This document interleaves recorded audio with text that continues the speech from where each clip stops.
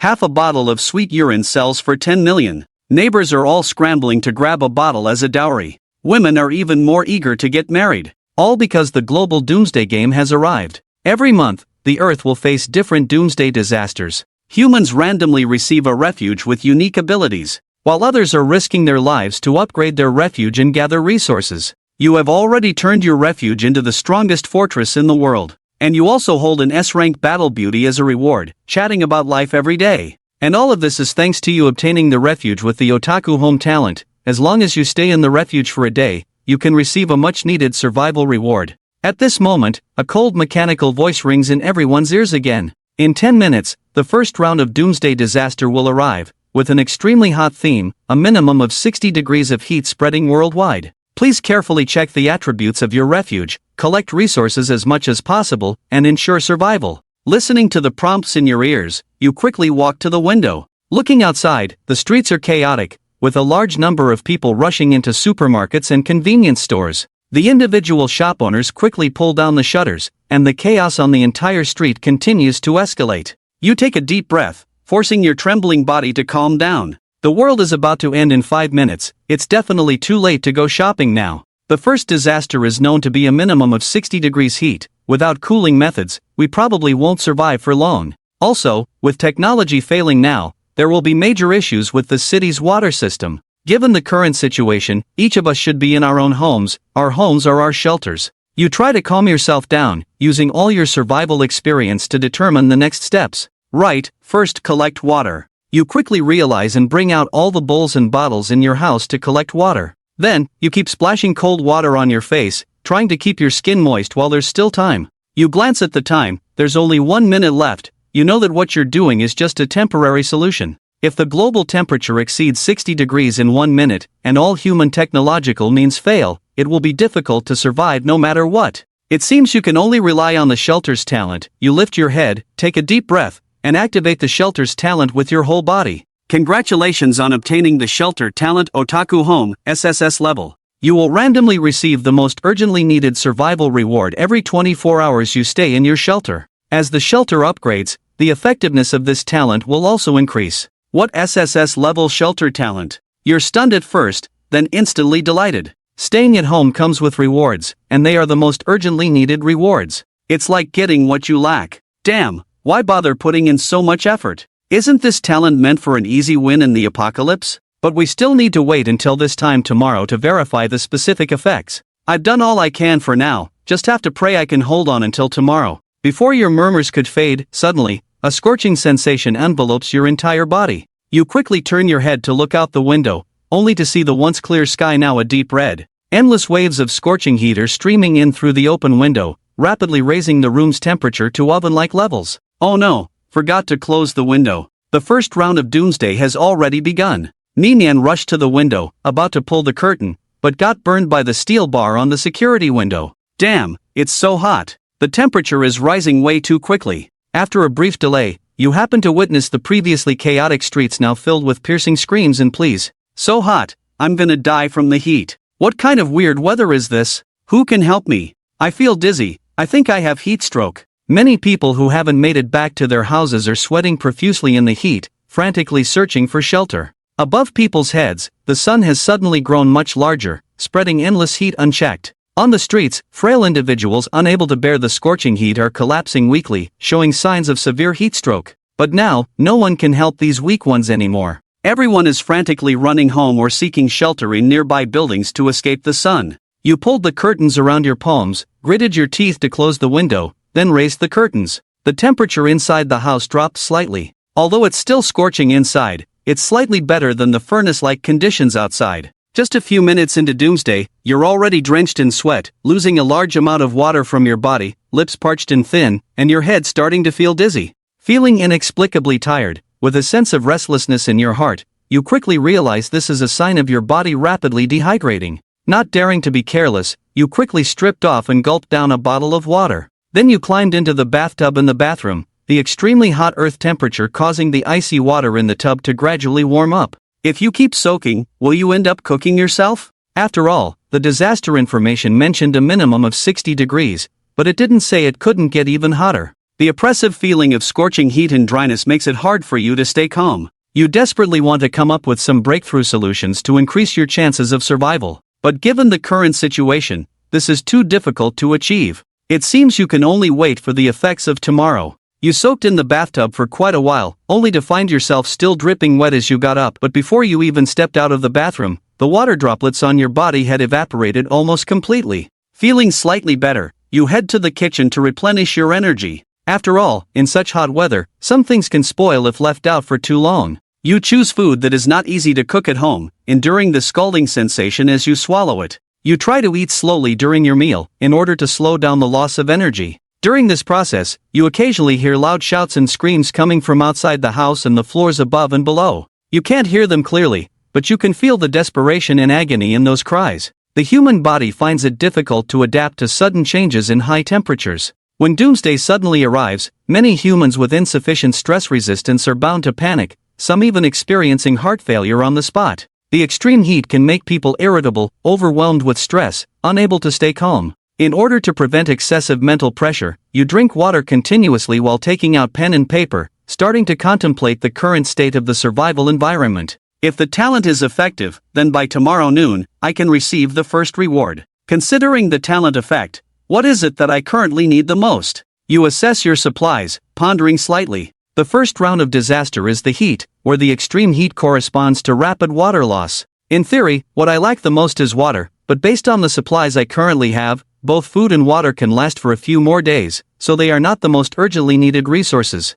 I actually lack food more than water. After all, food in a hot environment decays faster. So, the reward tomorrow at noon will probably be some food or water. 8 hours later, as night falls, you can occasionally hear signs and sounds of human activity coming from the streets. Many people take advantage of the slightly cooler night temperatures to venture out of shelters in search of food. However, they still haven't received any official rescue messages. Human technology has completely failed, and combined with the sudden disaster, it has truly destroyed all countries globally. Even if there are still people organizing rescues, it's probably futile in the short term. After all, next month will bring a new crisis, and all humans worldwide have become mere playthings. You close your eyes and lie in bed. A night of contemplation has already made you completely clear about your situation. Instead of relying on others, it's better to depend on yourself. The next day at noon, you lie drowsily in bed. You look at the time displayed on the wall clock and immediately perk up, sitting up. Your shelter's innate reward is finally about to arrive. Before the words even finish, a semi-transparent information box suddenly pops up in front of you. Congratulations on triggering your shelter's innate ability. You have received a random reward, Ice Water Maker, Tier Earth. As the information box appears, a white light suddenly shines on the ground in front of you. Then, an object resembling a large freezer appears before you, with a small temperature gauge above it, indicating Ice Water Maker, Tier Earth. Emergency supplies with long-lasting cooling effects and refrigeration space, capable of generating 10 servings of ice water every 24 hours. The ice water can effectively reduce body temperature by 5 degrees and lasts for 2 hours. The ice water it generates cannot exceed 10 servings at a time. With the appearance of the large freezer, your shelter supplies information now includes details about an ice water maker. At the same time, the comfort level of the shelter has increased from 1 point to 11 points. There really is a reward. You take a deep breath, quickly walk to the large freezer, open the door, and instantly a chilling white mist rushes towards you. The icy sensation makes you so comfortable that you almost want to cry out. It's like walking into an air-conditioned room on a hot summer afternoon. You bend down, half of your body leaning into it, feeling the icy sensation while observing inside the freezer. Inside the freezer, there are 10 large beverage bottles filled with liquid. You take out a bottle, cautiously take a sip, and ding! You have consumed high-grade ice water, gaining a 2-hour lasting effect, reducing body temperature by 5 degrees. After drinking a mouthful of ice water, you can clearly feel a wave of coldness spreading throughout your body. Your originally overheated skin calms down, pores slightly close, and the profuse sweating stops. What a great thing! You sigh with satisfaction. This is indeed the most urgently needed supply at the moment. With this item, the biggest survival challenge in hot, extreme environments is solved. No need to worry about heatstroke or dehydration. Just as you were about to continue examining the freezer, suddenly there was a hurried knocking sound from outside the door. Upon hearing this sound, you immediately became nervous. Instead of responding to the knocking, you held your breath and stood still in place. Although it was your first experience of the apocalypse, You knew well the unpredictability of human nature in the face of a great disaster. In the current global collapse and rampant disasters, who knows if the people outside are malicious? Not only opening the door, but even asking anything would be unwise. Is anyone there? Open the door quickly, we are your upstairs neighbors. A man's deep voice came from outside the door. Just from the voice, it sounded like a strong man, which made you even more nervous. You slowly walked towards the nearby cabinet, where there was a row of kitchen knives, the most common self-defense weapon in an ordinary household. Damn it, another empty place. It's strange, according to that voice, everyone should be home, so there should be someone in this house. Li Ge, don't wait anymore. Maybe the people inside have already fainted from the heat. It's not worth delaying time. What bad luck, another unlucky person is probably going to die. The crowd outside sighed amid discussions, with one of them kicking the door hard a few times to vent the frustration caused by the heat, then their voices gradually faded away. You didn't make a sound throughout. 2 hours later, you quietly drank a sip of cold water to replenish your energy. You tiptoed to the door, looked outside through the peephole, and only then realized they had completely left.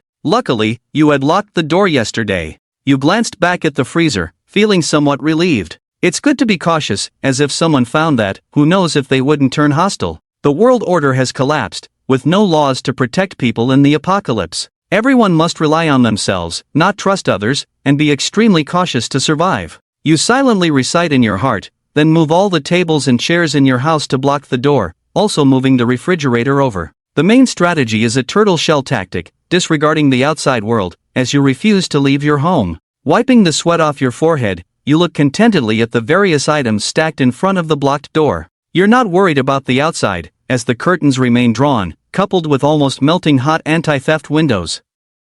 At this temperature, no fool would climb to the 6th floor barehanded to invade your home. This is something humans fundamentally cannot achieve. After preparing everything, you place all the food and water in the house into the freezer. This special reward freezer doesn't need electricity but can efficiently cool. With limited resources, one freezer can hold everything. After finishing these tasks, a new alert suddenly sounds in your ears. Congratulations to everyone who heard this message, as you've all made it to the lucky second day. Now, let's proceed with the latest Earth's Doomsday Disaster daily broadcast. Currently, there are 8.2 billion survivors in global shelters. Yesterday, Earth lost 1.3 billion sheltered humans. Today, the disaster brings a temperature increase of 10 degrees, with no reduction at night. Keep up the good work, everyone. The data announced by the survival alert makes your expression slightly change. They're even raising the temperature. 60 degrees is already scorching, and 70 degrees could kill many people. Your heart sank. Losing the data of the shelter probably means death data,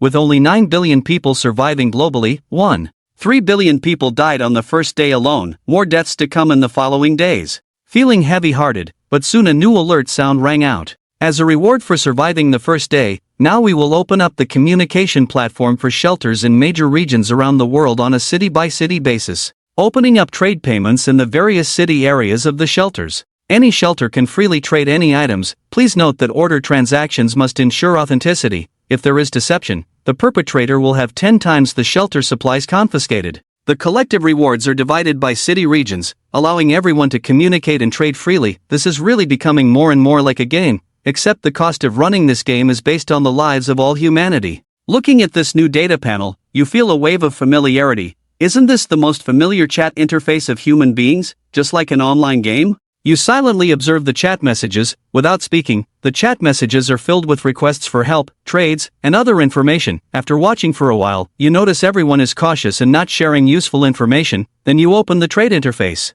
Inside are all trading information from the Elf City and surrounding shelter areas. There are various needs, mostly existing orders based on bartering goods. Taniguchi's urine, exchange for food for a lifetime. Don't think about collecting the limited edition Ming Dynasty General Kai, a complete set with knives and bows, a must-have for the apocalypse, only accepting a 7-day supply of water and food. My neighbor hoards food while I hoard weapons. In this case, the neighbor is me. The granary currently has a set of strong crossbows, along with 20 iron swords, enough food and drink for 5 days. There is a lot of trading information, and it keeps increasing. Upon closer inspection, you realize that there isn't too much valuable stuff in it. Almost all types of trading items are food, drinks, weapons, and tools. Of course, there are also people selling gold bars and jewelry at high prices, but no one is interested. On the contrary, those shouting about selling sweet urine orders actually made deals. Truly chaotic times where food and drink are the top priority. You lower your head to look at the half bottle of ice water in your hand, feeling a bit down. Why not give it a try and see if you can sell something?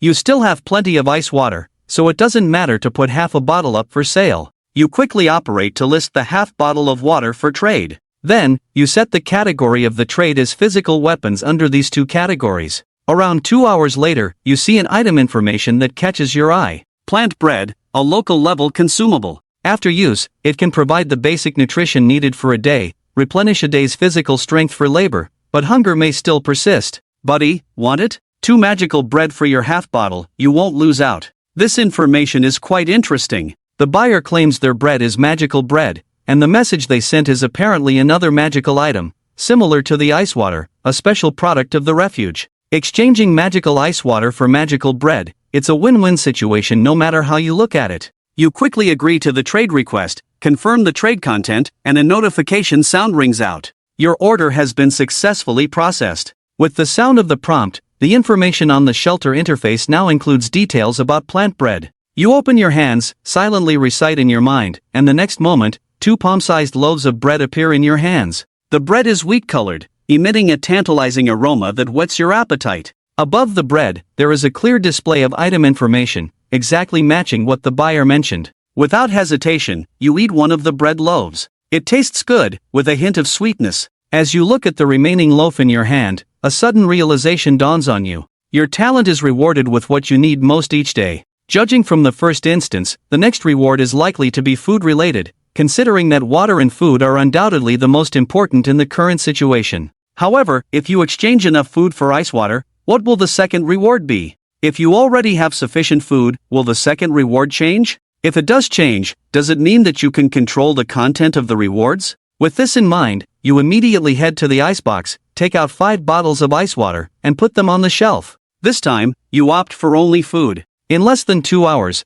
a large number of trade requests come to an end. There are ordinary foods and magical foods. This time, you only select some large and easily storable foods, like instant noodles and biscuits, focusing mainly on quantity. After selling the 5 bottles of ice water, you look at the various dry foods piled up in the bathroom. If you eat conservatively, you can easily last for half a month. Time flies, it's already 8 o'clock in the evening, the temperature hasn't dropped despite the darkness. The additional 10 degrees of heat today make every breath at night feel like organs being grilled. Feeling hot and restless, you keep checking trading information and chatting with the regent to pass the time, until suddenly voices are heard on the street. Someone is coming out. Quickly walk to the window, slightly lift the edge of the curtain to look outside. On the nighttime street, several people with candlesticks and crude torches are coming out of their residential buildings one after another. Hurry up, don't dawdle, it's scorching outside. Brotherly, can we really find something to eat? It's much hotter outside than inside, I feel like my throat is smoking. Even if we can't find it, we have to search. Otherwise, we'll starve to death waiting. This darn weather, it really doesn't cool down at night. Several men in work clothes are complaining loudly. Hearing the name Brotherly, you feel a stir in your heart. This is the man who knocked on your door during the day. They are armed, are they going to rob a shop? The high-temperature doomsday only brings extreme climate change, disrupting the Earth's original living environment for humans, but not directly eradicating humans. Compared to the unbearable scorching heat, it's the interactions between humans that are the most dangerous. Global cities come to a standstill, various resources are lacking, easily breeding the darkest aspects of human nature. At this time, those who disobey the rules thrive. Murder! Help! The piercing screams shattered the silence of the night, the sounds coming clearly from not far away on the street, with men's cries, women's screams, and even children's cries mixed in. A tense atmosphere enveloped several residential buildings nearby in an instant. About an hour later, Li Gu and the others carried bags of supplies back, chatting and laughing along the way. You saw it, many of them had fresh bloodstains on their bodies, and their weapons had red marks on them. They are indeed a dangerous group of individuals. You were very lucky you didn't open the door during the day, otherwise, facing these people alone, your freezer at home would definitely have been looted. These people quickly adapted to the rules of the apocalypse. If allowed to continue like this, it's likely that sooner or later they will come after you. At this moment, you feel a sense of unease rising in your heart. These guys didn't break in today, but the future is uncertain. Once humans break free from their inner restraints, they can do anything. It seems necessary to find a way to strengthen the defense measures of the shelter. With this in mind, You put the remaining 4 bottles of ice water on the trading platform one by one, and changed the trading requirements to all effective self-preservation methods for the shelter. Due to the increasingly scorching temperatures, the ice water you put on the shelves was particularly popular, and various response messages quickly flooded in, one after another, after an hour of careful screening.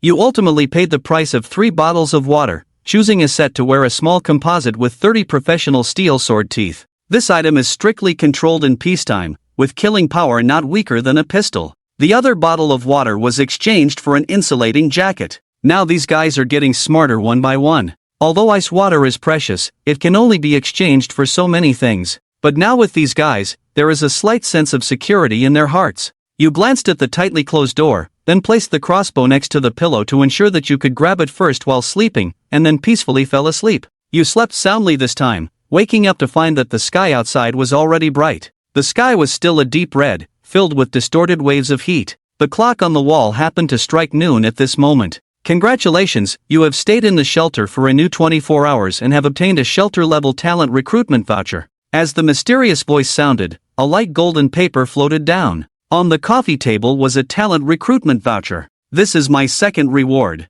You picked up the paper and examined it, only finding mysterious patterns and the words, shelter-level recruitment, nothing else unusual. Each shelter can recruit talents. Whether the recruited talents appear out of thin air or are used by other human beings on Earth, you didn't think much and confirmed the usage directly. As the voice fell, a golden light burst from the palm, then detached from the palm, floating in the air, gradually forming a golden human figure. The sudden change left you stunned, even though you were mentally prepared. The impact still shook you to the core. Soldier Lingyue has seen the palm girl before, her loud voice directed at you, standing tall and proud, exuding a strong presence. The girl is dressed in camouflage combat gear, meticulously designed with pockets and abdominal muscles, fully functional and ergonomic. Around her waist hangs a multifunctional tactical belt, equipped with ammo clips, flashlights, knives, and other survival tools, all neatly organized and ready to handle any sudden situation. The female soldier looked at Lin Yu with some surprise. Are you from Earth? Where do you come from? Lin Yu's face is resolute and delicate as she reports, I am from Earth,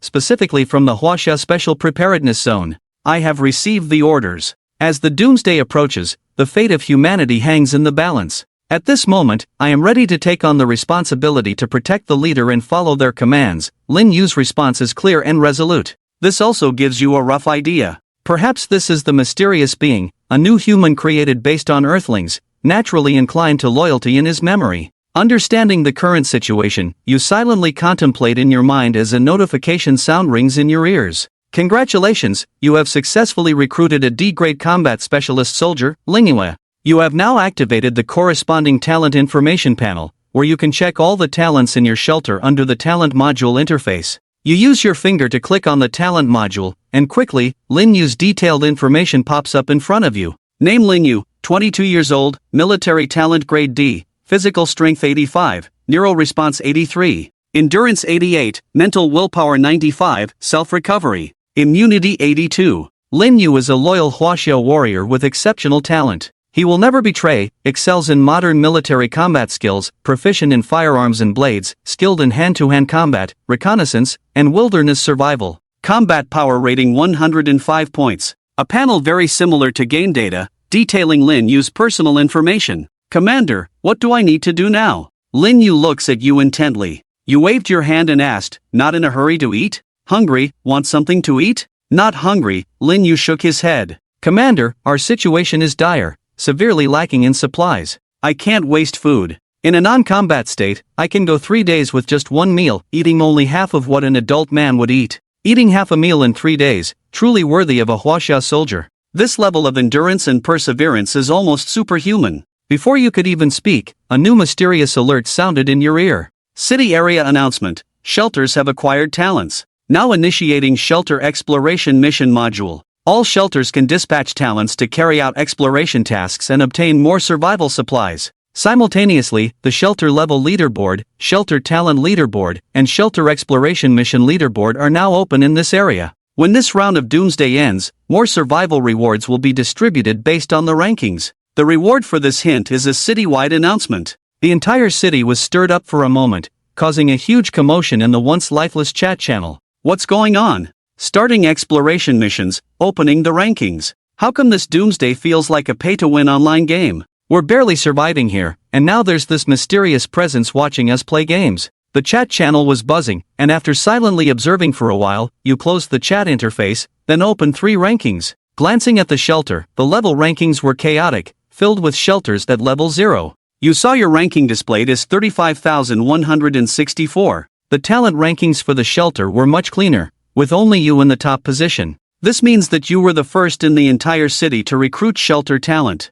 After closing the talent rankings, you opened the shelter again to find the newly appeared exploration module. Inside, there were 3 different exploration tasks, all requiring the dispatch of shelter talent. This means that as long as there are enough talents in the shelter, you can stay put and obtain some survival supplies. Coupled with the talent rewards you already have, it's a double gain, indicating more resources. You make a quick decision and decide to try out this exploration task module. After some contemplation, you choose to let Lin Yu try this 8-hour exploration task first. Currently, with Lin Yu's talent, you dare not let him explore outside for too long. After all, there are still perpetrators in this building. Who knows when they will discover this room? After you select the task, Lin Yu responds instantly, "Leader, I have accepted the task, I guarantee to complete it." With a snap, Lin Yu is about to turn and leave with the luggage. Wait, you glance at the tree in your hand, then after a moment, you still hand the kitchen utensils to Lin Yu. Take a look and see if there are any weapons you can use. Also, see if you can use this insulated jacket. Bring some food, 2 bottles of cold water. It's hot outside, don't get heatstroke. You have considered giving Gongnu to Lin Yu to enhance his safety when going out. But at the same time, you are very worried about the sudden trouble caused by the perpetrators. In this situation, you must prioritize your own safety concerns. Thank you, leader. Lin Yu takes the jacket and picks 2 fruit knives as backup. He pats his gun holster, smiling brightly. Leader, rest assured, I am very powerful. I almost forgot that this girl is entering with a gun. Are the bullets sufficient? The capacity is enough, 20 rounds for the submachine gun, with 3 magazines. With 60 bullets, that is indeed enough. You nod in satisfaction. Go ahead, take care of your safety supplies, don't push yourself too hard. Yes, leader. Lin Yu turns around spiritedly and walks to the door, then stops, turns back, and points to the large pile of debris at the door. You awkwardly patted your head, knowing that I am not good at standing still, doing this to ensure your safety. The leader is smart, did the right thing, and Lin Yu smiled. After helping you clear the doorway, he also set up some defense traps and warning devices at the door. In case you encounter an emergency, he can come back to rescue you in time. After Lin Yu finished all this, she walked down the corridor and stepped into the rolling heat outside. As Lin Yu walked out of the door, you closed the door without saying a word, and then moved things back to their original place to block the door. After going back and forth like this, you were already sweating all over, your head was hot and dizzy, and your body was about to collapse. Without caring about anything else, you rushed to the bathroom with a crossbow, used half a bottle of ice water to wash your head to cool down, and then gulped down the other half. Then you stripped naked and climbed into the bathtub, and soon the signs of heatstroke slightly improved. The afternoon was boring. To pass the time, you took out all the comic books at home and reread them over and over. In the evening around 6 o'clock, there were some chaotic footsteps coming from upstairs, and you could faintly hear some cursing in the conversation. Damn it, this weather is getting hotter, big brother, can you give me a little more of that bottle of ice water? Wait until we go out to see the harvest. According to the rules, the person who finds the most things can take a sip. Alright, big brother, you see I got it right. At noon, I seemed to hear a woman's voice downstairs in the rain, mentioning something about a leader. Do we have an official here? Being an official is useless now, especially during the doomsday. Come back later and find that woman, see what's going on. The voices passed by your door, heading downstairs. You stood by the window, peeking through the crack, watching a group of men dragging empty sacks out of the residential building. Leading them was Li Ji's group from yesterday, but the team had grown, now with 13 people. It seems like I've been targeted. You silently thought. The poor sound insulation of the old residential building made the noise of calling Lin Yu noticed by Li Ji's group, giving you a strong sense of crisis. Li Ji's helpers were increasing, relying solely on Lin Yu might not be able to handle these more than 10 strong men at once. If considering using a gun, it might deter the criminals, but if the other side had some tricky refuge talent, the chances of failure would be higher. We still need to find a way to enhance the shelter's protection. If possible, we should turn this house into a fortress. Time was passing slowly, by a little. By a little after 8 in the evening, the sky had completely darkened, and Li Ji's group had not returned. Outside, the street was quiet, occasionally some voices could be heard, seeming like people from the vicinity who were still alive coming out to search for supplies. Even though the night temperature didn't drop, it could give people a psychological chill. Darkness also provided a decent sense of security. It seems everyone is accustomed to operating in the dark of night. Yet you remain at home, silent without making a sound, while continuously searching on the trading platform for items that can enhance the shelter's protective capabilities. At that moment, a series of knocks suddenly sounded outside, prompting you to quickly grab the crossbow next to you and approach the door. Upon hearing the rhythm of the knocking, you breathed a sigh of relief, recognizing it as the secret signal Lin Yu left before heading out. "It's me, the leader," came a hushed voice from the door, Lin Yu lowering her tone. Upon confirming it was Lin Yu, you swiftly and skillfully moved things aside, opened the door for her to enter, and then placed the heavy objects back to block the door. Although rearranging these items back and forth is troublesome, compared to the safety of life, any inconvenience is negligible.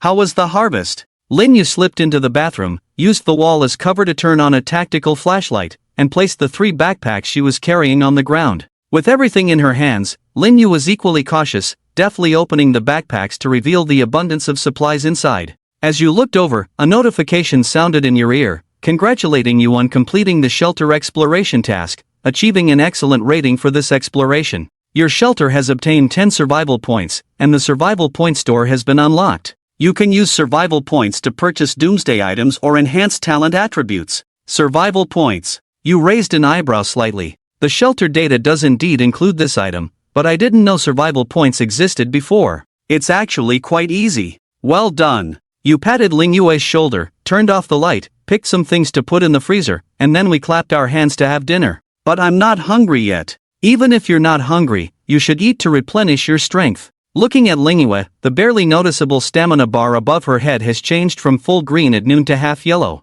Obviously, the 8-hour exploration has made Ling Yue somewhat tired. Currently, this shelter only has one talent. You have to take good care of him and not overwork him. So, you must ensure he eats well and sleeps well. With Lin Yue as your helper, handling things becomes much easier.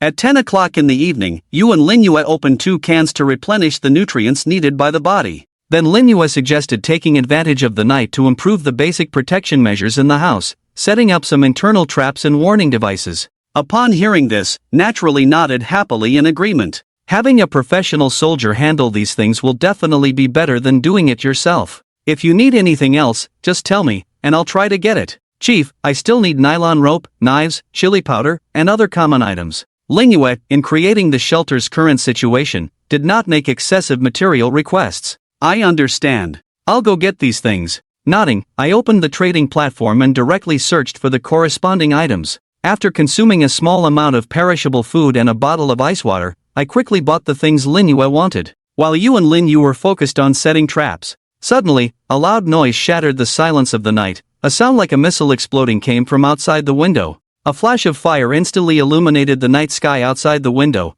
The deafening noise almost scared your soul out of your body. Lin Yu also reacted instantly. What just happened? You immediately rushed to the window, looking out. A blaze of red light reflected on your face. On the adjacent street, a blazing fire was erupting into the sky. The inexplicable explosion just now caused a fire in the city. With the high-temperature climate, the fire seemed almost divinely assisted, quickly spreading to nearby buildings. The terrifying flames grew higher and higher, like a serpent climbing towards the top of the buildings, engulfing a residential building. The windows of the building were opened one after another. People inside woke up from their sleep, emitting desperate screams and cries for help. This fire, you froze. The firelight reflected a faint fear in your eyes. The fire just a street away, spreading at such a temperature. The speed was extremely fast, meaning your own house was no longer safe. Leader, we must leave here quickly. Ming Yue came to your side, his gaze heavy as he looked ahead. This fire will destroy the city. Within 2 hours it will definitely reach us. We don't have much time left. We can only leave. You clench your fist, with a complex look in your eyes. It's doomsday now. Where can you run to? If the shelter is destroyed, will the talent still be effective? Without the talent, how can we survive later on? Even if we bring enough supplies and the combat-capable Ling Yue, how long can we last? Although you have too many concerns, you also know that Ling Yue is right. If we don't prepare now, we won't be able to escape. You are preparing to take Ling Yue with you. But you found Ling Yue standing by the window, murmuring softly, "Captain, look, it seems like the flames have stopped spreading." You perk up and quickly look ahead, then upon closer observation, you indeed see the fire has stopped. And at this moment, a full process notification appears. Now, the city area announcement is being made. It is officially initiated. The derivative disaster module can occur at any location, at any time, globally, based on the current doomsday type. Derivative disasters will not affect organisms and objects outside the disaster area. There may be signs when they appear, and some disasters will receive advance notification alerts. If any shelter survives in a derivative disaster, the shelter will receive a huge doomsday survival point. If not, it will die. It's becoming more like a game, with random events appearing. You speculate that these derivative disasters are likely to revolve around real, potentially random catastrophic events. The downside is highly destructive, beyond the current shelter's resistance. The upside is it won't spread indefinitely, only covering a certain range. If you encounter a derivative disaster at this stage, there's probably no hope of survival. Just as you were contemplating, suddenly you heard whispers by the window upstairs. Brother's fire burning is really strange, seems like a disaster. Could it randomly catch fire here too? No need to fear, Brother Air's house is sturdy, even a big fire can't harm me. It's Lee Ji's group's voices, they've returned without us knowing. Sounds like they're on the top floor. You silently closed the gap in the curtains, not revealing any abnormalities. Lin Yu wanted to speak but you raised your hand to stop her. Rest and sleep, we'll talk tomorrow. You gestured with your mouth and hands. Lin Yu nodded solemnly, knowing the danger upstairs as well. Perhaps due to Lin Yu guarding beside you, you slept particularly soundly. It wasn't until 11 o'clock the next morning that Lin Yu cautiously woke you up. Leader, I heard movement outside. It seems Li Ji's group upstairs went downstairs to search for supplies. In the morning, it seems they killed someone upstairs, possibly an elderly person. Lin Yu looked stern and serious, with a fierce glare in his eyes. You patted your groggy head after waking up, waved your hand to ignore them. Let's protect ourselves first, good plan. After eating some food, you sit next to the freezer to cool down. Time quickly passes, and it's now past noon. As expected, the crisp and pleasant reminder sound rings in your ears. Congratulations! By staying in the shelter for 24 hours, you trigger a talent reward, granting you a ground-level support talent. It's in the engineering room. As the mysterious prompt sound plays, a humanoid golden light appears in front of you. In the blink of an eye, a woman steps out from the golden light. She is tall and elegant, with a unique temperament. Her soft black hair is simply tied into a low ponytail. Behind the golden-rimmed glasses are wise eyes. She is wearing a simple dark work uniform, with a multifunctional tool belt around her waist, equipped with various small and precise tools. Another talent reward catches your eye. It seems that as long as there is enough food and water, you can reward yourself. Talent units. This also means that the resource you currently lack the most is talent, and you ponder this in your mind. The new talent, Leah, politely greets you, "Hello, boss. I am happy to serve you." You observe Leah while opening her data panel to check. Name, Leah, age, 28, occupation, engineer, talent level, ground, physical strength, 75, neurological response, 90, endurance, 80, mental will, 78, self-healing, 78, immunity, 78, talent traits. Intelligence, she possesses outstanding intelligence, problem-solving logic, and strong thinking abilities. She is an intellectual research talent. Talent specializes in engineering, excels in the field of engineering scientific research, possesses exceptional talent, proficient in various engineering technologies, and excels in developing, improving, and creating technological items for shelters. Research score, 85 points. Engineer's research and development ability, skilled in creating technological items for shelters. You keenly perceive the uniqueness of these keywords. If Ling Yu is a typical combat talent, then Lie's data panel is quite interesting. In the post-apocalyptic world, human technology has already completely failed. As a scientific research talent, how can Leah re-establish the creation of technological items in this situation? You pause slightly, look at Leah. Leah, what can you create? Boss, I am skilled in improving anything related to the current shelter environment, including shelter defense facilities, expanding living facilities, and more, but I still cannot develop things that are too advanced. You notice the word expansion and your face lights up. Leah can actually expand the shelter. Doesn't this mean that the shelter space can become larger? This is a good thing. A larger space not only means it can accommodate more people, but also can enhance the shelter's defense and disaster resistance capabilities through space design and arrangement. Dia, how do you plan to expand the shelter? It depends on the boss, what kind of shelter you want. Besides, I need the corresponding materials for shelter expansion. After Leah said this, seemingly triggered by a key word, new prompt information appeared in front of you. The necessary prerequisites for expanding the shelter include having the corresponding type of talent or technical drawings, sufficient building materials for expansion, and enough space for renovation. Your shelter is currently at level 0. To upgrade to level 1, the following conditions must be met. First, the selection of the shelter upgrade type is incomplete. Second, having the corresponding talent or technical drawings, having engineers. Third, possessing 100 doomsday survival points, currently having 10.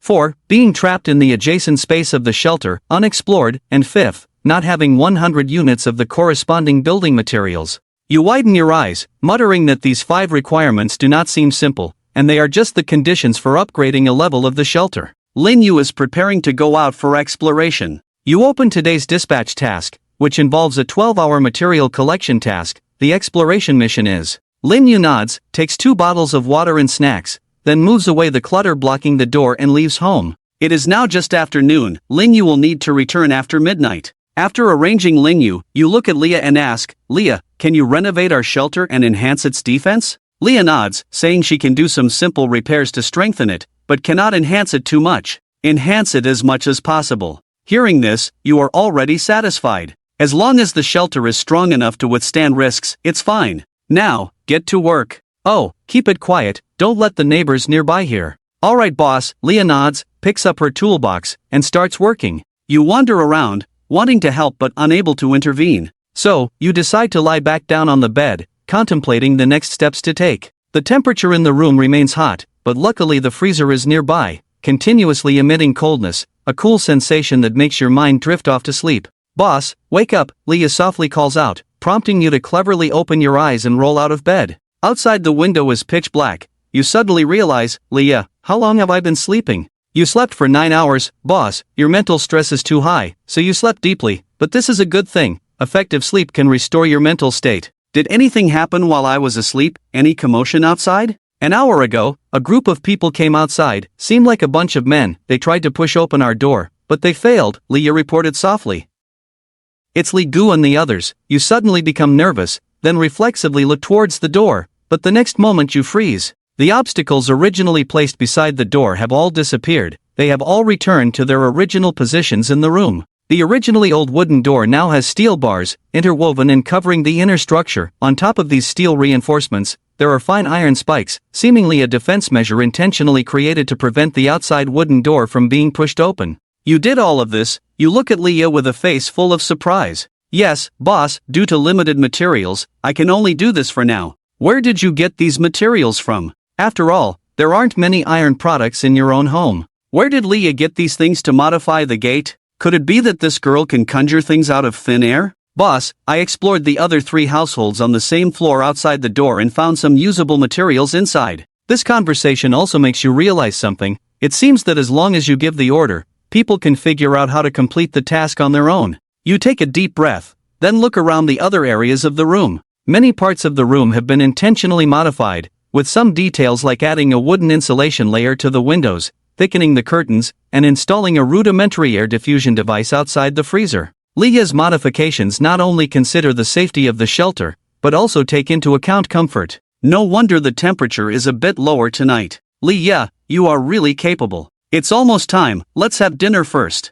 Lin, you should be back soon. Boss, I've already had dinner. Please go ahead and eat. I still have new renovation work to finish. Leah stands up and blends into the darkness of the room. You pick up the bread and ice water, eating while preparing. You check for any new trading items today and, while browsing, you happen to discover the 5 major requirements for upgrading the shelter, one of which has already been completed. Successful survey completed, identifying the nearby available space needed to upgrade the shelter. Was this the reason Leah was searching the nearby houses? Without much thought, you open the trading platform and immediately search for weapon trade orders. With 6 bottles of ice water left today, you should be able to buy some good weapons. You quickly search for suitable order information and soon come across a weapons sales order posted by the Spirit Rescue Team. After submitting the ice water order, the other party quickly responds. Hello Ice Water, I'm very interested in your order. Shall we discuss it in detail? During the negotiation, the other party readily agreed to the trade request. In the end, after using 6 bottles of ice water, you obtain 254 pistols and 50 rounds of ammunition. Although the pistols in front of you are somewhat old and the ammunition is limited, At least each person in the shelter will have a gun for defense. So, you don't need to worry too much even if any issues arise. 2 hours later, a series of heavy knocks suddenly came from outside the door. Due to the added steel, the knocking sound was louder than before. Leah's expression immediately tensed up. Holding the gun with both hands, she quickly turned around and aimed the gun at the door. No need to panic, it's Lin Yu who's back. Recognizing the rhythm of the knocks, he signaled for Leah to go and open the door. This iron door has a special opening technique that those unfamiliar with it would never be able to unlock, let alone force it open. Leah cautiously opened a gap in the door, confirming that it was indeed Lin Yu outside, before opening the door to let Lin Yu in. This time, Lin Yu also returned with a full load of goods, placing them on the ground. Inside were a variety of electronic components and some colorful banknotes.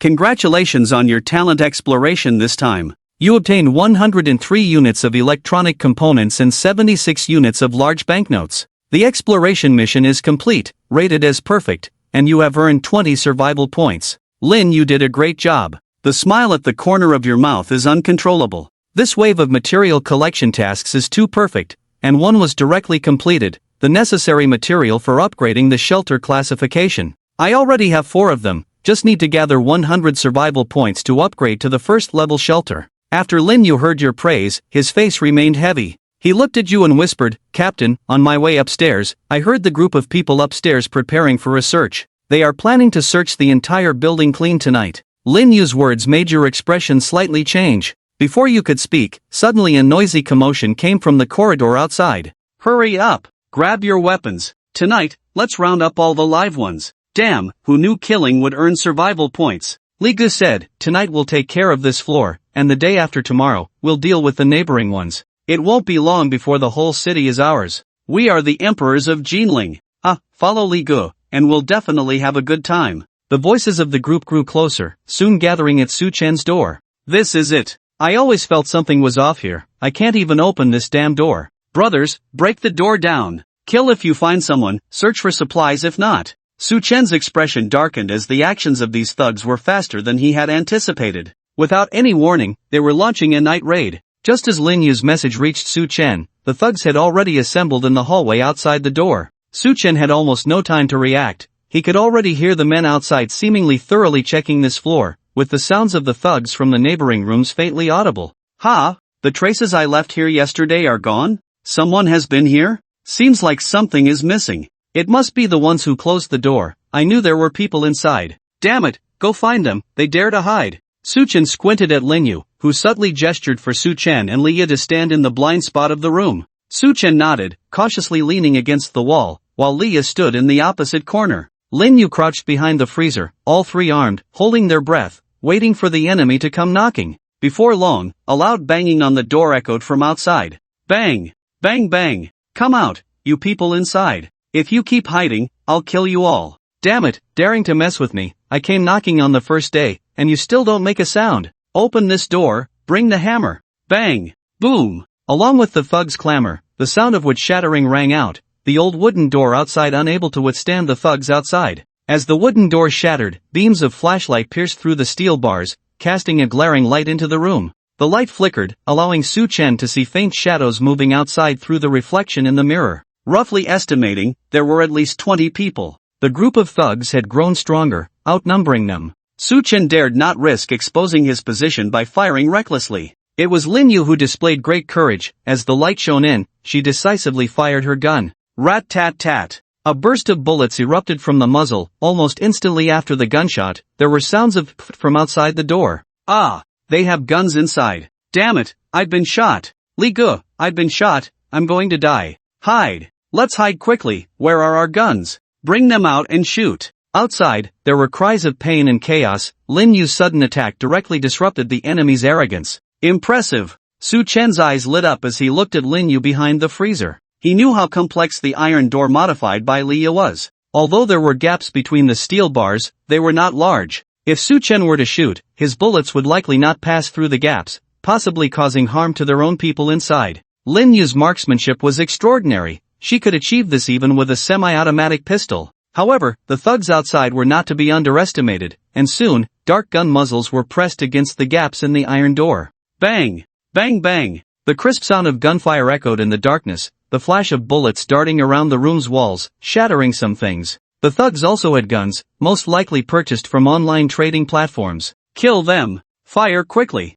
Out of bullets, damn it. Did anyone die? There's no movement inside. Smash this damn door open. Take advantage of his illness and take his life. The thugs shouted outside, having emptied a clip of bullets. As the thugs continued to pound on the door, Su Chen saw Lin Yu gesture towards Leah. Leah nodded, partially revealing herself from the corner of the cover wall, aiming 3 shots towards the direction of the flashlight at the door.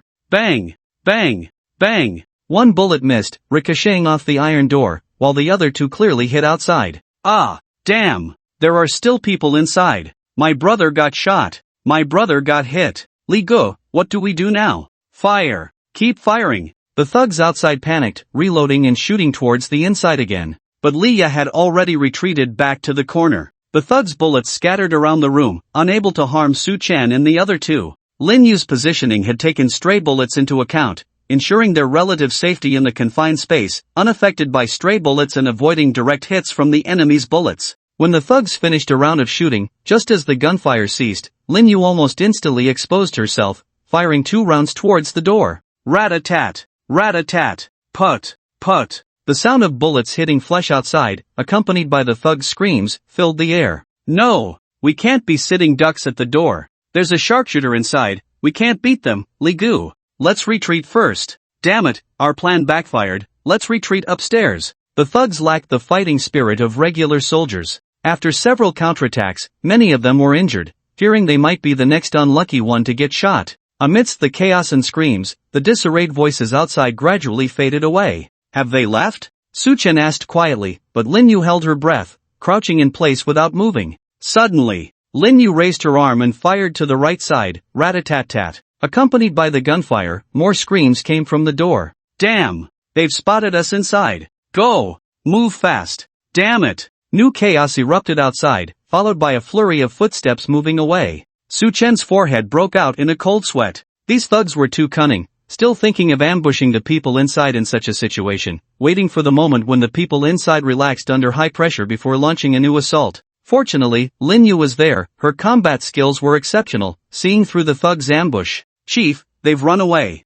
Lin Yu quickly walked over to Su Chen from the freezer, bending down and asking with concern, are you hurt? I'm fine. Su Chen shook his head. He hadn't fired a shot just now, hiding well, so of course, he was fine. Su Chen wasn't cowardly, it was just that his vision was obstructed at night, and it was his first time handling a gun. He didn't dare to shoot randomly, fearing he might hold back his teammates. As it turned out, Su Chen's decision was correct. In the obstructed terrain, these bandits combined were no match for Lin Yu alone. Chief, I don't think we'll be able to sleep tonight. Lin Yu lowered her voice, analyzing the upcoming battle situation for Su Chen. The people outside suffered losses, at least 5 of them were hit just now. They'll probably try to ambush us again in the early hours of the morning. This iron door should hold them off, but if they have a door breacher, it's still risky. Lin Yu's expression was serious, and the strong smell of blood outside confirmed her analysis. With such significant losses, the thugs naturally wouldn't let it go. Then let's counterattack them. Leah suggested in a hushed tone, Lin Yu, you're so strong.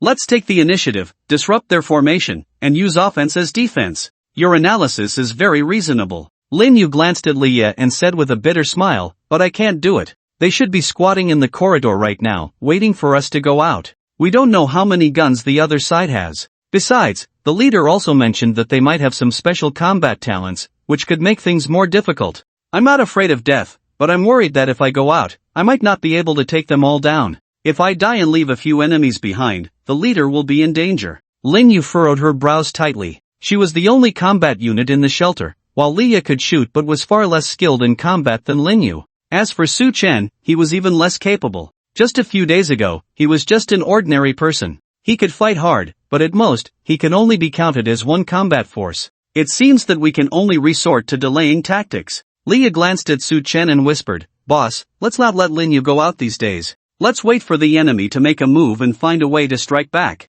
I'm afraid we don't have that much time to waste. Su Chen's expression was grim. He opened the city area chat channel and saw a message that shocked him. High price purchase, grenades, flamethrowers, Molotov cocktails and other weapons and equipment. Negotiable goods. Place your orders quickly if you have items to sell. This was the latest city channel buying request. The spokesperson was a guy named Lee Dashiang's shelter, and Suchen quickly deduced that it was the group of thugs outside. They wanted to buy equipment to break in forcibly. These thugs couldn't swallow this humiliation. And according to Suchen's information, such equipment was indeed being sold on the city's trading platforms. He had seen orders for grenades and the like. This meant that the thugs' next round of attacks would start soon, and their methods would be even more brutal. The threat would be greater. If these thugs could get their hands on such powerful weapons. No, it was almost certain that they could. These thugs went out every day to search for supplies and even killed people in neighboring houses to loot. Their reserves must be abundant.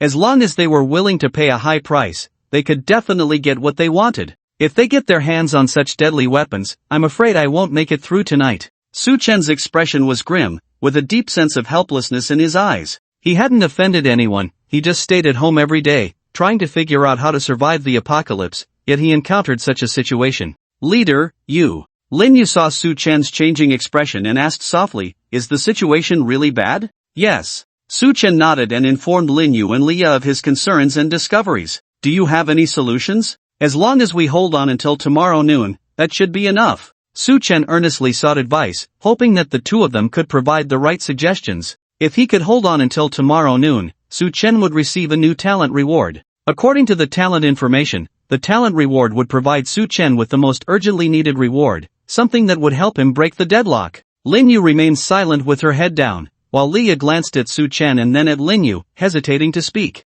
Boss, I have a plan, but it's a bit risky. Tell me quickly, let's hear it. Suchen's eyes lit up, urging anxiously. A breakthrough solution was crucial at this point. If they waited for those thugs to acquire the equipment and block the door again, everything would be over. The current shelter was just an ordinary residential building and couldn't withstand heavy weapons like flamethrowers and grenades. It may require Lin Yu to take a risk. Leah looked at Lin Yu and whispered, among the three of us, only Lin Yu has the strongest combat ability. It's nighttime again, the external conditions are perfect for defense and solo covert operations. If we cover for her to go out, she can definitely draw these thugs out. If the thugs dare to block the door again, Lin Yu can take the opportunity to attack from outside, coordinating with us inside, most likely able to counter the enemy's assault once more. But there are many difficulties. 1. The thugs outside may be armed and on guard. After we open the door, we may not be able to get Lin Yu out, instead compromising our own protection barrier. 2.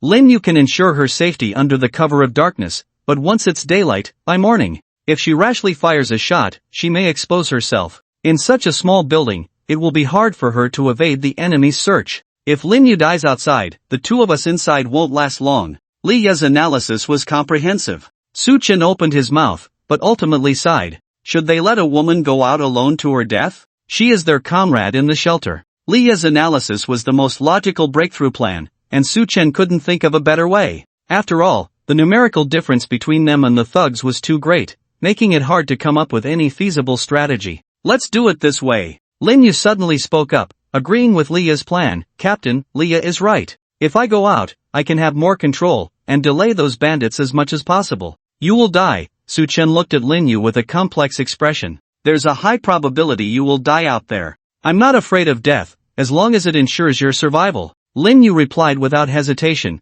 her eyes determined and resolute. You are the most important. I will do my best to hold off the enemy, until noon. Suchen fell silent. As a human being, he knew it was wrong to send a woman to her death. But the desire to survive told Suchen that this was the only way. Even if Lin Yu's risky actions were likely futile, it was better than the three of them being trapped in this house. Then there's another question, how do we get out? Leah looked at Lin Yu, whose gaze turned to the window, eyebrows raised. Through the window. Can you do it? I can, it's part of military training. Lin Yu was confident, even winking playfully at Leah. Chinese soldiers, scaling walls and roofs is basic training. Lin Yu, you're not in training now, you don't have a safety rope. Under current conditions, I can't provide you with climbing tools. Leah's expression was serious. You'll have to climb the wall barehanded. I don't want you to fall. It would be meaningless to die like that. It's better to stay by the boss's side. Don't worry, you protect the captain. Lin Yu hesitated no more. Bending down, she quickly walked to the window,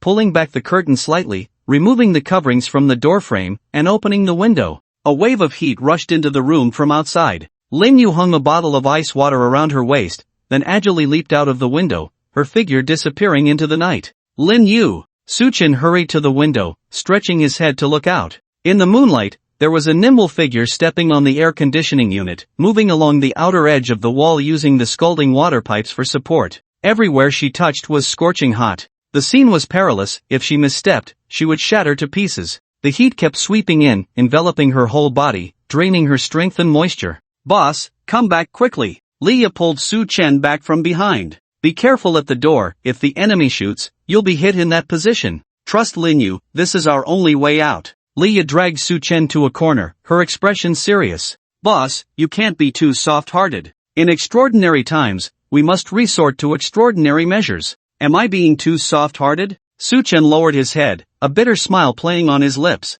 If he truly had a soft heart, he wouldn't have stayed silent and let the two decide, allowing Lin Yu to embark on a deadly adventure. Su Chen knew it was the right thing to do, but people have a conscience. Su Chen also understood that in the apocalypse, he needed to be more ruthless, to learn to suppress his conscience. But he wasn't a reborn character from a novel, unable to be naturally cold-blooded. Yet, to survive, he had to. "Yes, I have already done so." Su Chen lowered his head, silently repeating in his mind, his expression complex. "If Lin Yu dies, I might not make it past tomorrow noon." Su Chen's emotions were conflicted, and he could only reassure himself continuously. Lin Yu might not be human, she could just be game data created by that mysterious entity, perhaps a replica of a human soldier. But was she really not human? Su Chen didn't know. The more he reassured himself, the more he thought about the sense of security Lin Yu had brought him these past few days. Regardless of whether this woman was human or not, Su Chen knew he owed Lin Yu something. "Boss, it's the apocalypse, you need to learn to be more ruthless."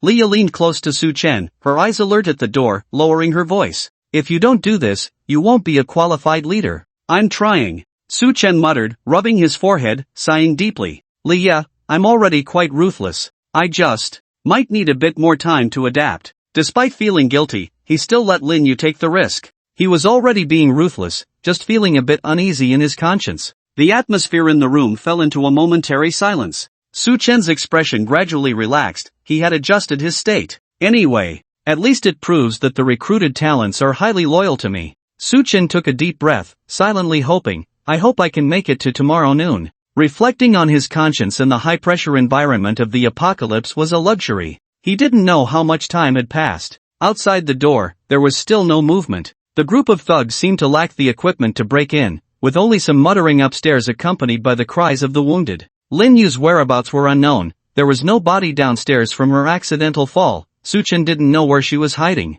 Time passed slowly. Soon, it was dawn. Su Chen forced himself to stay alert, noticing the sky turning a deep red outside the window. Suddenly, bang bang bang bang, a series of rapid gunshots echoed from upstairs. It was Lin Yu. Su Chen jolted, quickly looking up at the ceiling. Beside him, Leah also gripped her pistol, nervously glancing towards the door. Soon, the sound of gunfire and bullets firing upstairs continued, interspersed with cries and curses. "It's the window! Over by the window! Damn, it's a woman! Is it a resident from downstairs? I don't know! Li Ge, my brother is out of breath. He's dead! He's dead! Damn it! I don't want to wait anymore! What kind of bullshit strategist are you, Li Ge? Don't listen to him! Let's go get revenge now! One grenade is enough, smash that bitch to death! How dare this woman counterattack us? Wait! Li Ge, she's already appeared, there's probably no one downstairs, it's a single-room occupant, we shouldn't waste the grenade in an empty room. I remember a man lived downstairs,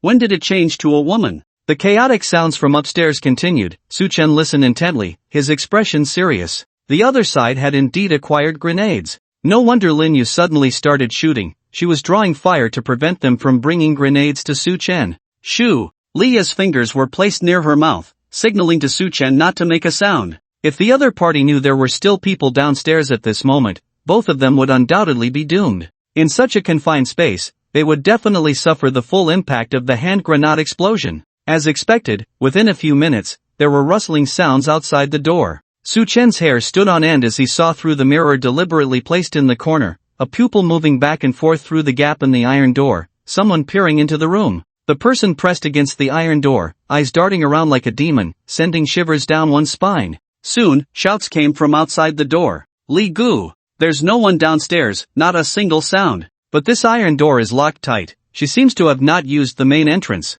Echoes quickly came from upstairs. "Exactly. That woman has come out, she climbed in through the window to ambush us. Damn! Is this woman Spider-Man?" Search the whole building. We must catch her. Damn it. Li Gu, hand her over to me when we catch her. I want to avenge my brother. I'll damn well kill this woman. The sound of footsteps upstairs indicated that the thugs were mobilizing. Li Gu, I'll stick with you. I think you're the best fighter. I'll be safe with you. Stop the nonsense, check your guns, and have the strategist carry the hand grenades. Do we have enough bullets? That woman's marksmanship was spot on last night. Don't be careless. Split into 2 teams. We'll search from the top floor. You guys go to the first floor. We'll search towards the middle together. Don't leave any room unchecked. Inspect the windows on each floor carefully. Remember what the strategist said, move fast. Catch her. The thugs upstairs began to act, and soon the corridor was filled with the sound of footsteps. Suchin clenched his jaw tightly, his eyes flashing with icy hatred.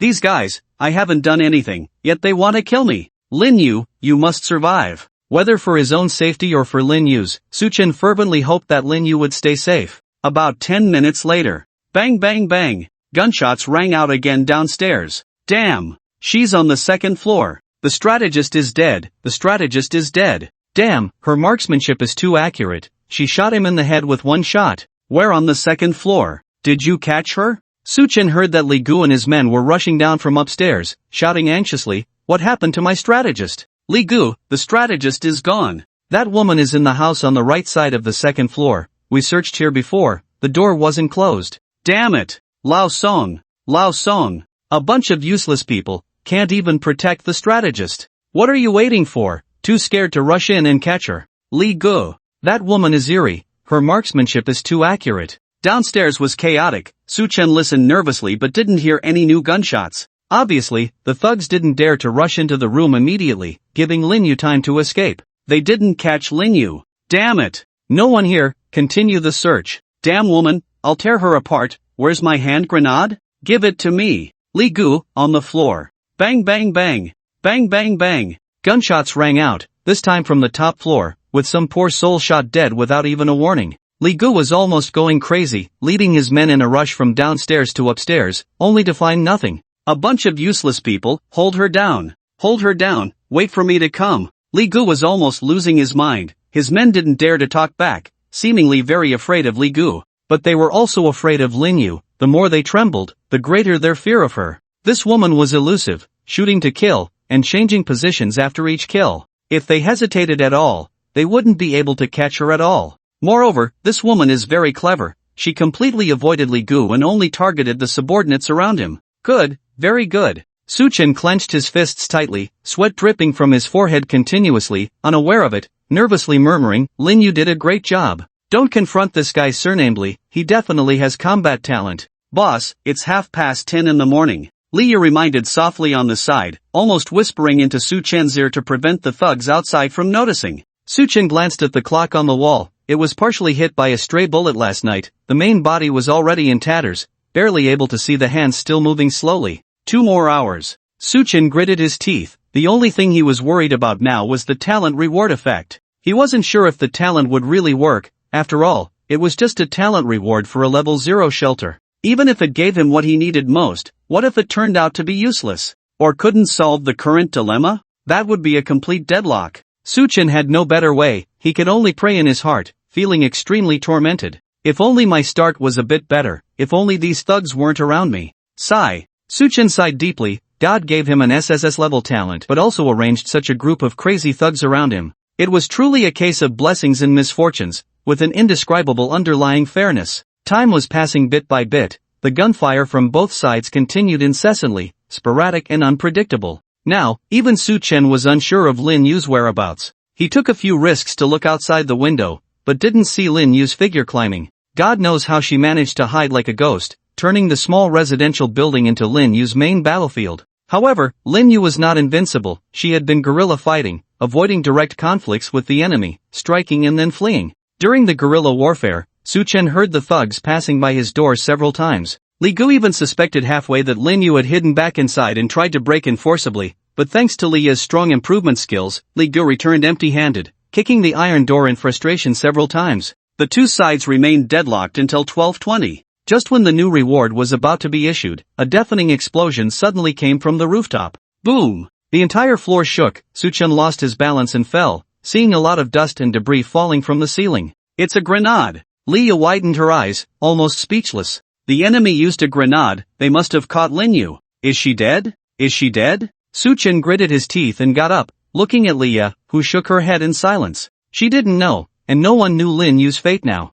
After the grenade, there was a faint excited laughter of men from upstairs. Ha ha ha, stupid woman, I won't kill you with the explosion. Li Gu is awesome. I thought our building was going to collapse. This old building is really sturdy, it didn't collapse. Where's the woman's body? I don't know, maybe she fell down? Quick, find her. We must see the corpse even if she's dead. I want to whip the corpse. Ha ha, Li Gu, are you really going to whip the corpse? Line up, I want to be second. The mad laughter of the thugs upstairs almost indicated that they had won. After a morning of fighting, that woman was finally killed by them. Suchen listened to it, trembling uncontrollably all over, not out of fear. He was furious. Lin Yu fought desperately to delay time, and she still died? These bastards. Give me what I need the most. You can't deceive me, you made it very clear. Suchen closed his eyes, almost muttering to himself, his hands clenched until his knuckles turned white. I want the most needed reward. Give me what I need the most. I need to kill.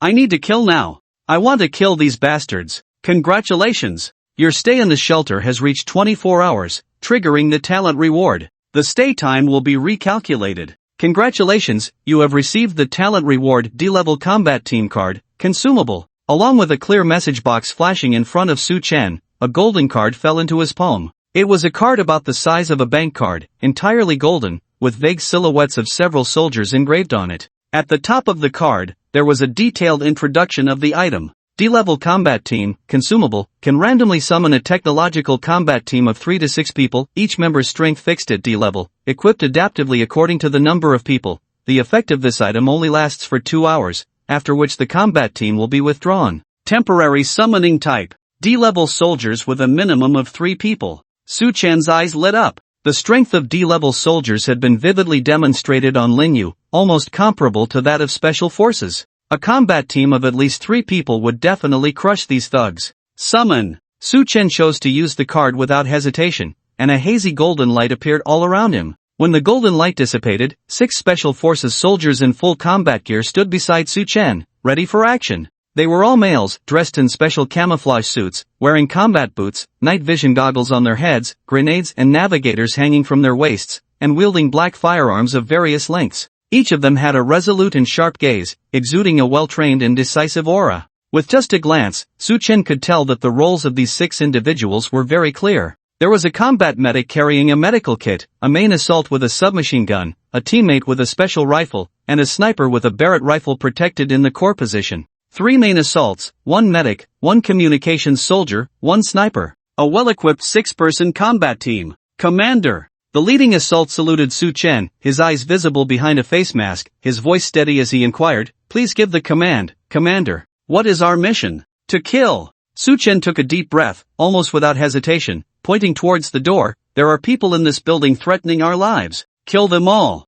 "Yes." The soldiers shouted in unison, "We will complete the mission." Leah, who had awakened in astonishment, hurriedly reminded, "There is another woman. Her name is Lin Yu, also a soldier. She is the commander's soldier. We need to save her." The soldiers looked at Su Chen, who nodded, "Yes. Understood." The leading soldier gestured, and the 6 soldiers split into 2 groups, deploying in different formations. The communications soldier and sniper left through the window, securing their sniper positions on the opposite rooftop. The main assaults and medics waited for Leah to open the iron door, then threw smoke grenades directly outside. Pop! The smoke exploded, and the startled voices of the thugs outside could be heard. "Li Gu, this iron door is open." "Damn, where did the smoke come from?" Rat-a-tat-tat. A burst of bullets swept through, silencing the thugs' panic. The male soldiers gestured to each other, moving with tactical precision, silently blending into the smoke. Before long, rat-a-tat-tat, rat-a-tat-tat. The intense and rhythmic gunfire rang out from outside the door, with each shot followed by the dull thud of bodies hitting the ground, and occasional cries of pain. This means that every enemy they discover basically doesn't have time to sound a new alarm and dies swiftly. As the soldiers began their sweep, the shouts of the rioters quickly rang out. "It's the enemy! They're here again! Soldiers? Damn, they're really soldiers! Is it the team coming to rescue us? What the? They're killing our people! I surrender! I surrender! Don't kill me! Damn! These are definitely not regular troops, they dare to attack civilians." Return fire quickly. Outside, the panicked voices of the rioters continued, occasionally accompanied by the sounds of flashbangs and smoke grenades detonating. Meanwhile, the gunfire never ceased. Su-Chen also heard the occasional sniper shots coming from a distant rooftop. Bang! Bang! The sniper's rate of fire was not high, but the power was immense. Barrett's bullets could penetrate almost any obstacle. Even enemies hidden behind cover could be killed with a single shot, exposed without a doubt under the thermal scanner. Once spotted by the sniper, the rioters met instant death. There's a sniper outside. Take cover. Li Gu! Li Gu! Damn it, Li Gu got a headshot by the sniper. Brothers, run! The chaotic sounds outside continued, evidently under the coordination of the 6 soldiers. The ragtag group outside was no match. Only the cries and panicked voices of the rioters continued. Su-Chen did not hear any sounds of the soldiers being defeated. He walked to the window, looking down to see many bloodied rioters fleeing from the building, their faces filled with fear. The sniper upstairs picked them off one by one, targeting their heads, killing them all. In a matter of moments, 7 or 8 bodies lay downstairs, the remaining survivors forced to retreat back into the building, facing the ruthless sweep of submachine guns and rifles. Su-Chen stood by the window, watching this scene coldly. He felt a bit uncomfortable, witnessing death for the first time, but this discomfort was quickly replaced by a sense of vengeance. In just a few breaths, Su-Chen's discomfort vanished, leaving him devoid of any emotion. Have I adapted already? Su-Chen silently pondered, his face still expressionless, devoid of any pleasure. Lin Yu had not appeared, he had suffered a loss. 2 hours later, the combat team would be withdrawn. Overall, he seemed to have gained nothing, only able to vent his frustration. The clearing of the battle proceeded swiftly, and soon the voice came through the communication earpiece left by the signalman. Commander, the threat has been eliminated, 5 surrendering prisoners, some individuals with uncertain identities, please advise, Commander. Wait for me to come over and take a look. Su-Chen took a deep breath and walked out of the house with Leah. It was his first time stepping out of the shelter, and if necessary, Su-Chen did not want to take a step out of the shelter. But things didn't go as planned. These rioters forced him out of the shelter, forcing him to fight back. Guided by the signalman, Su-Chen led Leah towards the top floor. Along the corridor, there were bodies and blood everywhere. The pungent smell made Leah instinctively cover her nose, while Su-Chen, expressionless, stepped on the blood pools as he ascended. Boss, aren't you going to block the smell? It's too foul. No need, didn't you tell me you need to learn to be ruthless?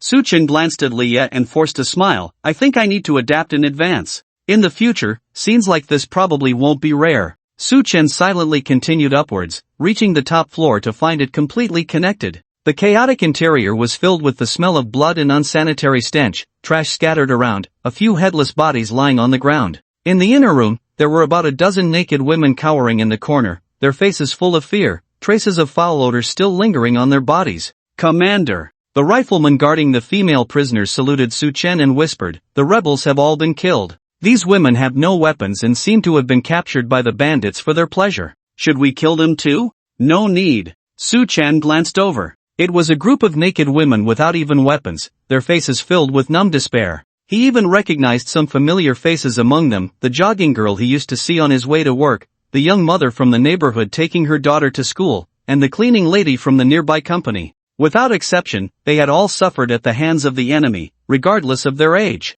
What about the others? Su-Chen withdrew his gaze and looked at the rifleman, who pointed to the room across the hall. There are a few who surrendered, being held there. No, I'm asking about Lin Yu, the female soldier. Su-Chen stared at the rifleman. Have you found her? We have arranged for further search, but no results yet. The rifleman shook his head, disappointing Su-Chen. If she had been hit by a grenade head-on, Lin Yu's body would probably not be intact. Su-Chen felt heavy-hearted, ignoring the group of female prisoners and walking straight to the room across the hall, where he saw a submachine gunner guarding 3 men. They cowered on the ground in fear, but when the submachine gunner called out for the leader, they all looked up at Su-Chen. It's you! One of the men suddenly spoke, looking at Su-Chen in surprise. You're Su-Chen. You live downstairs, right? I know you. I told them I remembered a man living downstairs. Su-Chen silently assessed the man, furrowing his brow. You're that guy with a daughter, surnamed Zheng, right? Yes, that's me. I'm old Zheng. The man nodded eagerly, trying to approach Su-Chen with a smile but was pushed back by the gun barrel. The submachine gunner's gaze turned cold. Maintain distance. Don't get close to the leader. Yes. Old Zheng shrank back in fear, then looked at Su-Chen with pleading eyes. Su-Chen, we're neighbors. There's a misunderstanding here. Can you ask him to let me go? What about your wife and daughter? Suchen deflected, looking coldly at old Zhang, who hesitated and lowered his head. I don't know. You don't know? Aren't they next door, not wearing any clothes? I saw it just now. Suchen smirked mockingly, selling off your wife and daughter. I didn't expect such a neighbor. It's not like that. Suchen, I couldn't beat that guy surnamed Li. Old Zhang's face reddened as he tried to explain, but Suchen's next question left him speechless. So you slept with other women? Did that Li guy make you sleep with other women? Old Zhang froze, silent. The answer was already clear. To survive, you sold your wife and daughter. Suchen looked at him indifferently. I don't care about that, it's your family matter, but you want to kill me. You were among the attackers last night, right? Old Zhang opened his mouth to defend himself but then despondently lowered his head. Suchen, I beg you, I really don't want to die.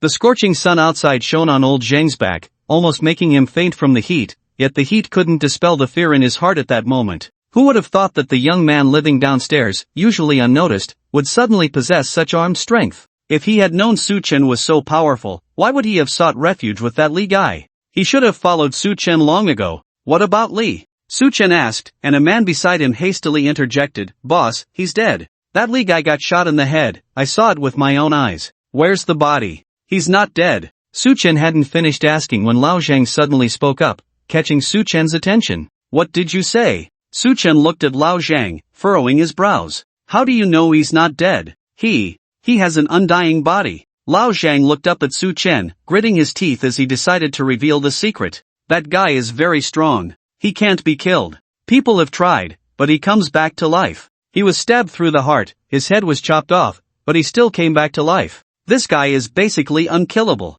Many have tried to defy him, but no one can kill him. Lao Zhang's revelation made the two men around him look strange. They hadn't expected Lao Zhang to have such courage, betraying the boss so thoroughly without worrying about the boss's retaliation later. Really? Suchen frowned at Lao Zhang, not quite believing that someone could possess such a terrifying gift. Resurrection? This was probably an SSS-level talent. In the apocalypse, this was almost invincible, not needing to fear any kind of threat. Really? Lao Zhang nodded, his face full of gloom. I don't want to live anyway, I don't want to endure this cowardice. It's best if you can kill him, but if you can't kill him, give me a quick death. It didn't seem like a lie. Suchen remained silent, then gave an order after a moment, take Lao Zhang to identify a body, find the body with the surname Li. If you can't find the body, find the person. Yes. The assault soldier nodded, escorting Lao Zhang out. The remaining medic and rifleman switched positions, with the rifleman guarding the remaining prisoners and ensuring Suchen's safety.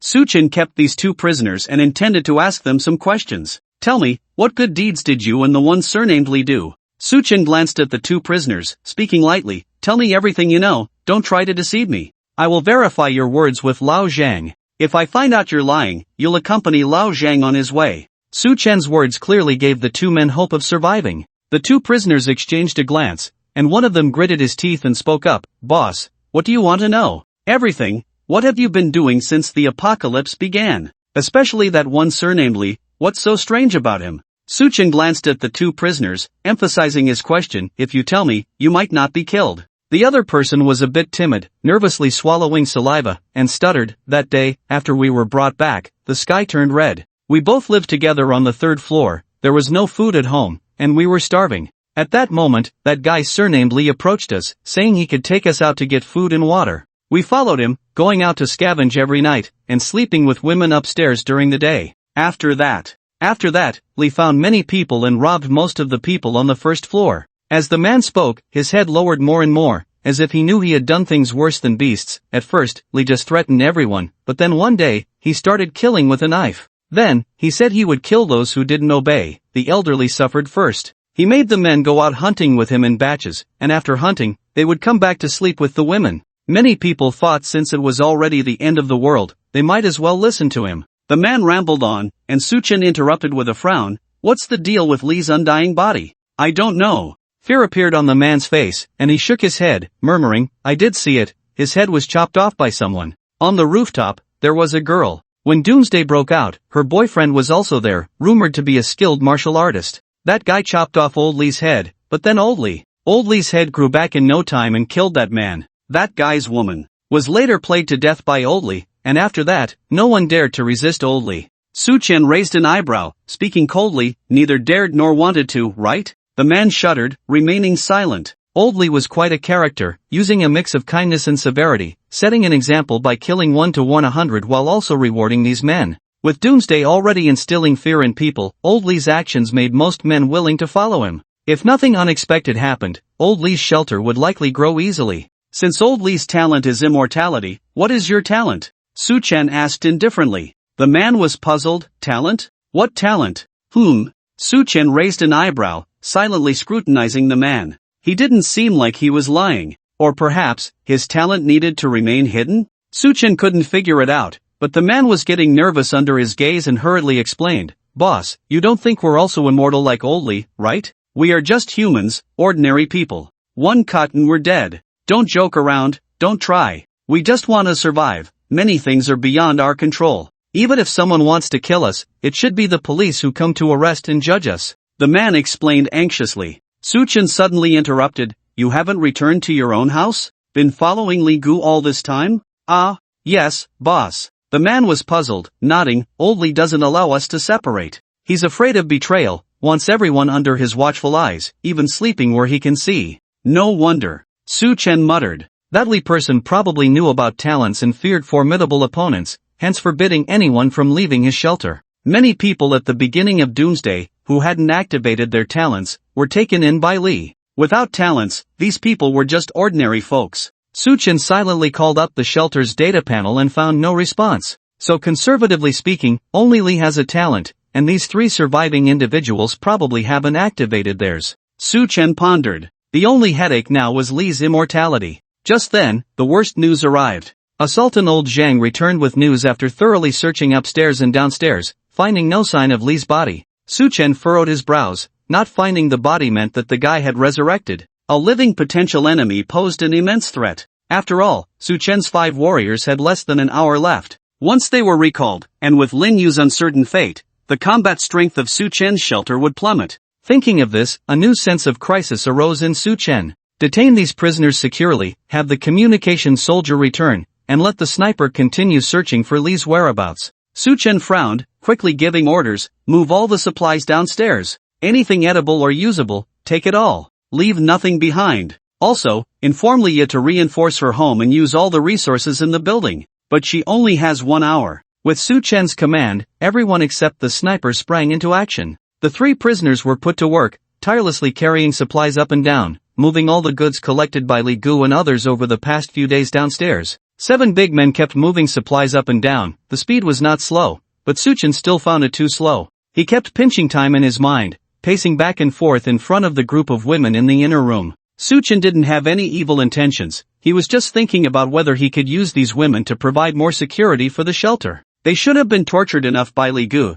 They should hate him quite a bit, right? Su Chen propped his chin, murmuring, if I can awaken their deep-seated hatred, they can also become my allies. After all, the enemy of my enemy is my friend. As for how to use these women, Su Chen hadn't figured it out yet. Right now, he just wanted to increase the available forces as much as possible, uniting everyone to resist the potentially resurrected Li Gu. Just as Su Chen was pondering how to communicate with these numb women, suddenly a new prompt appeared before his eyes, leaving him stunned on the spot. Detected that you have been staying in someone else's shelter for more than 30 minutes. The current owner of the shelter is not inside and is in a helpless state. May I ask, do you choose to occupy this shelter? Or destroy it? Occupy or destroy? Su Chen was taken aback, realizing that he had unknowingly spent half an hour in this house, triggering a potential doomsday game mechanism. He carefully recalled, especially remembering that the group of thugs seemed to mention that killing could increase survival points. From this perspective, the Doomsday game not only brought about terrible natural disasters but also encouraged mutual killing among humans. Since even killing was encouraged, it was not surprising that mechanisms for destroying and occupying others' shelters appeared. According to the confessions of those captives, this house originally belonged to Li Gu, and later he broke through the walls to create a larger living space. Su Chen squinted his eyes. If I choose this option now, will Li Ji's shelter disappear, and will his talents still exist? The answer seemed obvious. Su Chen hardly hesitated, swiftly confirming. Destroy the current shelter. Along with Su Chen's confirmation, a red light instantly appeared in front of him. The women watched in panic, continuously curling their bodies into the corners. They were afraid, fearing new tortures and changes. Su Chen had no time to care for the emotions of these poor women. He stared fixedly at the red light in front of him, watching it spread and expand, covering half the room in a few breaths. When the red light dissipated, Su Chen received a new prompt. Congratulations! You have destroyed a level 0 shelter and received a reward of 100 survival points. The current owner of the shelter will lose the shelter talent and all doomsday game mechanisms.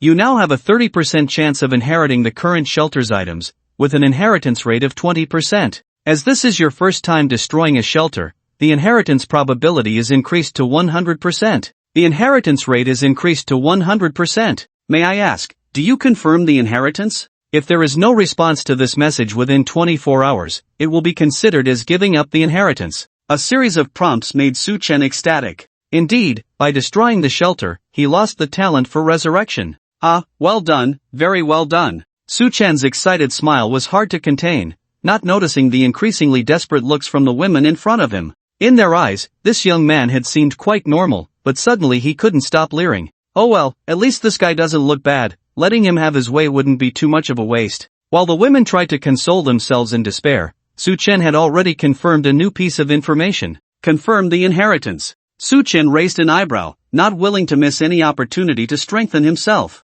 Although there might not be anything good in Brother Li's shelter, having more is better than nothing, and Su Chen doesn't mind. Inheritance complete. The destroyed shelter contains 2,876 survival points, an E-grade steamed bun maker, and 3 bottles of F-grade cooling liquid. You have perfectly inherited all the above items, props, and survival points have automatically entered your shelter's reserves. You can freely retrieve them after returning home. Ha! Su Chen was stunned, his eyes widening involuntarily. That guy surnamed Li is actually so wealthy. How does he have over 2,000 points? Su Chen muttered, suddenly realizing that he seemed to have miscalculated. If killing and destroying shelters both yield points, then thugs like Brother Li couldn't possibly be unaware of this. This building has 32 residents, meaning there are at least 32 shelters. Apart from Brother Li and Su Chen's shelters, theoretically, Brother Li could have gained at least 3,000 points by destroying the remaining shelters in the past few days, adding the points from killing outside. At best, Brother Li couldn't have obtained less than 3,000 points. And the E-grade steamed bun maker and F-grade cooling liquid, Su Chen had seen these 2 items in the survival points store in the shelter. The prices weren't high, but their presence indicated that Brother Li was aware of the point's significance and had started using them preliminarily. Then why did he leave so many points unused? Su Chen blinked, feeling that perhaps Brother Li knew shelters could be upgraded. He wanted to save points for an upgrade or buy more expensive point items. But before he could accumulate enough points, Su Chen had intercepted him now, taking all the hard-earned survival points as his own. So many points, making me rich in one go. Su Chen sighed, meeting the final point condition for upgrading the shelter, he could upgrade it now. Now that Brother Li's immortal talent was gone, even if he was still alive, the threat was minimal. At least on the surface, without Linyu, Su Chen still had Liya by his side. 2 against 1, still not a match? Moreover, Su Chen had no intention of casually going out. As long as he kept Liya continuously improving the shelter's defense, he could stay at home and grow stronger every day. In this way, Su Chen didn't believe that Brother Li, without a shelter, could do anything to him. Speed up! Su Chen picked up the walkie-talkie given by the communication soldier and ordered in a deep voice to the male soldiers moving supplies, "We have less than half an hour left, move faster. Also, leave 2 people behind, set up some traps at the door. Remember, the more, the better. Don't be afraid of wasting resources, fully utilize your military skills to enhance the safety level around the shelter to the maximum." Su Chen planned to make the most of the soldiers in the final moments, having them set up enough countermeasures before disappearing. "Yes, sir." A clear response came from the walkie-talkie. Strangely enough, the communication system in the city police station had already failed, but these summoned soldiers had intact combat communication systems. It seemed that the technological restrictions targeted by the Doomsday game were only the technological systems originally possessed by human beings on Earth. The technological modules born from the shelter mechanism were not interfered with or restricted. "By the way, sir, how should we handle these few prisoners?" The communication soldier asked for instructions, knowing that they were about to leave and shouldn't leave these threatening individuals near the commander. "Sir, I request to eliminate these dangerous elements to the maximum extent to ensure your safety." The signal soldier held the walkie-talkie in his hand, seeing 3 prisoners carrying supplies with fearful expressions on their faces, but his eyes remained indifferent. He was waiting for Su Chen's orders. After a brief silence, Su Chen's muffled response came through the walkie-talkie. Go ahead and kill them." "Yes, sir." The signal soldier picked up his pistol and aimed at the prisoners' heads. Bang! Bang! Bang! Soon, 3 gunshots echoed from downstairs, signaling the end of 3 lives. Su Chen felt little turmoil in his heart. After the bloodshed of last night and today's battles, his state of mind had undergone a profound change. Lao Zhang, don't blame me. Su Chen muttered to himself, I want to survive too, I must be ruthless. Su Chen took a deep breath, calmed himself, and glanced at the women in front of him.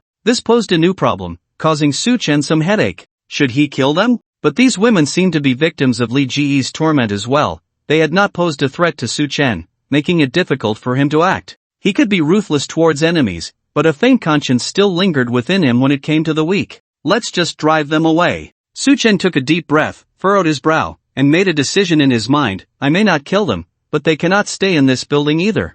I need to clear this building completely, ensuring my own safety to the fullest extent. In this apocalyptic scenario, Su Chen trusted no one. He could spare lives, but he would not allow others to get too close to him. Click! Su Chen loaded his pistol with new bullets, preparing to threaten the women to put on clothes and leave the residential building. Just at that moment, a soft call came from behind Su Chen. Sir? Lin Yu. Su Chen was taken aback, reflexively turning around to see Lin Yu, covered in blood, leaning weakly against the doorframe, smiling at him. Sir, you're alive? That's great. Lin Yu was covered in wounds, with charred marks on her body from explosions. Half of her face was a mess of flesh and blood, her clothes tattered, and her hands and arms had skin burnt off, revealing pink flesh and veins. Lin Yu! Su Chen almost rushed to her side, supporting her. Lin Yu being alive was a good thing, but her condition seemed only slightly better than if she had died. Lin Yu appeared completely devoid of fighting capability, and Su Chen could even feel barely healed bullet wounds on her body, soaked in blood.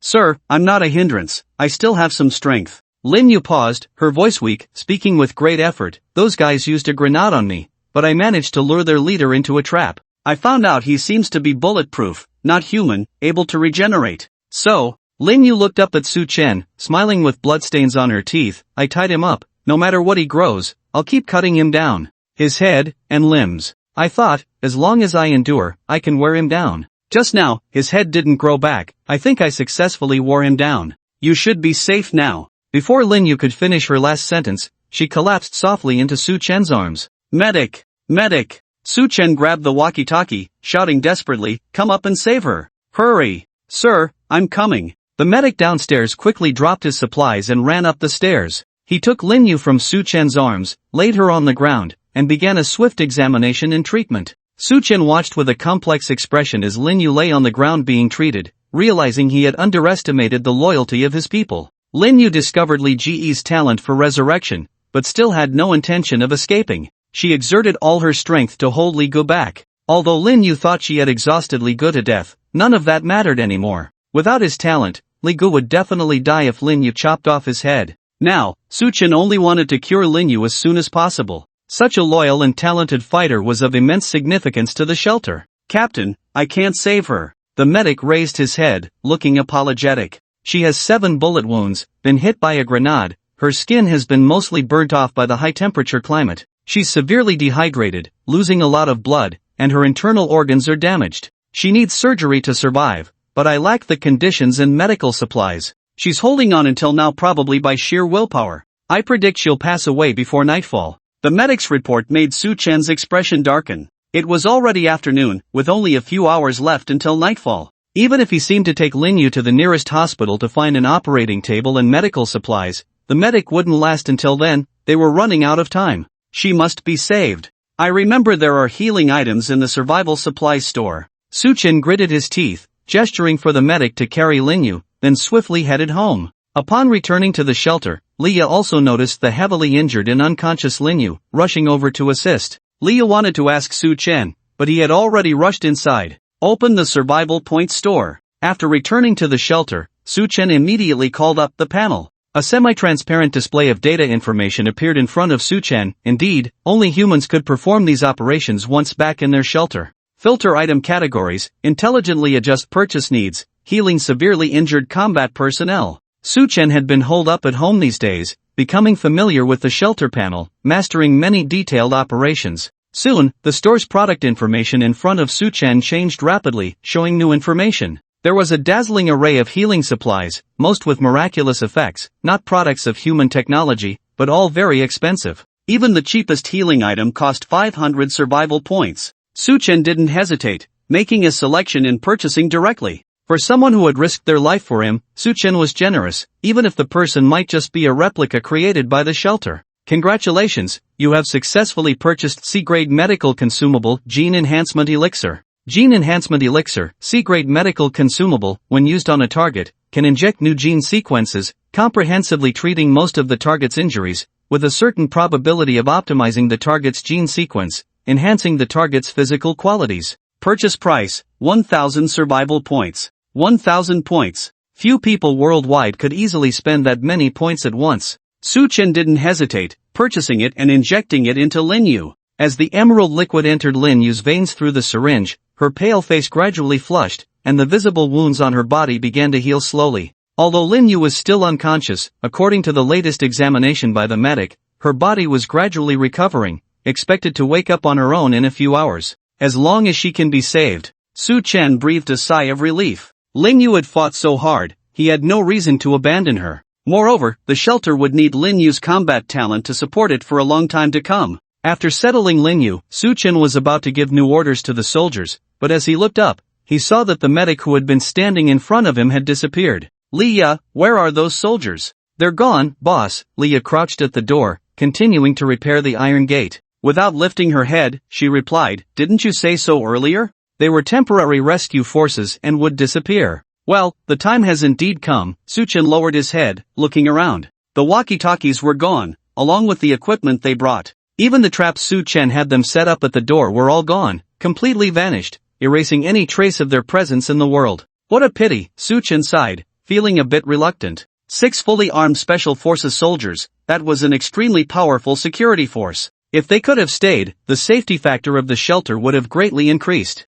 Perhaps my shelter's level is too low, and the talent reward only gave me temporary usage rights. If the shelter level were higher, maybe I could have more combat talent rewards. Su-chen was eager to upgrade the shelter now, but as a precaution, he first instructed Leah to go upstairs and drive away the group of women. Of course, Su-chen wouldn't be heartless, he would leave them clothes and some food. But these women definitely couldn't stay on this floor. Su-chen needed to maintain the internal security of the entire building, ensuring no strangers were present. After Leah drove the women away, she stayed downstairs and began to modify the entrance of the building according to Su-chen's instructions, continuously setting up new traps in the hallway. The sky outside the window gradually darkened. The crimson light disappeared, replaced by a pitch-black night sky, with only the bright moonlight providing some illumination for the people at night. Su-chen opened the shelter's chat interface, wanting to observe today's intelligence information and also to see if the battles in the building during the day had any impact on the nearby people. Sure enough, as soon as Su-chen opened the chat channel, he saw many people discussing the matter. Really, I felt like I was watching a cop movie. The gunfire didn't stop from last night until this afternoon. I live in the building opposite, and I even saw someone climbing outside like Spider-Man, hiding and playing guerrilla warfare everywhere. Too bad my phone couldn't open, or I would have recorded it for you. I watched all day, they had a blast. A blast? Who knows how many people died? The stench of the dead, even from this far, I could smell it. That building must be reeking by now. Ah, this is the end of days. Humans have started killing each other, not knowing they should unite. No, you guys really see this as a gunfight movie? Don't you have any other thoughts? I heard that many women were just driven out of that building. Seems like that's the case. Damn. Hurry up, take one in. Bro, wait for me. Save the biggest one for me. That's my type. The battle erupting in Su-chan's building clearly caught the attention of some survivors in the city. However, the mainstream information on the chat channel wasn't all about this event, as the apocalypse had been going on for a few days now, with chaos and killings everywhere in the city. The fighting in Su-chan's building was just a small wave in the vast ocean,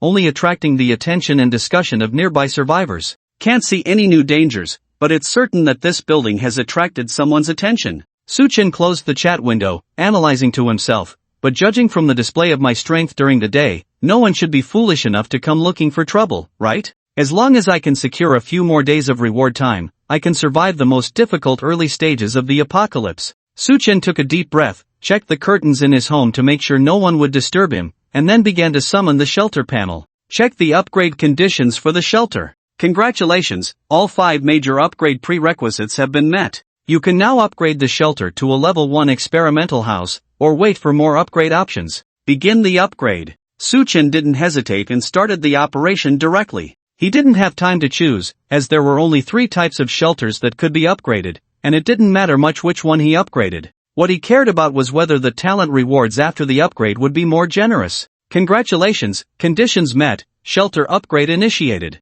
As the information in front of Su Chen changed, waves of golden light emerged from the void, spreading throughout the room. Everything in the room was covered in golden light, dazzling but not harmful to the eyes. Su Chen just couldn't see the specific upgrading process of the shelter. After a few breaths, the golden light dissipated, and everything returned to calm. Su Chen quickly looked around and somewhat disappointedly found that the shelter seemed to be the same as before. It was still the house he lived in, with no significant changes in size, items, or rooms. Congratulations, shelter upgraded to a level 1 experimental house. You will gain additional space in the 4 adjacent spaces of the shelter. The new shelter will be 4 to 5 times larger than before. You can now freely remodel the adjacent spaces by consuming resources and survival points, giving your shelter a new look. The shelter has now unlocked the experimental technology tree, where you can arrange suitable talents and improve the shelter's technological level by consuming resources and survival points. After a series of new information prompts, Su Chen suddenly realized, so this was just an upgrade,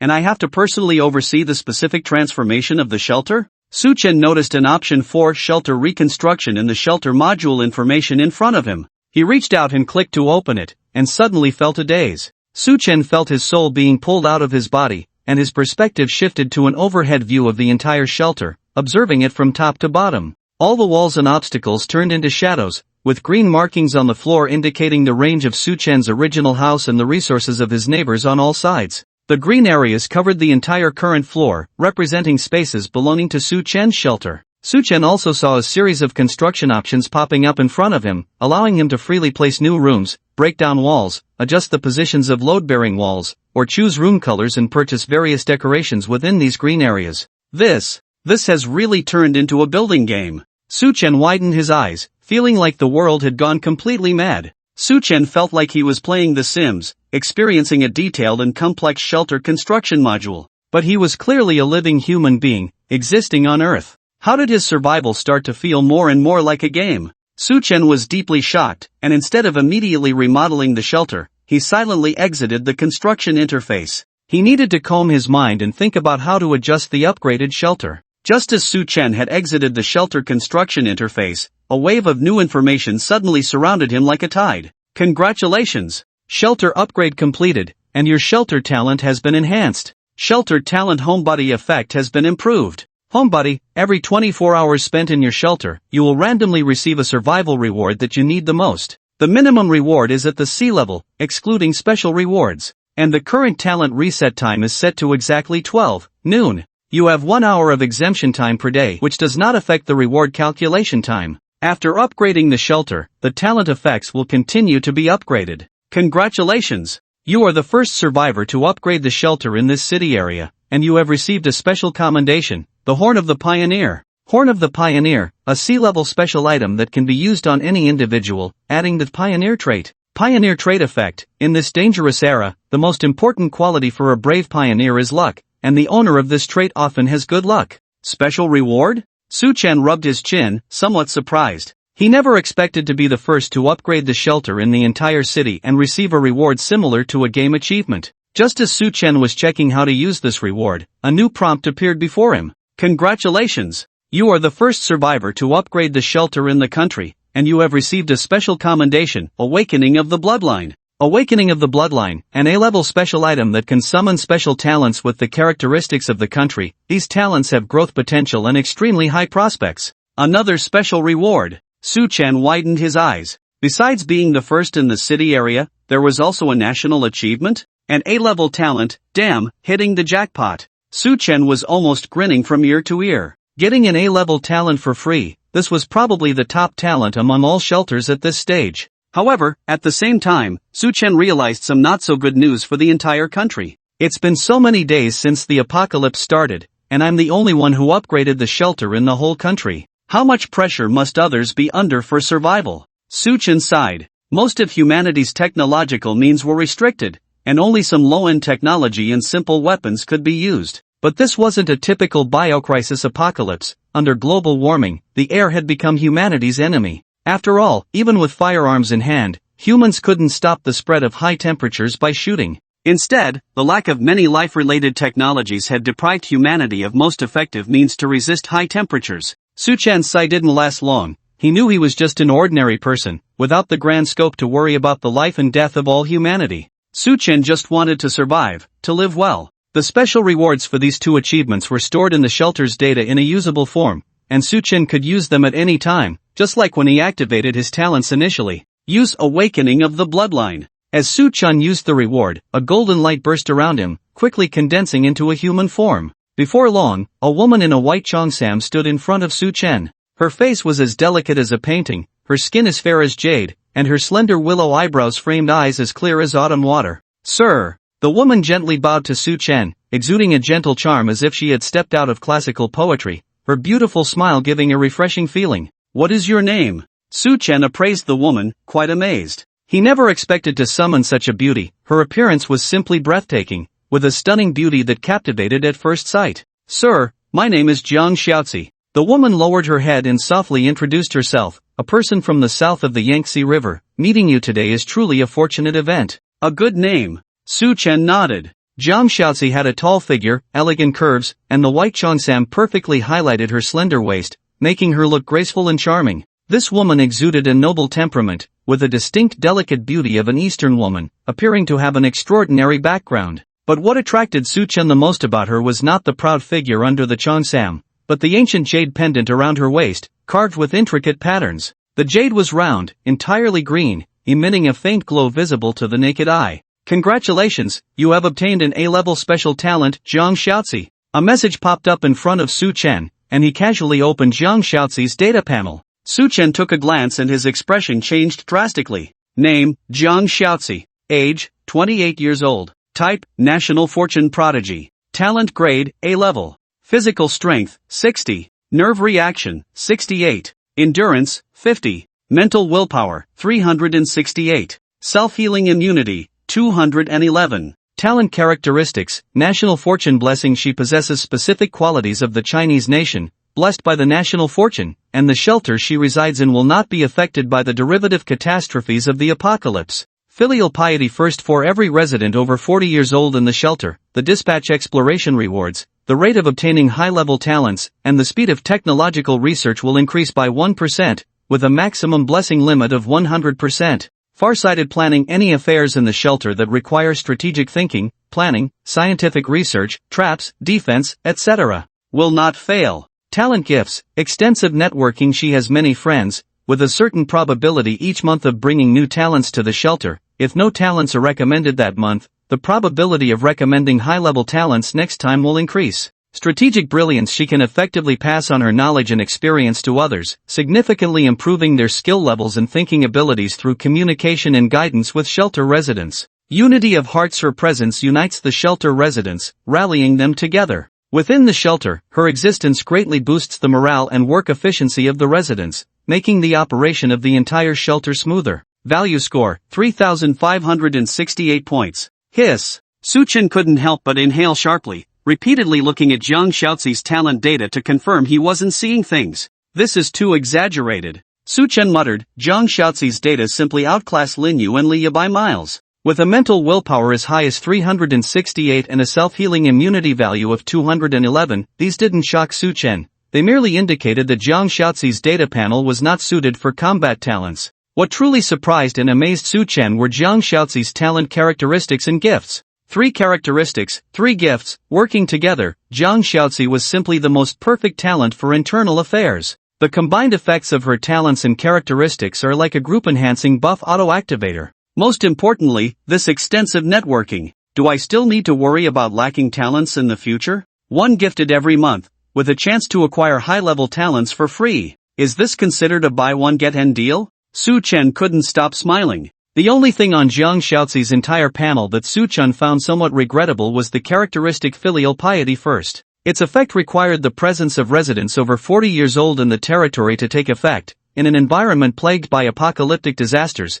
the elderly or too young humans found it challenging to survive independently. Politely put, they were not very suitable for survival. Bluntly put, they were burdens. The first round of apocalyptic disasters was already unfriendly to the elderly, and the subsequent rounds of disasters were even more unpredictable, making the survival chances of these older humans very low. If the shelter had too many such individuals, it would also drag down the shelter's disaster resistance and development potential. But its effects are truly amazing.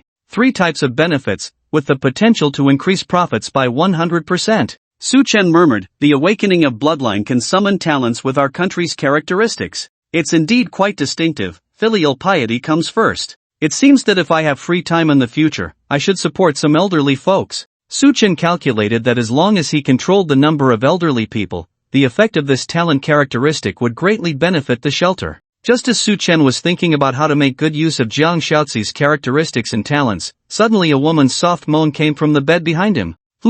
Water, water. It was Lin Yu. She opened her eyes, waking up from a severe coma. Her injuries had almost healed, but she was still very weak. Water is here, drink slowly. Before Su Chen could react, Jiang Xiaozi had already brought water and squatted by the bed, patiently and gently feeding Lin Yu water. Who are you? Lin Yu was somewhat puzzled and wary. Seeing Su Chen standing behind Jiang Xiaozi, she hoarsely asked, Commander, is she a new member? Yes. Su Chen nodded, emphasizing, she is very important. In the future, if there is anything at home, you all must listen to her, including me. Jiang Xiaozi's talent effect had already fully explained that she was an internal talent of the military advisor type, with remarkable wisdom. This woman is clever, so it's right to listen to all her advice. Even if there are mistakes, it doesn't matter. Because Su Chen felt that if even Jiang Xiaozi's wisdom could go wrong, he definitely couldn't figure out where the problem was. As a leader, one should have self-awareness in order to understand and utilize people well.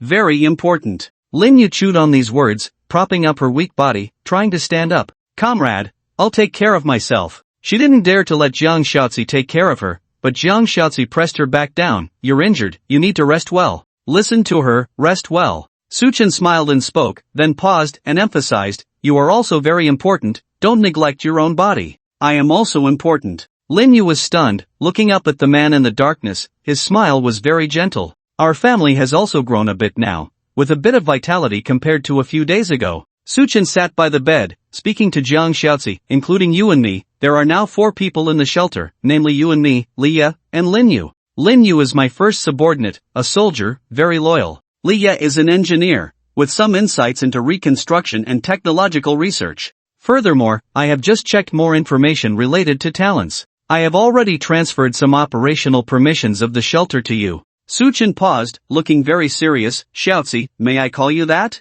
In the future shelter, we will rely heavily on you. I am not a clever person. I hope you can use your wisdom to protect everyone. Yes. Jiang Xiaozi nodded gently, responding softly, I will, sir. Lin Yu looked at the two of them, and when they finished their exchange, she couldn't help but interject, Commander, have all the enemies been eliminated? Su Chen nodded, yes. Commander, I seem to remember. You have some soldiers left, where are they? They have left. Su Chen sighed and said, our shelter still has only 4 people, but maybe there will be more in the future. By the way, Xiaozi, I brought back the supplies from upstairs today. I haven't had time to count and organize them, so I'll leave it to you. Okay, sir. Jiang Xiaozi nodded, getting up and walking towards the pile of supplies. Her gait was light and elegant, swaying gracefully as she moved, pleasing to the eye. Lin Yu also saw that the room, which was not originally congested, was already filled with all kinds of supplies. From toilet paper, toothbrushes, to food and drinks, everything was there, filling up the entire room, even spilling out into the hallway. Hiss! Lin Yu widened her beautiful eyes, very surprised. Commander, who did you rob? Yes, we robbed our enemies. Su Chen chuckled, feeling very good now. The external threats had been resolved, more talents were coming to the shelter, and everything was moving in a positive direction. Even though the outside world was still a scorching post-apocalyptic world, his shelter was taking shape, with a certain capacity for disaster resistance and protection. Commander, you're amazing. Lin Yu praised sincerely. Su Chen shook his head, I'm not amazing. If you hadn't risked your life to hold off the enemy, we would have been in danger. You are the hero this time. Commander, it's what I should do. Lin Yu blushed slightly and lowered her head. Even a cheerful girl could be shy sometimes. Protecting you is my responsibility. Su Chen smiled and nodded, asking, by the way, the healing items I gave you seem to have some probability effect. It seems to enhance you. How do you feel now? Feel? Lin Yu shook her head. I don't know. I feel a bit weak now, unable to judge accurately. Su Chen nodded, casually opened Lin Yu's panel and took a look. All of Lin Yu's basic information had exceeded 100 points, and she even gained a new talent. Seeker of Secrets. When she is sent on exploration missions, there is a small chance of obtaining additional resources. In addition, Lin Yu's talent level had also upgraded from D to C, and her combat rating had slightly increased. However, her physical condition was marked as weak, indicating a need for a 10-hour recovery period. It seems like the effect of the 1,000-point genetic medicine is quite good. Su Chen was somewhat surprised internally. Better than I expected, it can be said to be worth more than its value. Su Chen analyzed that this might be due to Lin Yu's low talent level, combined with good luck encountering the probability of genetic medicine improvement. Speaking of luck, Su Chen remembered he still had a special reward in used. Horn of the Opener can add new characteristics to talents. This characteristic can bring good luck. From the introduction, although the effect of this thing was not very accurate, it was still a special reward. I only have 3 talents now, who should I give it to?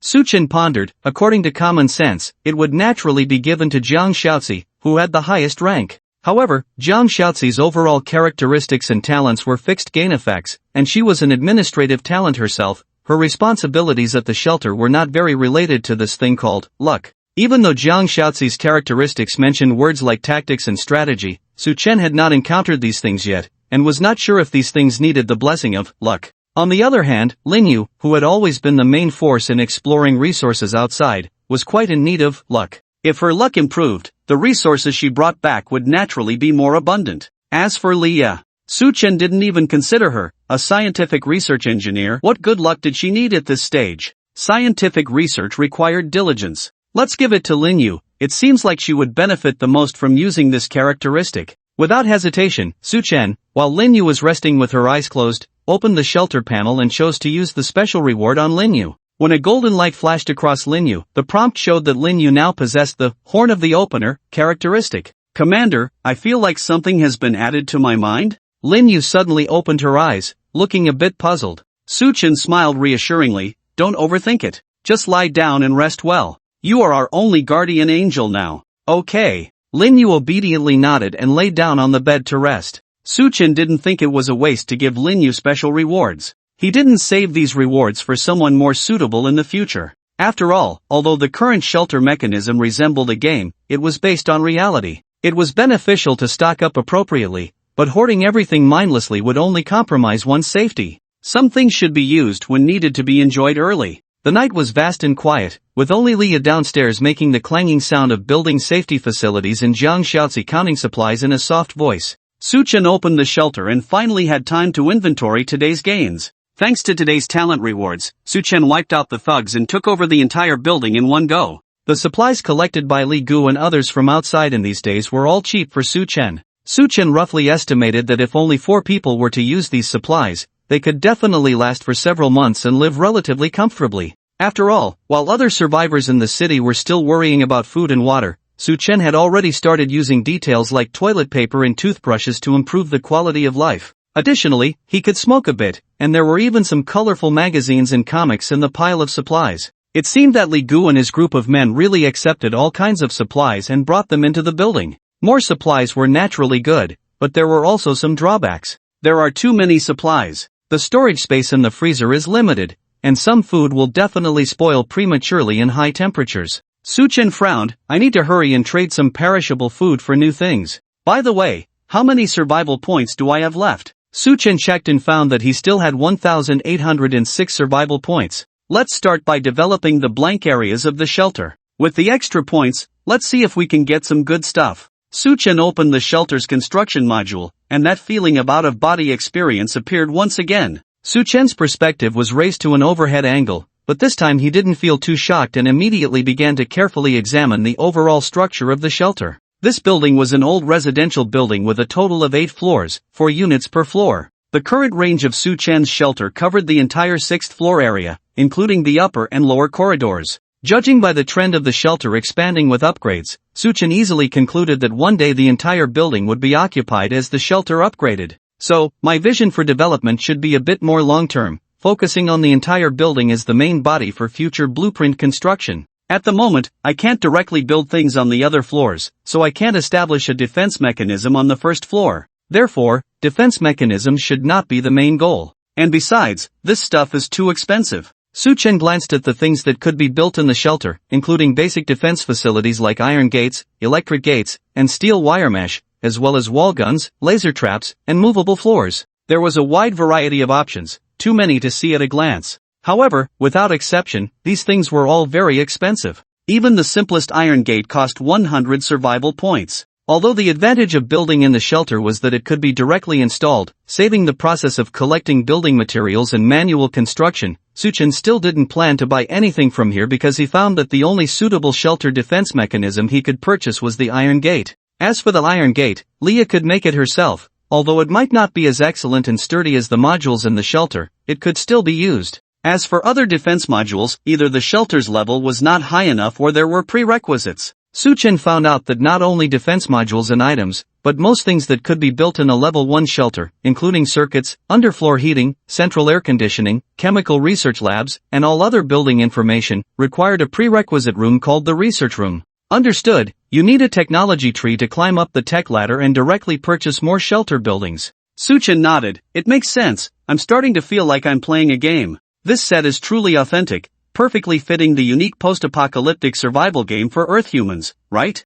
Suchen had no choice but to reluctantly spend a huge sum of 1,000 points to purchase the research room. Please select the location for this room. The range of rooms available for placement is marked in purple. With the prompt appearing before him, Suchen saw that the research room occupied a huge area. It was just one room, yet it took up the entire space of 2 bedrooms and a living room next door. The newly upgraded level 1 shelter was not small, but one room took up a third of it. Indeed, it's the most important prerequisite building, no wonder it takes up so much space. Suchen sighed, thought for a moment, and chose to place it closer to the interior, further away from the hallway. Such an important thing had to be well protected. In case the building encountered enemies in the future, he had to ensure that the research room wouldn't be the first target discovered or attacked by the enemy. Congratulations, you have successfully placed the research room. Your shelter has now unlocked the technology tree system, upgrade post-apocalyptic technology, transform into a better life. A better life? Let me see how much better it can be.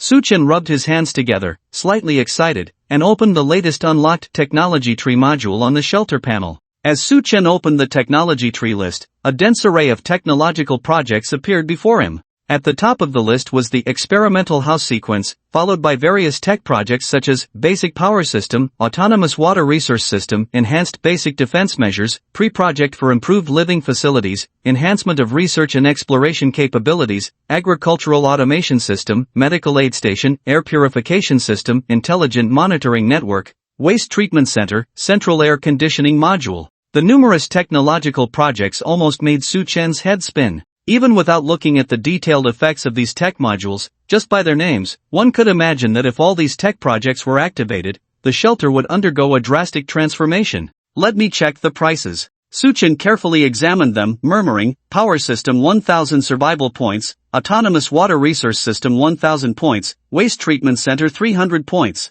Central Air Conditioning Module 800 points? Wow, they're all so expensive. Suchen gasped, looking at his remaining 800 survival points, unable to help but smile bitterly. It seems that building a shelter is indeed a long and arduous task. This is just a level 1 experimental house, and there will probably be even more expensive tech projects ahead. Suchen pondered on how to maximize the benefits with his 800 points. Central air conditioning is crucial, but for now, I can use cold water to combat the heat. A medical aid station? It's good, but not the most essential. Well, let's start by activating the Enhancement of Research and Exploration Capabilities module. 500 points, but currently the most profitable technology project. Suchen selected this project for a detailed review. Enhancement of Research and Exploration Abilities consumes 500 points, dispatches engineers, scientists, and other research talents for research, taking 10 hours. Upon successful research, it can increase the exploration income of the shelter by 10% and speed up the research of technology tree projects by 10%. Although these two 10% may not seem like much, if accumulated, the additional income becomes quite substantial. I'll choose this one. I still have 300 points, should I save them or look at something else? Suchen pondered, his eyes involuntarily falling on the technology project of the Waste Treatment Center. Waste Treatment Center consumes 300 points, dispatches engineers, scientists, and other research talents for research, taking 12 hours, constructs fully automatic living waste treatment equipment within the shelter, capable of harmless treatment of all kinds of waste. Exactly 300 points. Suchin hesitated slightly but ultimately chose to purchase the project. He couldn't stand the stench at home anymore. Without city water sources, even flushing the toilet was impossible, and every day he had to accumulate a pile of excrement before using nearly rotten water to dispose of it. By doing so, Suchin also felt sorry for the water resources. Modern humans have already embraced civilization, making it difficult to tolerate living in an unsanitary environment. Excrement breeds bacteria and poses a significant threat to human survival. Technology project selected. Please dispatch suitable talents to the research room for research. Leah. Suchin quickly called Leah downstairs, and Leah poked her head upstairs, asking in confusion, "Boss, did you call me? How's the construction of the defense measures downstairs going?" "It's almost done. In another half an hour, the traps at the entrance and the reinforcement of the gate will be completed." Leah smiled and said, "Although this building is a bit old, the materials are very sturdy. The original gate was an iron gate, so I didn't have to do a large-scale renovation." "Well, once you're done today, rest well. We have a big project tomorrow." Suchin nodded, informing Leah of the research projects of the two technologies. Leah's eyes lit up at the news. "Boss, no need to wait until tomorrow, I can start now." "Now." Suchin glanced outside. It was already pitch black. "It's past 11 p.m., too late. You better rest." Suchin didn't want to push his subordinates too hard, but Leah was firm. "No, boss, I can research all night. I promise to complete the task before tomorrow night. I can pledge it." Leah was urgent, her eyes shining with enthusiasm for technological research. Suchin, helpless, didn't expect Leah to appear delicate but fundamentally a research maniac. "Sir, I also support Miss Lee to start researching now." Jiang Xiaozi suddenly spoke up, softly giving her opinion. "It's a critical moment, our lives depend on it. The sooner Miss Lee can contribute, the better we can ensure everyone's safety. So, most of the time, we can't focus too much on normal routines but adjust as needed." Jiang Xiaozi's words were tactful, and Suchin agreed. "Alright, let's do that, but it will be hard work for Leah." "It's okay, boss." Leah wiped the sweat off her forehead, still holding a wrench in her hand. Her smile was very sweet. "I'm happy to do these things." With that, Leah asked Suchin about the location of the research room, then headed out and plunged into it. The research room was in the room of the former neighbor, and Suchin had never seen what the research room looked like, so he curiously followed along. From the outside, the research room looked similar to a normal residential house, with just an ordinary wooden door. However, upon pushing it open, a variety of strange research tools, high-powered microscopes, chemical workbenches, precision cutting machines, and many other instruments that Suchin had never seen before, let alone knew how to use, were neatly arranged inside. But Leah was different. She was familiar with the place, deftly handling the research tools in the room. Her expression seemed to indicate that she was thoroughly enjoying herself, reveling in it. After a brief observation, Suchin quietly left the room without disturbing them. Back in the main house, Suchin realized that he seemed to be the only idle person in the shelter. Leah was busy renovating the building and developing technological projects. Jiang Xiaozi was occupied with inventorying and categorizing supplies, as well as planning the future development of the shelter. Even Linyu, who was resting and sleeping, bore the marks of battle wounds and slept soundly. Maybe I should rest too? Suchin scratched his head, realizing he had nothing much to do. Even if he wanted to further improve the shelter, without a survival point, he simply lay down next to Linyu and closed his eyes to sleep. When Suchin opened his eyes again, he was met with a crimson hue. The sky outside was already bright, the scorching sun still tormenting every living being on the planet. Perhaps due to the resolution of the threat from the marauders, Suchin had an exceptionally sweet sleep. As he got out of bed, he noticed that Linyu was nowhere to be seen. At that moment, Jiang Xiaozi approached from outside, carrying 2 steaming plates of fragrant dishes. "Sir, you're awake." Jiang Xiaozi smiled and greeted Suchin. "Lunch is ready, come and eat." "What time is it now?" "According to your question, it's already 12:10 noon. I slept for so long? By the way, where did you cook the food from?" Suchin sat at the dining table, somewhat surprised. "I remember our gas was cut off, right? The neighbor downstairs has a gas canister and stove, and I found some perishable food in the supplies, so I took the liberty to prepare this meal." Jiang Xiaozi gently explained. "You told me yesterday that I could decide on these small matters myself without consulting you." "Yes, that's right, you did well." Suchin nodded, looking around the house with a sense of admiration. Before going to sleep, the whole room was extremely messy, filled with lingering heat and foul odors. Over the past few days of the apocalypse, Suchin had no mood to clean the room, and the 2 girls, Linyu and Leah, were not exactly adept at household chores. But upon waking up from his nap, the entire house was clean, tidy, and bright, with the foul smell replaced by a faint sweet fragrance. What surprised Suchen the most was the slightly cool temperature in the room, seemingly around 30 degrees. Considering the global heat wave of 70 degrees, 30 degrees felt almost like winter in comparison. Why is it so cool? Suchen murmured, scanning the room and noticing that Zhang Xiaozi had moved the freezer to the doorway and set up a makeshift device resembling a fan, continuously drawing the cold air from the freezer into the room. Air conditioning. Suchen widened his eyes, feeling incredulous. Xiaozi, did you do this? This was no longer a freezer, it was clearly an air conditioner. Suchen had thought about doing something similar before but never got around to it, yet Zhang Xiaozi had taken care of these details. It wasn't me, it was Miss Li. Zhang Xiaozi shook her head, not taking credit. She made this device to improve your sleep quality. Without your instructions, Liya wouldn't have taken the initiative to do these things. Suchen smiled. He knew Liya's personality. She was a relatively passive scientific talent, mostly accustomed to following orders and rarely taking the initiative. But Zhang Xiaozi was different. She was proactive, thinking independently about what to do and striving to do it well. The newly renovated house before them was the best proof of that. Sitting at the dining table that night, Suchen looked around the bright and clean house, feeling as if he had returned to the days before the apocalypse. However, his reverie didn't last long, as it was soon interrupted by a new message in front of him. Congratulations! Your stay in the shelter for 24 hours has triggered a talent reward. You have received the talent reward C-grade tech weapon Endless Rain Rifle, high sniper type.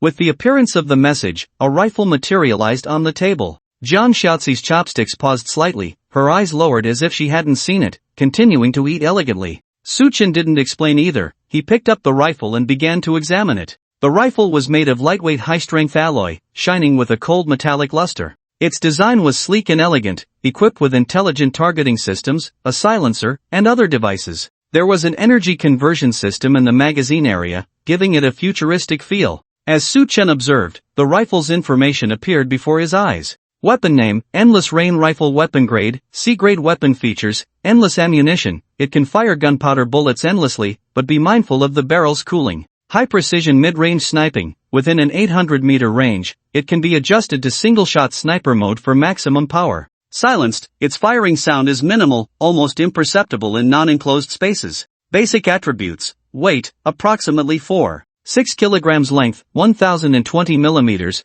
Barrel, plus 450 millimeters. Extendable stock, caliber, 5.56 millimeters. Compatible with various caliber conversion kits. Range, effective range of 800 meters. Maximum range of up to 1,500 meters. Rate of fire, single shot, 3-round burst. Fully automatic adjustable, with a firing rate of up to 800 rounds per minute in full auto mode. Ammunition type, built-in endless ammunition, no need for reloading. Cannot use other types of bullets. A rifle with endless bullets? And it has a sniper function? Suchen's expression was somewhat subtle, feeling like he had entered a world of endless possibilities. Even this kind of thing exists? A mysterious presence. It really feels like a localized version of an apocalypse game from Earth. A C-grade weapon. The grade of the reward has indeed been upgraded by 1 level, which may be related to my talent upgrade. But according to the talent mechanism, what I lack most at the moment is weapons. Suchen analyzed, chin in hand. If he were to seriously consider it, the shelter currently lacked weapons despite having enough food, water, and personnel.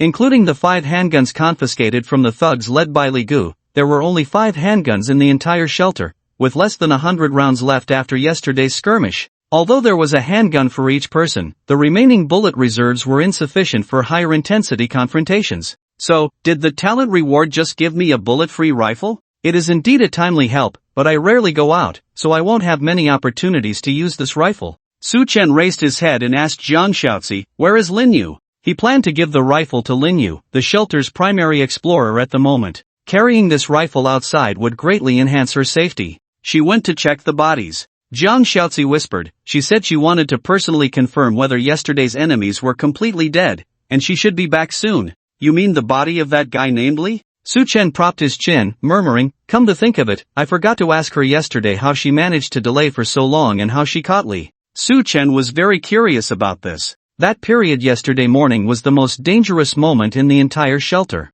Thanks to Linyu, who attracted all the thugs' attention, Suchen and Liya would have been in danger otherwise. I asked her. Jiang Xiaozi set down her chopsticks and patiently explained to Su Chen. According to Miss Lin, she fully utilized the outer walls of the building in various residential units as covered during the battle yesterday. This was possible because the enemies had already broken into most of the houses before that, opening the doors in advance. Miss Lin used the outer walls as passageways, catching isolated enemies in different rooms to ensure our side's one-on-one combat advantage, continuously weakening the enemy's forces. Although Li used a grenade, Miss Lin managed to avoid serious harm. As for capturing Li, it was quite a coincidence. It is said that among the new soldiers you brought, there was a sniper whose presence intimidated Li, diverting most of his attention. Miss Lin seized the opportunity, ambushed Li, and successfully captured him. Since Miss Lin had noticed that Li seemed to have the ability to revive, she deliberately bound him, attempting to prevent his continuous resurrection. You already know what happened afterward.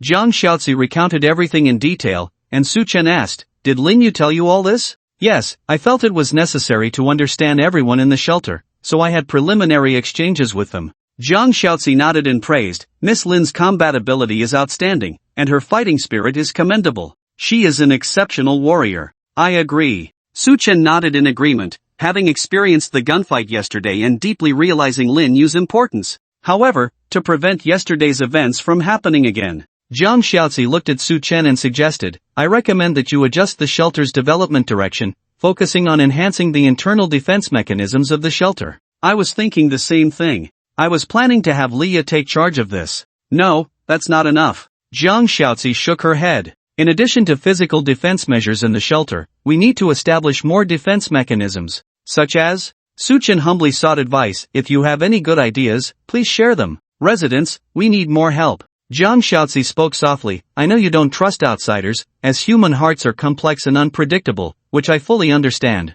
But aside from this reason, the population is a key factor in strengthening the shelter. If we have enough people, battles like yesterday's won't be as perilous. The strength of Li's group lies in their larger numbers. In fact, based on my post information, Li does not possess outstanding managerial skills, he merely uses brute force to control his subordinates. These subordinates are not loyal to him, only harboring resentment and fear, yet despite this, Li still exerts strong control over them."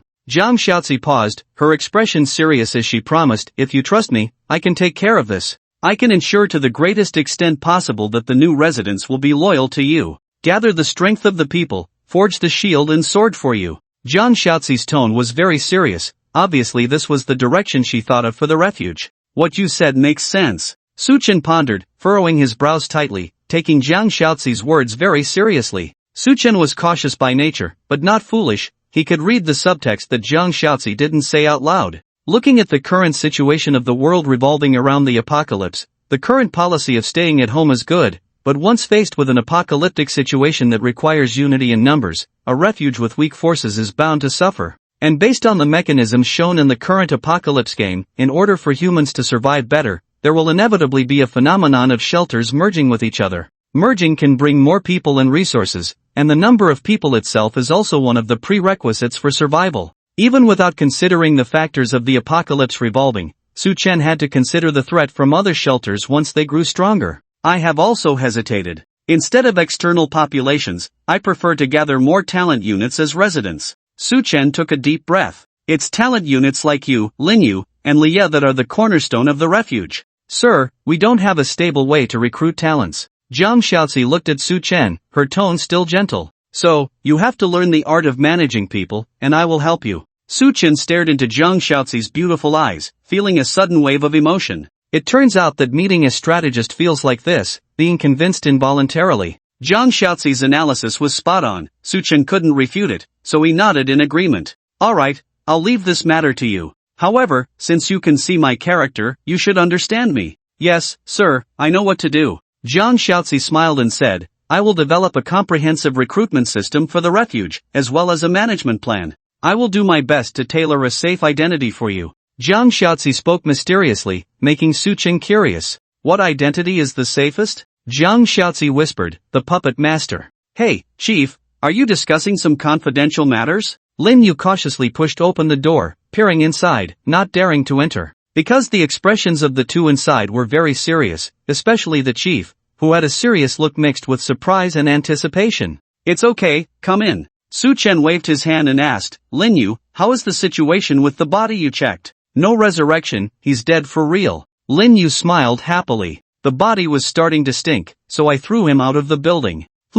Su Chen nodded, handing the rifle in his hand to Lin Yu and explaining the basic information about the rifle to her. Is this for me? Lin Yu was pleasantly surprised. She lovingly caressed the rifle, her eyes showing a fascinated look. Soldiers love guns, it's instinctual. Moreover, this was a rifle with unlimited bullets, very versatile, able to handle many dangerous and complex battlefield environments. Yes, give your submachine gun to Xiaozi for protection. Chief, the bullets for that gun are running low. There are only 20 left. It's enough. Su Chen smiled. If we need Xiaozi to face the enemy now, it means we're not far from destruction. Chief is right, I will never let anyone harm everyone. Lin Yu's pretty face showed a determined expression, tightly gripping the rifle, filled with growing confidence. Lin Yu had indeed become stronger. Her combat power score after recovery was 256 points, and after equipping the rifle, it became 456 points. This rifle directly added 200 points to her combat power score. According to Su Chen's own estimate, Lin Yu's actual combat power was now at least at the peak level of an ordinary human.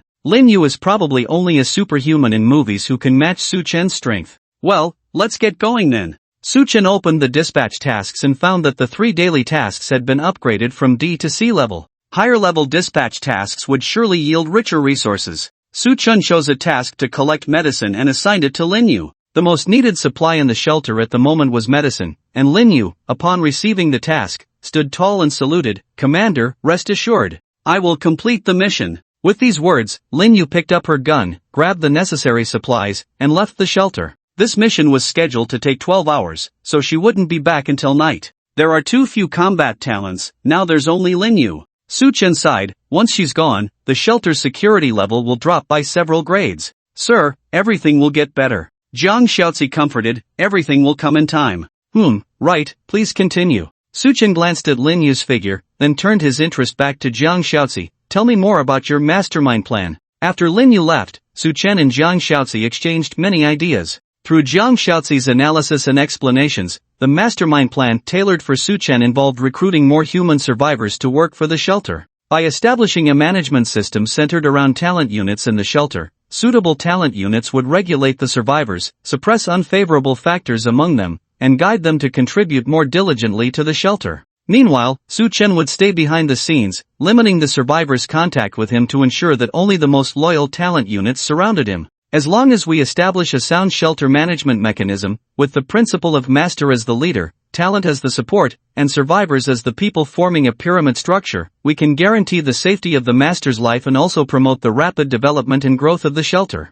Jiang Xiaozi whispered, as the mastermind, the master doesn't need to personally handle anything, just give orders and arrange for others to do it. Su Chen pondered slightly at Jiang Xiaozi's words. This system sounds somewhat familiar. Isn't this like the ancient emperors? The master can interpret it that way. Jiang Xiaozi's smile made Su Chen's heart race. This woman seemed to want to clothe herself in imperial robes. But truth be told, Jiang Xiaozi's words were indeed right. If they wanted to satisfy Su Chen's vigilance and ensure the shelter's growth, this was the only path to take. Let's give it a try. The future is unpredictable. Su Chen didn't directly agree but promised to let Jiang Xiaozi proceed with this plan. I will handle it properly. Jiang Xiaozi nodded, then reminded, Sir, the food is getting cold, shall I reheat it for you? No need, let's just eat like this. Su Chen waved his hand, feeling a bit extravagant. After several days since doomsday began, most of the food in the city had rotted, even the water had turned foul. With most people running low on food and water, there was no way they could enjoy the delicacies from before doomsday like he did. Although it was just a simple meal, Su Chen's treatment far exceeded that of most survivors in the city. After finishing lunch, Jiang Xiaozi got up to clean up the dishes and then bid farewell to Su Chen as she went to continue organizing and planning the entire building. Since Su Chen intended to make this place his base, she naturally took on the responsibility of handling the remaining detailed tasks. It was afternoon. Jiang Xiaozi was busy organizing the building, Lin Yu was out exploring, and Leah was still immersed in the research room working on the tech tree project. The entire residential building was left with only Su Chen idling around. I do feel a bit like an emperor. Su Chen lay on the bed, enjoying the coolness coming from the freezer, feeling quite impressed. I give orders, and talents carry them out. This feeling is indeed quite nice. In a daze after a satisfying meal, Su Chen took a nap. When he woke up, it was already 3 in the afternoon. This empty time of a homebody was hard to pass, especially without a computer or phone for entertainment. Su-chen had to find something new to pass the time. Let's check the trading platform, see if I can buy some bullets. Su-chen opened the shelter's information interface, about to access the trading platform when he suddenly noticed many new rankings in today's shelter leaderboard module. Apart from the shelter level ranking, talent ranking, and exploration mission ranking, there were new rankings like shelter resource reserve ranking, only counting the income from dispatched missions, shelter destruction, enemy kill, ranking, shelter equipment ranking, only counting shelter equipment, survival points ranking. Numerous rankings filled the screen, at least a dozen of them. Su-chen glanced and found himself occupying the first place in 5 rankings. Talent ranking first, level ranking first, exploration mission ranking first, resource reserve ranking first, equipment ranking first. Am I really this good? Su-chen blinked, realizing for the first time how strong his shelter was. Less than a week since the start of the apocalypse, he had already dominated 5 rankings. The more rankings, the better, as mysterious entities would reward based on the rankings after the current round of the apocalypse ended. The higher the rank, the better the reward, making it easier to gain a significant advantage. Let me check the other rankings. Wow, this first place in killing enemies is too much. Su-chen widened his eyes, seeing the data of the first place in the kill ranking as destroyed 161 shelters. This ranking was almost like a PK ranking in the game. Anyone on the list was a battle maniac. But in this real world with apocalypse game mechanics, the people killed were real humans. Destroying 161 shelters meant killing at least 161 people, maybe even more. The apocalypse just started a few days ago, and you've killed so many people. I don't believe they were all enemies you encountered. Su-chen muttered, perhaps, this is a murderer, whether finding pleasure in killing or aiming to gain more survival points through this method, it means this person is extremely dangerous. Su-chen remained vigilant, firmly remembering the name at the top of the kill ranking. Little White Bear Shelter. A seemingly cute name, but the deeds of this individual were far from cute. I'm only seeing the city area rankings now, I'm not sure about the situation nationwide or worldwide. But if this is just a glimpse of the bigger picture, if there's a murderer like this in Jinling City, other places might not be any better. It truly is the apocalypse. Natural disasters rampant, and human disasters not few, it's tough. Su-chen shook his head, also noticing his own rank. He was ranked 53,688th in the kill ranking, with 1 shelter destroyed. This meant that over 50,000 people had destroyed shelters of others. This was just the beginning, and this number would surely increase in the future. Let's check the points ranking. I'm ranked. Oh my god. After 100,000. Not even a specific rank. Su-chen widened his eyes and couldn't help but roll them. After a round of consumption, his survival points had dwindled to a mere 6 points from thousands. 6 points were indeed too few, but Su-chen didn't think it would place him in the terrifying ranking range beyond 100,000. Could it be that at least 100,000 survivors in the city have figured out how to earn points? Either they are talented individuals, or they are obtaining points through other means.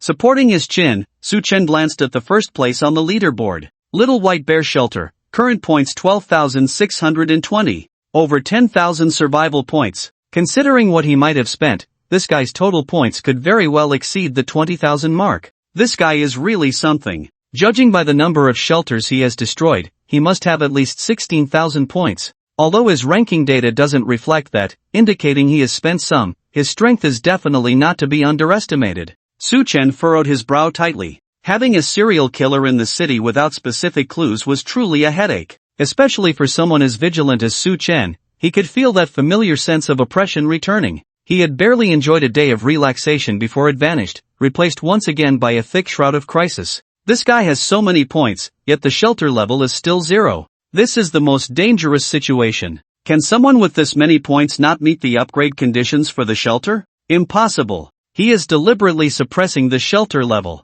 He has other cards up his sleeve that no one knows about. Where is this guy? And he shouldn't be too close to me, right? The more Su-chen thought about it, the more alarmed he felt. He quickly closed the leaderboard data in silence, logged into the trading platform, and began searching for weapon and ammunition-related orders. After filtering the search criteria, Su-chen was surprised to find that the prices for related orders had skyrocketed several times today. Just the day before, he could buy 100 rounds of ammunition with just a few bottles of water and some medicine. Today, the seller's replies were clear, the price was not enough. The minimum offer the sellers wanted was 10 bottles of water, plus 20 pounds of long-lasting food or 20 boxes of commonly used medicine. Only with this much supply could one exchange it for 100 rounds of the most basic handgun ammunition. As for other types of ammunition, they were not for sale. Grenades were also not for sale. Only handgun ammunition, handguns, and bulletproof vests were available. Suchin consulted several sellers and found that the prices were more or less the same.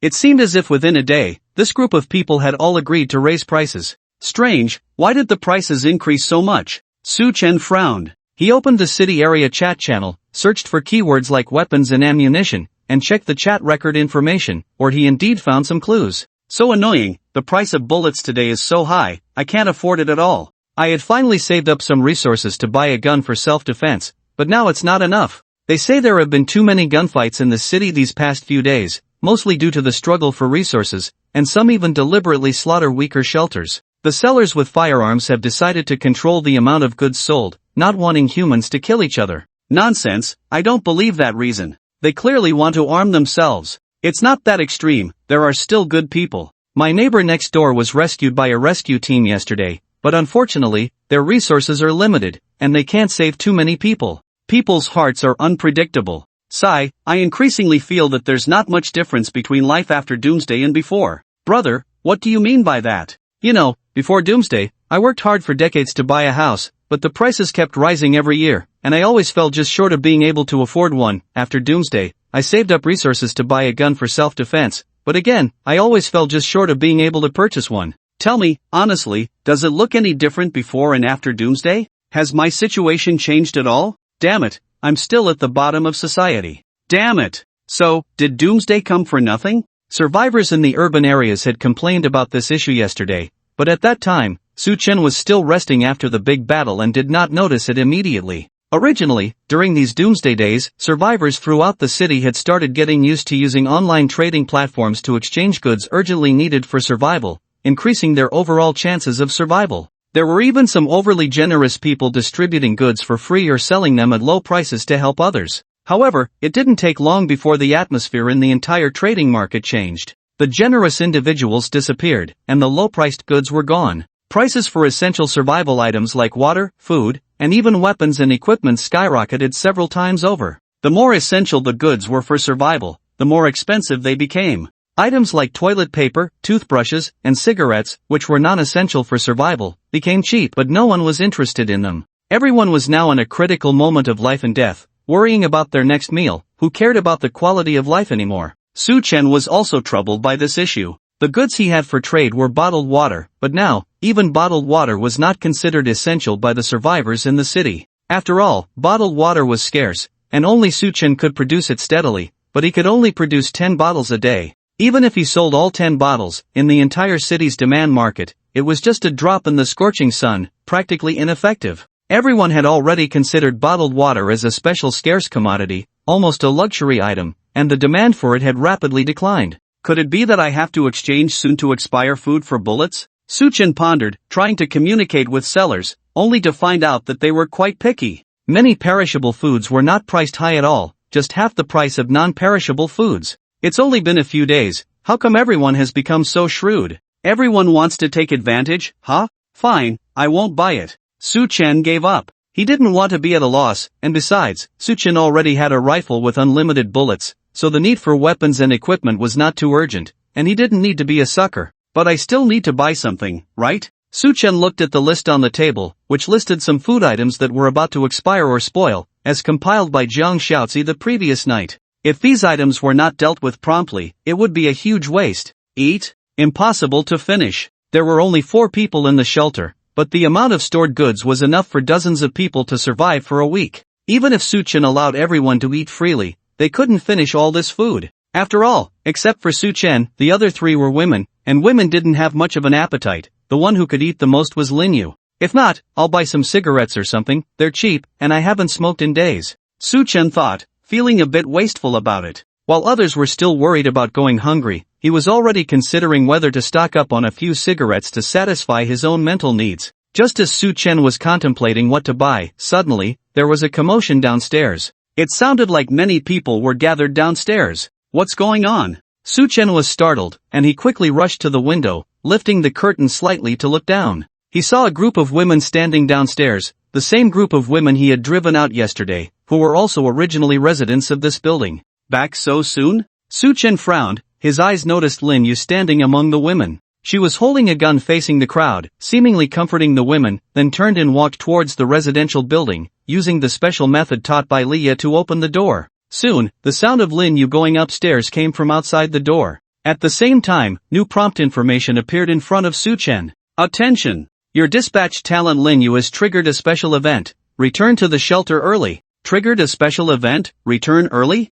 Su Chen raised an eyebrow, murmuring, is this another new mechanism? If returning early, will it affect the quantity of exploration materials? Su Chen was not clear, he was not very familiar with the mechanism of dispatching exploration at the moment. Judging from Lin Yu's actions of bringing back this group of women, the dispatch mission seemed to be similar to survivors searching for materials outside, dispatching talents to search for materials within a certain range, without the survivors having to do it themselves. Soon, Lin Yu pushed open the door and appeared in front of Su Chen. Commander! Lin Yu's voice was clear, saluting Su Chen. It's not dark yet, why are you back early? Su Chen calmly looked at Lin Yu, is something wrong? Yes, Commander. Lin Yu took a deep breath, suppressed her inner tension, and tentatively reported, while carrying out the mission, I found a group of thugs not far from the shelter committing brutal acts against a group of innocent women. As a soldier, I have the duty to defend the people, so you repelled the thugs and brought back that group of women. Su Chen drew back the curtain again, glanced down, and said lightly, you should know they were the ones I drove out.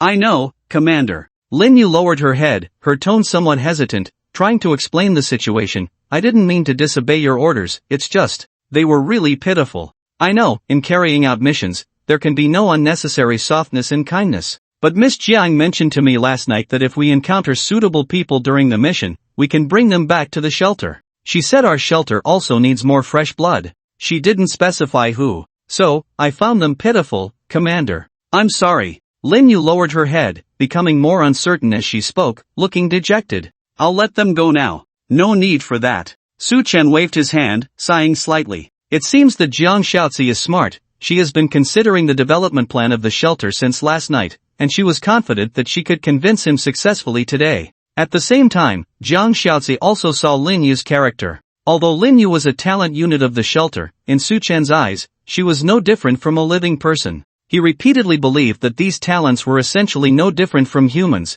and Lin Yu's talent background was a soldier of Huaxia. From this perspective, Lin Yu had the determination and action to step forward to help the weak. Dare to sacrifice, protect the people. These 8 words are the best portrayal of a Huaxia soldier. Since she had done so, Su Chen had nothing to say. Each talent had their own characteristics. If it weren't for Jiang Xiaozi's words at noon, Su Chen would have at most let Lin Yu drive these women away again. But now, it was different. Go find Jiang Xiaozi. Su Chen turned around, pulled the curtain, and said softly, she will take care of these women. Commander, are we going to kill them? Lin Yu was a little nervous, tightly gripping the rifle in her hand. Su Chen noticed her small movements and couldn't help but smile. Lin Yu, if I ask you to kill them, would you do it? Commander, I don't know. Lin Yu was suddenly flustered, her beautiful eyes widened in disbelief as she stared at Su Chen, unable to believe that the person she was loyal to could be a ruthless tyrant. Would you shoot? Military orders. Military orders are absolute.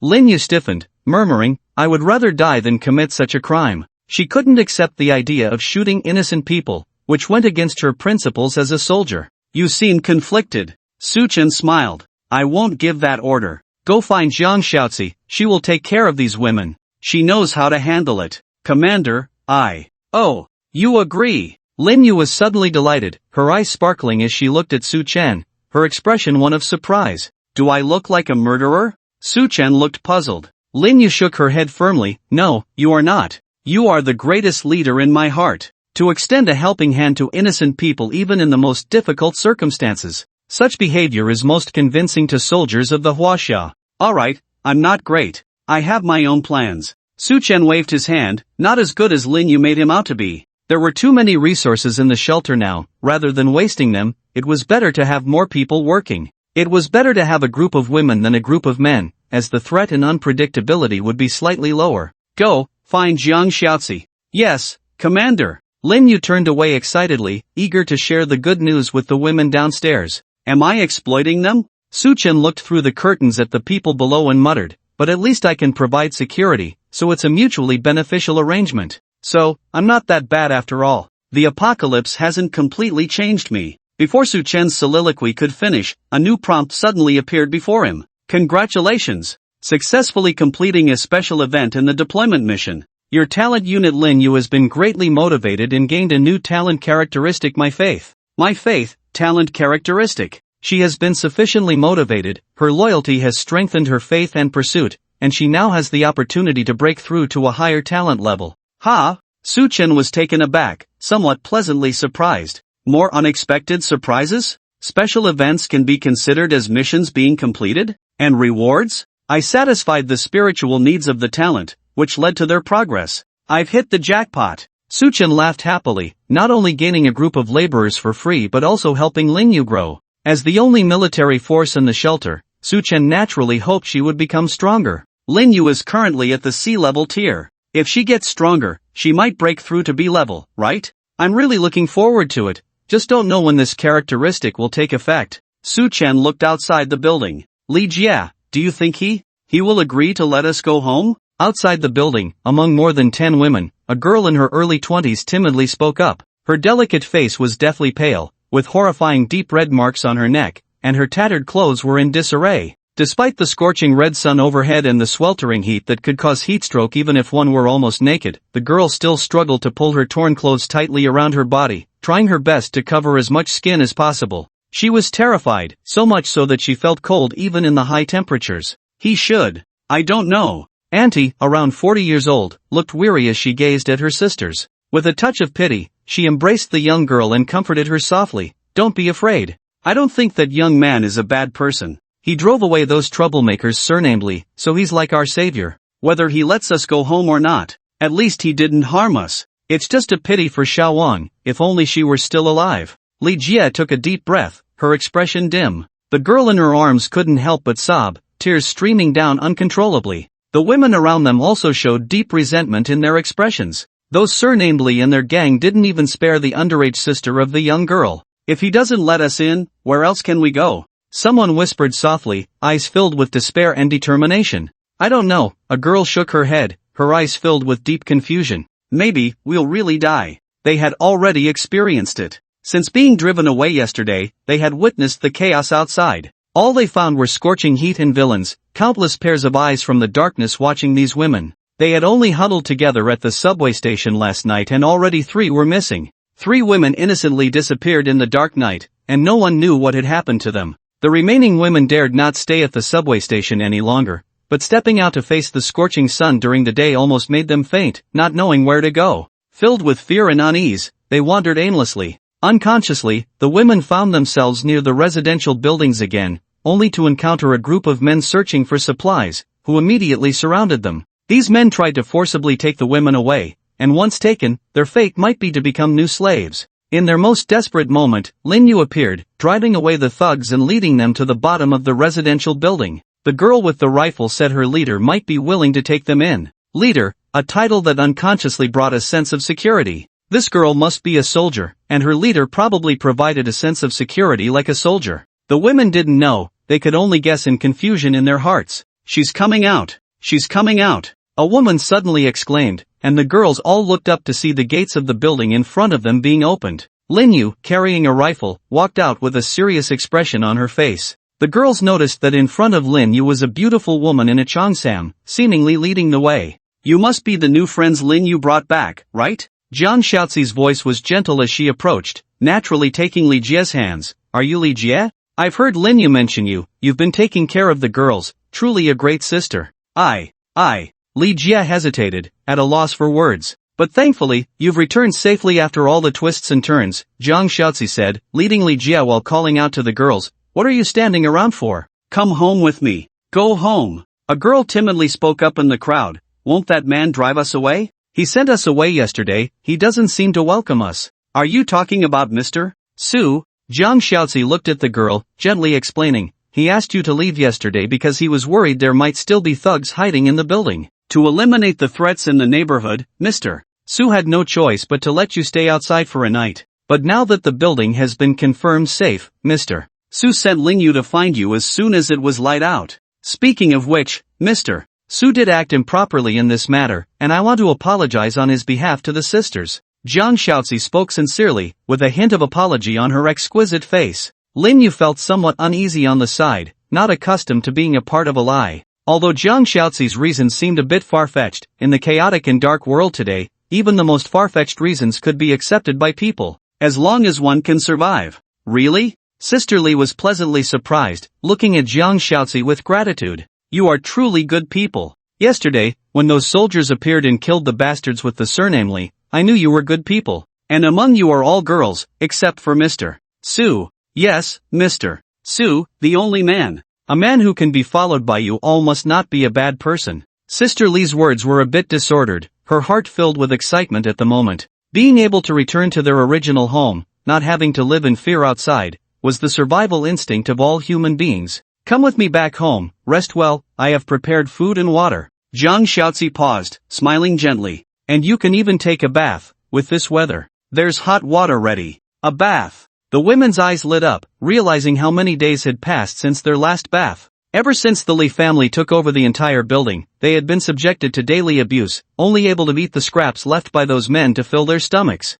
The taste of delicious food and a hot bath. Although they had experienced it just a week ago, it now seemed like it had been centuries ago. Alright, let's go home. Sister Li nodded excitedly, leading the sisters following behind Jiang Shaozi into the building. Lin Yu watched from the side, her gaze mostly on Jiang Shaozi. Lin Yu muttered to herself, no wonder the leader values her, she's truly a cunning woman. Ha! Jiang Shaozi turned back. Miss Lin, what are you saying? Ah, nothing. Lin Yu quickly waved her hand. Just hearing things, I didn't say anything. Is that so? Maybe I'm a bit tired? Jiang Shaozi smiled, turning around, leaving Lin Yu startled, sticking out her tongue. Wow, this woman has sharp ears. Jiang Shaozi's efficiency was quite good. She brought the women back into the building and arranged everyone's accommodation in just half an hour. They had originally lived in the building, but on different floors and rooms. Jiang Shaozi didn't have the women live together but had them return to their own homes, each cleaning up their rooms after the chaos of the battle, while personally delivering water and food to each household. After enjoying a somewhat sumptuous meal, the women took turns washing away the dirt in the bathtub on the second floor and changing into their own clothes. In a daze, they felt as if they had returned to before doomsday. Apart from the sweltering heat that made their heads spin, it seemed like none of the horrors had occurred. But soon, Jiang Shaozi shattered this illusion, gathering the women in the lobby on the first floor. Sisters, by now everyone should be well aware of the situation outside. Jiang Shaozi looked at the 12 women in front of her, speaking calmly, the doomsday has arrived, this is reality. Humans must stick together to survive. As women, I understand better than anyone that under this disaster, the status of women will plummet sharply, and survival will not be guaranteed. Although Mr. Su is a man, he is also a kind leader who cleared our home, provided food, water, and safety. In the survival environment of doomsday, this is extremely rare and precious. Jiang Shaozi's tone gradually became serious. To protect this peace and harmony, I hope that the sisters can unite and guard our home. Only through unity can we survive the apocalypse. I don't want anyone to destroy my home, and I certainly don't want anyone clinging to the ideals of peacetime. Let go of your pride. Put away your princess syndrome. Live earnestly. Jiang Shaozi's words were simple yet moving, bringing tears to the eyes of the women before her. They had endured hardships and were more adaptable to this sudden apocalyptic era than anyone else. Miss Jiang, does guarding our home mean, do we need to fight? A timid voice spoke from the crowd. I've never been in a fight before. No, you don't need to risk yourselves. Jiang Shaozi smiled gently at the girl, comforting her anxious heart. Mr. Su will arrange for professionals to protect us in case of any battles. In our shelter, everyone has their roles, like Miss Lin Yu here, she is our warrior. She will handle the dangerous tasks. Jiang Shaozi looked at Lin Yu standing with a gun beside her and asked with a smile, isn't that right, Miss Lin Yu? You will protect us, won't you? I promise to complete the mission. Lin Yu stood at attention, her face serious. Protecting the lives of the people is my duty and responsibility. This familiar and resolute declaration, almost a roar, brought a sense of security to every woman present. The declaration of the soldiers of Huaxia was more than just a slogan, it was a traditional virtue and instinct honed through the test of battles. So, you don't need to engage in any potential fights. Jiang Shaozi turned back to the women, saying with a smile, of course, the shelter cannot accommodate idlers, we all need to contribute to make our home safer. For example, cleaning the building, doing laundry and cooking, moving supplies, assisting Lie in renovating and fortifying the building's defenses and traps. By preparing in advance, we can effectively enhance the shelter's resistance when danger strikes. Before that, I will assign detailed tasks based on everyone's strengths and specialties. Don't be nervous, think of it as finding a job with room and board. Doesn't that make it feel easier? Jiang Xiaozi was adept at controlling the situation. With a few words, she calmed the women's emotions, leaving them with a look of longing and anticipation for a stable life. At that moment, Lin Yu suddenly tapped her head and whispered, "Oh no, Miss Jiang, I think I forgot something. I need to go report to the leader." Su Chen stood by the window upstairs, watching Jiang Xiaozi's speech to the women below. Although he couldn't hear what she was saying, judging from the expressions of the women, it seemed that they had been successfully reassured and now trusted Jiang Xiaozi. She's truly a skilled manager, deserving of being an A-level talent. Su Chen murmured, gazing at the setting sun, the sky painted in deep red, exuding a heavy and stifling atmosphere. It's been almost a week, why haven't we seen any signs of rescue forces? While military forces abroad might collapse due to the sudden disaster, in Huaxia, the probability seems low. Where are the soldiers? With millions of regular troops, city defense forces, armed police, and militia, totaling over tens of millions of combat-ready personnel, not to mention the yearly retired veterans, why is there no movement? Su Chen furrowed his brow, this was his biggest puzzle weighing on his mind. Like all ordinary people in Huaxia, he harbored the hope for rescue as the apocalypse loomed closer. Even Su Chen had once been conflicted in his heart, pondering whether, if rescue forces came knocking, he should follow the country or stay in the shelter to eke out a living.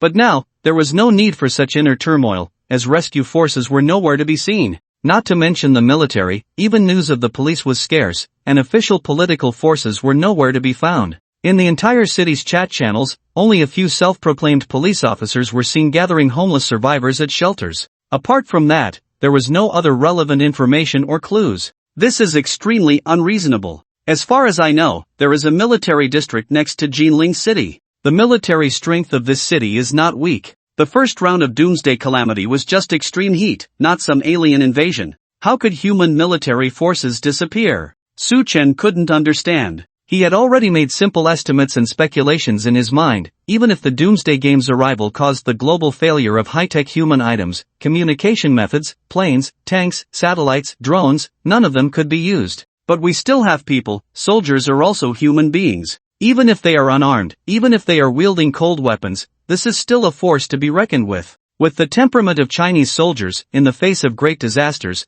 they wouldn't just vanish without a trace. There must be some hidden truth in this. Is it caused by the Doomsday Game's mechanics? Su Chen pondered slightly, furrowing his brows. Has a derivative disaster wiped out the country's military strength? That's impossible. With so many soldiers scattered everywhere, how could they all be wiped out? Even if they were all killed, they should have at least given a notification. From the current situation, the Doomsday Game's mechanics are not indiscriminate slaughter. There is no reason for the mysterious entity to have vaporized these soldiers and political forces. And currently, it's a high-temperature doomsday. Although a 70-degree climate is extremely terrifying, it shouldn't kill people instantly. Where did these people go? Strange. Su Chen muttered, last time, the mysterious entity reported the global death toll. Could it be that among the 1.3 billion dead, there are political figures and soldiers from various countries? Su Chen couldn't understand and had no channels for relevant intelligence. The only way he could contact the outside world at the moment was through the city's regional communication channel provided by the mysterious entity, similar to a game chat interface.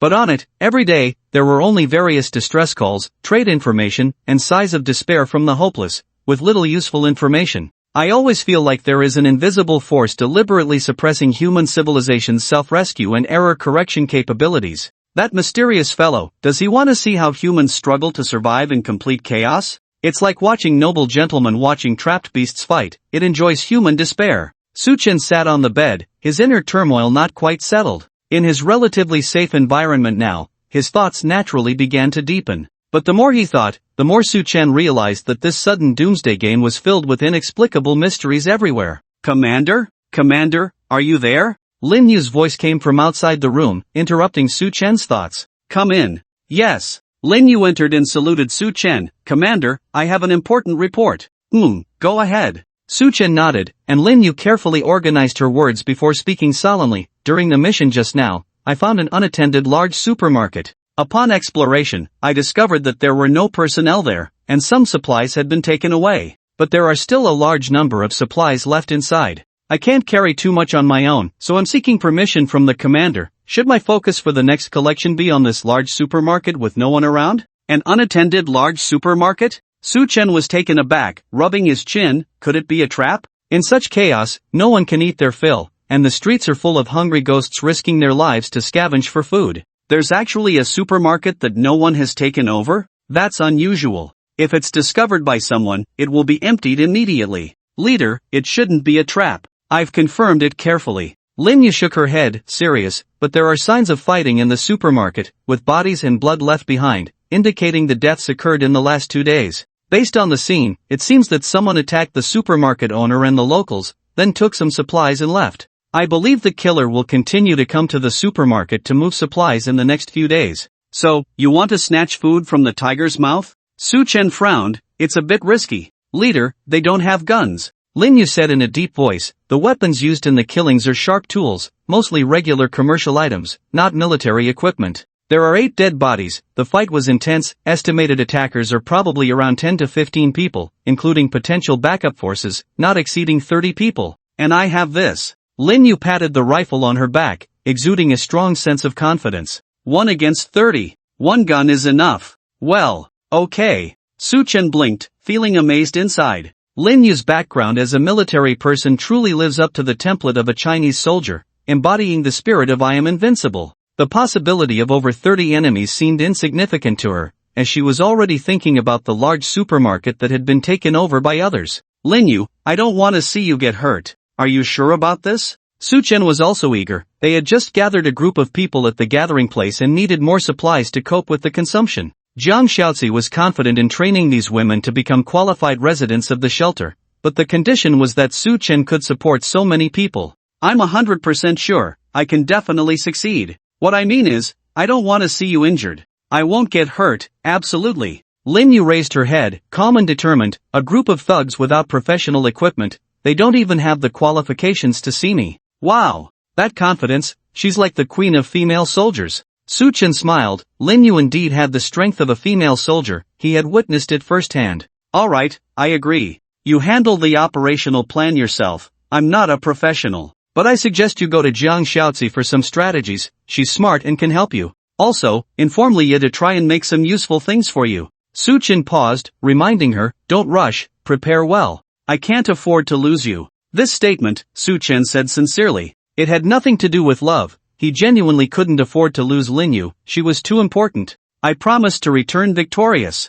Lin Yu saluted crisply and then turned to leave. With permission granted, she immediately found Leah in the research room and together sought out Jiang Xiaozi for a good plan to defeat the enemy and a strategy for moving supplies. The 3 women gathered together and, after about an hour, began to split up and take action. At 8 p.m., Su Chen watched helplessly as Lin Yu, accompanied by Jiang Xiaozi and 12 women, left the building in a grand manner. Wow, they're all out in force. Except for Leah and Su Chen, Lin Yu had mobilized all the women. Each of them held the crude spears and wooden shields quickly crafted by Leah in the research room, giving them some combat capability. I remember telling her not to be too hasty, right? Su Chen felt uneasy, muttering, it's already night, are they planning a night raid? What a daring group of women. 8 o'clock at night. Jiang Xiaozi led the girls through the streets at night. Some of them carried flashlights, while others held torches made by Leah, so there was no need to worry about lighting in the dark. The most unbearable thing was the hot weather. The girls were all dressed in layers, wrapped up tightly with masks covering their faces.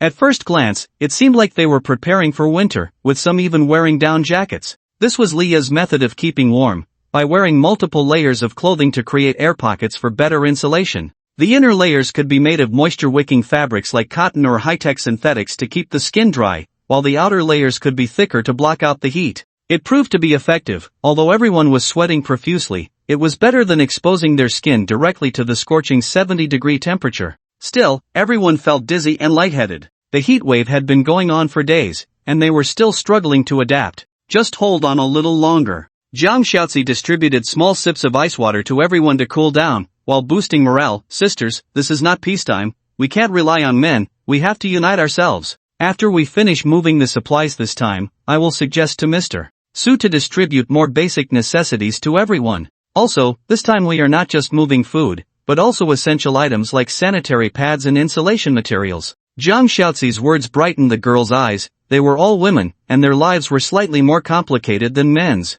If they could still live as comfortably as in peacetime in this apocalyptic environment, it would be the greatest happiness. Jiang Shaozi was not lying, she did intend to move more than just food supplies. After all, with the prolonged heatwave, most food items besides canned goods had rotted. It was better to prepare for a prolonged battle by stocking up on other essential supplies. Are we just going to move supplies? A girl looked at the spear and shield in her hand, hesitating. I feel like we are going to war. These are just for self-defense, we won't need to fight for real. Jiang Shaozi reassured them, taking the lead in the procession. Soon, they arrived at a large supermarket 6 blocks away. The 7-story city shopping mall had broken doors, a messy front littered with garbage, and dried bloodstains on the walls. The shopping mall was deserted, but Jiang Shaozi led the fearful women inside, following the signs to the underground supermarket for the supplies. At first, the women were nervous, fearing that thugs might ambush them at any moment. But as time passed, they were drawn to the diverse supplies in the mall and began collecting and moving them with determination. They all knew that the more they brought back, the less pressure they would have for survival. Now everyone was striving for their survival, and no one dared to slack off. Jiang Shaozi directed the women to continuously move the supplies outside the mall, waiting until they had enough before transporting them back. Put the heavy and large items at the bottom of the shopping carts. Connect multiple shopping carts together. Each of us will have to pull many carts. Is there a nearby delivery point? 2 people, bring the delivery trucks here, they will be useful for transporting supplies. Jiang Shaozi commanded the women, glancing at the chaotic streets with a sigh. Due to the sudden outbreak of the apocalypse, everyone had been sent back to their shelters simultaneously, resulting in twisted cars colliding with each other all over the streets. Even if she asked Leah to unlock and get a truck, she wouldn't be able to drive on it. It seems we'll have to work hard and make several trips, Jiang Shaozi said. This large supermarket must have many useful things for us. I estimate we won't finish moving everything in one night. Jiang Shaozi muttered to herself, glancing around the dark surroundings. Her sixth sense told her that she seemed to be targeted by someone. Women lit torches and used flashlights in the darkness, shining brightly like fireflies in the dark. In the depths of the darkness, it seemed that evil eyes were greedily watching the women. The bait has bin set, why hasn't the prey shown up yet? Jiang Shaozi raised her eyebrows. She was baiting herself to provide the best sniping environment for Linyu. Even to cater to Linyu's sniping angle, she deliberately placed the gathering point at the spacious entrance of the shopping mall and set up many crude torches around. This was the only light in the darkness and would surely attract the hunters coming to this shopping mall. Boss, look, there's a fire over there. At the end of the dark street, voices murmured under the cover of several abandoned cars. Lower the flashlights, don't let those people see us. Has Xiao Lin returned? What's the situation over there? She's back, Boss Lu. There's a group of women over there. I looked, no men. All women. Oh, are there still women daring to come out? Boss Lu rubbed his bald head, bending over behind the car, smiling meaningfully.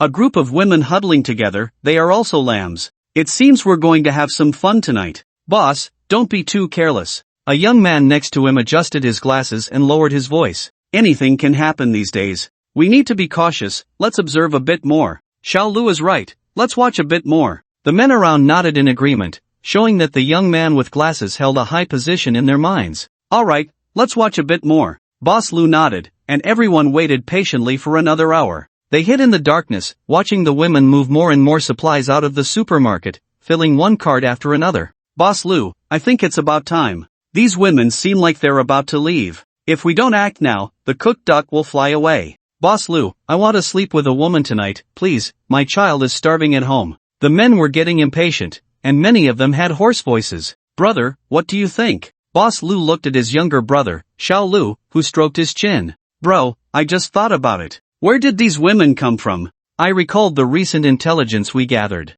There was a shootout in the residential area nearby not long ago, and there seemed to be grenade activity. Then someone saw a group of women being driven out. I suspect these are the women. After analyzing, Xiao Lu made a judgment. They probably don't have many companions, most likely just a group of women. Although they all have some weapons, women are still women, not formidable opponents in a fight. I think we can take them down, but we need to be fast because the guys from the next few blocks are also eyeing this shopping center. I'm afraid if we're too slow, someone else will reap the benefits. Xiao Lu's analysis was met with unanimous agreement. Xiao Lu's analysis is spot on. We indeed need to act swiftly and decisively, not underestimate them just because they're women. If these women are intercepted by someone else, I definitely won't be able to sleep tonight. It's worse than death. Let's agree in advance. The most beautiful one goes to Boss Lu. We've divided the rest. If it's not enough, we'll take turns sleeping. Any objections? Someone proposed a distribution plan, and the other men agreed one after another. Big Brother Lu frowned and scolded. We haven't succeeded yet, why rush?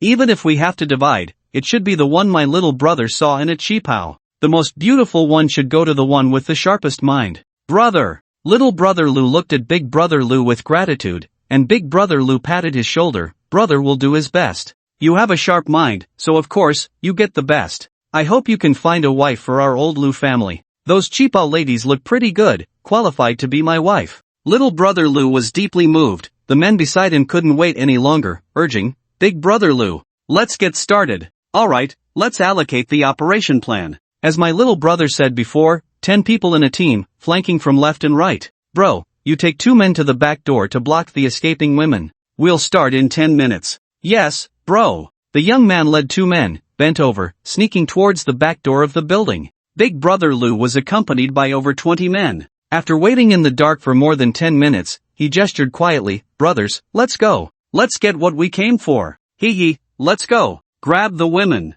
Grab the supplies. In the darkness, the men laughed excitedly, moving quickly among the abandoned vehicles. Taking advantage of the night and the vehicles for cover, they approached the women at the entrance of the building. Unnoticed by them, on a platform of a high-rise building behind them, a woman in camouflage military uniform was aiming a rifle, observing their every move through a high-powered sniper scope with night vision. Miss Jiang guessed right. Lin Yu tilted her head, slowly placing her finger on the trigger. The prey is really taking the bait. Hey, ladies! Suddenly, a man's playful greeting echoed in the darkness, startling the nearest girl. Who's there? She turned around to see over 20 men approaching from both sides, each holding weapons like fire axes, steel bars, and kitchen knives. Jiang Jie! Jiang Jie! The girl paled in fear, turning and shouting as she ran. The girls focused on moving supplies looked up, their faces turning pale. They were surrounded by these men. Don't panic, stay calm. Jiang Xiaozi's clear voice rose a few degrees as she calmly reassured the girls, take deep breaths, remember what I taught you. The women, upon hearing Jiang Xiaozi's voice, gained some courage and ran towards her from a distance, gathering around her. Some of the girls remembered Jiang Xiaozi's instructions before leaving and nervously picked up scattered spears and shields from the ground, trembling hands holding shields facing the men. Oh, thinking of getting rough? Look, it's the women's army. Ha, I like women with a bit of spice, exciting. The men joked, laughing loudly, not taking these women, who couldn't even hold their weapons steadily, seriously. They leered at the women, with more eyes on Jiang Xiaozi. For no particular reason, among these women, only Jiang Xiaozi was the most beautiful, stunningly gorgeous, surpassing the stars and internet celebrities of peacetime. Under the greedy gaze of the men, Jiang Xiaozi brushed aside the strands of hair blown by the evening breeze and calmly spoke, Gentlemen, are you out so late searching for supplies? The shopping center is big, we've already got some, we won't compete with you for the rest. Jiang Xiaozi's tone was calm, showing no fear. Searching for supplies? Brother Delu looked at Jiang Xiaozi with interest and smirked, yes, but this shopping center is the territory of our White Bear Gang. You guys coming here, took our stuff, hand it over, and then compensate us. Brother Delu, how do you want them to compensate? How else can they compensate, of course, with their bodies, haha, the one with the biggest butt. I want her. I love that type. The men didn't hide their intentions, laughing without restraint. The women around Jiang Xiaozi's eyes filled with fear and despair, as if recalling the inhumane days in the dark residential building. This shopping center belongs to you guys? Jiang Xiaozi looked up at the dim sign on the building and smiled helplessly. Well, it seems there's no room for negotiation. Negotiate? What do you want to negotiate with us? Brother Delu took 2 steps forward with a half smile, approaching Jiang Xiaozi. Do you plan to negotiate how much your dowry should be? Jiang Xiaozi fell silent, no longer speaking, just calmly raised her right hand and then clenched it into a fist. Got it. Lin Yu, hidden on the top floor in the dark, took a deep breath, entering aiming mode. What do you mean by this? Brother Delu was stunned, laughing. Are you surrendering by raising your hand, if you? Before Brother Delu could finish, Jiang Xiaozi lowered her right hand, lightly curved her index finger, mimicking the action of firing a gun. Aiming at Brother Delu. Jiang Xiaozi tilted her head slightly, and the sound of a bullet being fired echoed from her rosy lips. Bang! Put! In the moment Jiang Xiaozi made a sound, Brother Delu's head exploded instantly. Suddenly, the filthy red, yellow, and white matter splattered everywhere. The women were scared pale, bursting into piercing screams, waking up many unlucky souls suffering from heatstroke in the dark night. Thud! Brother Delu's headless body slumped softly into a pool of blood. The men were stunned amidst the screams, incredulously staring at Brother Delu's body in front of them. Their leader, who was laughing and talking a second ago, was now directly shot in the head? What exploded his head? Could this woman be a sorceress? The men were frozen, unable to react for a moment, as anyone would be stunned by the scene before them. But Jiang Shaoxi's actions did not stop. She playfully shifted her target, gestured, aimed, and squinted slightly. Bang! Put! Another man's head was precisely blown off. The tremendous explosive force almost blew his neck apart. Ugh! Ugh! Some women couldn't bear it anymore, screaming and vomiting. The scene before them was too bloody and cruel. Reality had no mosaic, only the most direct and ruthless competition and fighting. The matter of life and death often occurred in the most ordinary moments. Damn! This woman knows witchcraft. A man suddenly jumped up. Everyone reacted, looking at Jiang Shaoxi with fearful expressions. Damn it, avenge Brother Delu. Don't run, we can't escape. Let's go together. She's just one person, she can't handle all of us at once. Catch her, break her fingers. Among the men, there were some clever ones who knew they might not be able to escape from Jiang Shaoxi's hands, so they decided to fight to the death. Over 20 men rushed towards Jiang Shaoxi, who did not flinch, still aiming with gestures.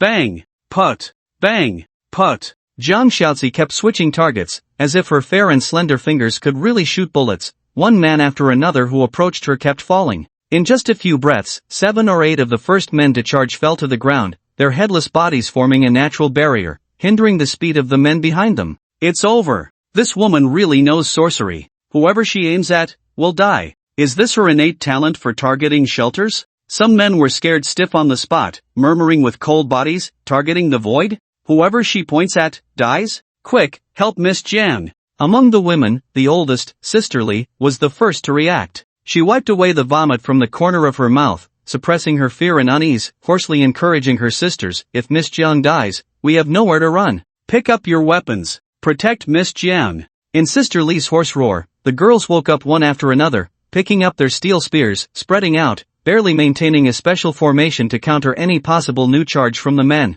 Although the women's hands holding the weapons were still trembling, their eyes were resolute. All conflicting emotions turned into anger at this moment, whether it was anger towards men or anger towards this damn doomsday. It all became the driving force for battle at this moment. Their only thought now was to remember the formation and simple combat skills taught by Miss Jiang, and then, fight for their lives. Their growth is faster than I expected. Jiang Shaoxi raised her eyebrows slightly, feeling somewhat satisfied. She brought this group of women out not only to use them as bait but also to let them witness brutal battles with their own eyes. Only under the stimulation of death threats involving blood, dismemberment, and entrails could they grow quickly. Those who cannot adapt will surely be eliminated by the times. And those who can adapt are qualified to become residents of the shelter. At this moment, the men, where would they dare to launch a new charge, standing still one by one, unable to escape or fight back? The beautiful Chong Sam-clad woman in front of them still maintained the gesture of shooting, but she did not aim at anyone. Is it over?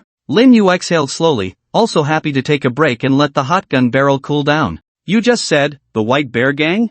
Jiang Shaoxi tilted her head, squinted her eyes, and calmly asked, where is your shelter? How many people are there? Did you kill the survivors in this shopping center? Jiang Shaoxi's questions kept coming, and the men looked at each other in silence, seeing the fear in each other's eyes. It seemed that they couldn't afford to offend this terrifying woman. She was beautiful, but also strong. Beauty. We are good people. We just wanted to say hello to you earlier. A man plucked up the courage, hoarse voice speaking, his eyes fixed on Jiang Shaoxi's fingers, afraid she would aim at him. Say hello? Jiang Shaoxi sneered, answer my questions. With a stern reprimand from Jiang Shaoxi, the men collectively trembled in fear. Someone couldn't help it and shouted, don't mess around. We are from the White Bear Shelter. Brother Bangi is watching over us. I advise you to be sensible. Your talent is indeed powerful, but the White Bear Gang is stronger. They are the top doomsday players in the city. If you let us go, we can pretend nothing happened, and we will never mention your situation. Anyway, we don't know who you are, let alone where you are.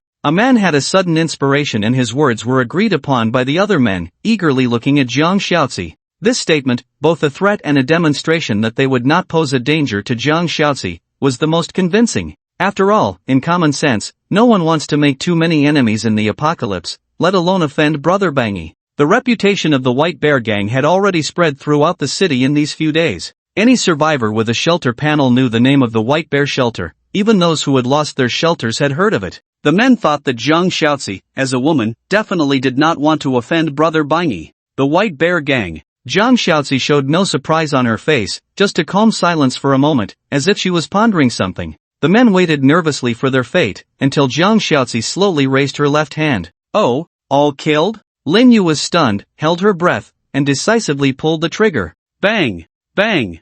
Bang! Bang! Under the cover of night, the gunfire flashed, bullets silently leaving the barrel, shattering one man's head after another. Precise and accurate, every shot a headshot. This woman is crazy. She wants to kill us all. Run! Run fast! You bitch, you! Arg! In despair, the men panicked and fled, but two legs couldn't outrun bullets in this open area. They were the best moving targets for a sniper, and Lin Yu took just a minute to kill all the remaining men. Moments later, only headless bodies lay in a pool of blood, resembling a human slaughterhouse, emitting a terrifying aura in the dead of night. At the entrance of the building, bodies littered the ground, the pungent smell of blood thick in the air. The women fell into silence, some looking at Zhang Xiaozi with fearful eyes, quickly shifting their gaze away. Zhang Xiaozi's ruthlessness intimidated the women. After a moment, Sister Li broke the silence, suppressing her disgust for the bodies, and proactively called out to her sisters, "Quick! Get moving, clean up the bodies." Sister Li's thoughts were simple: if Zhang Xiaozi killed, they had to do something too. She kills, we bury, clear division of labor, and a chance to show something in front of Miss Jiang. To prevent her from thinking we're all useless, it's better to be driven away than to be killed by her. The women were deeply afraid, reluctant but still pinching their noses to prepare for the task. No need. Zhang Xiaozi waved her hand, her voice calm and gentle, a stark contrast to her earlier indifference. There are too many bodies to clean up. Hurry and continue gathering supplies, don't waste time. Yes. Sister Li nodded quickly, showing much more respect, and hurriedly instructed her sisters to continue loading the supplies onto the truck. Only a 17 or 18-year-old girl seemed hesitant. As she passed by Zhang Xiaozi, she couldn't help but ask, "Miss Jiang, why did you kill them all?" They were begging for mercy. The girl looked timidly at Zhang Xiaozi, not yet accustomed to her cold-blooded methods in this post-apocalyptic era. "Hey, you! Get to work!" Sister Li stomped her foot anxiously, scolding, "Don't disturb Miss Jiang. Who do you think you are? Come over and work." She feared Zhang Xiaozi's wrath leading to more killings. Zhang Xiaozi glanced at Sister Li, then smiled and asked the girl in front of her, "I remember you, your name is Xiaoyan, right? 18 years old, a freshman at Jinling University." "Yes." Xiaoyan nodded. Zhang Xiaozi's smile faded, and she said calmly, "Your sister, 15 years old, died in the building. I saw her body. She died a terrible death, and I was the one who buried her." Zhang Xiaozi's indifferent words made Xiaoyan shiver, tears welling up in her eyes. "No crying. Look at me." Zhang Xiaozi suddenly raised her voice. Xiaoyan looked up at her in confusion, her eyes filled with grievance. The women around nervously watched Zhang Xiaozi, afraid she might act suddenly. "If you had been a little braver at the time, dared to resist and fight back, your sister wouldn't have died so tragically." "Miss Jiang, I couldn't fight them, I tried to resist." "Then go fight. Go die. Let them kill you. It's still better than your sister ending up like that." Zhang Xiaozi's tone was icy, leaving Xiaoyan speechless, head bowed low. "Even your sister's death didn't make you see this era clearly. What face do you have to stand here and question me? Either strip naked, kneel down and beg for safety from a man, or pick up the weapon in your hand and fight back against anyone who violates you." Zhang Xiaozi approached the girl, almost face to face, squinting her eyes. "So, Xiaoyan, what do you want to do? Fight alongside me, or find a good man? I don't know." Xiaoyan's tears fell steadily, forced into silence by Zhang Xiaozi. She just wanted to ask a question, nothing more. "Miss Jiang, oh, Miss Jiang, she's just a child." Li Jie hurried forward, pulling Xiaoyan into her arms, smiling apologetically at Zhang Xiaozi. "You're an adult, don't bother with her, I'll discipline her properly later." With that, Li Jie fiercely hit Xiaoyan's arm, very forcefully, the pain making Xiaoyan cry even louder. "It's okay, I don't mind." Zhang Xiaozi spoke lightly, "Let her cry, this might be the last time she can cry." "Zhang Xiaozi, what do you mean by this?" Li Jie widened her eyes, pondering. She wouldn't kill Xiaoyan just because of a sentence, right? Zhang Xiaozi didn't answer Li Jie's question. She turned and left, took a few steps, then turned back to look at Xiaoyan.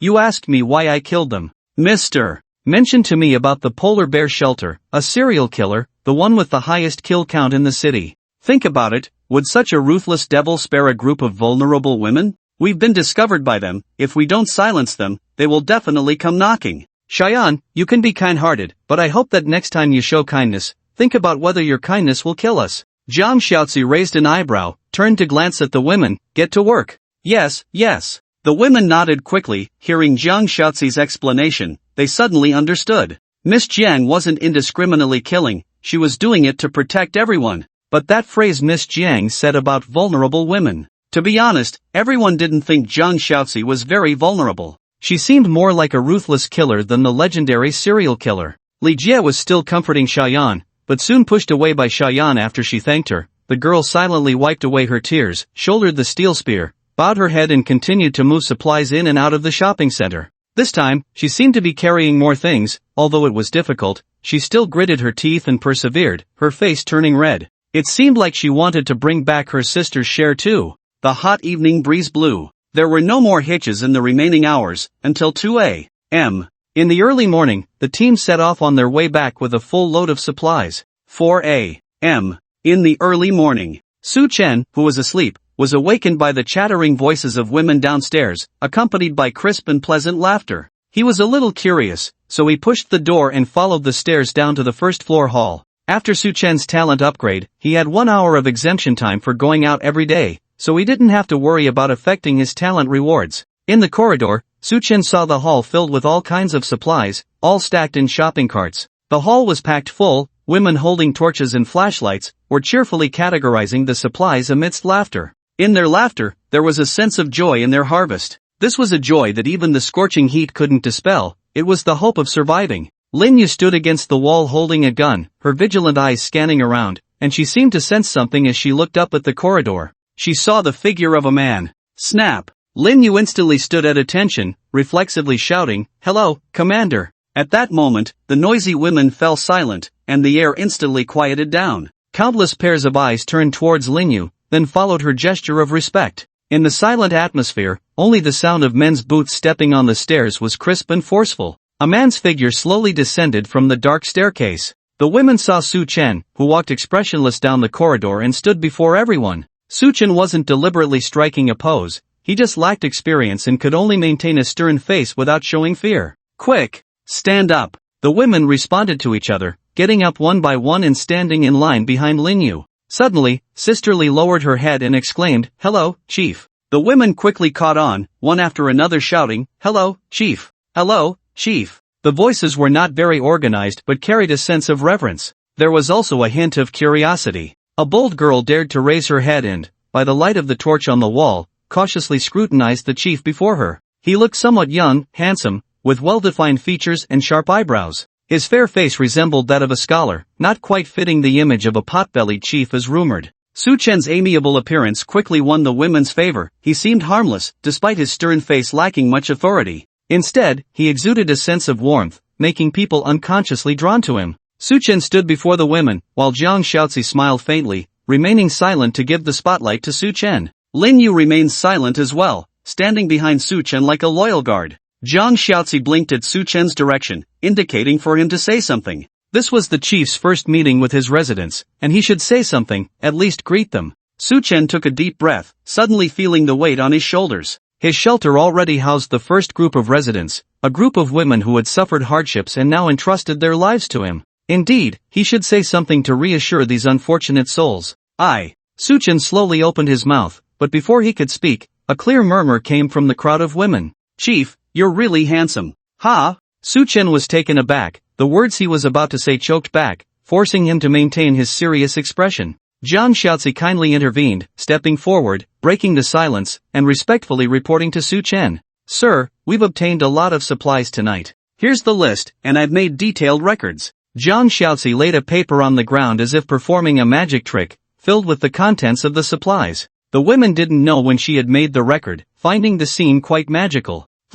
Su Chen nodded solemnly, carefully examining the list for a while before lowering his voice to ask, "Will this sustain us for how long?" Considering food spoilage, it should last about half a month for this many people. Zhang Xiaozi also lowered her voice. "If we take into account the efficiency of future exploration and collection of supplies, sir, you don't need to worry too much about this issue. I can handle it." "Good." Su Chen nodded in satisfaction, feeling completely liberated since Zhang Xiaozi joined the shelter. It was as the saying goes, when there's work, use tricks, when there's none, use secret. Ahem. Anyway, that's the idea. In short, Zhang Xiaozi is very capable. You've done very well, and everyone has done very well. Su Chen looked at the crowd, not sure what came over him, as he suddenly said, "Comrades, you've all worked hard." Oh no! Being called chief by everyone, he instinctively blurted out those words. The women were all taken aback, except for Lin Yu behind them, who instantly stood up straight with a crisp salute, saying reflexively, "Serve the people." The women also caught on and shouted in unison, "Serve the people." The voices of the women were clear and pleasant, and their shouts were more organized, resembling the momentum of female soldiers. Su Chen looked at the women and seemed to see a hint of excitement in their eyes, different from the confusion during the day. These poor women who had been destroyed and seeking refuge at the beginning of Doomsday should have died in pain during the apocalypse. But now, they seem to have found the courage and confidence to live again. Good, very good, full of momentum. Su Chen highly praised, fully affirming the transformation of the women. Zhang Xiaozi smiled as she watched the scene, and when it quieted down, she whispered, "Sir, there are some things I'd like to discuss with you. Come up and talk." Su Chen nodded, gesturing for Zhang Xiaozi to follow him upstairs. Once the two left, the women in the hall erupted into chatter, discussing animatedly. "Hey, do you think the leader is handsome?" "Yes, very young too." "Wait, why did Miss Jiang go upstairs with him? Isn't it obvious?" "They must have." "Shu, you know what I mean. They are such a perfect match. I don't know who to envy more. Do you think?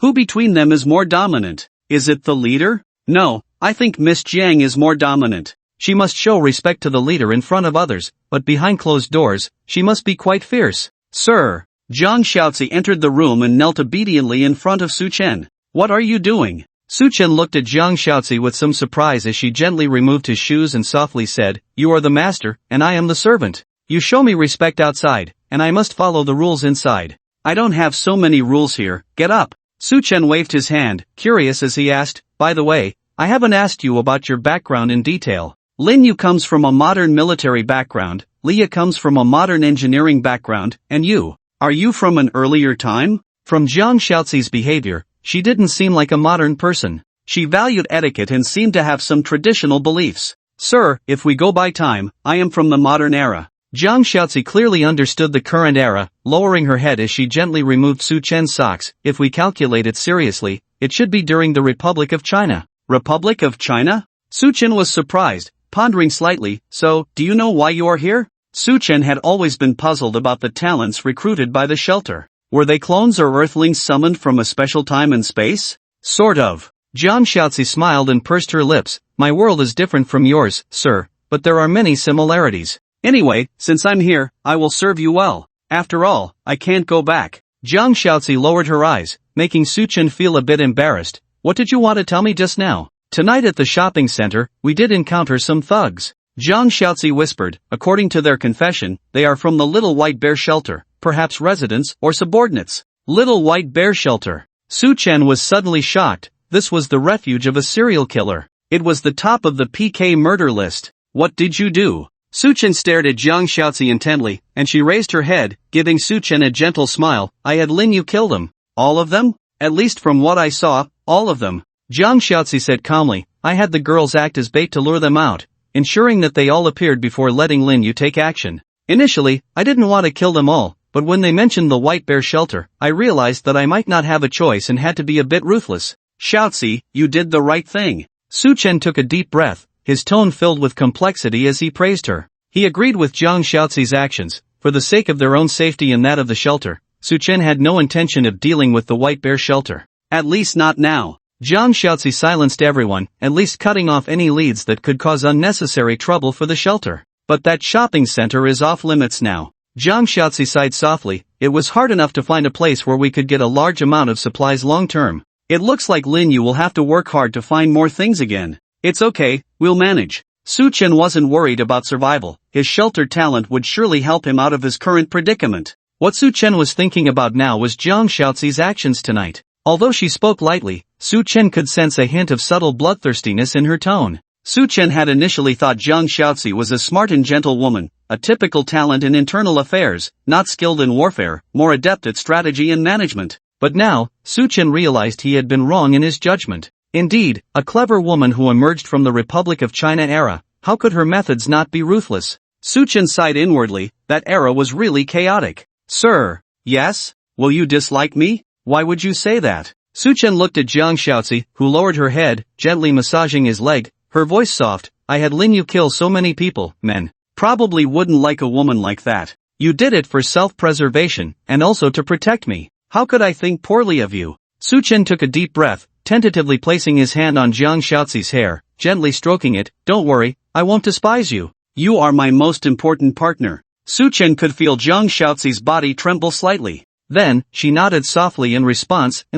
Sir, it's late, do you still want to rest? I didn't sleep well last night, I really need to catch up on some sleep. Suchen smiled, he had been worried about Lin Yu and Jiang Shaozi's safety last night, so he hadn't slept soundly. Although it was early morning now, it didn't stop Suchen from lying back down to sleep. There was no choice, the three women in the shelter were very capable, and Suchen didn't need to worry about trivial matters at all. The only thing Suchen needed to do now was stay in the shelter, relax, and wait for his rewards to come. Shaozi, I'll take a nap. Call me at noon, I have important things to do every day at noon. I will, sir. Then you. Ha, Shaozi, why are you undressing? Hey, why are you getting into bed? Suchen was startled, quickly retreating to the edge of the bed. What are you doing? Are you tired too? Should I give you the bed? Sir. Inside Jiang Shaozi's clothes, she wore a red garment similar to a belly band. She kept her head down, not letting Suchen see the blush on her cheeks, her voice soft but firm.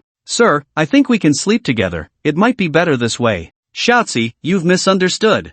I'm not that kind of person. Suchen was taken aback, waving his hand seriously. You're beautiful, but we haven't known each other for long. I understand your loyalty and dependence on me, but I won't force you to sleep with me based on that. You don't need to do this at all. Sir, you're wrong. Jiang Shaozi raised her head, her flushed cheeks adorned with bewildered eyes. It's you who I want to sleep with. Sleep with you? Suchen was puzzled, blinked a few times, not quite catching up. I accompany you, you accompany me. All for sleeping. What's the difference? In a moment of silence, Suchen saw Jiang Shaozi lower her head again, her voice soft. Sir, I'm sorry, I offended you. Jiang Shaozi bent down to pick up her cheongsam, not minding her perfect curves exposed in front of Suchen. Her emotions were somewhat downcast, not because of Suchen's rejection. More like a homeless child, lost and wandering in the dark night. Perhaps. Talents are also human beings, not so different from me. Suchen silently watched Jiang Shaozi, calling out to her, wait, come sleep here.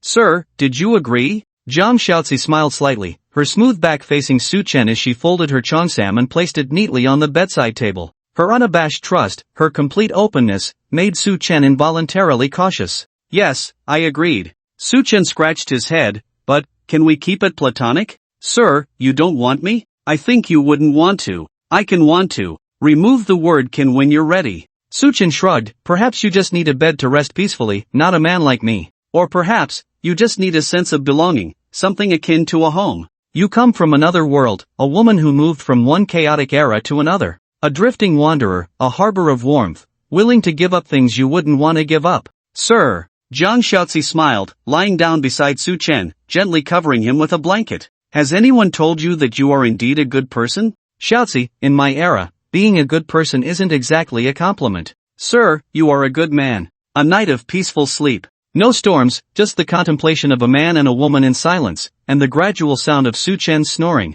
Honestly, Suchen found this kind of sleep quite enjoyable. With a beautiful woman lying next to him, barely dressed, her smooth skin feeling cool. Suchen wasn't sure if it was because of the cold air from the fridge or the touch of their skin. He wasn't a novice, but tonight he felt a rare faint tension. Sir? Sir? When Jiang Shaozi's gentle voice sounded in his ear again, Suchen opened his eyes to find the sun already high in the sky. What time is it now? Suchen got up from the bed, turned to see Jiang Shaozi in a new red cheongsam, preparing a sumptuous meal on the table. It's already 11:30, sir, you still have enough time for lunch. Jiang Shaozi approached Suchen slowly, helping him dress, which made Suchen somewhat uncomfortable. He was a man of the new era, unfamiliar with this feudal lord lifestyle. Sir. Jiang Shaozi seemed to sense Suchen's unease. She whispered softly, you always make me feel like I truly matter to you. All right. Suchen, feeling helpless, decided to relax and let Jiang Shaozi take charge. After freshening up, Suchen sat at the dining table, enjoying a hearty lunch, and inquired, what's the plan for today's gathering place? Rest, renovation, cleaning.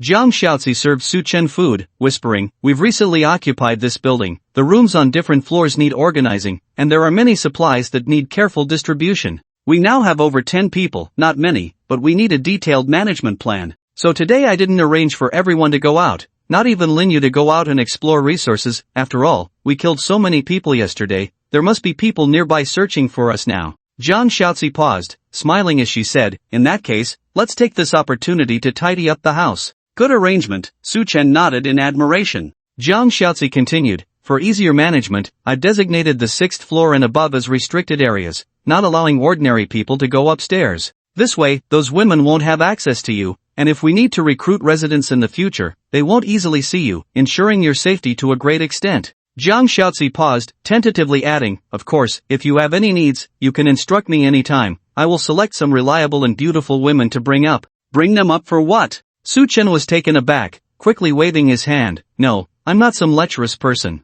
We are all here to survive. No need to treat me like an ancient king. Yes, sir. Zhang Xiaozi smiled, satisfied. Su Chen was a traditional Chinese man, his life motto being self-sufficient in poverty and benevolent in wealth. If we lack the ability, we should focus on living well. If we have the ability, we don't mind helping those in need. The Chinese nation has developed and thrived to this day because of this simple survival concept. Since there's nothing much today, let everyone rest well. Su Chen set down his chopsticks, feeling full. Tell everyone not to worry too much about the future, live a stable life. We will strive to provide everyone with the best life possible based on our conditions. But also let everyone know, we don't tolerate troublemakers here. Understand the era we are in, don't cause unnecessary trouble, it will be too late for regrets. Yes, sir. Zhang Xiaozi lowered her head, obediently responding, I will set rules well, so you don't have to worry, sir. Xiaozi, you are really good, Su Chen nodded in satisfaction, patting Zhang Xiaozi's shoulder, keep up the good work. The leader trusts you. Yes, sir. Zhang Xiaozi smiled gently, extremely cooperative with Su Chen. After their exchange, Zhang Xiaozi cleaned up the dishes and left the room. Although there was no task to explore resources today, there were still many other tasks to attend to. Since recruiting Zhang Xiaozi, the entire shelter now relied on her the most, handling all major affairs. Su Chen trusted her management skills more than his own, and with the loyalty of the talents he recruited, Zhang Xiaozi was now in a position below only him. Su Chen himself found life becoming easier with Zhang Xiaozi around. Sleeping with a soft and beautiful woman at night, waking up to hot meals, having someone attend to everything, and just needing to give orders for tasks. This might be what they call having everything handed to you on a silver platter, Su Chen sighed, sitting on a recliner by the window, squinting his eyes to feel the warmth of the sun outside. Due to the expanded cooling system of the freezer, Zhang Xiaozi controlled the room temperature at around 28 degrees, making Su Chen feel cool, prompting him to want to bask in the sun. It sounds quite exaggerated. Outside the shelter, people struggled to survive in high temperatures, with individuals dehydrating or succumbing to heatstroke daily. Everyone was frantically studying the shelter's game mechanisms, exchanging resources to ensure their survival. Only this oddball Su Chen wanted to sunbathe in the midst of a heat wave. In a daze, Su Chen suddenly felt something flickering before his eyes. He got up from the lounge chair, opened his eyes, and realized it was time. The new talent reward had been issued. Congratulations! Triggered talent reward, obtained sea-level shelter room crop farm, can be directly placed. With the appearance of the information prompt, a yellow design blueprint appeared in Su Chen's hand. Su Chen looked down, and the design blueprint displayed relevant item information. Crop farm, sea-level shelter room, can be placed in the vacant room position of the shelter, occupies 2 room positions, automatically generates a complete crop farming environment after placement, and can cultivate 3 types of crops. Ah, a farming room? Su Chen was surprised. This meant he would no longer have to worry about food in the future. With an infinite production icebox in front and a whole room for farming in the back, there was no need to go out exploring for supplies anymore. He could just stay at home and not worry about food and drink at all. Quickly try it out. Su Chen hurriedly opened the shelter's information panel and entered building mode. Currently, the shelter's available placement area was on the 6th floor, which actually had 4 residential houses. Within the shelter's building space, it also showed as 4 room areas. Besides the main house where Su Chen lived and the adjacent research room, Su Chen had 2 empty room areas available for placement. The reason Su Chen had kept these 2 rooms unused was simple. No money for placement. He didn't have the points to buy rooms, but the reward blueprint he received today required no additional points or resources to be placed and could be directly set up as a complete room. Select placement. Placement successful. With Su Chen's confirmation, the shelter's new construction was completed. Through the crack in the iron door, Su Chen could see a flash of golden light outside. Su Chen quickly went out and arrived next door. When he pushed the door open, he was greeted by a field. The entire room had completely transformed, with no more distinctions between a toilet, living room, or bedroom, only flat greenhouse facilities remained. There were necessary facilities for crop cultivation, such as temperature control equipment, ventilation equipment, lighting equipment, sunlight equipment, and so on. However, the greenhouse had not yet been planted with crops. As soon as Su Chen stepped into the room, a new information prompt appeared before him. The current crop farm room has not been planted with crops, please make a selection. Below the information were various types of crops, vegetables, and fruits to choose from. The number of varieties was not very high, around 20 or so, mostly common types, nothing surprising. With a trial-and-error attitude, Su Chen tried selecting rice, sweet potato, and orange as the 3 cultivation targets. As Su Chen confirmed his choices, a white light instantly filled the entire greenhouse room. In just a few breaths, a large number of crops appeared, filling the greenhouse room. Crops confirmed, entering cultivation stage.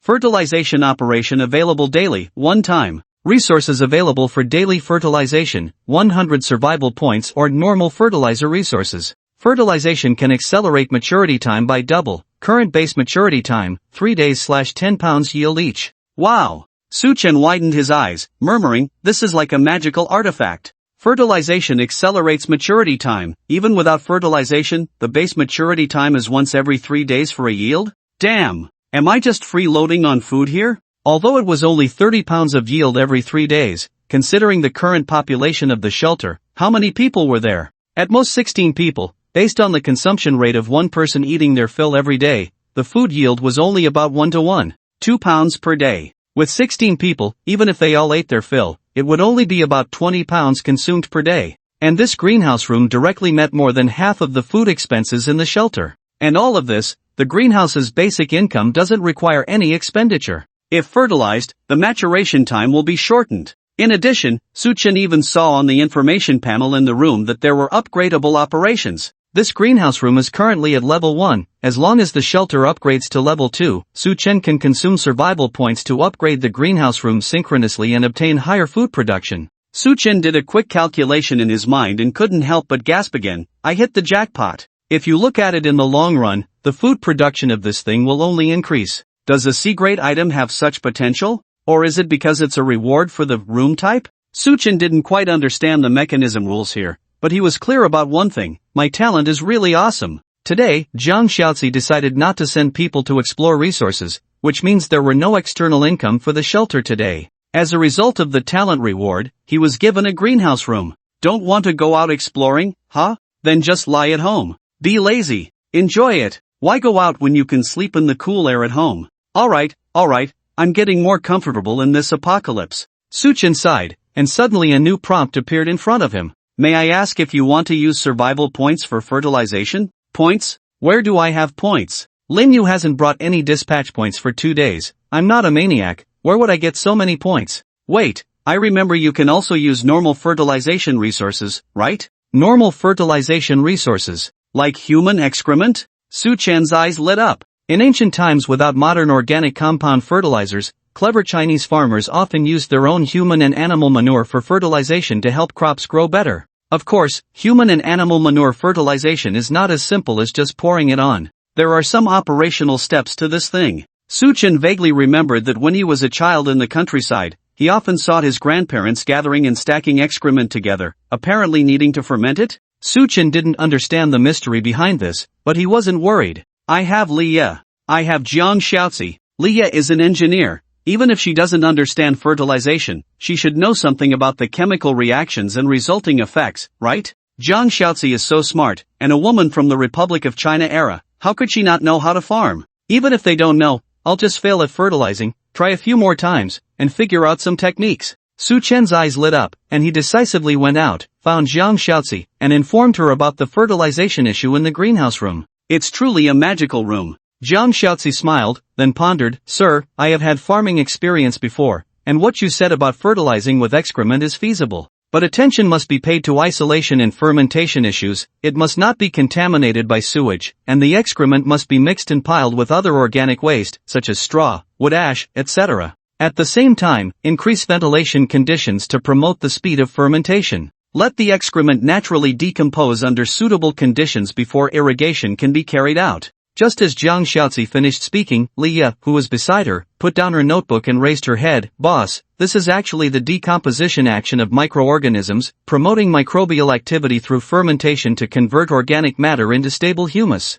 This way, various nutrient elements needed for crop growth can be formed. However, in addition to this, I think we still need to pay attention to pest control issues. Although the probability is very low, prevention is still necessary. Leah pondered for a moment. 3 days, probably 3 days, I can research a sample pesticide. We can try it then. Ah, you can even make pesticides? Suchen was stunned, looking Leah up and down. Sister, who are you, a fairy? You seem to be a bit of an all-rounder. An engineer who can make pesticides. I've never heard of that before. Is it difficult? Leah tilted her head, looking adorable. The research room is well equipped with various scientific books. I may not be very skilled, but I can follow the instructions in the books to make them. Also, since we collect supplies outside every day, I asked Linyu to bring back some pesticides. I can analyze the components, replicate something similar, which isn't too difficult. If this is successful, our shelter can establish a preliminary self-circulating system, achieving a basic closed-loop structure for food, water, and waste processing.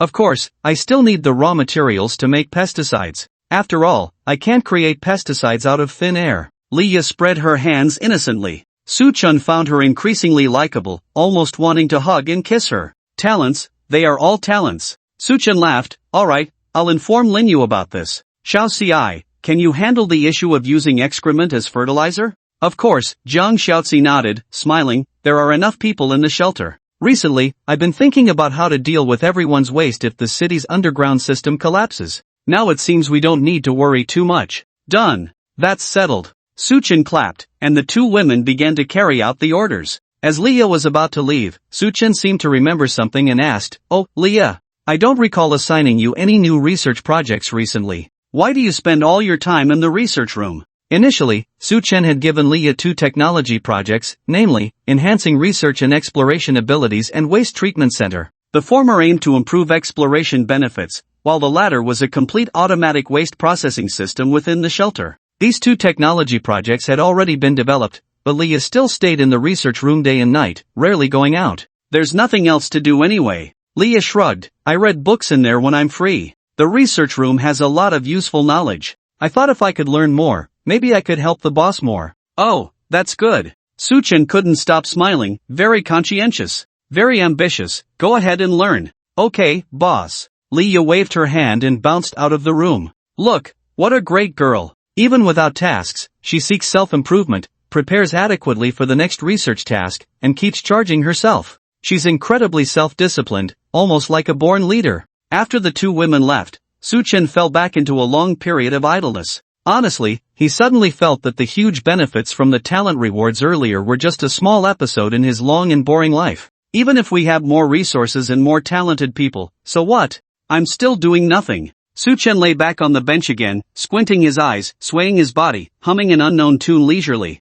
Ah, so comfortable. If wasting time is also a sin, then I might have committed a heinous crime. Muttering to himself, Suchen dozed off again. When he opened his eyes, it was already dark outside. Downstairs, he could hear the women chatting and laughing while Jiang Xiaozi was leading them through the first phase of cleaning the entire building, now gathered together, enjoying a moment of warmth. According to Jiang Xiaozi's arrangement, she accommodated the women according to the original residents' way of living, but the improvement and cleaning work of the entire building were divided into group tasks. At the same time, starting from tonight, at least 3 women would take turns on night duty every day. They didn't need to do much, just ensure the security of the building's main door, then stand on the top floor to observe if anyone approached. If any anomalies were detected, they were to inform Lin Yu directly. As long as Lin Yu could discover intruders promptly, there wouldn't be major issues. Under Jiang Xiaozi's arrangement, the entire residential building had entered a systematic and orderly development track. Suchen didn't disturb the women's joyful time, quietly went back upstairs, took out the chess set prepared by Jiang Xiaozi for himself,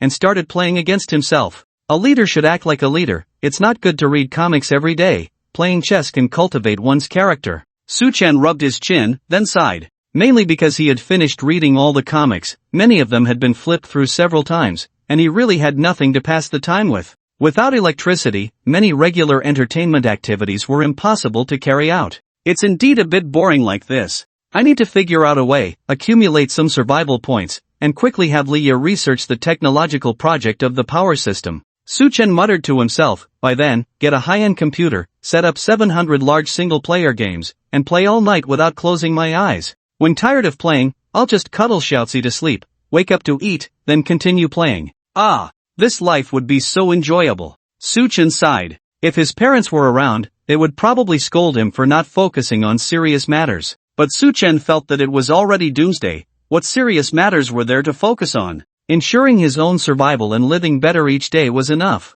If one couldn't even live happily, what was the point? Suchen had no grand ambitions or selfless dedication to saving humanity. He just wanted to live well, make the shelter safer, so safe that even if the world collapsed outside, he would remain unscathed. While Suchen was envisioning a better future life, suddenly a long unheard mysterious voice sounded in his ear. Warning! All Doomsday game players, please pay attention. The following will broadcast important rules of the Doomsday game. Ha! Suchen was taken aback, his expression instantly serious, and his inner self also surprised. This mysterious voice had appeared on the first day of the apocalypse, then there had been no movement for several days, always guiding human survivors on how to use the shelter with game-related tips. Now its voice reappeared, seemingly heralding that something significant was about to happen. At the same time, in every corner of the globe, all humans set aside their busy tasks, anxiously waiting in silence for the mysterious voice. After a slight pause, the mysterious voice appeared clearly in the ears of every human. Global announcement begins now. The Doomsday game has been approaching for almost a week. Now initiating the War Doomsday module, the test of tribes. At the beginning of the apocalypse, all militarized humans and politically related groups worldwide have been temporarily stored in frozen, not existing in the world of Earth. The Earth War Doomsday instance environment has been set up. Various militarized personnel from each country will soon be sent into the relevant instance world. Suchen held his breath, carefully listening to the voice, furrowing his brows as he analyzed the implications. War Doomsday instance? I was wondering why I didn't see any military, police, or officials around. Turns out they've all been stored away. Now, is it their turn to make an appearance? But from the looks of it, it seems they still can't return to Earth? Suchen muttered. Before he could make a new judgment, the mysterious voice rang out once again. National announcement for the Huaxia region in progress. In 1 hour, the National Doomsday online voting will commence. Voting content, determining the difficulty level of the war scenarios faced by the militarized population in this country. The higher the difficulty, the richer the rewards for voters after the Doomsday War victory. And immediately after the voting ends, random survival supplies rewards will be given based on the difficulty level. Within each month, there is only one ongoing Doomsday War. If a Doomsday War in this country fails, 1/10 of the national population will be randomly wiped out. At the same time, a huge strengthening reward for the next war will be obtained. Failure to carry out the wiping operation after the war failure will result in a huge weakening penalty for the next war. Before the war, humans in the war scenario world can send a small amount of information to this country, limited to 10 words or less, to guide the national voting. Both sides should note 1. Life is only once. Please carefully consider the difficulty level of the war scenario. 2. The war scenario affects the survival difficulty of humans on a large scale. If the war situation turns unfavorable locally, it will still lead to doomsday derivative disasters occurring within the country. 3. The war scenario world and the Earth's doomsday world are not interconnected. If all militarized humans in this country die in the war scenario, they will only lose the qualification to participate in the next war scenario, not continue to wipe out survivors within the country, and vice versa. 4. During the war, survivors in this country can observe the progress of the Doomsday War situation within the country, and can spend survival points to watch the complete process of the war situation. 5. During the war, militarized humans in the Doomsday War scenario can observe the number of survivors and the survival situation within the country, and after winning a small-scale battle, they can choose between claim and give operations. Claim, with the qualification to win, forcibly claim materials, items, props, etc. from survivors within the country, either designated or random. An additional operation can be carried out before the first battle. Give, with the qualification to win, forcibly give materials, items, props, etc. to survivors within the country, either designated or random. An additional operation can be carried out before the first battle. Now, a 1-hour buffer time begins. Both sides on Earth should prepare themselves to let oneself live, or let them live. I look forward to seeing your choices. As the mysterious voice finally disappeared, Suchen stood still for a long time, unable to speak. He understood. The Doomsday game was nothing but a mockery of humanity. Those who had survived until now might still think that the first round of the scorching doomsday was not so bad, as long as they knew how to cool down and wouldn't die. Even if their shelters were talented, they could still live comfortably. But tonight's mysterious announcement made the global population realize the cruelty of the doomsday game once again. All militarized humans worldwide entered another doomsday scenario world, where they had to fulfill their duty as soldiers, to experience doomsday warfare. Non-military survivors experienced round after round of doomsday disasters on Earth. Military survivors engaged in continuous doomsday battles beyond Earth. If there were casualties, it meant real death. But if it were just that, both sides could only be said to be seeking survival in different doomsday environments, and the mysterious entity eliminating technology and taking away soldiers might just be to intensify the cruelty of the doomsday.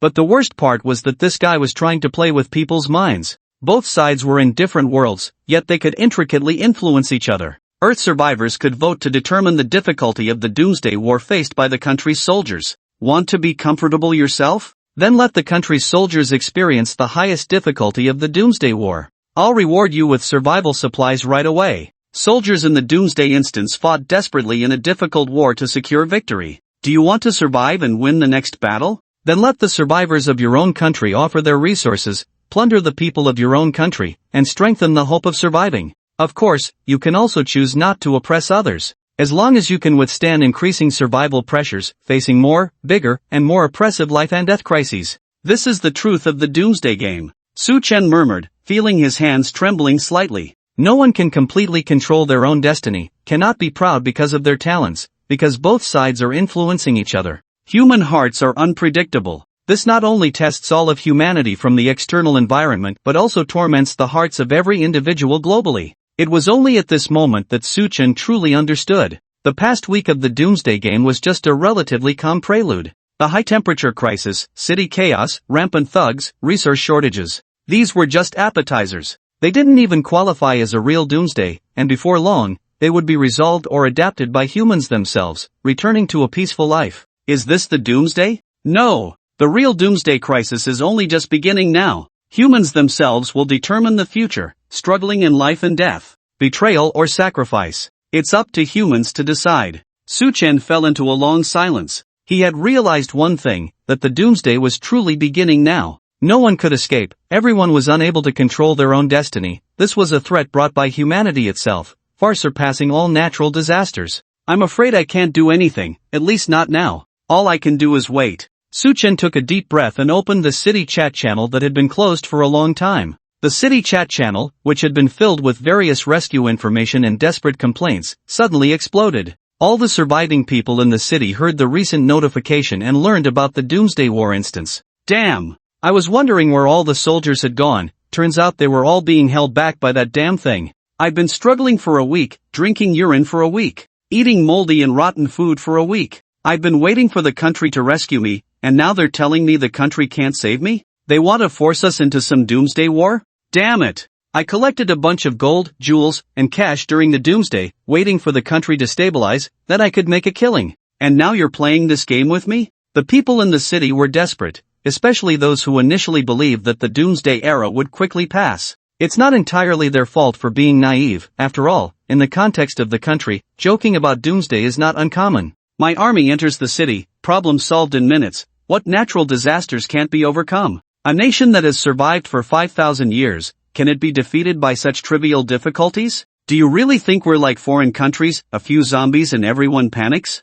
A big flood and the whole country collapses? It's not that we're too confident, it's just that these things are not challenging. But now, everyone is losing confidence. The mysterious presence seems to know the cards of the Chinese people, and directly takes away their trump cards. Hey, you've lost your trump cards, keep playing the doomsday game. Everyone's silent when they play. The Chinese nation is a unique nation of heroes protecting ordinary people. Now that the heroes have been taken away, only ordinary people are left. Isn't this deliberately causing trouble? But if it were that simple, it wouldn't be a catastrophic start. After all, new heroes can also emerge from ordinary people. The mysterious entities seem to have anticipated this, directly triggering a mechanism of dual-world survival in the face of common doomsday. Soldiers wage apocalyptic wars in other worlds, while civilians on Earth endure rotating catastrophic events. This move is so damn insidious, undermining us from within. A survivor cursed in the chat channel, let them fight their wars, why drag us into this mess too? This whole setup may seem complex,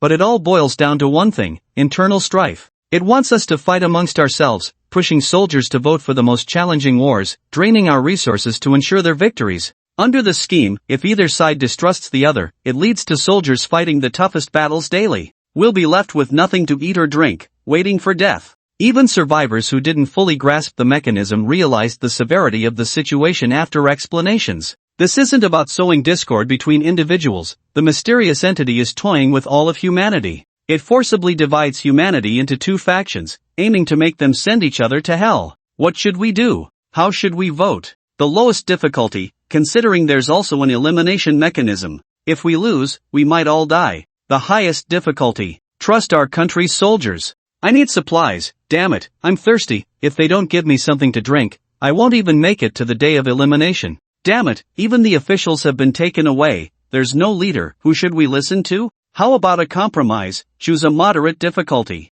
Actually, I don't have much water left to drink. What's the point of discussing? We don't even know how many difficulty levels there are for voting, and it's not just our city deciding. There are so many places in the country. I have a feeling I might die. That doomsday war doesn't sound easy at all. When will that thing stop? Are we going to fight endlessly? In that case, knowing they won't return, will they prioritize their own survival? The chat channel was in chaos. People discussed fervently, some tried to maintain order loudly, but to no avail. At such times, only high-ranking officials, soldiers, and other special individuals could quell the chaos and make the populace comply. Apart from them, no one trusted anyone else. Why should they listen to you? Suchun understood this well, silently observing the city's escalating chaos. Perhaps, this is what the mysterious entity wants to see. Just a few words, and the surviving ones are plunged into chaos, harboring more despair for the future. It simply wants to toy with us. Suchun sighed deeply, knowing there were many survivors like him silently observing.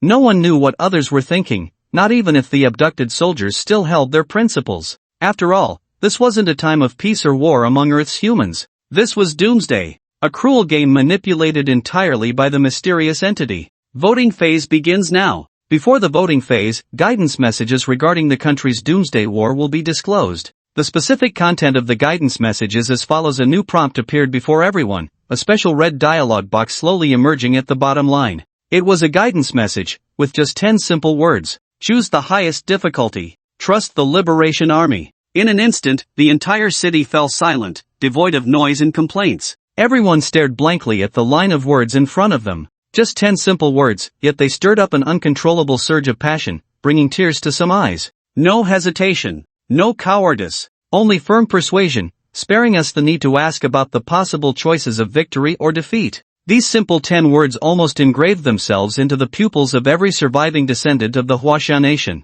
Incredibly fervent. Is it because the higher the difficulty, the more survival resources we obtain? Suchun murmured, this being the only answer he could think of. There was no other reason, just the need to rescue the people. Even though we are no longer on Earth, we still have to do our utmost to rescue the entire nation. Because sacrificing for the people is the foundation of every Huaxia soldier, the strongest cornerstone of a great faith. You guys are being a bit too straightforward, Suchun chuckled bitterly, raising his hand to feel the dampness on his cheeks. But indeed, I am moved. Suchun took a deep breath, trying to calm himself down, as he saw new prompt information appearing before him. Guidance information has been announced. Now let's proceed with the online voting. The difficulty selection for the first round of the National Apocalypse War is as follows: single choice F rank, E rank, D rank, C rank, B rank, A rank, S rank. The difficulty increases sequentially, starting from D rank difficulty, where survivors of the nation can obtain basic survival resources, and then with each increase in difficulty, the rewards of resources double. The theme of this National Apocalypse War, Bloodbath. War scenario, random city map environment within the nation. Duration, 21 days. Victory condition, annihilate all enemies. Defeat condition, our side is completely wiped out or time expires. The number of participating soldiers is limited to 100,000, without carrying any war equipment, and must exterminate 10,000 mad demons within 1 month. Mad demons, monsters of the apocalypse world, humanoid, 3 meters tall, with twice the speed and strength of humans, possessing biological features such as rapid healing, disease infection, low-altitude flight, and advanced intelligence. Starting from D-rank difficulty, with each increase in difficulty, the number of mad demons doubles, with a maximum of 160,000 mad demons at S rank. Let the voting begin. The voting time is 1 hour. Failure to vote within the time frame will be considered as choosing D-rank difficulty. At the bottom of the latest information, there was a picture of a mad demon displayed. It was a humanoid monster with reddish skin, massive physique, strong muscles, clad in heavy armor, and wielding sharp melee weapons.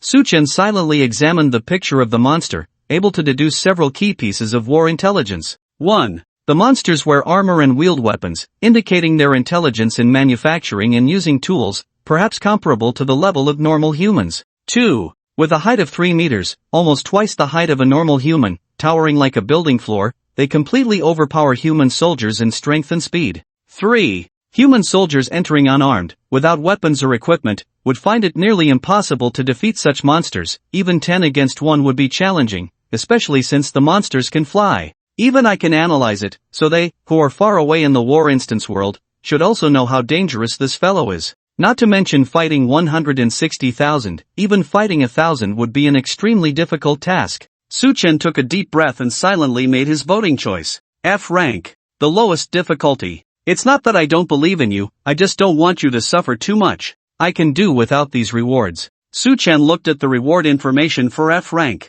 By successfully choosing this difficulty, the number of enemies is reduced by 50%, and humans are allowed to use corresponding weapons and equipment not exceeding the number of participating personnel. But at the same time, after winning the difficult war, the war material rewards obtained by the surviving natives of Earth will be reduced to 20% of the basic reward. This was the reason why Suchen chose the F level. From the information hints, it can be analyzed that various military technologies and equipment on Earth should have been forcibly taken away along with the soldiers. So these days, what is being sold in the market are mostly items like pistols, with even submachine guns and rifles rarely seen, and there are not many grenades either. If tanks, airplanes, and other weapons were also sent over, bringing them along should increase the chances of winning, right? But, I estimate not many people would choose this difficulty level. Suchen smiled bitterly, knowing that he was wasting his efforts. The F-level difficulty was simply unattractive, not only providing no material rewards, but also not offering much benefit even after winning.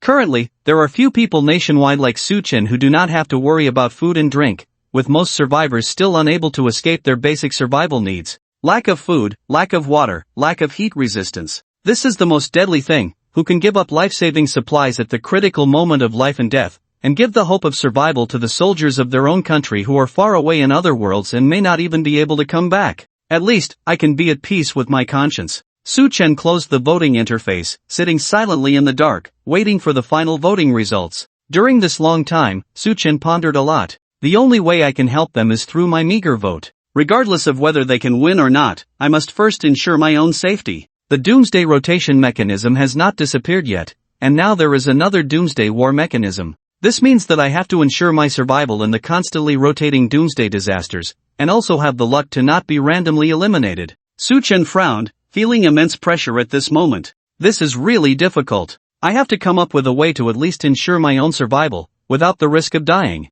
Lost in thought, Suchen was suddenly interrupted by the information that appeared before him. He looked up and saw that the voting results were out. Let me see, it should be D level, B level is also possible. It can't really be S level, right? Suchen looked up and was instantly stunned. He saw the answer. The first round of the National Doomsday War difficulty, F level. Damn! Suchen was shocked and jumped up. It's really F level. So the hearts of the Chinese people are so pure. What's going on? Now there are thugs everywhere outside, and the Doomsday War vote resulted in F level? Where are the thugs? Don't you want supplies? Could it be that when it comes to the life and death crisis of the nation, each and every one of you suddenly rises up with righteousness after causing trouble during the doomsday? It's like they've turned into righteous outlaws. Suchen was a bit confused. He felt like reality was a bit magical, or maybe his understanding of his fellow countrymen was a bit too one-sided. It wasn't just Suchen who didn't understand. The people in the city chat channel were also in an uproar.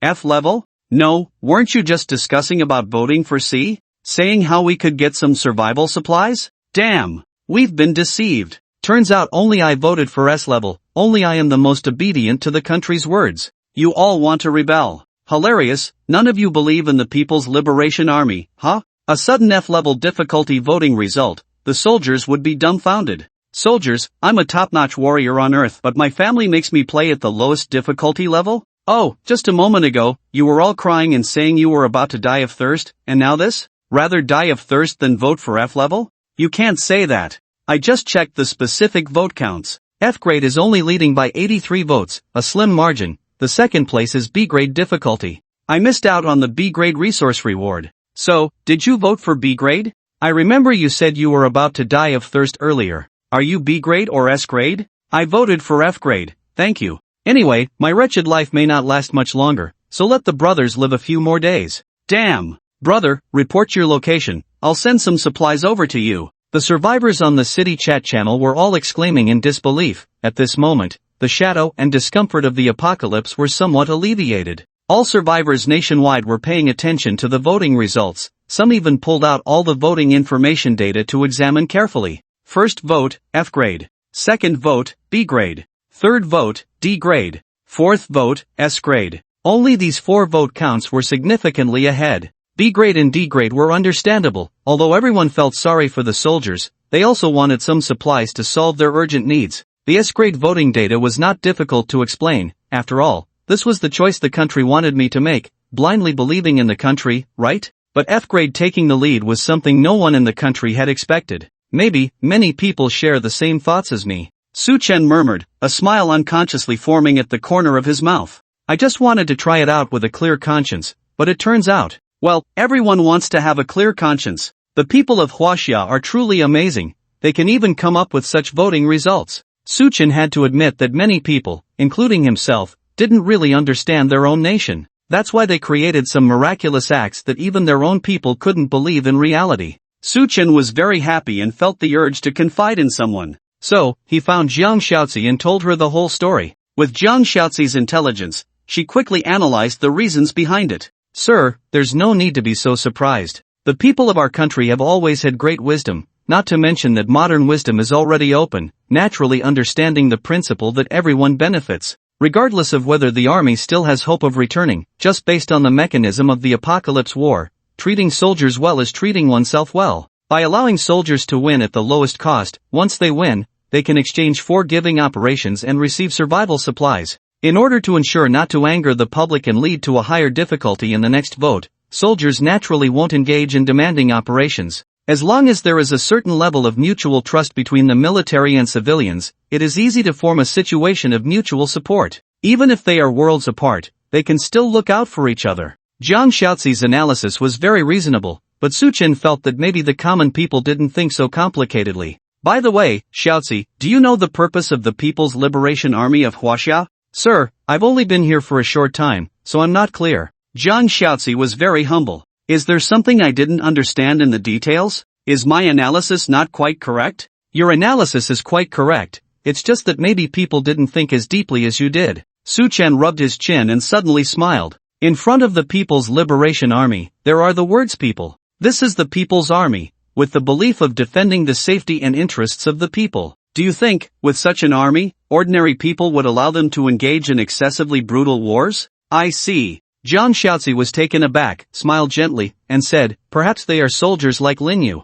No, Lin Yu is a soldier like them. Just as Su Chen was about to say something more, a new prompt message appeared before his eyes. Congratulations! The National Army has decided to use additional pre-war operational permissions and activate the giving module. All survivors in the country will soon receive random rewards from the National Army. Congratulations! You have received a random reward, D-grade water purifier. D-grade water purifier can transform non-potable water into potable water, purifying up to 200 liters per day. With the appearance of the prompt message, a golden light shimmered in front of Su Chen. As the golden light dissipated, a large water purifying device over a meter high appeared in front of Su Chen. This water purifier was of a type Su Chen had never seen before, obviously not existing human technology, as the item information clearly stated, can purify non-potable water. This thing was not limited in its purification range, it could potentially purify any kind of water. Very miraculous. Jiang Xiaozi blinked her beautiful eyes beside him, marveling softly. She was surprised by the sudden appearance of the item out of thin air, while Su Chen was astonished at how urgently the country was distributing rewards. Before the first battle, all military forces had the authority to request and give once. Either they could request civilians to increase their chances of winning the war or give random survival supplies to the people. Obviously, the Chinese military decisively chose to give, so much so that the speed was almost immediate after the voting results came out, fearing that civilians might die in the apocalypse if they delayed. A water purifier, I'm lucky. Su Chen touched the large device, next to which was a manual detailing its simple operation and precautions. Great! With the greenhouse room and the water purifier, he could truly settle down here forever. There was also a freezer acting as an air conditioner and providing chilled water. The shelter's defensive capabilities were not weak, and Leah, the research maniac, could continuously enhance the shelter's building defense coefficient. Now, what else do I lack? Maybe, I really just need some entertainment facilities. Su Chen pondered, will tomorrow's reward actually provide me with some entertainment facilities to fulfill my spiritual needs? Su Chen opened the city chat channel. Everyone was excitedly discussing the random rewards distributed by the country. Look! A magical bread tree. It produces 6 pieces of bread steadily every day, eating 3 fills the daily nutritional and hydration needs. I praise the Liberation Army to the heavens. Do I have the worst luck? A self-powered air conditioner. No need for electricity, just turn it on, self-regulating temperature. It can even activate hibernation mode, reducing human energy consumption without entering true hibernation. Ha! Am I the most unlucky one? I got a weapon, an energy-free laser dagger. What am I supposed to do with it? Give me more food. I looked around and analyzed it. It seems like the rewards we received are what we urgently needed, right? This mechanism is quite reasonable, not too chaotic. This mysterious presence is quite particular. You guys are all surprised like you've never seen the world, isn't this expected? They are who? They are the people's soldiers. They will definitely choose the give operation without thinking, and it will be like this in the future, no need to think about it. Ha! What does this mean? Will there be more rewards in the future? Even though it's already the apocalypse, I still have to be protected by the Liberation Army every day? I feel like I'm a happy little waste. To be honest, I still hope they come back. The world is still quite chaotic. I dare not go out casually. Every day I see corpses outside. Sigh. On the chat channel, there were only surprises and discussions about their respective rewards, with many people proudly posting what they received as if showing off. This scene had a vibe of comparing who was luckier after a tenfold draw in a game. Of course, everyone knew who gave them this joyful confidence. With this wave of support, it is estimated that the death toll of survivors nationwide will sharply decrease tomorrow. Su Chen murmured, from a broader perspective, the grant operation is indeed effective, directly meeting the most urgent need for survival resources for everyone. This reward sounds a bit like my talent, but I can get rewards every day, while the rest can only wait for the soldiers to win battles. Su Chen analyzed while looking at the dialogue information box in front of him. Operation completed. Doomsday War has begun. Survivors can check the approximate direction of the current war in their country in real time through the shelter data version at any time. They can also spend extra survival points to understand more detailed information about the war situation. The Doomsday War has already begun. I wonder how the situation is over there, whether the soldiers have a chance of winning against those extremely bizarre demonic creatures. Su Chen was uncertain. He trusted the soldiers, but humans didn't understand demons, and in the first war, anything unexpected could happen. But compared to the outcome of the war, Su Chen felt that the 2 lines of information in front of him seemed to have a deeper meaning. Since we can see the approximate direction of the war without spending points, why emphasize that we can spend points to understand the war situation in more detail? It shouldn't make a difference. Understanding the war situation in more detail is useless and doesn't affect the course of the war. Su Chen muttered, then suddenly had a flash of insight. So far, the hints given by the mysterious entity have been straightforward. It wouldn't deliberately introduce a seemingly useless mechanism. Think about it. Is this information really that simple? It couldn't be a sign that survivors on Earth can actually influence the course of the Doomsday War by spending points. Sir, what are you thinking about? Jiang Shaozi raised her head, looking at Su Chen lost in thought, and curiously asked, is there something wrong with this machine? Jiang Shaozi had already figured out the function and usage of the machine. She didn't understand why Su Chen hadn't given orders to have her arrange for the installation and use of the machine. This big guy could provide the shelter with the most stable water supply. I'm just thinking about a possibility that hasn't appeared yet. Su Chen took a deep breath, telling Jiang Shaozi about the information prompt in front of him and his speculation. Do you think my guess is possible? Sir's guess is very accurate. This is something that will definitely happen. Jiang Shaozi didn't hesitate, instantly making a judgment and pointing out the key point, as Sir said. The fact that the mysterious entity has not shown any unnecessary actions means that there must be a reason for the inconsistencies in its actions. I was thinking before, if in terms of the mechanism of the Doomsday War,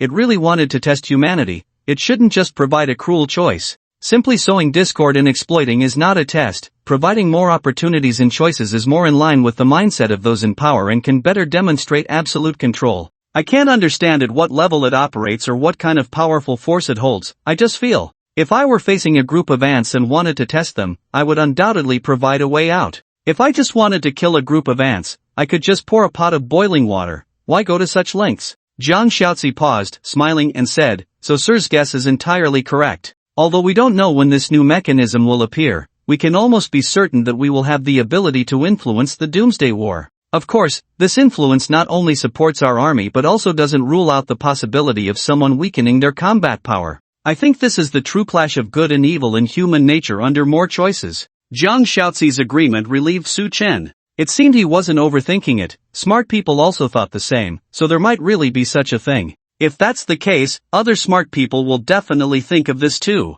Once more and more people know about this, the role of survival points will become more significant. Whether it's to help the soldiers or weaken them, everyone with their own thoughts will try to get more survival points by all means. Su Chen muttered, Shaozi, we need to act quickly. We need to keep up with the pace and find ways to earn more points. Earning more survival points not only improves the living conditions of the shelter but also affects the soldiers in the midst of the Doomsday War. Su Chen values the latter more. At this stage, he doesn't have much urgent survival pressure. The only thing that could directly threaten Su Chen's life is the potential random elimination after the failure of the Doomsday War. Although the soldiers are unlikely to make that choice, since this punishment mechanism exists, there might be a possibility of a mandatory elimination punishment. It's better to be safe than sorry. If in the future the soldiers lose a few battles and a mandatory elimination is enforced, it would be a disaster for him. What you said is absolutely right, sir. Jiang Shaozi nodded and asked, should I let Lin Yu continue exploring resources outside? Exploring resources is secondary. The key is the survival point rewards after the exploration mission. No, wait a bit longer. Those 10 points, 20 points won't make much difference. Su Chen waved his hand. Whether it's building shelters or supporting the Doomsday War, the point requirements will definitely not be low. Ordinary means won't be enough. We have to use extraordinary means. Su Chen's eyes sparkled with a strange light, and at that moment, he underwent a subtle psychological change. Jiang Shaozi was very understanding. She sensed a slight change in Su Chen's heart and couldn't help but lower her head, uttering a word. Polar bear shelter. Su Chen remained silent, not saying a word. After a while, he raised an eyebrow. Are you suggesting I learn from the polar bear shelter? No. Jiang Shaozi shook her head, smiling as she spoke. Sir, you told me that the polar bear shelter holds the most survival points in the city, and destroying a shelter allows one to directly inherit the opponent's unused points. So, sir, why not rid the people of this scourge? Late at night, Su Chen lay in bed, staring blankly out the window in the darkness with bright eyes.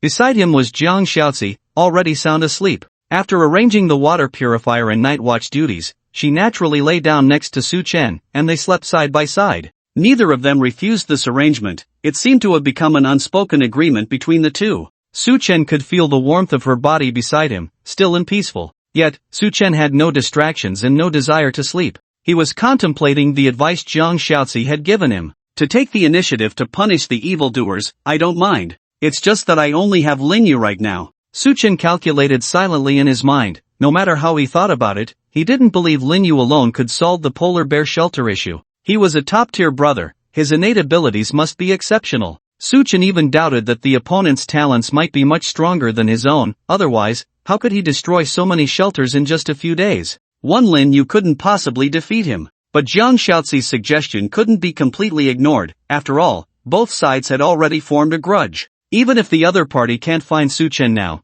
it doesn't necessarily mean they won't find him in the future. I should take care of the other party while I'm still in the shadows. It's better to deal with them early on. Waiting for them to come looking for revenge is just plain stupid. But if I want to quickly improve the combat power of the shelter, the best way is to make use of my talent. How can I effectively utilize it so that the talent reward always gives me the type of reward I want? Su Chen pondered. The talent reward is the most urgent thing for me right now. But the combat power of the shelter is not too bad for a level 1 shelter, so it's not in the urgent range, right? But can I make some adjustments? Although combat power is not urgent, if I can accumulate more resources like food and water, surpassing the level of combat power, wouldn't it make the shelter's combat power insufficient? Is the talent reward the most urgent following the theory of the wooden bucket? Unconsciously, Su Chen pondered all night. When he came to his senses, the sky was already getting light, and he realized he hadn't slept all night, feeling a wave of exhaustion washing over him. Let's rest for a while.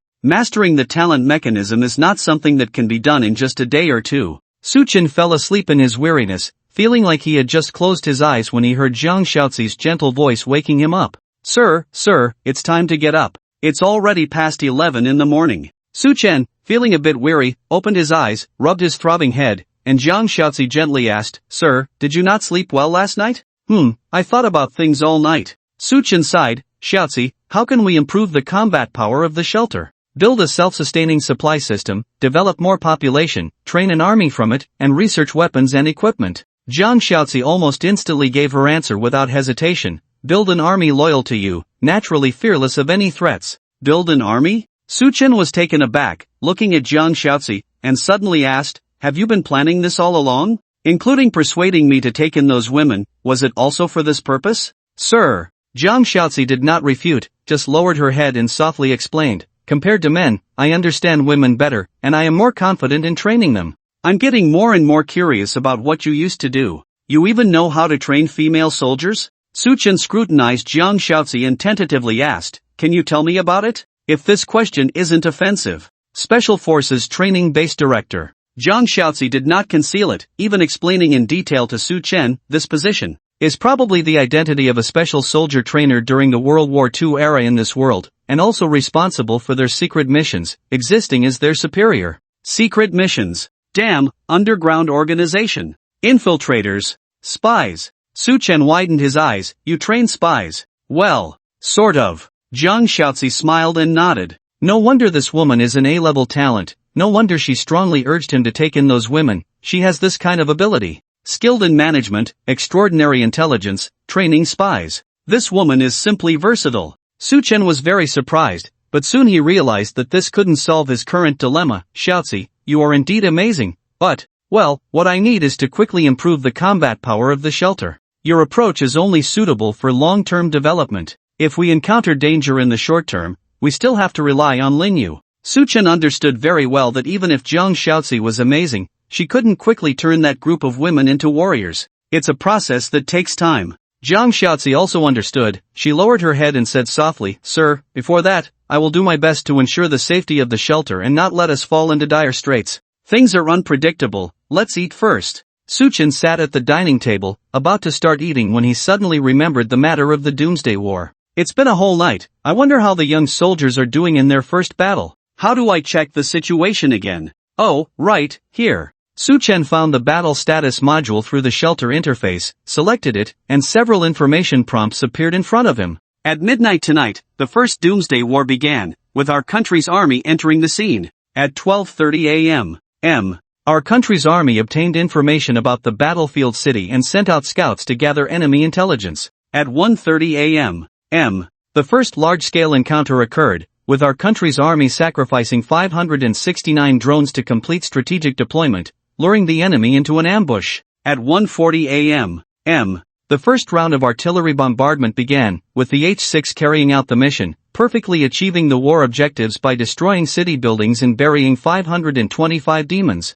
At 2:10 a.m. 18 J-20s were deployed together to suppress the demons' low-altitude flight capabilities and disrupt the enemy's attempt to break out of the city ruins. At 2:30 a.m. The DF-15 began cluster bombing, which lasted for 2 hours. At 4:30 a.m. Drones entered the ruins, confirming a total of 506 enemy bodies killed, with suspected remnants fleeing. At 5:26 a.m. The command confirmed another heavy composite brigade situation, successfully delaying over 200 demons, suspected to be enemy scouts. At the same time, a large-scale demon activity target was discovered, suspected to be conducting ambush and support activities in the wilderness. At 5:40 a.m. The command initiated the Guardian 2D long-range rocket artillery, conducting a full coverage saturation strike on the area of large-scale demon activity. At 6:20 a.m. The artillery bombardment ceased, unable to confirm the results. The second round of drone baiting operation began, which failed to lure the enemy. At 7:50 a.m. The battlefield entered a period of silence. Su Chen read through each piece of information, his mouth involuntarily gaping. You guys have been shelling all night? Su Chen was astonished. Where is our fine tradition of light infantry supremacy? Why are we adopting the tactics of major powers in warfare now? We just entered the scene and started bombing all night long, with the Air Force and infantry bombing together? Even scouts are replaced by drones, not sending out a single live person, letting the demons play games with the artillery? Although the description of the war is very brief, every Chinese person has a good sense of war and basic analytical ability. Su Chen understood at a glance, the command did not intend to hide from the demons, nor did they plan to engage in hand-to-hand combat with them. They just bombed from a distance, over and over again, then sent drones to assess the situation. If they couldn't confirm the results, then they wouldn't. Once the enemy is spotted, it's just one word, bomb. Humans? Impossible. The demons won't see a single human being. In such a challenging battle, if we don't fight a beautiful battle, it would be a disservice to the love of the entire nation. I thought these demons were tough yesterday, with their self-healing, disease transmission, and low-altitude flying. But now, it seems not so difficult to deal with. Su Chen scratched his head, suddenly realizing the meaning of that line in the F-level difficulty. Allow humans to use weapons and equipment corresponding to the number of troops in combat. In China, a force of 100,000 soldiers constitutes a group army. Under this organization, there are hardly any weapons domestically that belong to this structure, so as long as the rules allow it, theoretically even nuclear bombs can be brought in. No! Su Chen seriously doubted that with the frequency of the soldiers' artillery fire, nuclear bombs might have already been brought in, just not used yet. Continuing to look at the war information below, Su Chen found that there were no updates. It's almost noon now, has the ceasefire lasted this long? Su Chen pondered, murmuring to himself, could it be they are planning for a big move all at once? Hey! This is a 21-day time-limited war, there is plenty of time. There's no need for such a quick decision. From the perspective of the F-level difficulty, the enemy consists of 5,000 mad demons. But judging from the bombing losses in the early morning hours, the conservative estimate of the mad demons' losses should also exceed 1,000, right? At this rate, it really won't take many days to finish the battle. Su Chen rubbed his chin, murmuring, if the battle ends early, will there be any extra rewards? The war lasts for 21 days, so what other arrangements are there for the remaining time? Will they arrange for the soldiers to go home and visit? Indeed, the Earth really needs them. At least China needs them very much. Without someone in charge nationwide, things are really chaotic. Su Chen ate while opening the city chat channel. Today, everyone didn't post many desperate complaints, they were mostly excitedly discussing the domestic battle situation of the Doomsday War. Perhaps it was because of the national material support from yesterday, which made everyone basically not in urgent need, so everyone was very active today. I said, why couldn't I find any more powerful weapons from several police station traders? Turns out they are all in the hands of the soldiers. What police station traders? This title is really. But it's true, I guess even the police have gone to the Doomsday War instance, otherwise how could some small fries occupy the police station? Who are you calling small fries? Dare you disclose your location? Should I say it or not? Reading this battle report is really exciting. I worried all night yesterday, thinking it would be very difficult, but it turned out to be like this? Great, we're really starting to beat the aliens. By the way, do mad demons count as aliens? I'm not even in the mood to go out and find food now, just constantly refreshing the battle report. No activity this morning. I'm getting a bit anxious. I see you're not anxious for the soldiers, but anxious for the country to win and quickly give rewards to everyone, right? The confusion of the other survivors was also Su Chen's confusion. Everyone had some vague guesses in their hearts. According to the usual style of China, either keep silent or make a super big move when speaking up. Just as Su Chen was pondering what the country planned to do, suddenly a new prompt message appeared before him, announcing the distribution of today's talent rewards. Congratulations! Triggered talent reward, obtained combat talent lottery ticket, 1 to 10. Combat talent lottery ticket, D-grade special entertainment item, consumable, after use, the shelter can obtain 1 to 10 random quantities of D-grade combat talents. Oh my god? Su Chen widened his eyes, the joy in his heart was beyond words, just thinking about it and it comes true? Today, the combat talent reward came directly? This was too surprising. According to the C-grade standard of talent experience after upgrading, although the D-grade reward was a bit lower in grade, this thing was a special reward. If lucky enough to draw more than one D-grade combat talent, that would be a profit. With a flash of golden light, a purple lottery ticket appeared in Su Chen's hand. After observing for a moment, just as he was excitedly preparing to use it, a sudden flash of insight struck his mind. Wait a minute, come to think of it. No mechanism in the Doomsday game has ever emphasized that talents are not allowed to use items under the shelter system, right? After all, These are all things within the Doomsday game mechanism. If talents can use this ticket, why not let Lin Yu use it? Su-Chen repeatedly checked the information on this item, confirming that there were no restrictions on its use by talents. Let's give it a try, who knows, it might work. If Lin Yu can use it, then she can benefit from her good luck buff. Su-Chen suddenly stood up and hurriedly walked out to call Lin Yu. Commander! Lin Yu responded quickly, rushing up from downstairs energetically. I was training those girls, do you need me for something? Military training arranged so quickly? Jiang Shaoxi's efficiency is really high. There's something very important. Su-Chen handed the lottery ticket in his hand to her, asking seriously, take a look, can you use this thing? Use? Lin Yu carefully examined the lottery ticket in her hand, turning it over and over, looking up with some confusion. Commander, how do I use it? What do I need to do? Oh no! Talents cannot see the data information of items, nor can they see the Use button. Oh no, it seems like we won't be able to enjoy Lin Yu's good luck enhancement. Su-Chen sighed.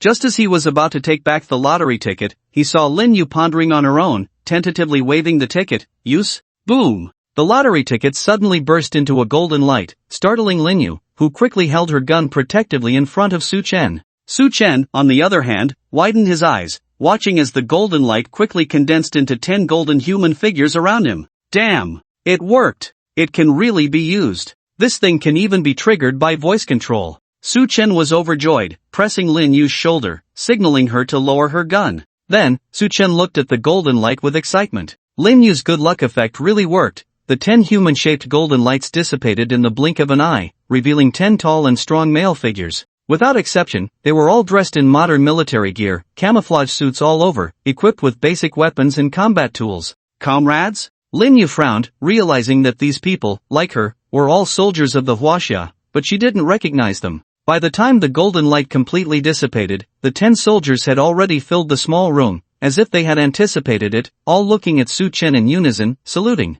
Commander, hello! The soldiers shouted in unison. Their momentum was quite impressive, each soldier exuding a fierce aura. At a glance, it was clear that their fighting spirit was very strong. Good, hello to all of you. Su-Chen smiled so much his mouth almost couldn't close. Damn, 10 D-level soldiers. What a profit! Back when Lin Yu was still at D-level, her combat power was like a little superhero, impeccable in all combat skills. Now, these 10 soldiers in front of him couldn't possibly be inferior to the former Lin Yu, right? If used properly, these 10 people, along with Lin Yu, could almost crush most of the thug groups in the current end-time situation. As long as the enemy doesn't have too crazy shelter talents, Su-Chen can hardly think of any ordinary person who could be a match for so many Huaxia soldiers. Lin Yu, well done. Su-Chen patted Lin Yu's shoulder, his eyes filled with satisfaction and appreciation. Serving the commander is what I should do. Lin Yu responded respectfully, while curiously observing the group of male soldiers. The soldiers kept their eyes fixed on Su-Chen, standing still like sculptures, waiting quietly for Su-Chen's orders.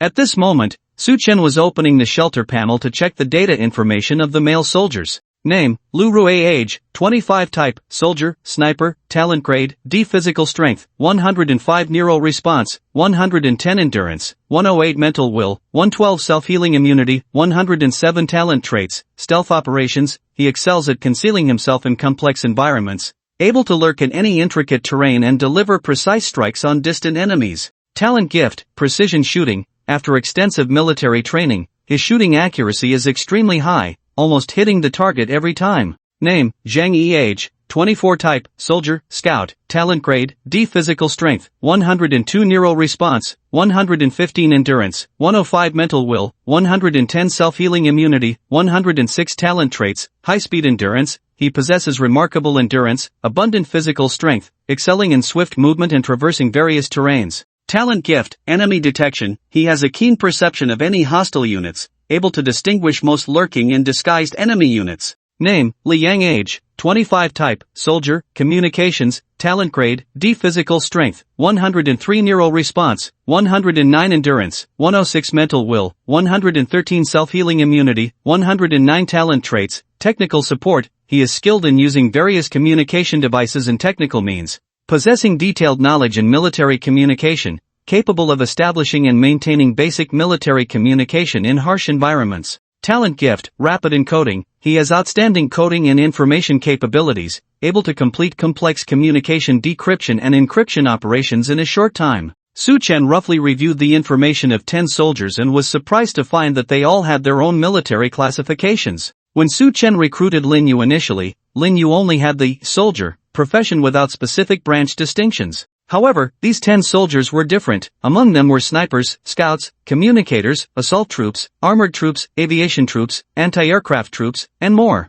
It could almost be said that they covered a wide range, encompassing most common military branch classifications. Together, these 10 individuals could form a fully functional combat team capable of comprehensive military actions. This is not just a simple group of 10 soldiers, this is a military combat team. The key is mutual cooperation. Su Chen took a sharp breath, feeling that his luck this time was a bit exaggerated. Exaggerated to the point where Su Chen faintly felt that he had lost a bit of his vitality. Of course, these 10 soldiers also had their shortcomings. That was the fact that their weapon equipment was very basic, with only different types of pistols and basic military props suitable for their branches. For example, the sniper carried camouflage paint, the scout carried a military telescope, and the communicator carried a handheld radio. Not much, not entirely useless, but indeed not considered core equipment for their respective branches. For instance, the sniper didn't have a sniper rifle. He only had a small handgun. The communicator didn't have a radio, the scout didn't have a drone.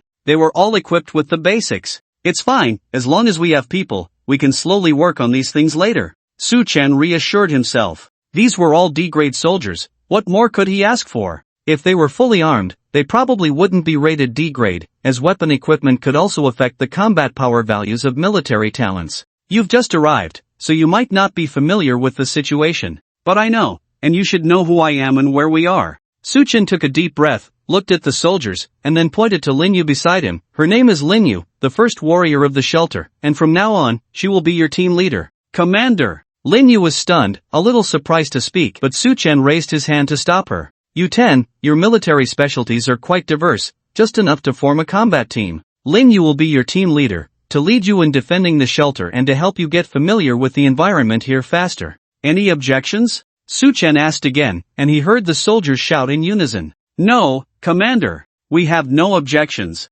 Very good, this is the spirit of the soldiers of Huaxia, absolute obedience to orders. Su Chen was very satisfied. He waved his hand. Lin Yu, take them out to find Jiang Xiaozi. There is still time today, and Jiang Xiaozi should arrange some exploration tasks for them. Knowing Jiang Xiaozi's temperament, she would not let so many soldiers idle at home. And with her intelligence, she could definitely arrange tasks for these soldiers better. After all, she used to work for the underground party, specifically assigning tasks to special agents. Yes, Commander. Lin Yu saluted, then waved to the soldiers. Follow me, I will introduce Jiang Xiaozi to you. Team leader, if I may ask, what does Jiang Xiaozi do? Scout Zhang Yi looked more lively, following behind Lin Yu, cautiously asking, is she a woman? Is she easy to get along with? She is easy to get along with. As for what she does? Lin Yu frowned. There were no official positions assigned in the shelter yet. Most of the work was decided by Su Chen, who then delegated this power to Jiang Xiaozi. If we were to compare it to military ranks,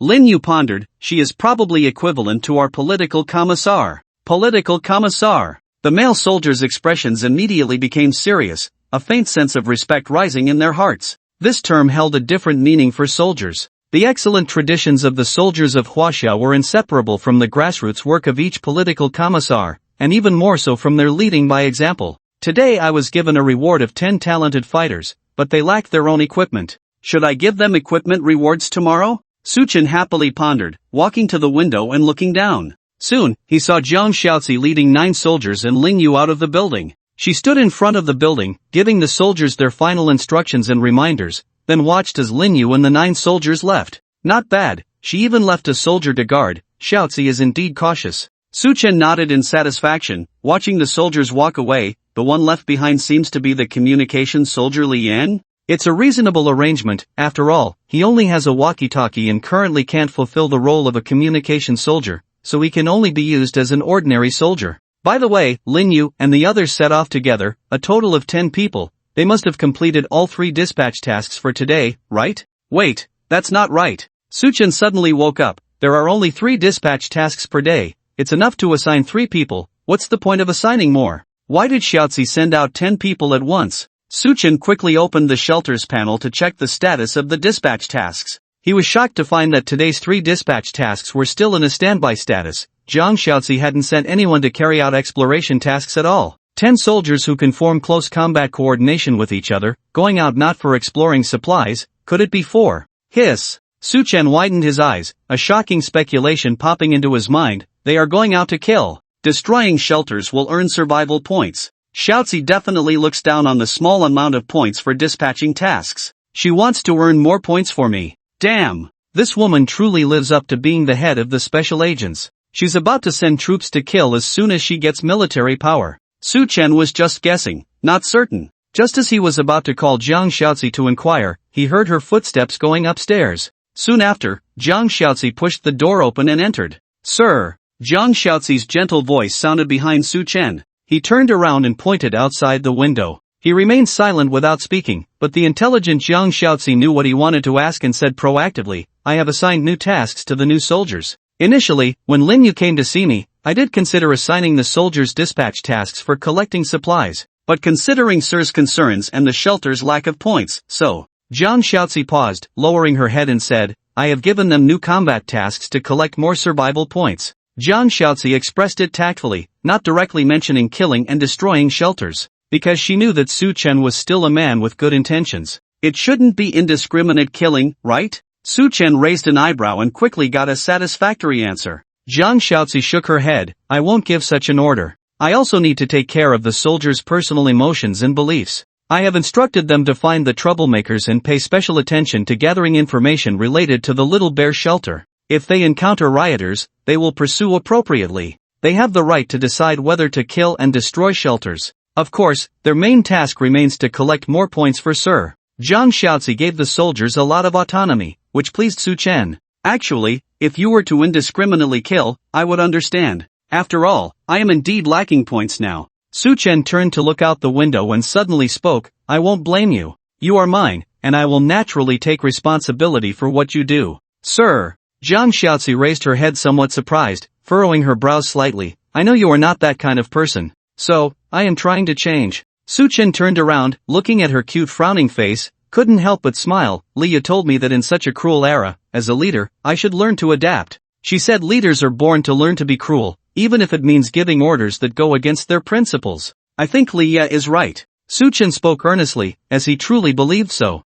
He had a kind heart, but he couldn't be kind without reason. He had to ensure his and the shelter's safety. When kindness and safety conflicted, Su Chen would not hesitate to choose safety. All right, sir. Zhang Xiaozi fell silent for a moment and said softly, actually, you can trust me. Su Chen turned his back to her. Trust you with what? Trust me that I won't let these cruel choices come before you. Zhang Xiaozi's voice was gentle, her eyes downcast, but her tone was firm. They will never appear on your desk, won't trouble you. A silent atmosphere lingered in the air. After a moment, Su Chen broke the silence with a smile. Well, that's good. Xiaozi, go on with your tasks. Yes, sir. Zhang Xiaozi respectfully saluted, turned to leave, but paused momentarily, looking back at Su Chen's back. Sir, I am serious. I will protect you, not just your physical safety. Is that so? Su Chen turned around to speak but found that Zhang Xiaozi had already gone downstairs. Su Chen touched his chin and suddenly laughed. Being solemnly promised protection by a woman, does that count as living off her?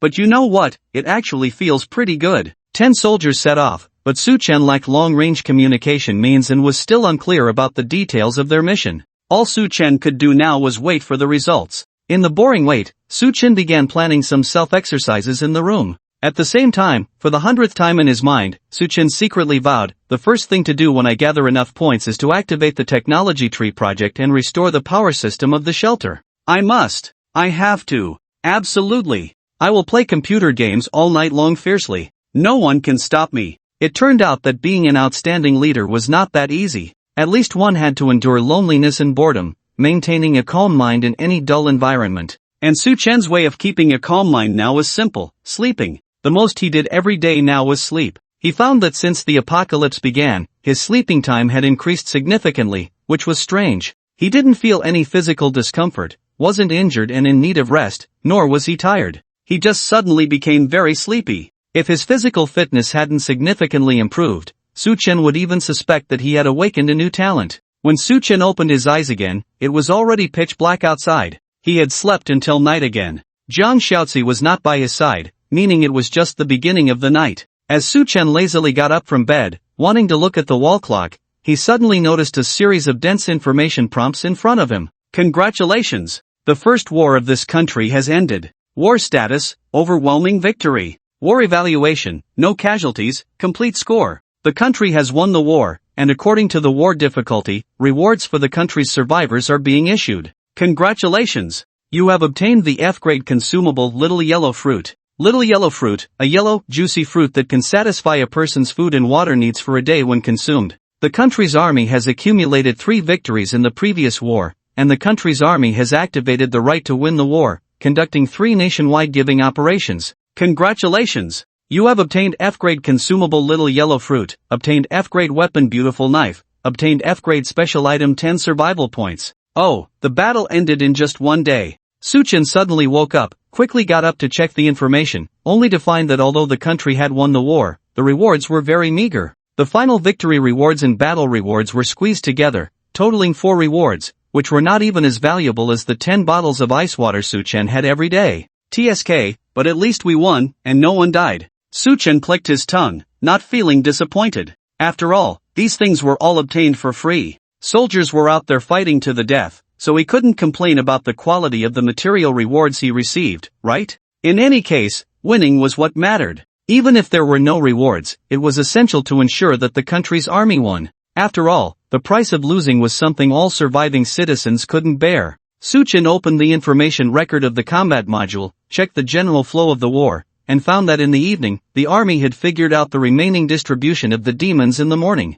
Then, human soldiers were sent out as bait under the cover of drones to lure the demons into the encirclement of tanks. And then, there was no one then. Although the demons had twice the physical fitness of humans, they were still no match for the combined land and air iron flow. With 100,000 fully armed young soldiers, a bit of equipment was all it took to effortlessly crush the enemy, without even needing any complex tactical arrangements, ensuring victory with no suspense. Perhaps the young soldiers had won too easily, as many survivors, reflecting on the course of the war, began discussing in chat channels, unanimously agreeing that the young soldiers needed to be challenged more. This is nothing compared to our usual military exercises. The intensity of red versus blue is higher than this. F level is really boring. Let's vote for a higher difficulty next time. The soldiers must experience the terror of a doomsday war. Yes, I agree. I also need more rewards. These F-level rewards are like giving alms to beggars. Who cares? Su Chen browsed the chat channel and was surprised by the uproar. After a heated discussion, everyone arrogantly decided to raise the difficulty level of the next round of the Doomsday War by 1 grade, from F level to E level, to give the young soldiers a tough lesson. Su Chen watched in astonishment. This is considered challenging? You shout fiercely, but raising the difficulty level 1 by 1, is that it? You don't even dare to let them challenge a higher level, just stay grounded. Su Chen found it amusing. It seemed that everyone not only cared about the young soldiers but also feared the random punishment of war failure. But speaking of which, the first round lasted 21 days, and now we finish a battle in just 1 day. How will we spend the rest of the time? Su Chen pondered. Will they send these soldiers home? I guess it's unlikely. So what will the soldiers do in these 20 days? What kind of space are they in? This was not just Su Chen's doubt. Most of the domestic survivors had the same question. However, soon, new information appeared, resolving Su Chen's doubts. Global announcement. Some countries have completed the first round of the Doomsday War, initiating the Doomsday War-related rankings.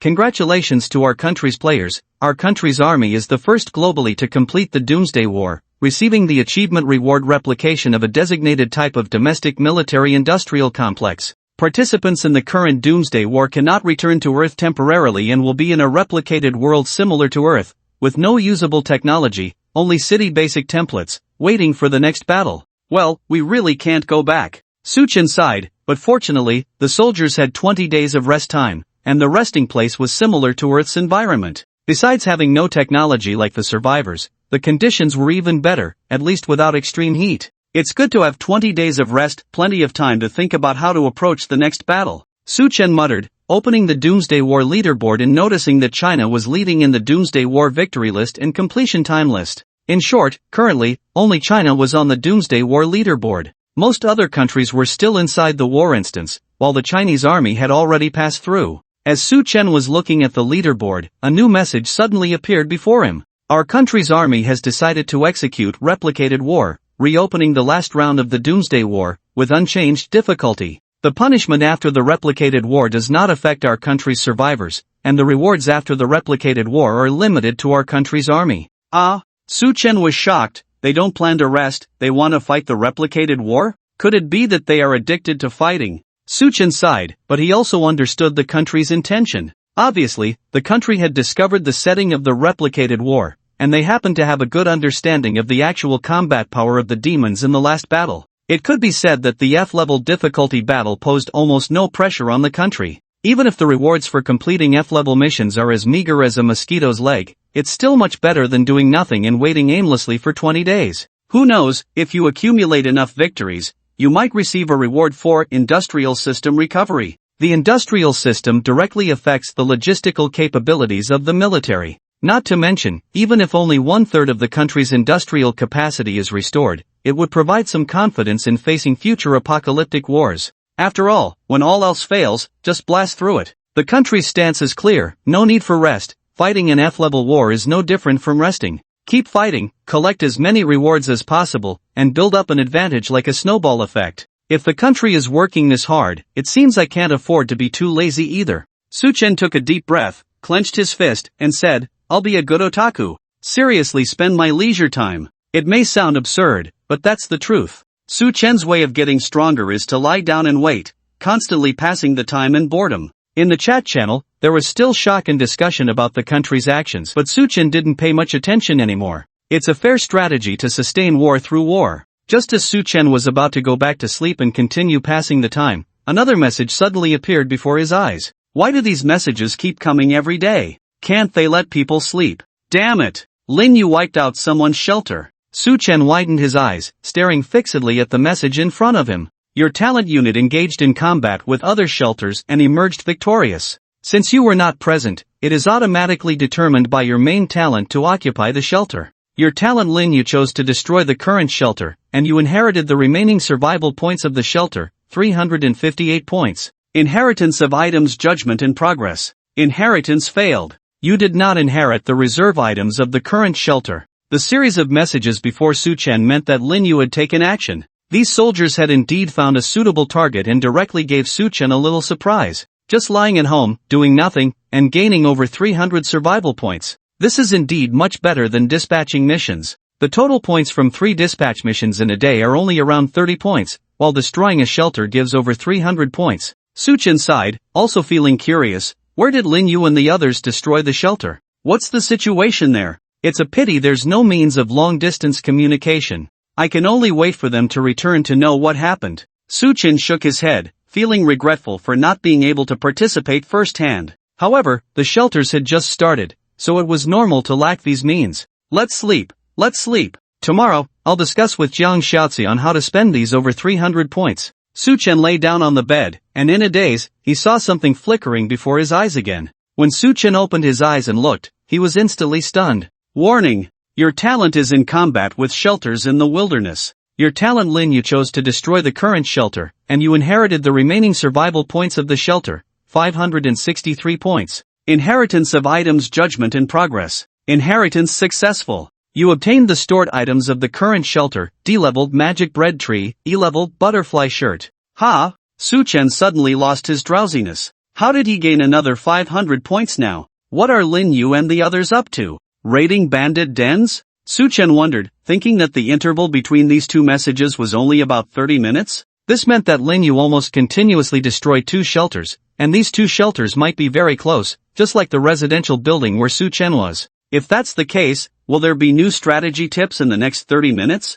Su Chen had no intention of continuing to sleep and patiently waited. He silently counted the time. 30 minutes later. Your talent Lin Yu chooses to destroy the current shelter. You inherit the remaining survival points of the current shelter, 100 points. Item inheritance judgment. Inheritance successful. The current shelter has no items. Sure enough, another one destroyed. Su Chen took a deep breath, confirmed. She is really destroying the criminal gangs. This must be a cluster of shelters in a building to allow Lin Yu to continuously destroy shelters. Su Chen didn't sleep the whole night, because every time he felt a bit sleepy, new tips would appear before him, indicating that Lin Yu had destroyed a new shelter. These tips continued until dawn before gradually subsiding. They've been killing all night. Suchen opened the shelter and glanced at his survival points. Before Lin Yu set off, he only had 86 points left. After Lin Yu spent the whole night outside, Suchen now had 4,788 points, earning 4,000 survival points in one night.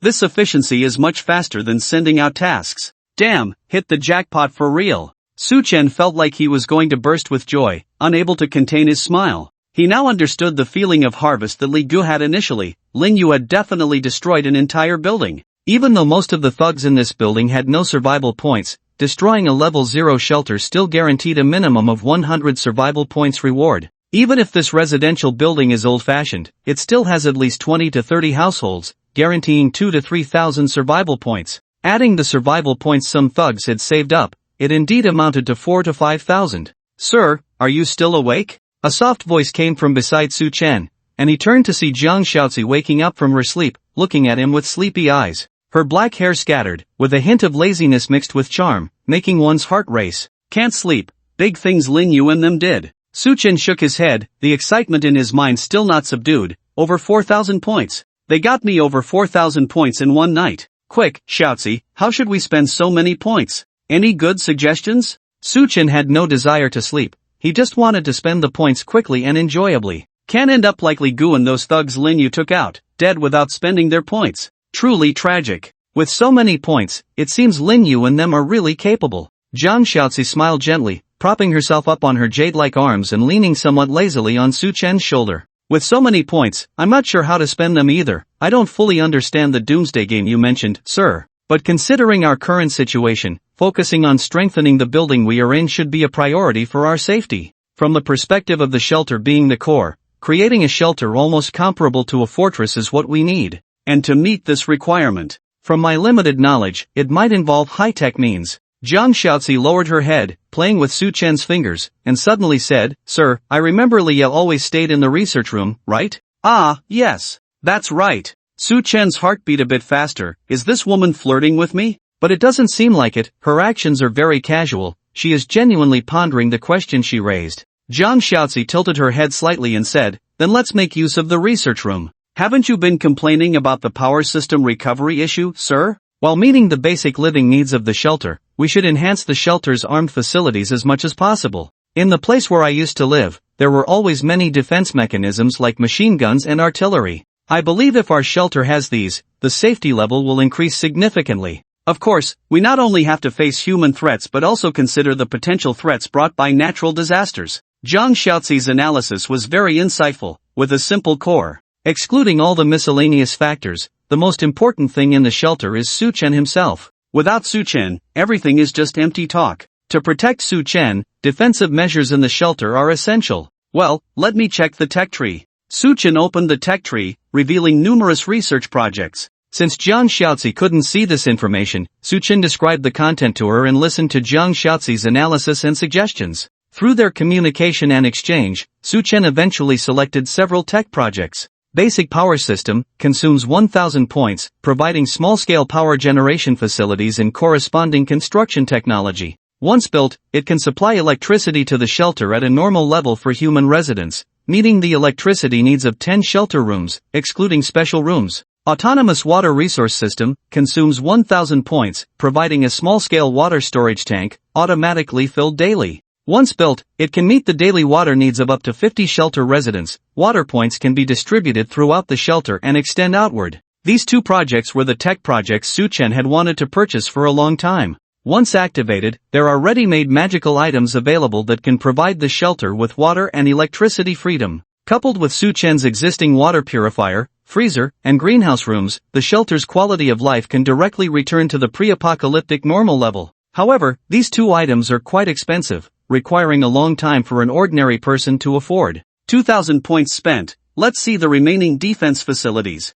Su Chen adjusted the tech tree categories, and a plethora of shelter defense and weapon tech projects appeared before him. Basic defense module of shelter main structure, consumes 1,500 points, equipping the shelter's main module with a multi-level sealed door system, biometric recognition, iron perimeter walls, 4 meters high, fully enclosed, electric fence walls, attached to the perimeter walls, 24-hour fully intelligent cameras, at least 12. An overall strengthening of the shelter's main structure to have excellent cold, heat, explosion, and earthquake resistance, ensuring no other shelters within a 100 meters. Automatic sentry system, consumes 1000 points, rapidly installing at least 20 units of automatic machine guns, 300 rounds of ammunition, inside and around the shelter, capable of automatically identifying friend or foe, entering alert mode and manual control mode. Each automatic machine gun initially has 1000 rounds of ammunition, requiring timely replenishment of spare ammunition. With the addition of these two defense facilities, Suchen's just acquired over 4000 points were now reduced to only 374 points. Su Chen breathed a sigh of satisfaction. The feeling of spending is really refreshing. All gone, spent. Su Chen selected the tech projects and was about to purchase them when Jiang Xiaozi, who was beside him, suddenly frowned. Sir, didn't you still have over 300 points left? Why not spend them all? Jiang Xiaozi blinked and softly reminded, are you planning to keep them to be taken away by others? Right. That makes sense. Not a single cent left, all spent. As long as it strengthens the survival ability of the shelter, it's worth spending as many points as needed. Su Chen nodded, you're right, and used military expenses can be kept as war reparations. We won't be taken advantage of like that. Let me see. This one looks good, exactly 350 points. Su Chen selected another defense facility technology project for the shelter. Underground isolation shelter module, consumes 350 points, creating an underground space beneath the main shelter building, capable of accommodating 10 people, without any additional facilities but with enhanced natural disaster resistance.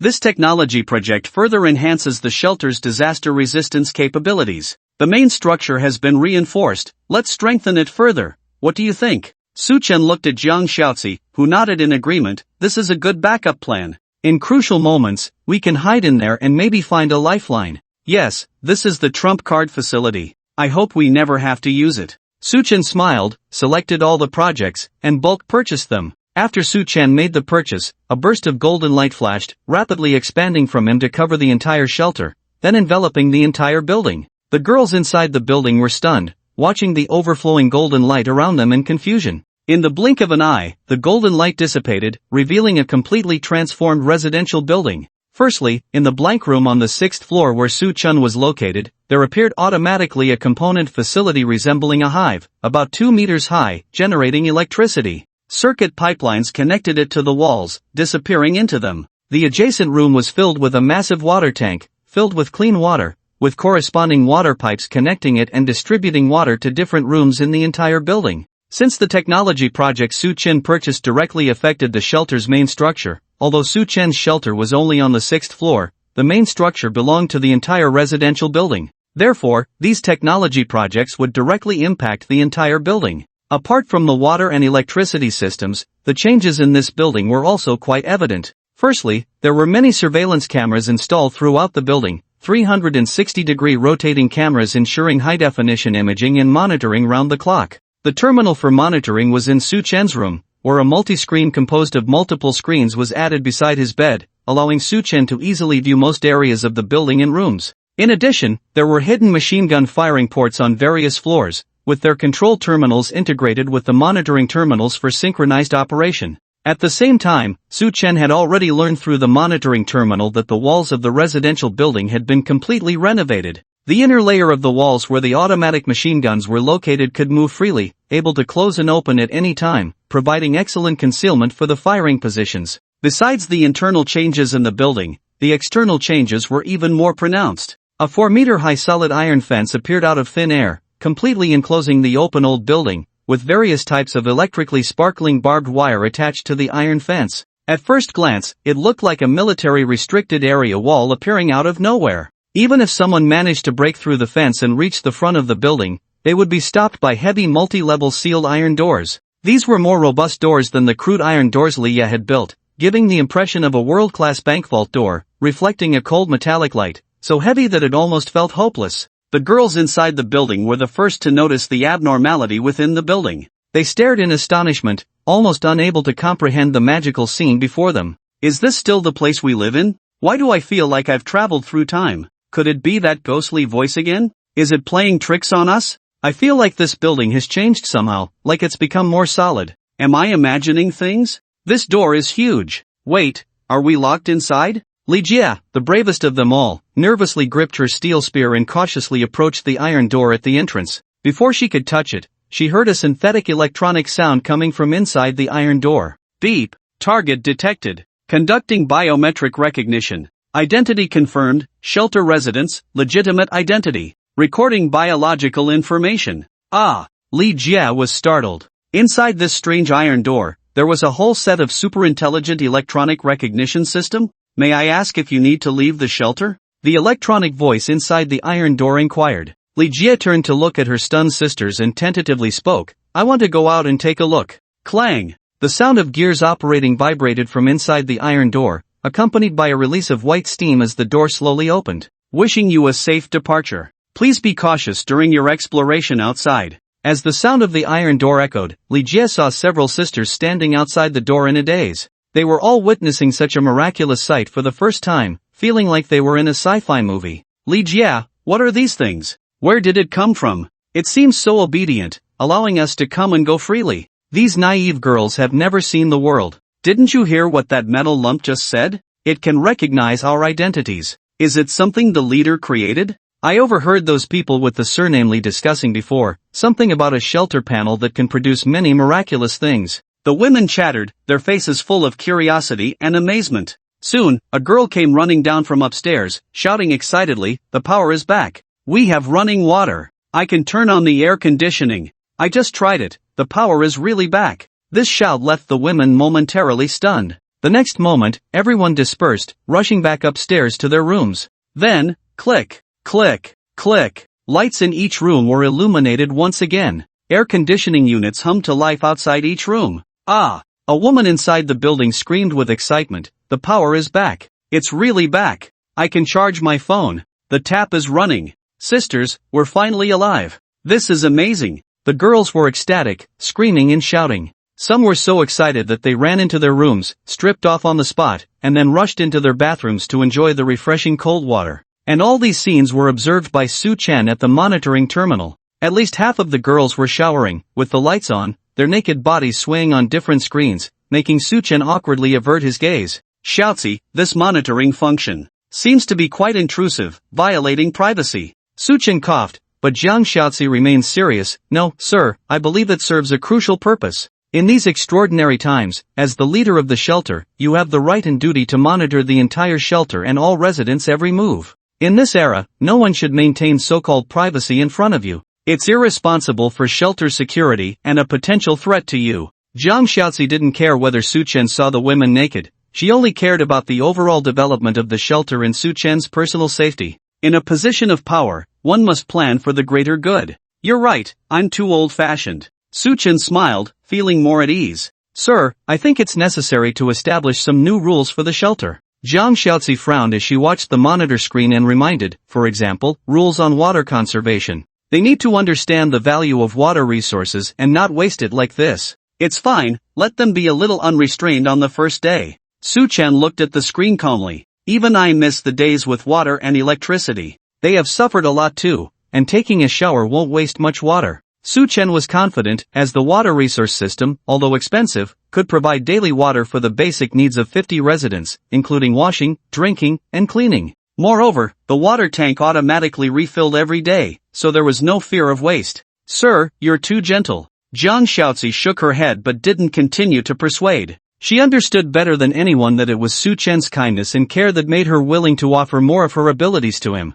Despite her willingness, she would still focus on the long-term development of the shelter and not allow the women to waste water resources. Sir, can we transport water from the water tank? Jiang Shoutzy suggested, we can add more water storage space, transport the saved water daily, and make full use of the water tank's automatic replenishment function. A good suggestion, you always think ahead of me. Su Chen nodded in agreement. Jiang Shoutzy had a sharp mind, quicker than most people. While others might still be immersed in the joy of water and electricity restoration, Jiang Shoutzy was already thinking about how to use the restored resources to strengthen the shelter's reserves. If you allow me, I'd like to make some new plans now, utilizing these new technological facilities to their fullest. Jiang Shoutzy looked at the girls happily and paused before saying, I will also establish more comprehensive shelter rules. Alright, go ahead, I trust you completely. Su Chen nodded with a smile. He had long confirmed the loyalty of his talents. Even without the loyalty trait like Linyu, each talent had a relatively high loyalty to the shelter.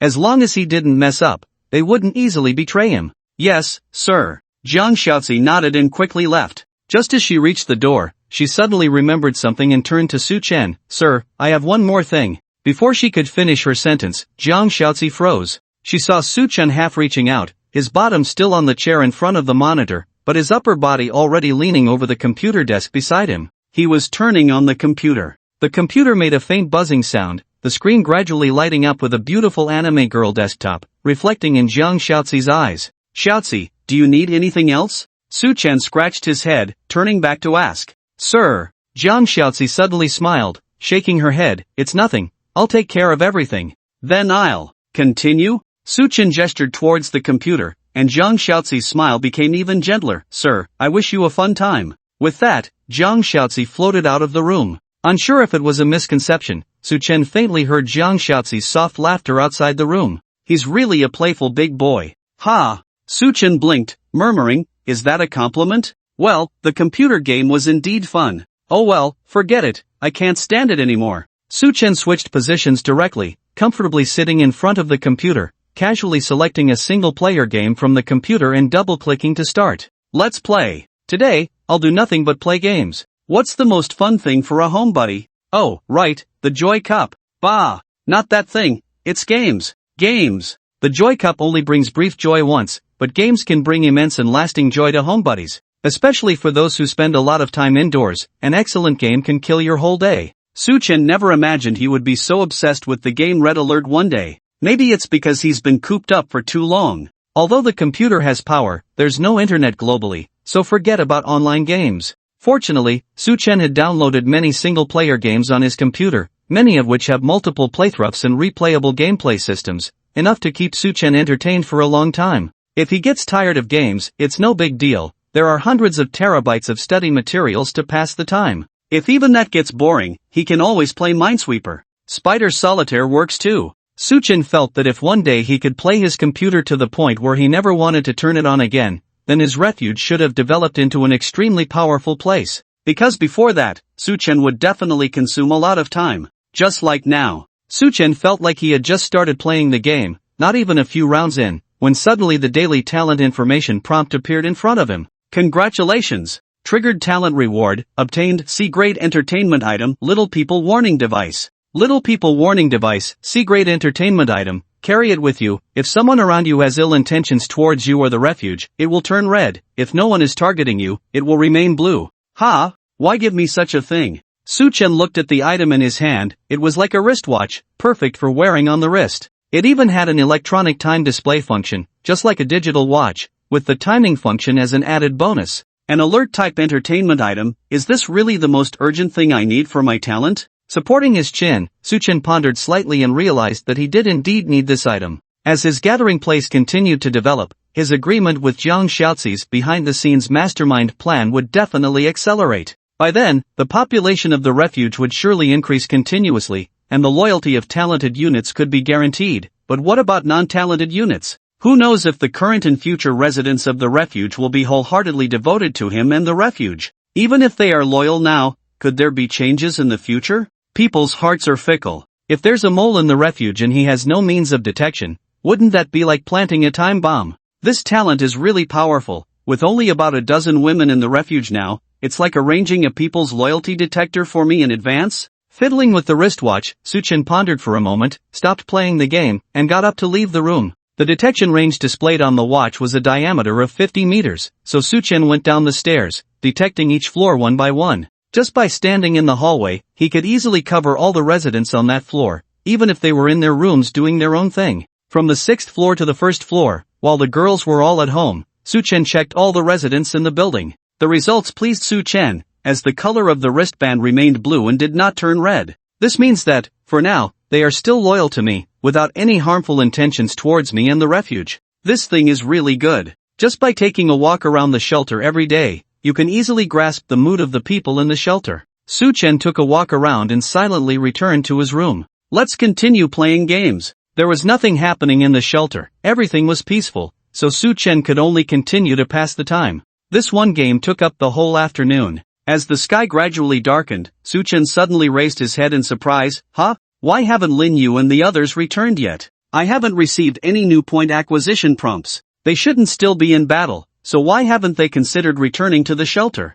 Did they encounter something on the way? Suchen frowned. Just as he was about to get up to find Jiang Shaozi to ask about the situation, he suddenly noticed that his watchband had turned red. Ha! Suchen was taken aback. Upon closer inspection, he found that the watchband had turned blue again. In a moment, it turned red once more. Within a few minutes, it rapidly changed colors, finally stopping at blue. What's going on? Items in the Doomsday game shouldn't be easy to break. So, is this? Have those girls encountered a problem? Do they harbor ill intentions towards me? Suchen was shocked. This was no small matter. The Chinese people are most wary of such hidden malicious acts. The saying goes, 1,000 Li dike may collapse because of an ant hole. Threats that lurk in the shadows without making a sound are the greatest danger. No, I have to find out. Suchen furrowed his brow, quickly left the room, and studied the watchband's built-in functions. This study actually revealed crucial information to Suchen. It says here, the detection effect has a delay time.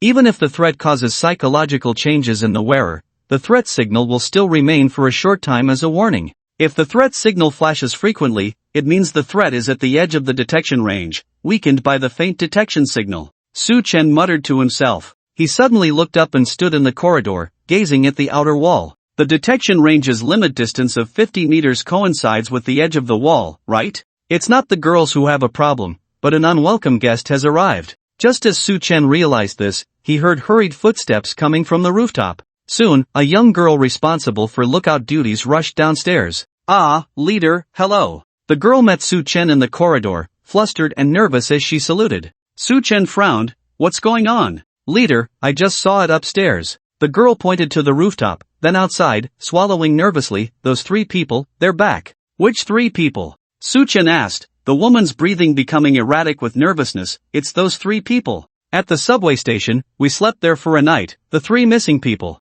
Ha! Suchen raised an eyebrow. He knew about this incident. The women had spent a night at the subway station after being driven away by him, resulting in the disappearance of 3 unlucky girls. According to her, now these 3 missing people had returned on their own? Suchen touched his watchband and asked, only those 3 people? Yes, yes. The girl nodded quickly, somewhat at a loss. Leader, should we let them in? There was a mix of excitement and faint guilt on her face, as if she still accepted and trusted these 3 companions. Not yet. Call Jiang Shaozi, I'll wait for her on the rooftop. Suchen raised an eyebrow and went upstairs. 10 minutes later, Suchen stood on the rooftop, where there was a rudimentary telescope modified by Leah. Through the telescope, Suchen could clearly see 3 ragged women outside the perimeter wall of the residential area, constantly pacing back and forth with expressions of panic and fear, huddling together, neither leaving nor getting too close, just walking along the wall and looking around. Only the 3 of them? Suchen lowered his head to look at his watch. He carefully observed that whenever these 3 women approached the edge of the wall, the color of the watch strap would change to red, then quickly to blue. The weak signal indicates that the anomaly of the watch is caused by these 3 women. They were originally residents of this building, knowing the way home is normal, but why would they have ill intentions towards this place? Suchen raised an eyebrow, pondering, when he heard crisp footsteps behind him. Suchen turned around to see Jiang Shaozi leading 3 women onto the rooftop. One of the women was holding a pistol, looking somewhat nervous. Why bring a gun up here? Suchen glanced at the submachine gun in Jiang Shaozi's hand, the same weapon Lin you used before. Sir, I sense trouble coming. Jiang Shaozi stood shoulder to shoulder with Suchen, using another pair of binoculars to look at the scene outside the wall. I have explained to the girls about the changes in our building, but I believe outsiders have also noticed the changes here. Sir, pay attention to their expressions. They want to come in, they want to visit us. At this moment, the sudden visit of these 3 missing people, I don't think it's a coincidence. This visit probably won't bring anything good. Jiang Shaozi's explanation was brief, with a strong subjective judgment, and the women beside her seemed skeptical. But Suchen knew Jiang Shaozi's intuition was right. Well, indeed they have malicious intentions, but it's not clear what they specifically want to do. Suchen shook the watch strap on his wrist towards Jiang Shaozi, without explaining, just asked, what do you suggest regarding those 3 people? Sir, let them in. Jiang Shaozi had been observing the 3 women outside the wall, her voice calm. We seem to have attracted attention, there's no point in being overly cautious, we must proactively address the threat. What about Lin Yu and the others? When will they be back? Sir, before they left, I set the latest time for their return. They should be back within 30 minutes at the latest. Zhang Xiaozi paused, took out a small remote control button from her pocket, and handed it to Su Chen. Unexpectedly, she also brought the control button for the automatic machine gun in Su Chen's room. Truly considerate and thoughtful. Even without Lin Yu and the others in the shelter, the upgraded shelter was not afraid of most enemies. These 20 automatic machine guns were powerful weapons. Even if Lin Yu and the others faced them head-on, they couldn't escape. Then let them in and see. Su Chen played with the button in his hand, then glanced at the women next to Zhang Xiaozi. If they are fine, all is well, but if there's a problem, they will die. Zhang Xiaozi also stared at the women beside her, a silent warning. The female special agent leader was skilled at manipulating people's minds. Even at this moment, she didn't forget to have a few women around to witness the deterrent effect. Su Chen didn't leave the rooftop. He watched as Zhang Xiaozi led the women down the stairs, heading towards the wall. Although the community where Su Chen was located was old, it had a large area, with considerable space between each building. The wall surrounded the area, forming a self-contained space that wouldn't be disturbed. However, for ease of access, there were rudimentary iron gates that could be opened on all four sides of the wall, only from the inside. Zhang Xiaozi didn't pause for long. She walked straight to where the three women were at the wall, opened the iron gate, and let a few women out.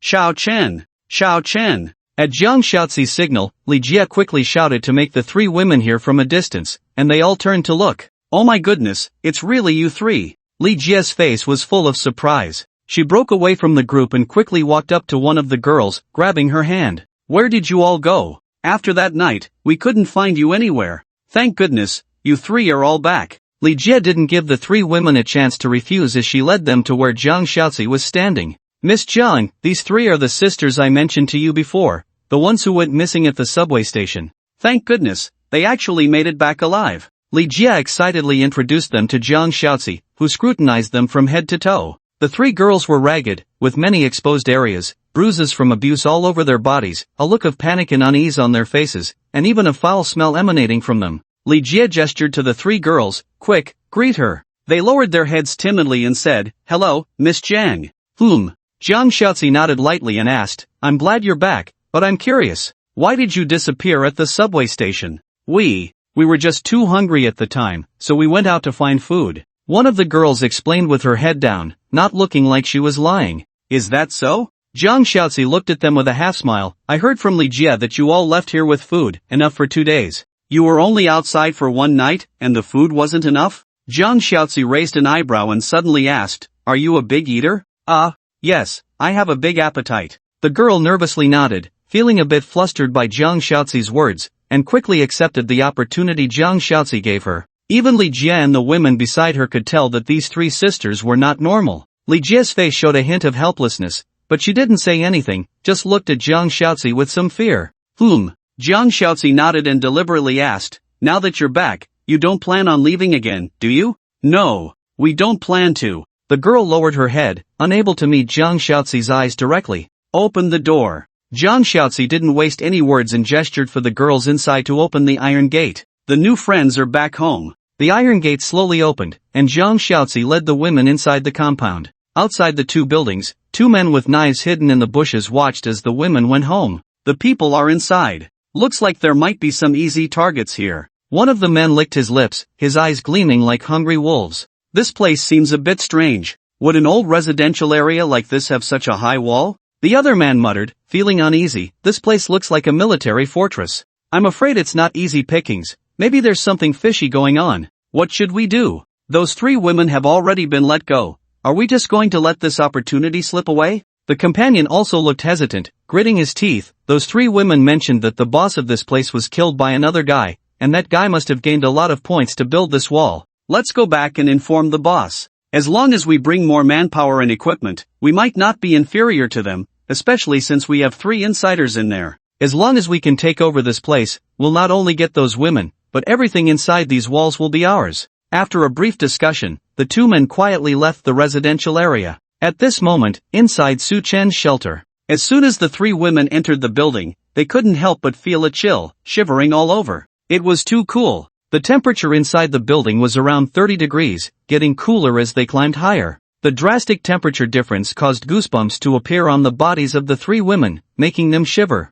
There are many air conditioners running here, Be careful not to catch a cold. Li Jie considerately brought over some clothes for the three girls, explaining with a smile. One of the girls looked surprised. Li Jie, isn't the whole city experiencing a power outage? How can the air conditioners still be working here? There is electricity here, Jiang Xiaozi replied calmly, not letting Li Jie explain further. Electricity. The three girls exchanged glances, seeing the shock in each other's eyes. In the scorching heat of the citywide blackout, this building could still run air conditioners, seemingly unaffected by the situation. Is this the place we stayed in not long ago? The girls felt confused, falling into silence. Although they were in a familiar environment, they still felt a sense of unease. It was Jiang Xiaozi who spoke first, looking the girls up and down, and asked directly, "Tell me, what is your purpose in coming back?" Miss Zhang, they probably just want to go home. Li Jie wanted to help explain, but she wisely kept quiet under Jiang Xiaozi's cold gaze. Yes, we just want to go home. One of the girls quickly nodded, lowering her head and said, "We used to live here." Li Jie can testify,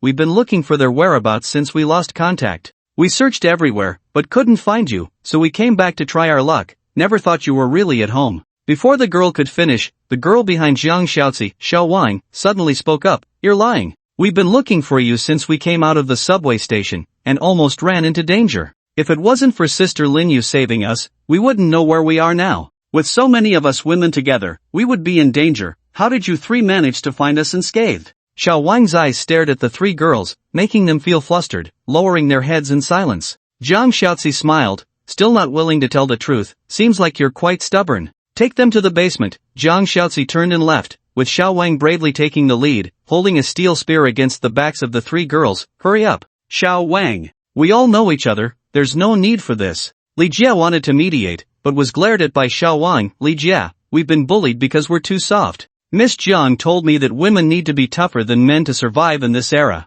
Xiao Wang turned her head, sternly commanding, "Move." With the steel spear against their backs, a sense of pain washed over the three girls, feeling anxious as they didn't understand why the once timid and gentle Xiao Wang had changed so drastically. The place was the same as before, the people were the same as before, yet everything felt incredibly unfamiliar. In the spacious basement, darkness was dispelled by the light of torches. There was no cool air from the air conditioners here, only stifling heat filling the room. The three girls were taken to the basement, where only a single iron bed leaned against the wall. Jiang Xiaozi stood by the bed, her slender fingers lightly touching the edge of the iron bed. "This is your last chance. Why did you come here?" They looked at Jiang Xiaozi in confusion, remaining silent. "Ah." Jiang Xiaozi sighed softly, looking at the girl guarding the three women. Xiao Wang nodded. "Jiang Jia, Xiao Zhang will bring the things soon." Soon enough, hurried footsteps could be heard from above the basement, and another girl with a ponytail entered the basement carrying an old cloth bag. "Jiang Jia, most of the things are here,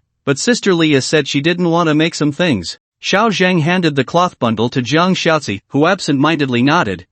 Got it." Clatter. Jiang Xiaozi emptied the contents of the cloth bundle onto the iron bed, and the women around holding torches all changed color. The items in the cloth bundle turned out to be iron handcuffs, iron bamboo sticks, branding irons, tongs, daggers, a pile of various torture tools. "Do you know, these little toys I used to use often, I don't know if I still have the knack for them." Jiang Xiaozi picked up a small pair of scissors and casually trimmed her nails. "Miss Jiang." Sister Li's face was full of fear. She gathered her courage and tremblingly spoke. Do we need to do this? Can the leader allow it?" "Xiao Wang, pick one, tie her to the bed." Jiang Xiaozi didn't answer Sister Li. She ordered without lifting her head, her tone indifferent. "Yes." Xiao Wang hesitated, gritted her teeth and nodded, pushing a girl forward. "Go over there."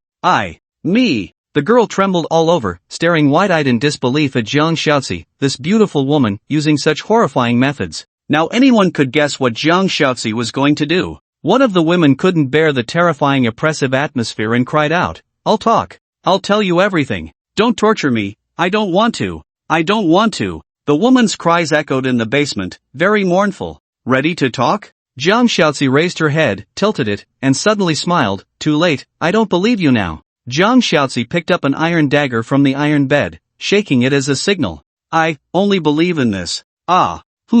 Su Chen took off his headphones, looking puzzled as he glanced out the window. Just now, he seemed to faintly hear a woman's screams, terrifying and eerie like a horror movie character. "Is it my imagination?" Su Chen rubbed his chin, glanced at the computer screen, and decided to exit the game interface. Although Jiang Xiaozi assured him that she could handle these three girls well, Su Chen was still somewhat worried. "Maybe I should go down and check." Although nothing has happened so far, you can never tell when these 3-time bombs will explode. Suchen prepared to go downstairs to check the situation. He happened to have a few tens of minutes of free time today. Just as Suchen got up and walked to the door, it suddenly swung open. It was Jiang Xiaozi. She floated into the room like a breeze, making the small room a bit brighter. Sir, are you going out? Jiang Xiaozi lifted her hair, smiling gently. Whatever you need, I can serve you.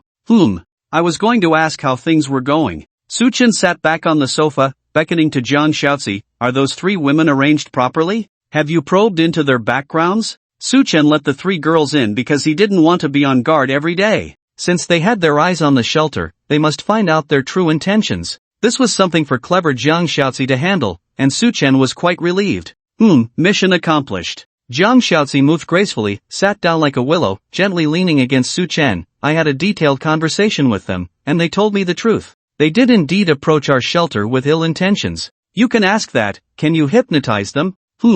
Wait a minute. Suchen suddenly paused, furrowed his brows slightly, leaned closer to Jiang Xiaozi and sniffed lightly. It's a smell of blood. What did you do? I chatted with them for a while and accidentally got some on me. Jiang Xiaozi lowered her head and looked at her snow-white and tender palm, then raised her head with a slight smile. There's no perfume at home, and the scent won't go away for a while. What kind of communication could be so bloody? Torture. Suchen was taken aback and blurted out, you tortured them. Yes, Jiang Xiaozi did not lie, nodding calmly. Yes, sir, this ensures that they tell the truth. I don't have a lie detector, so I have to use such methods to ensure the authenticity of the intelligence. Jiang Xiaozi spoke seriously, with no intention to lie to Suchen, even being completely open. This actually suits your profession quite well. Suchen took a deep breath, unsure of what to say for a moment. The interrogation methods of a spy leader should be quite painful. He instinctively felt that this matter had gone a bit too far, but everything Jiang Xiaozi did was for the sake of the shelter.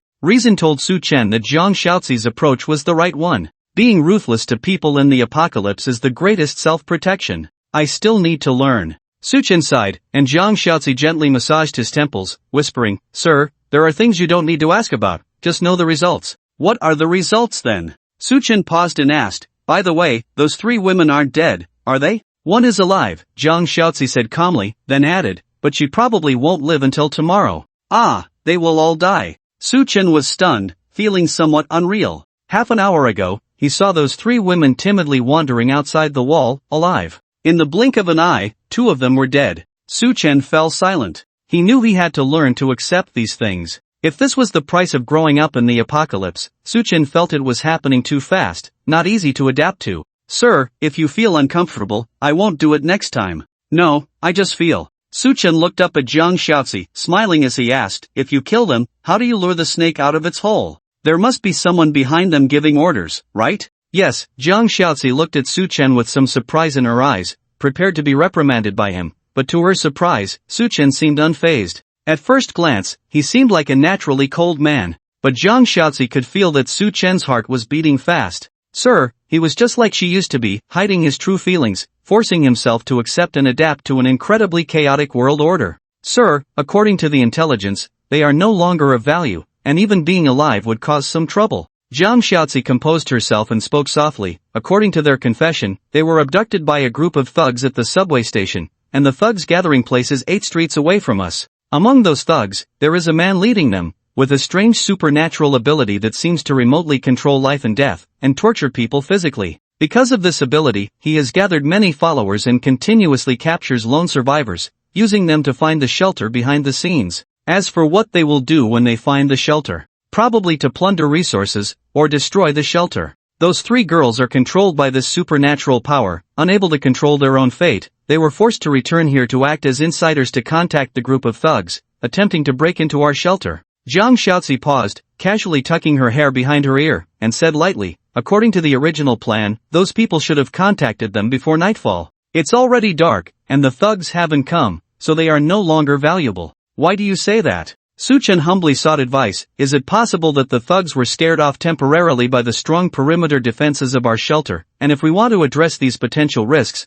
we will need to use those 3 girls to locate the thugs? I have already found out the location of the thugs, Jiang Xiaozi said. Looking at the darkening sky outside the window, she suddenly spoke, Sir, Lin Yu and the others have not returned yet. They are almost 20 minutes late from the scheduled time. Su Chen's expression changed. Xiaozi, are you saying those thugs should have already arrived, but they encountered Lin Yu and the others on their way back? Zhang Xiaozi smiled slightly. Those thugs not only have a mysterious talent, but many survivors also have similar talents. They also have guns, and there are quite a few of them, probably more than 50 people. With such a group of thugs, they wouldn't be scared off by just the thick walls of our shelter. Zhang Xiaozi stated her analysis, convinced that Lin Yu had already clashed with this group of thugs. Since we have come face to face with these thugs, these three women are no longer of value alive. Although they were forced to act as insiders, I am not sure if that thug's talent can control them from turning violent. If the shelter is about to face a battle, I need to eliminate all potential threats from within.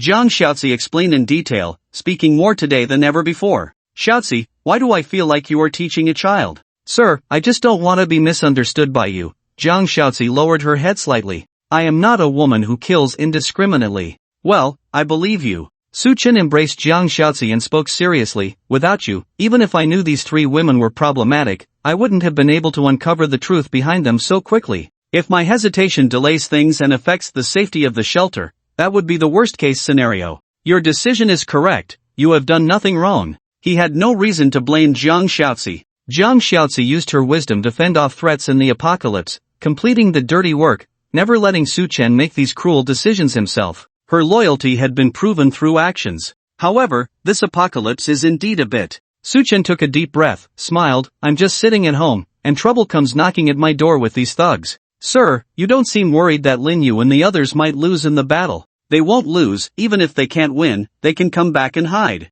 Su Chen shook the remote control in his hand, his smile showing anticipation. We have quite a few machine guns. As Su Chen's voice fell, Li Jie's shout echoed in the corridor. Miss Jian! Miss Jian! Miss Lin Yu is back. Su Chen stood up and walked downstairs with Zhang Xiaozi. Just as they reached the first floor, they saw Lin Yu and the male soldiers cleaning the dust and blood off themselves. Lin Yu. Commander! Lin Yu looked up, saluting Su Chen with the soldiers. Lin Yu reporting back. Su Chen nodded, walked to Lin Yu's side, and asked in a low voice, did you encounter enemies at the doorstep? Yes. Lin Yu nodded, standing straight and reporting. After receiving Miss Zhang's mission yesterday afternoon, I formed a 10-person combat team and set out, focusing on the shelter, searching for potential thug traces within a 5-block radius, while also investigating suspected locations with large amounts of supplies. We found a night market street, witnessed a group of thugs committing murder, killing several survivors who came out to search for supplies. We have preliminarily assessed and unanimously agreed that the target possessed the characteristics warranting extermination,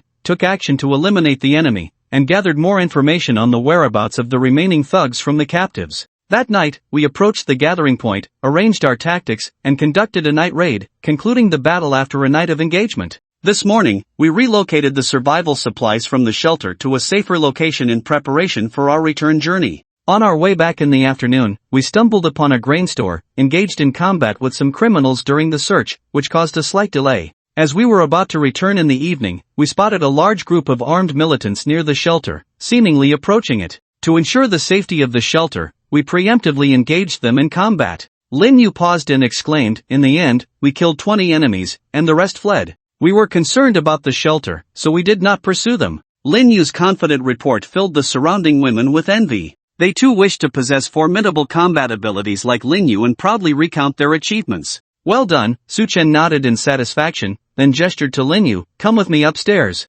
Xiaozi, you come along too. After a pause, Su Chen glanced at the male soldiers and instructed, Li Yang, take your team to the rooftop and be vigilant of the enemy's movements. The rest of the soldiers, stay on the ground floor, monitor the perimeter, and prepare for defense. After giving simple orders, Su Chen led the two women upstairs. Inside the room, Su Chen sat on the sofa with Lin Yu standing before him. Lin Yu, tell me about the enemies you encountered in the evening, Su Chen asked without looking up, focused on his watch. Did you come across any peculiar individuals, perhaps with magical abilities or exhibiting strange behavior? Zhang Xiaozi, who was beside them, noticed Su Chen's actions. She was unsure of the watch's purpose but sensed Su Chen's lack of trust. This distrust was likely not directed at Lin Yu but probably at the male soldiers downstairs. Zhang Xiaozi knew Su Chen had absolute trust in Lin Yu, but if the information provided by the three women before their deaths was accurate, the group of thugs possessed magical means to control humans. The soldiers were strong, but their strength might not be sufficient to resist the various extraordinary talents from different shelters.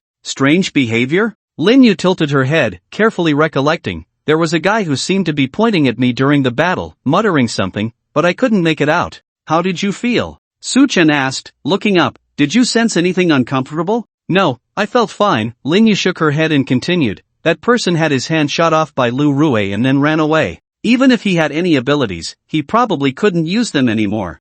Su Chen checked his watch, noting no change in its color. It seemed the male soldiers were not affected by any talents. As for Lin Yu, Su Chen had no worries at all. Lin Yu's trait of loyalty was exceptionally strong, embodying the characteristic of never betraying the shelter under any circumstances. According to Su Chen's understanding of the rules of the Doomsday game, even if something attempted to control Lin Yu, it would fail. How about the performance of the other thugs? Did you feel pressured during the fight? No pressure. Although they were well equipped with guns and compound bows, their combat skills were lacking. Lin Yu shook her head, speaking in a low voice. Despite their large numbers, it was evident they were a disorganized bunch who fled on their own after a short confrontation. Armed with firearms and bows, having numerical superiority, yet unable to harm even a single soldier? These people's ferocity was not even comparable to Li Ji's group, who at least had a prolonged confrontation with Lin Yu without considering escape. Strange, did the intelligence go wrong? Su Chen looked at Jiang Xiaozi. Among those who fight, there are no gifted individuals.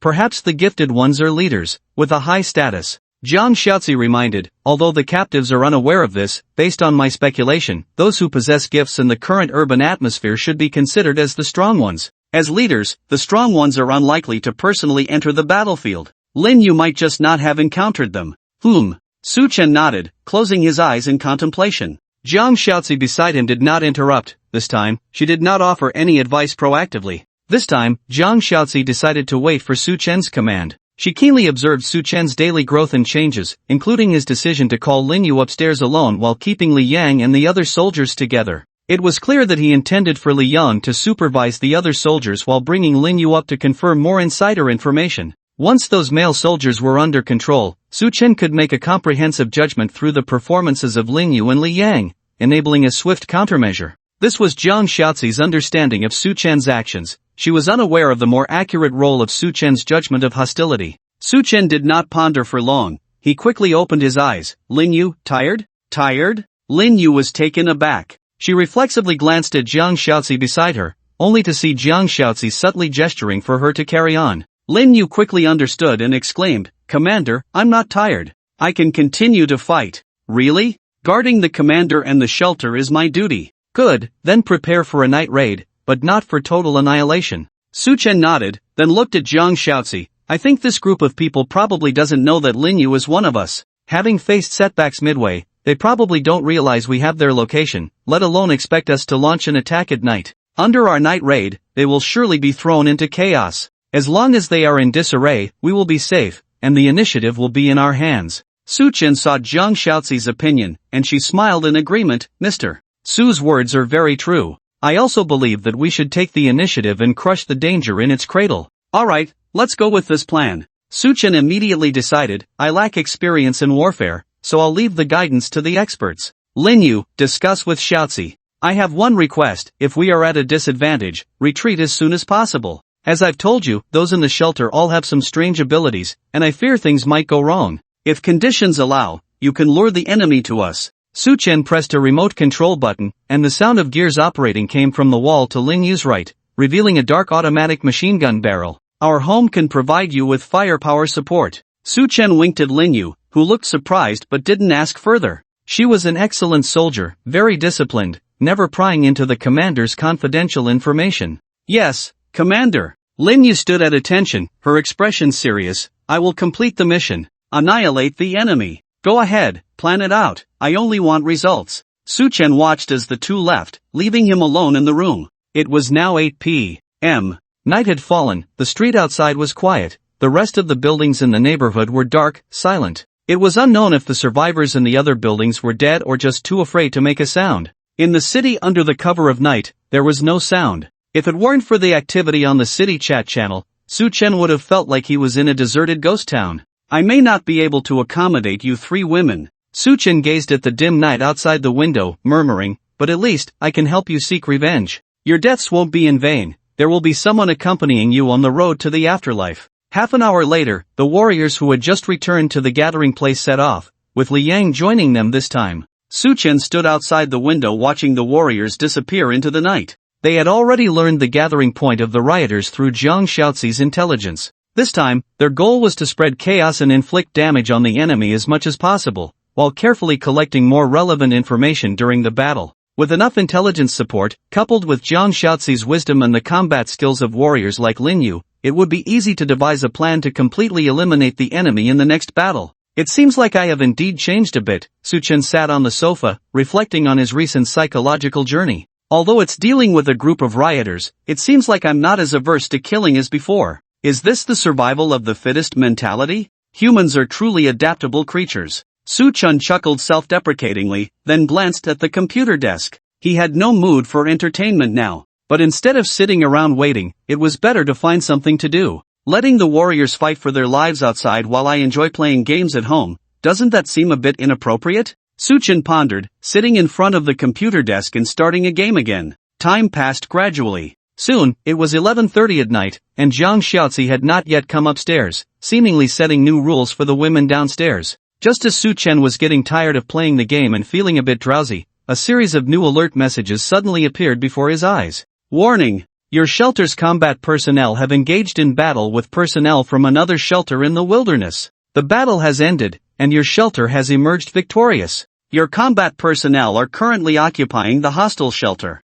Occupation time completed. Your combat personnel have destroyed a level 0 shelter, and your shelter has inherited the remaining survival points of 1362 points. Inheritance of items in progress. Inheritance successful. You have obtained the stored items from the current shelter: Random Talent Recruitment Ticket X1, Talent Enhancement Voucher X1, Personal Skill Voucher X1, D-Grade Weapon, Perfect Compound Bow, 100 arrows per day. Ha! Su Chen looked at the information in front of him, momentarily stunned. Did Lin Yu win? I had her cause chaos with a night raid, and she wiped out the other shelter in one go? Wait, this inheritance information doesn't seem right. Why do these items all look like top quality items? What kind of shelter is this, leaving behind so many unused items? Su Chen was astonished, and amidst his confusion, he thought of a possibility. Could it be that those rioters encountered Lin Yu in the evening, lost, and then went home to use their points for a big purchase to enhance their combat power? Then, unexpectedly, Lin Yu sneaked in at night, and just as the leader finished buying items with the points but hadn't used them yet, she killed him? It can't be that coincidental, it would require some incredible stroke of luck. Su Chen suddenly fell silent, thinking of a question. Lin Yu's opener trait seems to influence luck. Damn, a night raid with unexpected surprises. Su Chen repeatedly read the information alerts, confirming that he hadn't misread anything. And these inherited items and points had already appeared in his shelter's reserve panel. Su Chen had even taken out these items and placed them in front of him. Random Talent Recruitment Ticket, special item that can summon one random shelter talent from D to B rank. This item is special, and the buyer needs to qualify for the purchase first. Talent Enhancement Voucher, special item that can enhance one's shelter talent, ensuring a positive and enhanced transformation of the talent. This item is special, and the buyer needs to qualify for the purchase first. Personal Skill Voucher, an item in the points mall, requiring 2,000 points for purchase, can randomly obtain a personal skill, for player use only, with a level not exceeding C. Perfect Compound Bow, a D-level weapon, requiring 1,000 points for purchase. It holds the title of Sniper Rifle among bows and arrows, using pulleys to save the user's bow drawing strength, equipped with a precise aiming system, capable of easily hunting large prey, equipped with an arrow quiver, automatically restoring to 100 alloy arrows daily. Wow, this guy is really strong. With such a rich inventory, he's definitely a big shot on the leaderboard. Su Chen took a sharp breath, not knowing what that unfamiliar enemy had done to qualify for and obtain two special items. But Su Chen knew that both of these special items were formidable. If this guy used both, and if he got a powerful personal skill and a B-level combat talent, that would be incredible. Even Su Chen could only resort to a defensive strategy, definitely not sending anyone to confront him head-on. How should I put it? Are you lucky or unlucky? Su Chen assessed the items in front of him, shook his head, feeling a bit of lingering fear. Fortunately, Lin Yu was lucky enough to receive the opener trait reward, otherwise, it would have been Su Chen's misfortune tonight. Su Chen did not immediately use the items, he planned to wait for Lin Yu to return before using them. Especially for talent-related items, Lin Yu had to be the one to activate them, to ride on Miss Lin's luck. According to the intelligence, The thugs' gathering place is a standalone villa in the city area, technically just a shelter. Lin Yu has already destroyed the shelter, she should be on her way back now. Su Chen waited for over an hour. Sure enough, there were some sounds outside the window, the iron gate opened, and Lin Yu returned with the warriors, dusty but victorious. She returned triumphant once again. This girl had indeed earned some military merit in Su Chen's eyes. Shortly after, Su Chen heard hurried footsteps outside the corridor, and Lin Yu quickly pushed the door open. "Commander, I'm back." Lin Yu stood spirited in front of Su Chen, who could still smell the faint scent of blood on her. "How did it go?" Su Chen looked Lin Yu up and down, asking with concern, "Are you hurt?" "No, I wiped out all the enemies." Lin Yu raised her head proudly. They had some strength, but under the cover of night, they had no organization at all. "I gave the rifle to Lu Rue. That kid's sniper skills are indeed better than mine. He took out all the resistance forces in no time. But I'm not bad either. I think I took out a leader." Lin Yu was very happy, and Su Chen cautiously asked, "Before you took out that leader, was he standing there blankly, staring into space, like he usually does with me?" "Ah, Commander, how did you know?" Lin Yu was surprised and puzzled. "Commander, do you have eyes in the back of your head? You know all this." Just as the commander said, it was exactly like that. I was right outside his window, he hadn't noticed me, and then I threw my military knife at him. And then, headshot. Lin Yu shrugged, pursed her lips. He was so unguarded, he was no match for me at all. Indeed. This guy was really unlucky. Just enjoying his points, having a good time spending them, and the next moment, he gets a headshot. Not even able to use his talents, dying without knowing why. Considering it from another perspective, if it were him in that situation, he probably wouldn't have died peacefully. Indeed, they are not your match, but that's normal. Su Chen nodded in agreement. The regular army is fighting in the Doomsday War. Those who are left are ordinary people, and their combat skills are definitely not comparable to yours. Even with exceptional talent, most survivors do not possess the combat skills of professional soldiers. Lin Yu's successful sneak attacks may seem clever and lucky, but they are also a true reflection of military strength. Congratulations, sir, for your ingenious strategy. The hidden dangers have been resolved, and you can rest easy in the future. Jiang Shaozi smiled and spoke, to which Su Chen jokingly scolded, "When did you suddenly learn to flatter?" Jiang Shaozi covered her mouth and chuckled, not arguing back. "How are we going to handle things after the war?" Su Chen looked at Lin Yu, asking in detail this time, not leaving everything to Jiang Shaozi. Su Chen knew that as the leader of the shelter, even though he might not understand everything, he had to actively learn and figure things out. "There are no more enemies alive in that villa, but we found some prisoners, men, women, and children." Lin Yu paused, and Su Chen asked, "How did you lie to them?" "I said, my name is Lei Feng." Lin Yu scratched her head, smiling shyly. "They insisted I was from the People's Liberation Army, but I denied it, saying I was from the Lei Feng Army."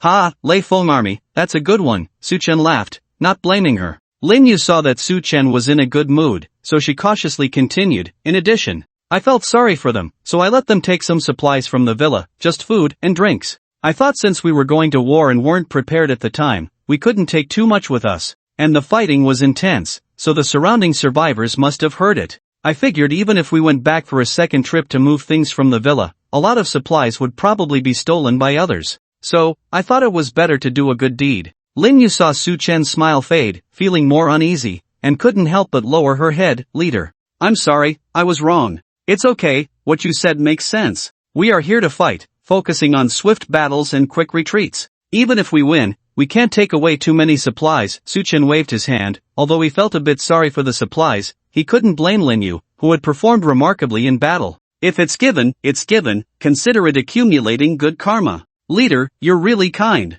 Lin Yu smiled, realizing that the leader was a kind-hearted person who wouldn't really blame her. Su Chen sighed, realizing that the three women under him had very different personalities. Leah was a quiet person, like himself, a recluse who stayed indoors every day conducting research. Jiang Shaozi was a ruthless woman, accurately described as someone who wouldn't hesitate to kill. Lin Yu, on the other hand, was a unique individual. Despite being a warrior who dealt with blood daily, she still held kindness in her heart and couldn't bear to see the weak suffer. It seems that in the future, Shaozi will have to handle the dirty work, while Lin Yu can take care of more straightforward matters. Su Chen pondered, suddenly feeling amused. This meant that he essentially had both a black and a white glove, someone to represent his will in any situation. Upon careful consideration, wasn't this the behind-the-scenes plan that Jiang Shaozi had devised for him? Jiang Shaozi, who had been silent all along, just smiled lightly, standing elegantly with her eyes always on Su Chen. "Oh, by the way, Lu Rue is a sniper, right?" There's no need to give him that rifle.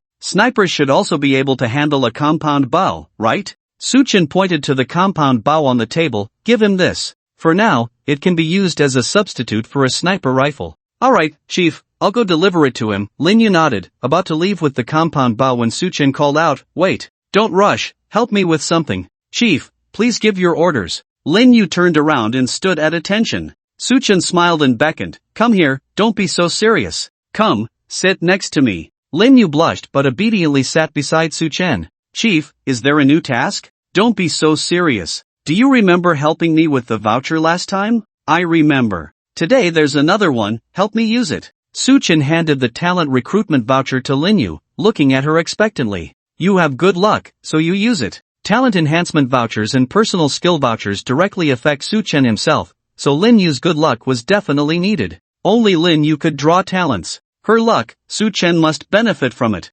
Okay. Lin Yu obediently nodded, using the voucher in the same way as last time. She tentatively shook the voucher in her hand. Activate? Suddenly, a dazzling golden light filled the room. In an instant, the golden light spread throughout the room like an ocean, surprising Suchin with widened eyes. This movement is extraordinary. Absolutely a top talent. The golden light dissipated after a short while, quickly condensing into a golden human figure in front of Suchin. Jiang Xiaozi witnessed this scene for the first time, her curious eyes scanning. Soon, the golden light completely disappeared. A middle-aged man wearing gold-rimmed glasses and a white coat stood in front of Suchin. Congratulations! Successfully recruited B-level talent, Chun Shorin. B-level talent. Lin Yu's luck was indeed explosive. Boss, hello. The man stood in front of Suchin, bowing respectfully. My name is Chun Shorin, your personal doctor. The man's demeanor was cold, with a hint of a smile on his lips, but his eyes carried an undisguised sense of madness and indifference.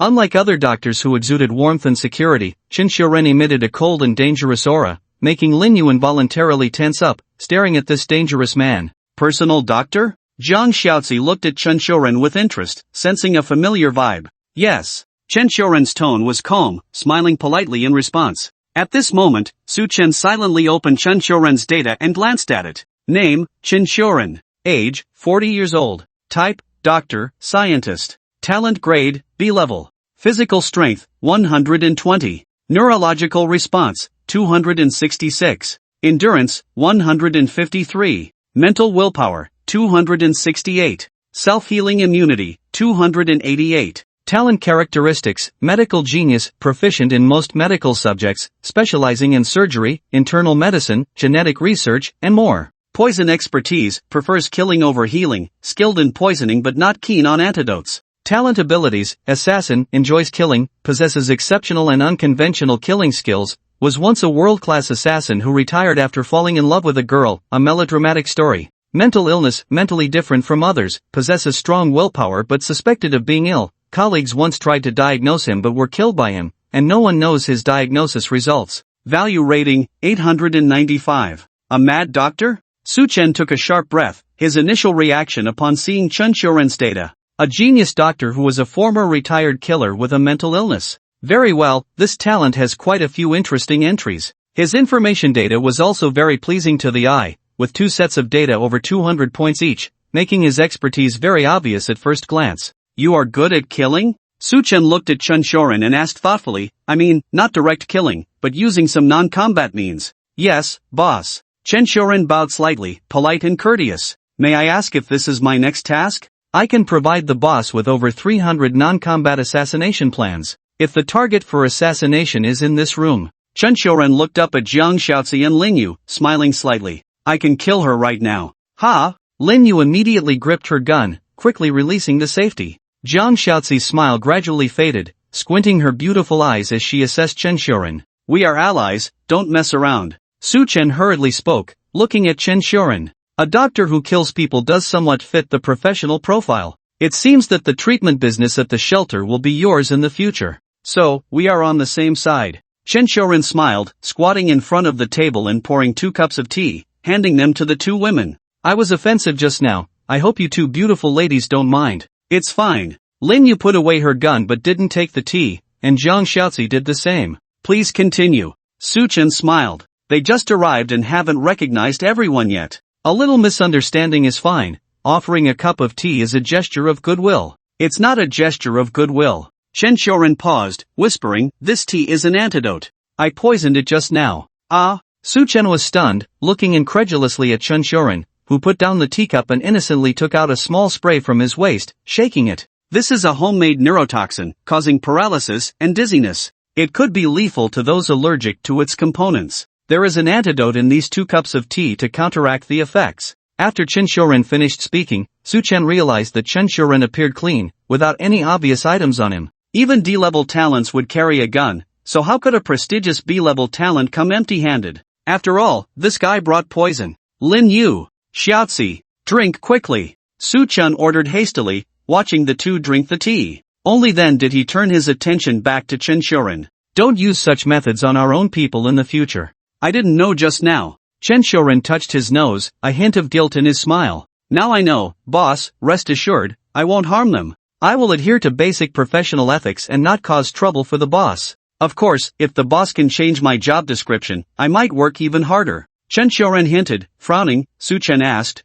"What job description are you referring to?" "Boss, you mentioned earlier that I would be in charge of medical treatment at the shelter. Do you want me to be a public primary care physician?" Chen Xiaoran shrugged, somewhat helpless. "Actually, I don't really like treating patients. I prefer to conduct medical research." "What kind of research? Human anatomy?" "Absolutely not." Su Chen immediately refused sternly. "Don't even think about doing anything harmful to my people. Be a good doctor honestly. In the future, you will be responsible for any illnesses or injuries that arise. If you can't cure them, it's your negligence." "Okay, boss." Chen Xiaoran couldn't hide his disappointment. "As you wish, I am a doctor, a healer." Su Chen saw Chen Xiaoran's dilemma but had no intention of changing his decision. Firstly, the shelter already had a resident population, and with the increasing recruitment of talents, a medical system would definitely need to be established. In addition, Su Chen felt that Chen Xiaoran's character was a bit uncontrollable and needed to be restrained.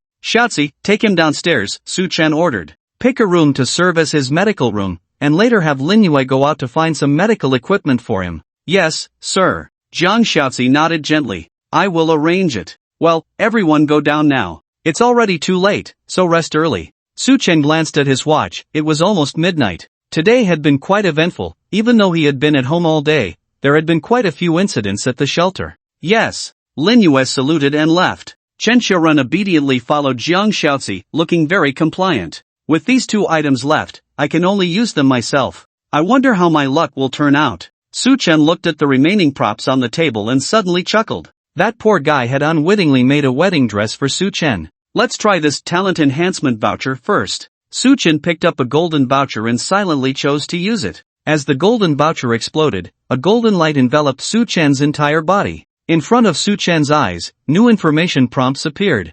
"Congratulations! By using this special item, your talent has been upgraded.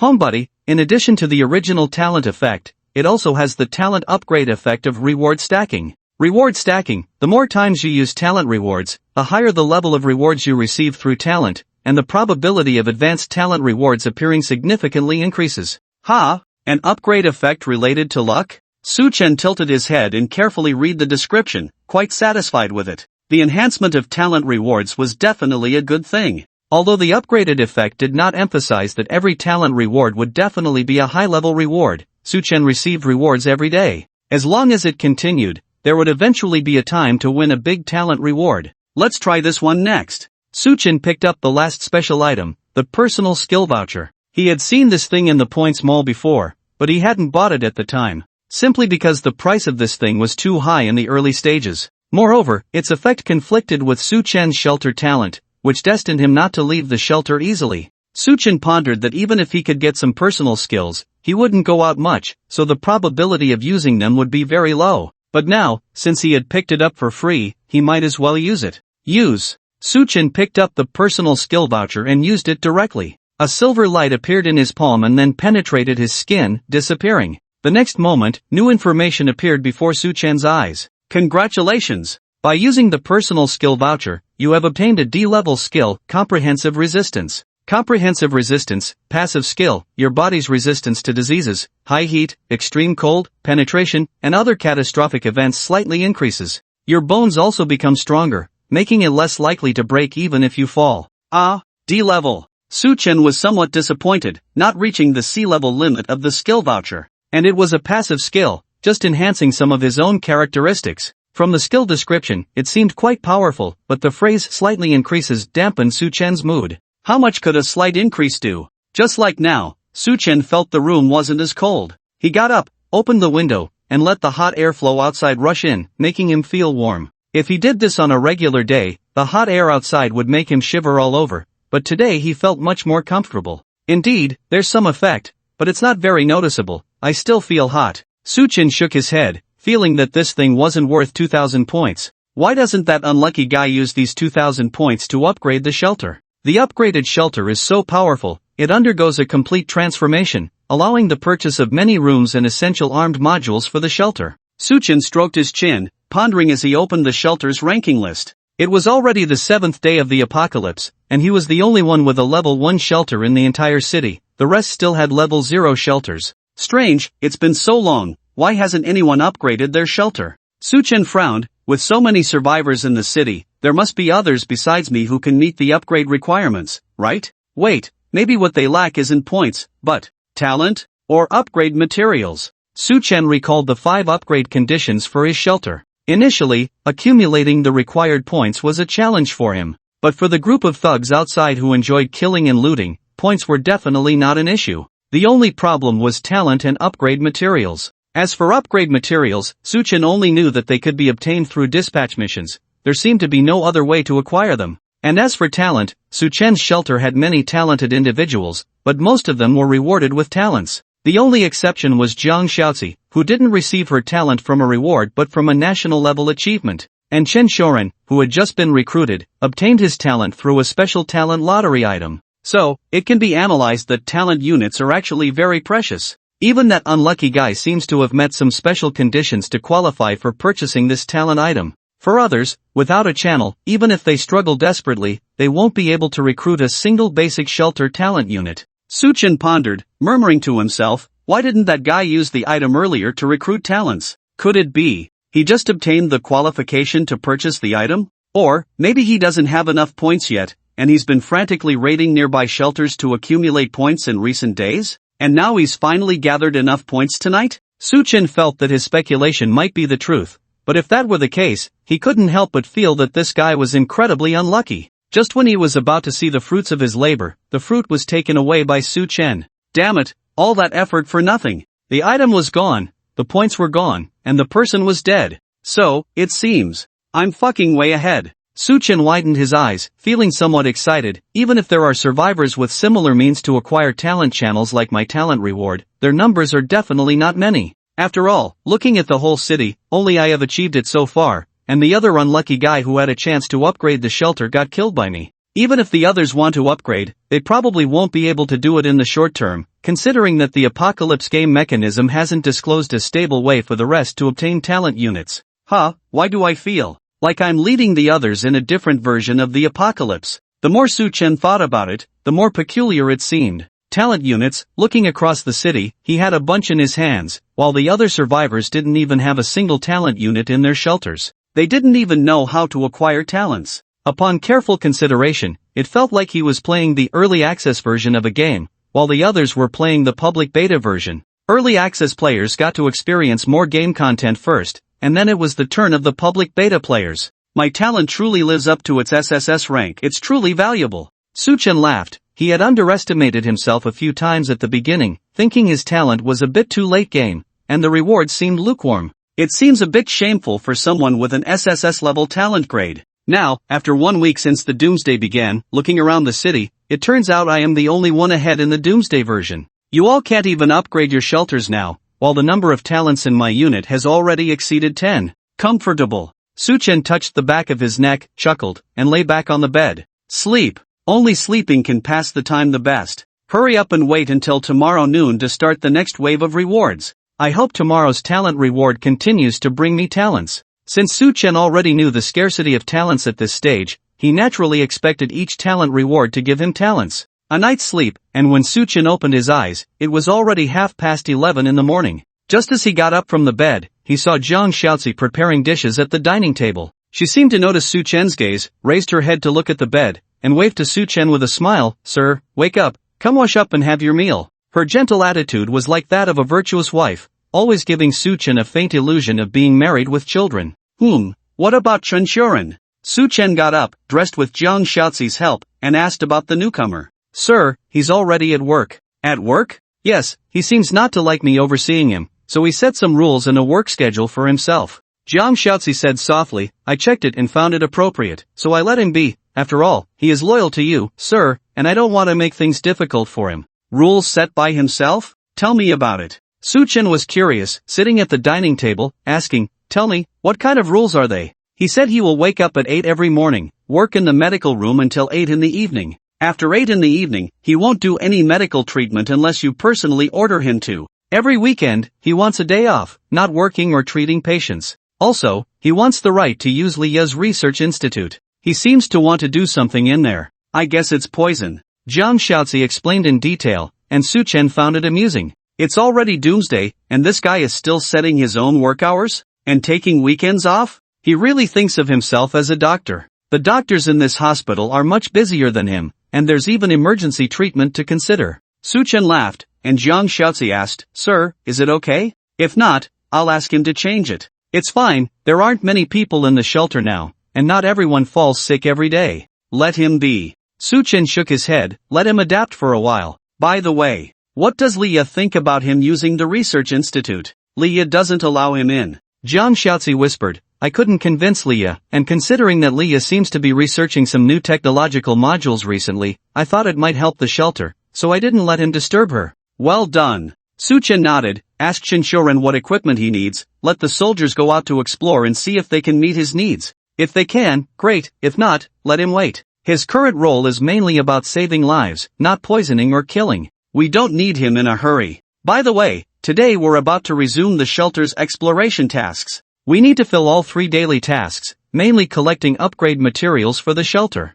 Su Chen's shelter now had sufficient supplies, complete equipment, and many talents. He didn't lack food and drink supplies now, just upgrade materials for the shelter. Su Chen thought to himself that he should take advantage of this rare lead and put more effort into making his shelter far ahead. Leading by 1 level is simply not enough. If possible, Su Chen hoped to upgrade the shelter to a higher level before the other survivors did. "Yes, sir." Jiang Xiaozi nodded in agreement, and the two exchanged some other topics. As time passed, just after dinner, it was time for the talent rewards. Su Chen had just sat down on the sofa to make himself a cup of tea when suddenly a new prompt appeared before his eyes. Looking up expectantly, Su Chen was stunned on the spot, causing the full cup of tea in his hand to spill on his pants in a moment of distraction. "Ouch, damn it, it's hot, it's hot," Su Chen shouted in panic, feeling foolish for scalding himself. "Ah, sir." Jiang Xiaozi, who was tidying up nearby, saw the scene and hurried over in alarm. "Sir, don't move, let me handle this."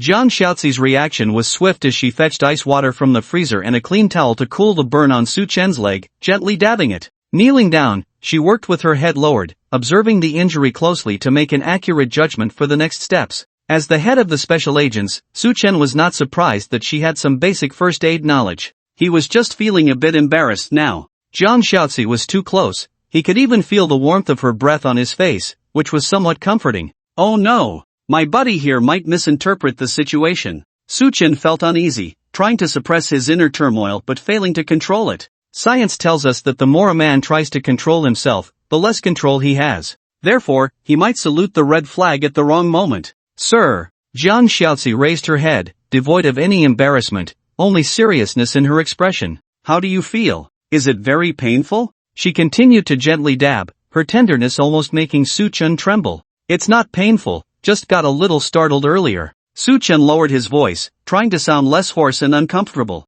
A beauty like her, kneeling and doing this. Even though it was a positive first aid act, it could still stir up some thoughts. "Are you really okay? Should I call Chen Shuren to take a look?" "Call him?" "No, no need. I'm fine." Su Chen immediately and decisively refused, repeatedly emphasizing to increase credibility. "Xiaozi, I received a new reward yesterday, my heat resistance has been enhanced. I was just startled, really fine, see, it didn't even break the skin." Su Chen spoke earnestly. He was indeed fine, just a slight sensation of being scalded, but nothing major. "Really?" Jiang Xiaozi earnestly examined for a while, then hesitantly suggested, "How about I give it a try, sir?" "Try what?" to see if it's affected. Zhang Xiaozi slightly parted her lips, indicating the approach she was about to take. This. Su Chen hesitated, naturally not wanting to refuse. Just as he was about to agree, Lin Yu's voice suddenly came from outside the door. Miss Jiang, what's the task for today? We've rested and eaten, ready to go anytime.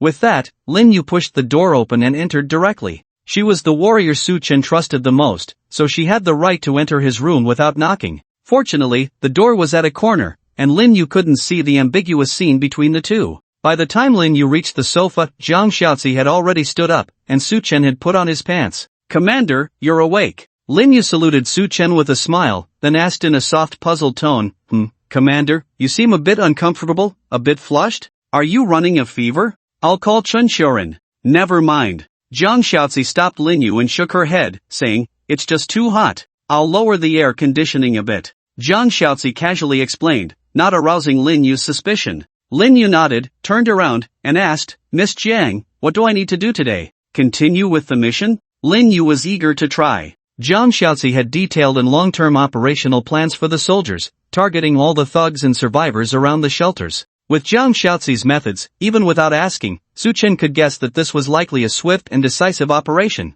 If they encountered stubborn survivors, Zhang Xiaozi would label them as thugs and then send Lin Yu to eliminate them. With Lin Yu's straightforward nature, she wouldn't ponder whether the targets were good or bad, she would just carry out the task directly. Yes, come with me. Zhang Xiaozi glanced at Su Chen, slightly lowered her head. Sir, I'll be busy first, I'll come back later to check on your health.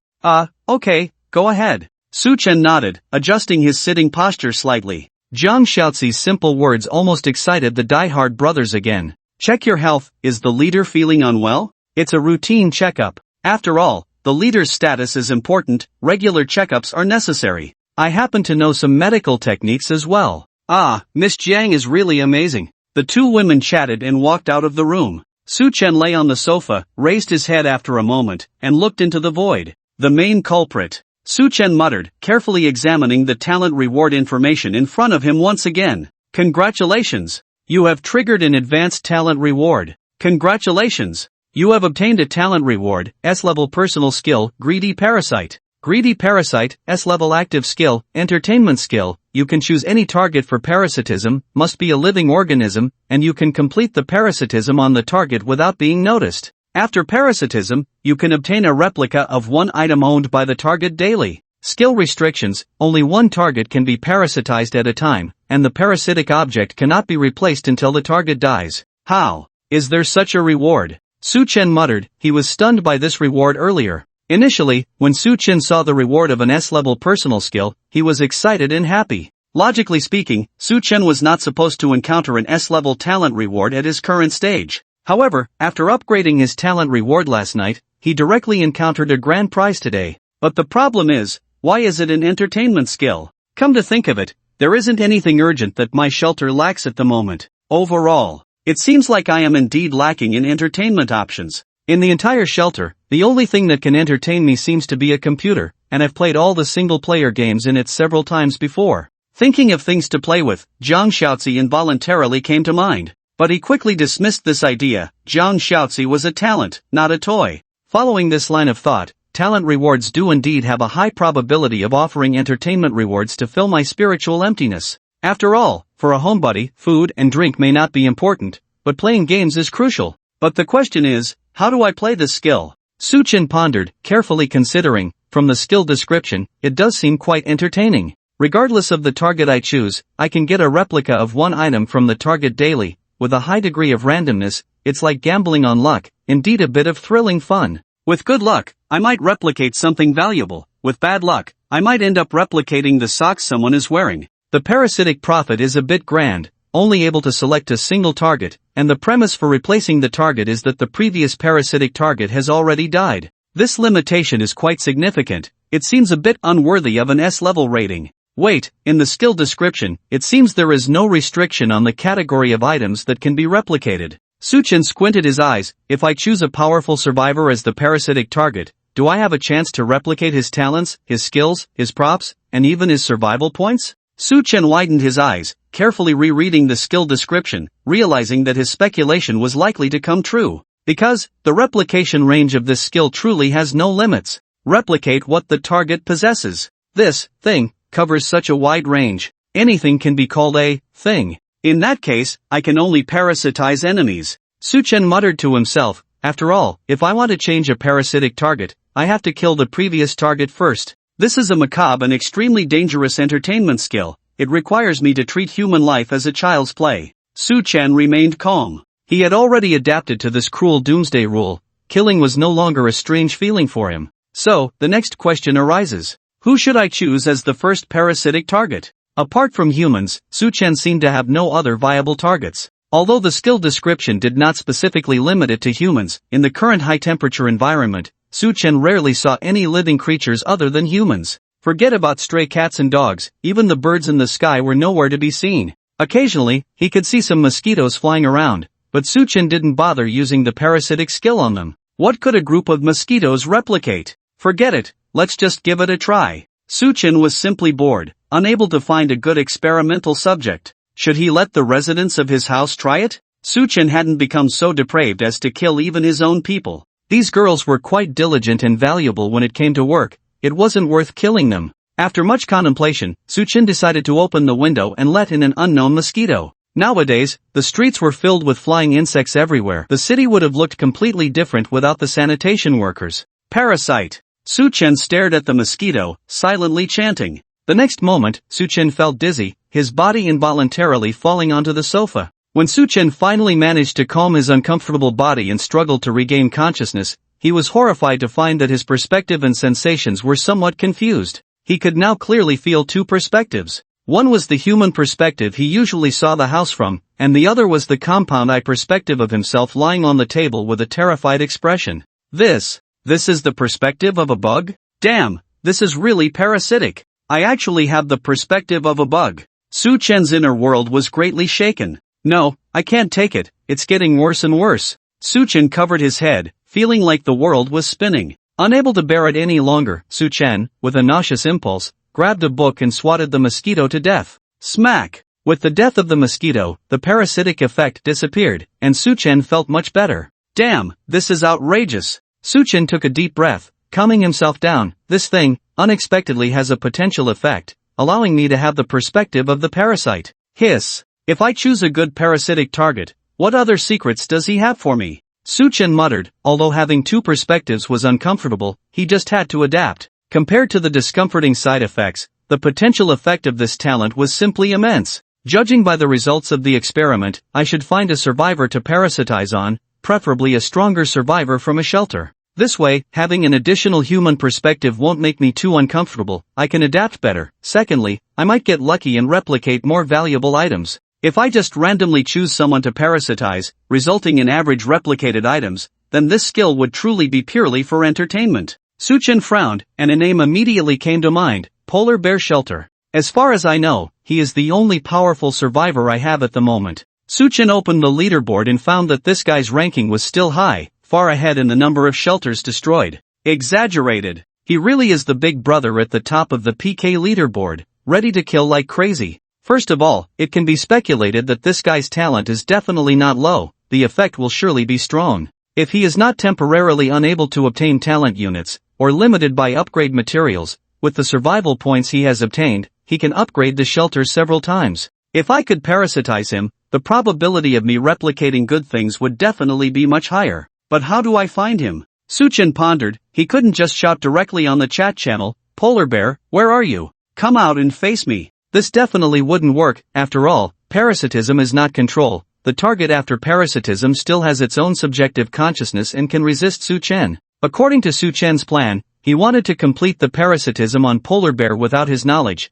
maintaining his position in the dark while Polar Bear was in the light. I didn't want to meet him too early before, but now I'm actually looking forward to seeing him. Suchen lay on the sofa. After a brief thought, he got up and went downstairs to find Jiang Xiaozi. At this moment, Jiang Xiaozi was in a war room on the second floor, assigning tasks to the warriors for the day. When Suchen walked in, he saw Lin Yu and others fully armed and ready to set off. "Sir, any other instructions?" Jiang Xiaozi was very smart. She rarely saw Suchen coming downstairs without something important to discuss. Suchen nodded, motioning for everyone to gather around again. "Xiaozi, have you mentioned the Polar Bear Shelter I talked about before to everyone?" "I have mentioned it." Jiang Shaozi nodded. I have always emphasized that in the process of carrying out tasks, we should avoid direct conflicts with the polar bear shelter and focus on gathering intelligence from them. Jiang Shaozi knew about Su Chen's talent characteristics. The longer it dragged on, the stronger he became. In order to fully utilize Su Chen's talent, Jiang Shaozi had always focused the shelter's development policy on defense,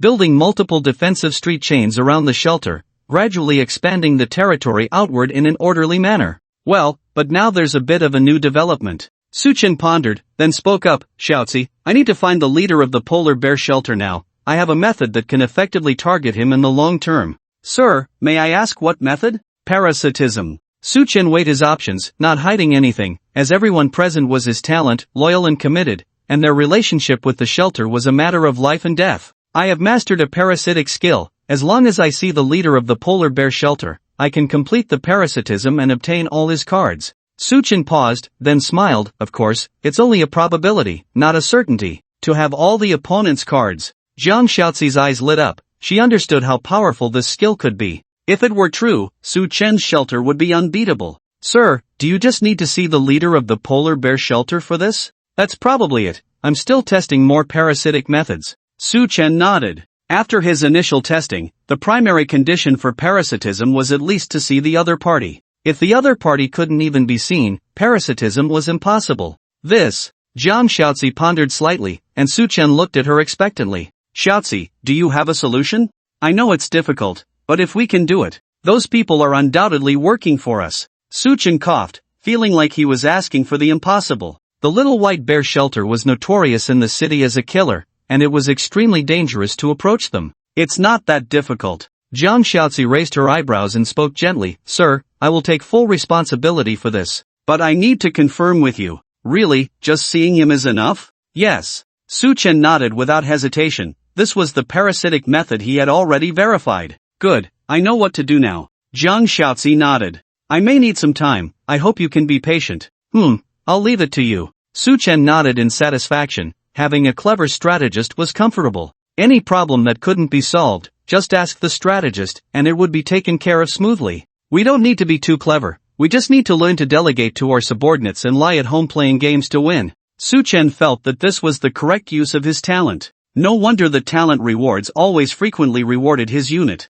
It seems that I always thought that staying at home and not going out was the invincible path. But in reality, as long as disasters exist, there is no absolute safety. Building a powerful force of your own, protecting yourself at the core, is the only safe path of development. Su Chen sighed inwardly, understanding why Jiang Shaozi had devised the plan for him to become a behind-the-scenes boss. Developing his own power not only allowed him to utilize more talents to achieve all-round strength but also provided unlimited powerful security. A person building an invincible shelter was ultimately just creating a hard shell. A group of people building a powerful shelter could enjoy the feeling of being an emperor with loyal subjects at his command. After communicating with Jiang Shaozi, she did not immediately order the soldiers to search for the little white bear shelter but continued to have Lin Yu and the others maintain their current mission for the day. Lin Yu was a bit puzzled but didn't ask much. She just silently kept this matter in mind, secretly resolving to actively collect more information if news about the little white bear shelter was discovered. The afternoon passed uneventfully. The women in the shelter continued under Jiang Shaozi's leadership to repair and strengthen the shelter's defense mechanisms, laying more and more traps and warning devices with the various gadgets Leia had created. Among all the people in the shelter, only 2 men were the most bored, Su Chen and Chen Xiaoran. Well, Su Chen was slightly better than Chen Xiaoran. After all, Su Chen had a new skill to ponder. Although the feeling of parasitizing non-human creatures was uncomfortable, Su Chen spent the whole afternoon continuously experimenting to better grasp the skill. He tried different parasitic methods, parasitizing different biological categories, and searched for more tricks to use the skill. Of course, to ensure his own safety, he made sure not to replicate any messy things on his body. Each of Su Chen's experiments was brief, ensuring that he could kill the parasitic target at the first opportunity, so as not to replicate something like insect wings or a gecko tail on his body. Soon, night fell. Su Chen stood by the window, looking at the gradually dilapidated city buildings, feeling a sense of melancholy in his heart. Thick smoke rose in the industrial area of the city, as if a big fire had broken out again, accompanied by distant booming explosions, hinting at another unfolding disaster. There's less than 3 weeks left until the end of this round of scorching heat doomsday. Who knows how many people will still be alive by then? But the rewards for the country's victory were given out early, so it should help many survivors across the nation. Suchen pondered, then suddenly noticed the entrance door of the residential building downstairs being opened, with Chen Xiuren carrying several large hemp bags out. The bags were wide open, filled with water, food, daily necessities, and various gadgets made by Leah. What is he taking these things out for? Chen Xiuren going out must have been arranged by Jiang Xiaozi. Although this guy had just joined the talent unit, Su Chen could see some similarities between Chen Xiuren's personality and his own, preferring to stay at home, only going out when necessary, and lounging around when idle. It was hard to imagine this as the personality of an assassin, somewhat lacking in self-discipline, but that was indeed Chen Xiuren. While Su Chen was puzzled, Jiang Xiaozi had already entered the room from behind. Xiaozi, did you send Chen Xiuren out? Su Chen pointed to the darkening sky outside. It's already dark, why send him out so late? It is indeed somewhat dangerous. Jiang Xiaozi nodded in agreement, but Su Chen didn't think so. This guy. I don't think danger is the main concern, I'm just curious why he's taking these things out with him. A killer skilled in using poison going out in the dark of the scorching heat doomsday. The level of danger was similar to the feeling of returning home, unlikely to die outside. Sir, you are unaware. Jiang Xiaozi smiled and said, a few days ago, Lin Yu and the others found a market formed by survivors 6 streets away from us during their search. People there often bring items to exchange, bartering goods, with people trading day and night. No wonder Chen Xiuren was taking a bunch of things out, he was going to trade. Oh, Su Chen became even more puzzled. What do you plan for Chen Xiuren to buy and bring back? Is there anything our shelter lacks? Su Chen was aware of the existence of offline markets. He had seen related discussions on the chat channel a few days ago. Although the shelter platform provided online trading items citywide, many things couldn't be listed for trade. Among them, the most inconspicuous but most needed items were various non-edible materials. These materials could be table legs, construction site cement, steel bars, etc. Not falling under the main categories approved by the post-apocalyptic game mechanics like food, water, equipment, and weapons, making them unable to be traded online. However, with most technological means failing today, humans still needed these pre-apocalyptic materials to rebuild their shelters. These means were allowed in the post-apocalyptic mechanism. Su Chen had long discovered that for the partially re-researched low-level technological means and the ability to use tools, humans were allowed to be effective. Many survivors temporarily lacked the means to upgrade their shelters and had a need to increase shelter security, naturally creating a market demand for these materials. Apart from this demand, sellers in the online shelter were secretive, and item information provided was deceptive. In case of buying the wrong items, there was no way to return or refund them. Survivors who didn't want to be deceived were also keen on offline trading since seeing the items being traded in person slightly reduced the risk of being cheated. Of course, offline trading also carried great risks, such as being robbed, losing both goods and people. Each had to weigh the gains and losses. Our shelter doesn't lack anything, but it's better to be prepared. I asked him to buy more medicines and the equipment we need. Jiang Xiaozi paused, smiling as she said, of course, I also asked him to promote our shelter supplies more, to be more generous. More generous? Su Chen frowned, seeming to know what Jiang Xiaozi was up to. Are you planning to collect information about the Little White Bear shelter through trades? Su Chen inquired. Where there are many people, there is an exchange of information. In online communication channels, with the crowd and the chaos, a lot of useless information drowns out the useful clues, making it difficult to obtain crucial intelligence. But offline is different. As long as Chen Xiuren is generous enough, it is easy to break through the psychological defenses of buyers and sellers, at least to initially exchange some intelligence. I do have such a plan, but it's not just that. Jiang Xiaozi nodded, then shook her head. Sir, offline transactions themselves are filled with many unstable factors. Everyone is on guard. I think this method of intelligence collection is probably like finding a needle in a haystack. Although it is possible to obtain information about the Little White Bear shelter, it is difficult to understand more about the other party, even to make contact, Jiang Xiaozi continued. Then what is Chen Xiuren's real purpose? Su Chen stared at Jiang Xiaozi, knowing that this woman would not engage in futile activities. Since Chen Xiuren's main goal is not intelligence collection, what else could it be? To demonstrate strength, Jiang Xiaozi whispered, Sir, I need him to represent our shelter to contact the survivors within the offline trading market, to showcase our strength, expand our influence, and then, when the time is right, to take over the offline trading market. Su Chen realized, blurting out, you want to dominate the new territory, control the offline trading market. It's not for me, Jiang Xiaozi smiled faintly, emphasizing, it's for you, sir. Gradually adapting to this era, Su Chen could already anticipate what she was planning to do. Jiang Shaozi knew Su Chen was not foolish, he just hadn't shifted his thinking habits in time. Controlling the offline trading market.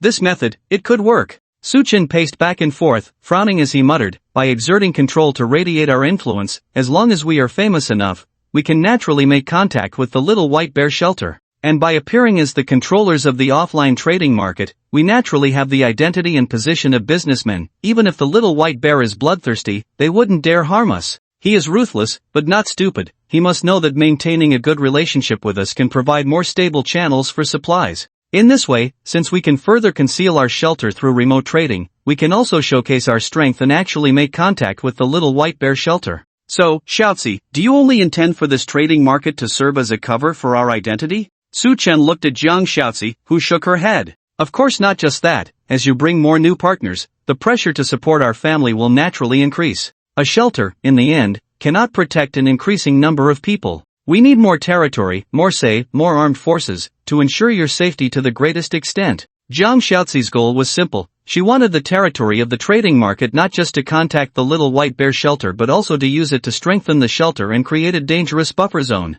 By taking over the trading market, most of the attention and hostility towards Su Chen's shelter could be diverted. If someone were to turn against Su Chen, the trading market, as the visible territory, would be the first target. In this way, Su Chen's own shelter might not be the first to face an enemy attack, significantly increasing the safety factor. If there is no external territory, once the enemy locates the shelter, Su Chen will have to face the enemies outside the shelter. Although the safety of the shelter is being improved and reinforced every day, there is always a fear of the unexpected. If the enemy is too powerful, far beyond the shelter's capacity, and manages to breach it, then all will be lost. Thinking further, if the trading market is taken over, it could serve as a new platform to gather more external survivors around Su Chen's shelter, uniting by his side to resist the apocalypse. Under Jiang Shaozi's management system, these external survivors would not be able to see Su Chen in person. It's like the corporate management system before Doomsday, where the bottom-level employees can't easily meet the chairman but constantly strive for the chairman's wealth. Jiang Shaozi's decision is a two-pronged approach, considering the long-term with interconnected implications. The more Su Chen ponders, the more he finds it perfect. Indeed, well thought out. Su Chen remained silent for a while, finally sighed and said, Shaozi, you are really amazing. This move, whether facing danger or smooth development, is beneficial and harmless to us. Jiang Shaozi is building layer upon layer of external protective forces for Su Chen, not just providing physical protection but comprehensive protection. You are also amazing, sir. Jiang Shaozi blinked her beautiful eyes and gently said, Shaozi's thoughts cannot be hidden from you. Are you actually flattering me? I'm speaking the truth. Jiang Shaozi's smile brightened even more. She truly thought Su Chen was intelligent, fundamentally kind and principled, yet not rigid. Faced with danger, Su Chen can be decisive and ruthless. When conditions permit, he can also help the weak. Although he is sometimes lazy, he can figure out many things on his own and trusts his subordinates greatly, daring to delegate authority. Such a leader may not be perfect, but he can make his subordinates feel secure. Alright, with you around, I can indeed be a homebody. Su Chen lay comfortably on the sofa, while Jiang Shaozi had already begun executing the expansion plan for the shelter outward, but this did not affect Su Chen's plan to relax at home. Sir, it's late. Are you going to sleep? Okay. Su Chen got up, then suddenly smiled and said, Shaozi, I suddenly feel like I'm a bit like Luo Do, relying on you for everything. Shaozi is not comparable to Zhuge Liang, and Sir is not as mediocre as a Do. Jiang Shaozi lowered her head and softly said, in Shaozi's view, Sir simply doesn't like to compete. Sir doesn't like to compete, but I can strive for him. This was what Jiang Shaozi didn't say out loud, and Su Chen didn't ask either, as he was about to lie down and sleep. However, Jiang Shaozi reminded him, Sir, it seems you haven't bathed in a long time. The shelter's water resources are more than sufficient. Do you want to bathe? You're right, in these few days of the apocalypse, I don't think I've bathed properly. Su Chen nodded, prepare a bath. Let the water flow. It's already prepared, in the room downstairs. Leah finished the renovation yesterday. It's a large bathtub. Jiang Shaozi gently opened the door and led Su Chen to a room downstairs. The room had been completely renovated, with all the original facilities removed. Along the walls of the room, a third of the way up was a platform, enclosing the clear water of the entire room, with neatly arranged water outlets visible at the bottom. Isn't this a swimming pool? Su Chen widened his eyes in amazement. Did Leah do this? Turning this whole room into a swimming pool? Yes. Jiang Shaozi nodded gently and introduced, I came up with the idea, Leah made the drawings and plans, and crafted the necessary parts. The rest was done by the girls themselves. I was wondering what you were all busy with downstairs these days, turns out there was such a surprise. Sir, this is a surprise prepared by the girls for you. Jiang Shaozi whispered, you provide shelter. The girls are grateful and feel they should do something for you to make your life more comfortable. Well, an indoor swimming pool, I like it. Su Chen nodded in satisfaction. Although the swimming pool currently looked a bit rudimentary, it was a good start. Now that there's a swimming pool, what about other entertainment? Su Chen felt that the quality of his sheltered otaku life was gradually improving. Sir, are you ready to swim now? Yes, you can go ahead. Hey, why are you taking off your clothes? Sir, I have to be by your side. In case you drown, I need to watch over you. Makes sense, but why are you wearing a swimsuit underneath? You planned this. You were prepared in advance. Sir, it's called being prepared for any eventuality. If you don't like this color, Shaozi can take it off. Jiang Shaozi was too straightforward, not caring at all about what Su Chen thought of her actions. In the end, Su Chen unsurprisingly enjoyed a refreshing bath. How to describe this process? It was a bit different from playing in the water like mandarin ducks, at least nothing really happened. But some physical contact was inevitable. However, it wasn't Su Chen who initiated it. After some water play, night fell. Su Chen returned to his room, embraced the beautiful woman, and drifted into dreamland feeling refreshed. A night of peaceful and sweet dreams, until the next morning. Su Chen was awakened by Qin Xiuren's complaints outside the door. No! I need to find the boss. Raise my salary. I must have a raise for this overtime. I worked all night, and you want me to stay in the medical room? Even if hard work pays off, it shouldn't be like this. The boss will feel sorry for me. And no one here is sick. Why should I sit there like a fool? Some girls flirt with me, you know. They're not sick, but always run to the medical room for no reason. This is a serious matter. I'm a doctor. How can I be flirted with by patients? Chen Xiuren's loud voice woke Su Chen up, who looked towards the door. Jiang Shaozi's voice came calmly, lower your voice. If the sir wakes up, I won't spare you. What? You can't oppress the elderly like this. The boss is a good person. He won't tolerate your behavior. Chen Xiuren wasn't afraid of Jiang Shaozi at all, his tone getting louder. I'm 40. I'm halfway to the grave. And you're still oppressing me like this. I worked all night, and you won't let me sleep. I want to see the boss. I want to report you. Chen Xiuren. Su Chen spoke up, raising his voice slightly. Come in. Oh, boss. I'm coming. Chen Xiuren's response was eager and somewhat smug. The boss is awake. You're done for. I'm going to report you. Chen Xiuren pushed the door open, saw Su Chen lying on the bed, and respectfully bowed. Good morning, boss. Su Chen pointed to the teacup on the table, and Chen Xiuren hurriedly ran forward, respectfully poured tea and handed it to Su Chen. You didn't poison it, did you? Su Chen sipped the tea lightly and suddenly asked, making Chen Xiuren pause for a moment. Boss, how could I dare to poison you? You never know. Su Chen said expressionlessly, you were just shouting at Xiaozi as soon as you came back, and when you first met, you tried to poison Lin Yu in front of me. Is there anything you wouldn't dare to do? Boss. Chen Xiuren awkwardly lowered his head, remaining silent. Everything in the benevolence shelter, whatever she asks you to do, is at my behest. Su Chen set down his teacup, scrutinizing Chen Xiuren from head to toe. I heard what you said outside just now. What, did you meet a new boss last night and now you don't want to work for me anymore? Boss, that's not what I meant. Chen Xiuren hurriedly explained, I just feel like things are getting a bit overwhelming. This woman, ugh. Miss Jiang assigned me too many tasks. I can't handle them all alone.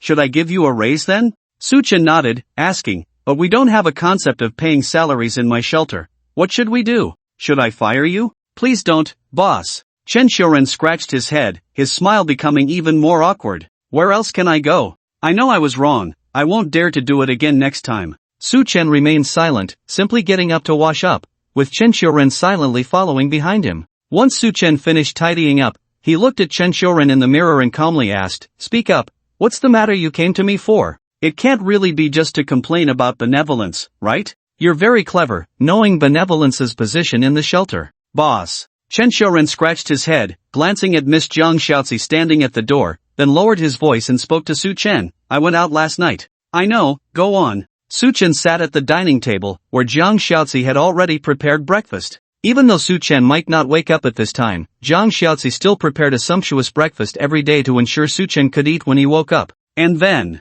I killed some people. Chen Xiuren's head hung lower, Su Chen's eating paused slightly, he raised his head to glance at Jiang Shaozi outside, then looked at Chen Xiuren with his head bowed. Chen Xiuren, I remember benevolence sent you out to expand our influence, to pave the way for taking over the trading market, right? Yes, boss. You killed people to expand influence, right? Su Chen tilted his head. Was it for intimidation, or did you have to defend yourself in danger? For intimidation. Chen Xiuren kept his head down, and Su Chen felt something was off. Why did this middle-aged man still look like he had done something wrong? First, tell me, how many people did you kill? 127. Chen Xiuren stated the exact number, causing Su Chen's spoon to tremble. What the hell? Su Chen's tone rose, staring wide-eyed at Chen Xiuren. Say it again. Boss, I killed 127 people, using poison, a small-scale nerve gas. Chen Xiuren kept his head down, unable to meet Su Chen's eyes, resembling a child who had done wrong. Damn it, another cold-blooded killer.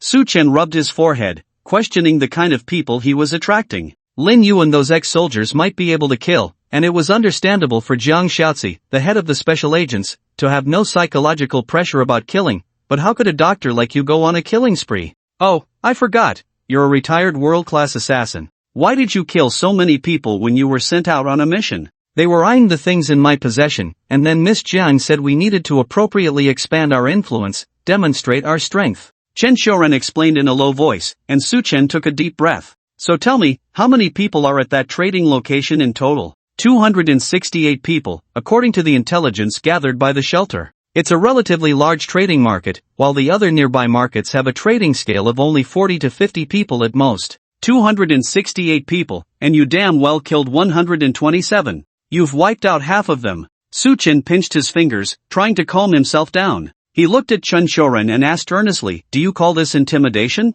Is this intimidation? You're wiping out an entire family. Su Chen felt numb all over. He wasn't feeling sorry for the dead, he just felt like the plan was about to go down the drain. Good people occupying the territory while Chen Xiuren was on a killing spree. When everyone's dead, what territory are you fighting for? When everyone's dead, who are you going to trade with? Boss, seizing territory. Chen Xiuren awkwardly explained, people are gone, but the territory is still there. What if people are gone, but the land remains? You're truly talented. Su Chen gave a thumbs up. He finally understood how Chen Xiuren got into a fight with Jiang Xiaozi. If Jiang Xiaozi knew about this, she would definitely scold him to no end. Thank you for the compliment, boss. Damn it. Does this old man think I'm praising him? Let it go, it's already happened. Su Chen took a deep breath. Surprisingly, he didn't explode in anger, which caught Chen Xiuren off guard. Boss, aren't you angry? I am, but scolding you won't help. Su Chen shook his head, pondering with his fingers on the spoon. These people are already dead.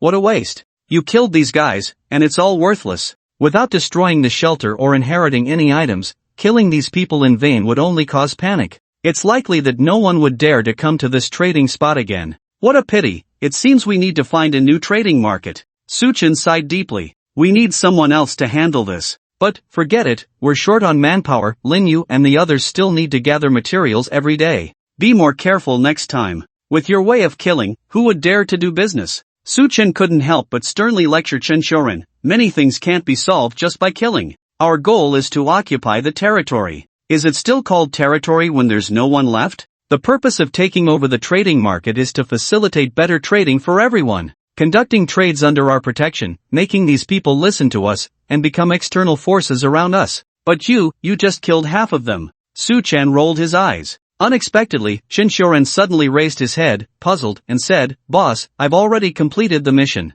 What have you completed? Expanding influence, ensuring the trading market is under our control, making more survivors who come to trade rely on us and become part of our force. Chen Xiuren paused, then whispered, those few survivors, before leaving, held my hand, crying, and told me they would come back to trade tomorrow night. They even asked me to be there tomorrow night. Ha? Su Chen was taken aback and asked suddenly, wait, they cried and begged you to come back tomorrow night? Yes, boss. Is there something you haven't told me? Is there? Chen Xiuren tilted his head, then suddenly realized, oh, I think I forgot to mention, the people I killed were supposedly from the Heavenly God sect, also here to occupy the territory, apparently 2 days earlier than me. They thought I was a survivor here to trade, so they asked me to take out half of the trading goods I brought as a booth fee. I felt cheated, so I killed them all. Chen Xiuren paused, then smiled and said, as for the other traders, I gave them an antidote, so they didn't die. The group of competitors, however, were all killed by me. So, you did a good deed, drove away the competitors, provided protection, gained the trust of the traders, and then, does that mean we've taken over that trading market now? Suchin suddenly realized that this trading market had long been targeted by someone, but these poor souls had encountered Chen Xiuren, who didn't hesitate to kill. Yes, boss, I've completed the task. Chen Xiuren smiled happily, showing no signs of guilt for what he had just done wrong. This guy had been pretending all along. Damn it! Su Chen was furious. Why didn't you say so earlier? Chen Xiuren raised his head, looking innocent with a smile on his lips. You didn't ask either. His smile was filled with the mischievous pleasure of succeeding in his prank. So if I don't ask, you won't tell, huh? Fine. Almost forgot, this guy is a lunatic. Su Chen looked up at Jiang Shaozi outside the door, her expression also surprised. Evidently Chen Xiuren hadn't told her about this matter either. Chen Xiuren was intentional, deliberately speaking only half-truths, just to have some fun. This won't happen again. Su Chen said sternly, pointing at Chen Xiuren, your ability to get things done is good, but doing it this way can easily lead to misunderstandings for everyone.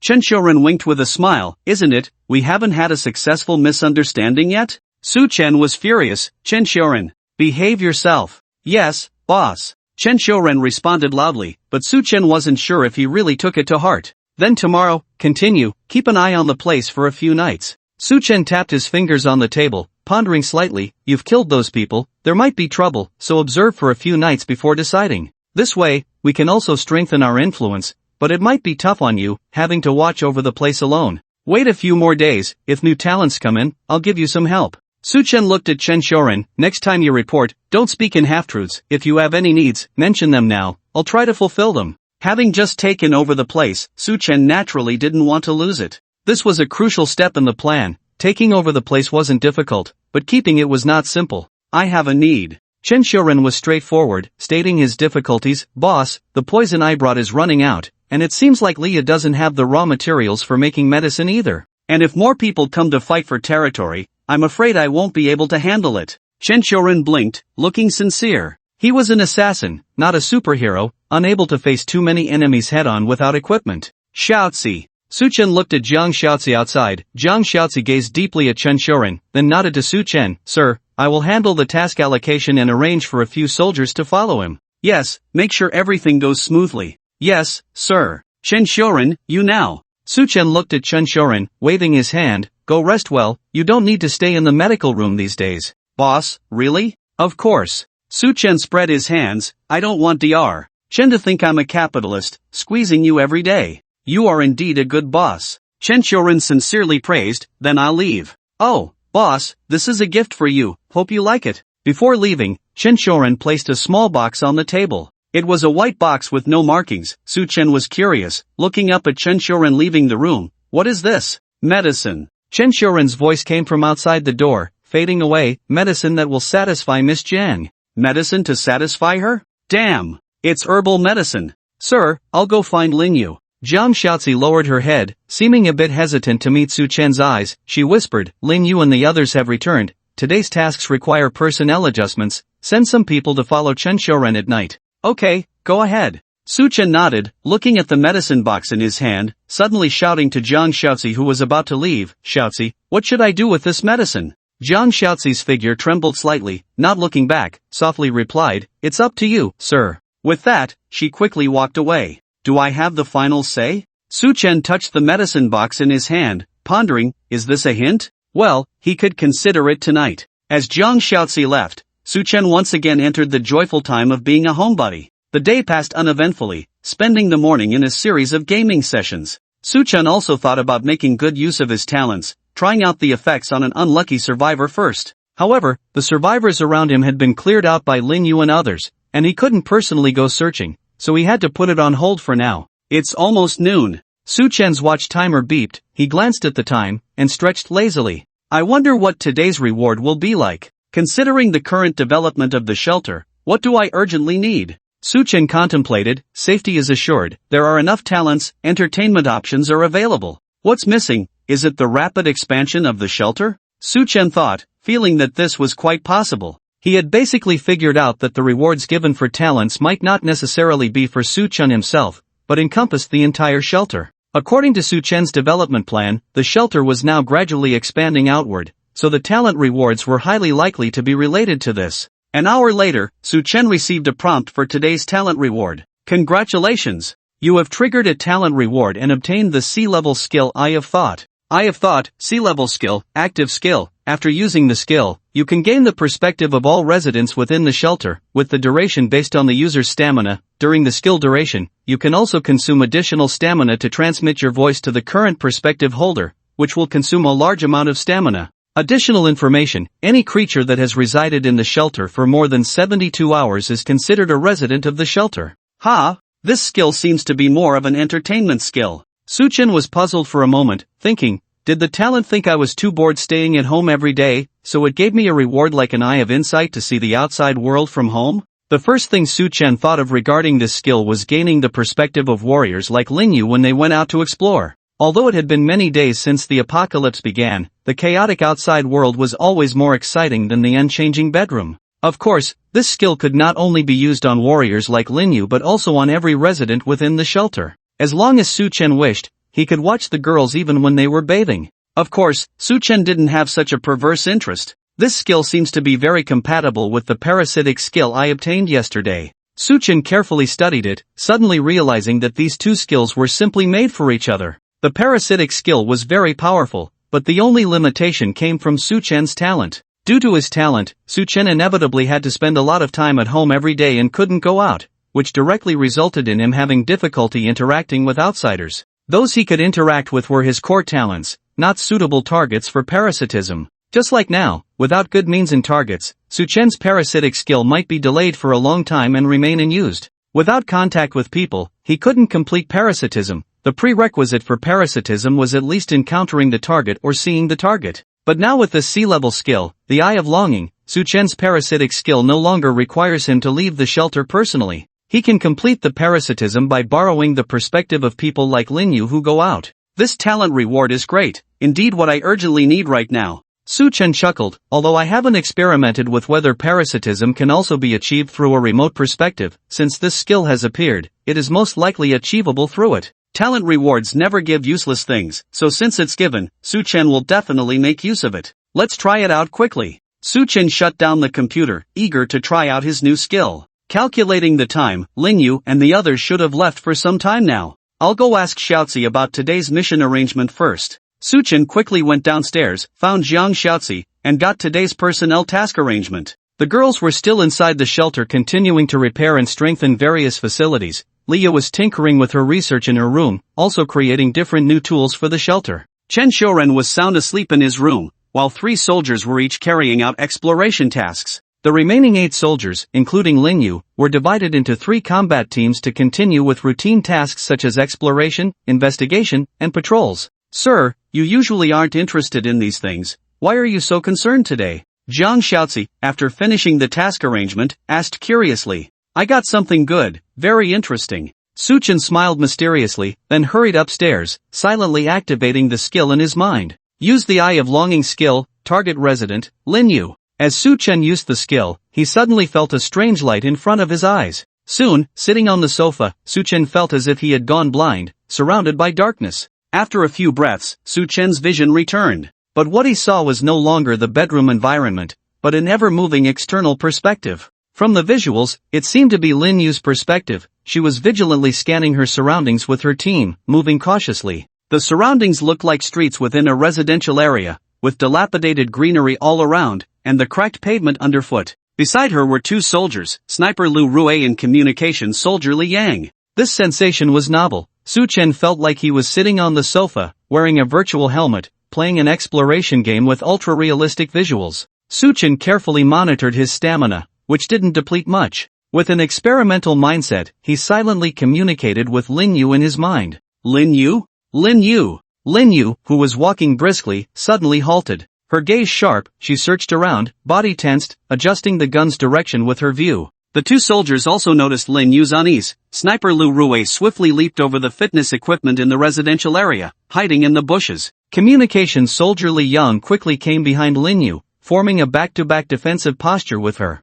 Team leader Lin, what's going on? Li Yang held his pistol, cautiously scanning the surroundings, while asking in a low voice, is there an enemy situation? I heard the leader's voice. Lin Yu lowered her voice, squinting her eyes. This isn't a hallucination, I really heard it. The leader is at home. Without a communication device, how could I hear his voice? I remember, the leader mentioned that many survivors have special abilities. This might mean we are being watched. Someone is impersonating the leader to communicate with me. Ha! Su Chen was taken aback, realizing he could not only see through Lin Yu's perspective but also hear the voices around her. But Lin Yu seemed too vigilant. She didn't respond to Su Chen's voice at all, thinking it was some survivor's innate ability. Lin Yu, it's really me. I've mastered a new skill, I can share your perspective. Su Chen tried to make more sounds. He could feel his energy draining, but not too much. He could still hold on. Someone is indeed watching us. Lin Yu became even more alert, her body hair standing on end, almost ready to shoot at any moment. This voice and tone, they are exactly like the leaders. Li Yang, be careful. If you hear any sound, remember not to believe it blindly. There are many survivors in this city with miraculous abilities. I've seen immortality before. Lin Yu still didn't respond, constantly scanning around with a fierce look in her eyes. This little girl is too guarded. Su Chen sighed, but it was also a good thing. As a warrior exploring outside, being overly cautious is always better than being arrogant and careless. Lin Yu, it's really me. Su Chen watched Lin Yu remain silent, took a deep breath, and played his trump card. When you were injured before, I took care of you. You have 2 moles on the inside of your thigh. And, no hair. Leader. Lin Yu was suddenly shocked, blurting out, it's really the leader. This secret was only known by Su Chen and Leah in the entire shelter because Lin Yu was only injured that one time, and only Su Chen and Leah had seen her body. Do you believe me now? Su Chen smiled helplessly. I can share your perspective now. This is my new skill, but I can't communicate with you too frequently. It's easy to drain my energy.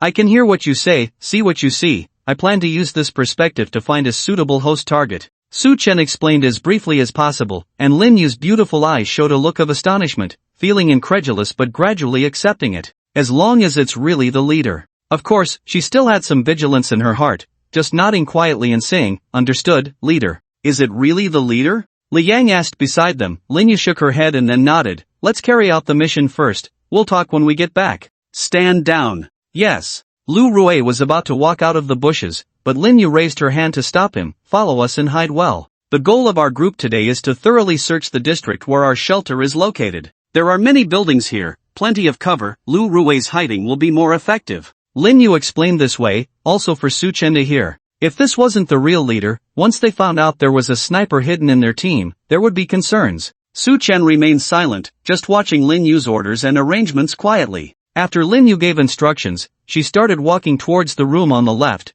Our shelter is in the 6th building of the district. We know there are a total of 12 buildings in this district. Let's start searching from the 1st floor. Try to finish checking all floors before nightfall. Remember Miss Zhang's orders, try to expand our influence as much as possible, ensure the safety around the shelter. Although Miss Jiang allows us to fire freely, as long as they are not real villains, we should not harm people casually. Lin Yu's style of doing things is a bit more compassionate than the other 10 warriors. If they really encounter the elderly, weak, sick, or disabled, even if they have hostility, Lin Yu might not be able to act. This is also why Jiang Xiaozi sent Lin Yu to carry out the task of searching the entire district. She wanted to use Lin Yu's character to send a friendly signal to any survivors who might be in the district. Of course, even if the other party misunderstands or targets Lin Yu, and Lin Yu does not promptly resolve the enemy, Jiang Xiaozi can easily arrange the other warriors to deal with the enemy, while also suppressing and reminding Lin Yu of her kindness, so that she does not make the same mistake again next time. Although the community where Su Chen was located was an old one,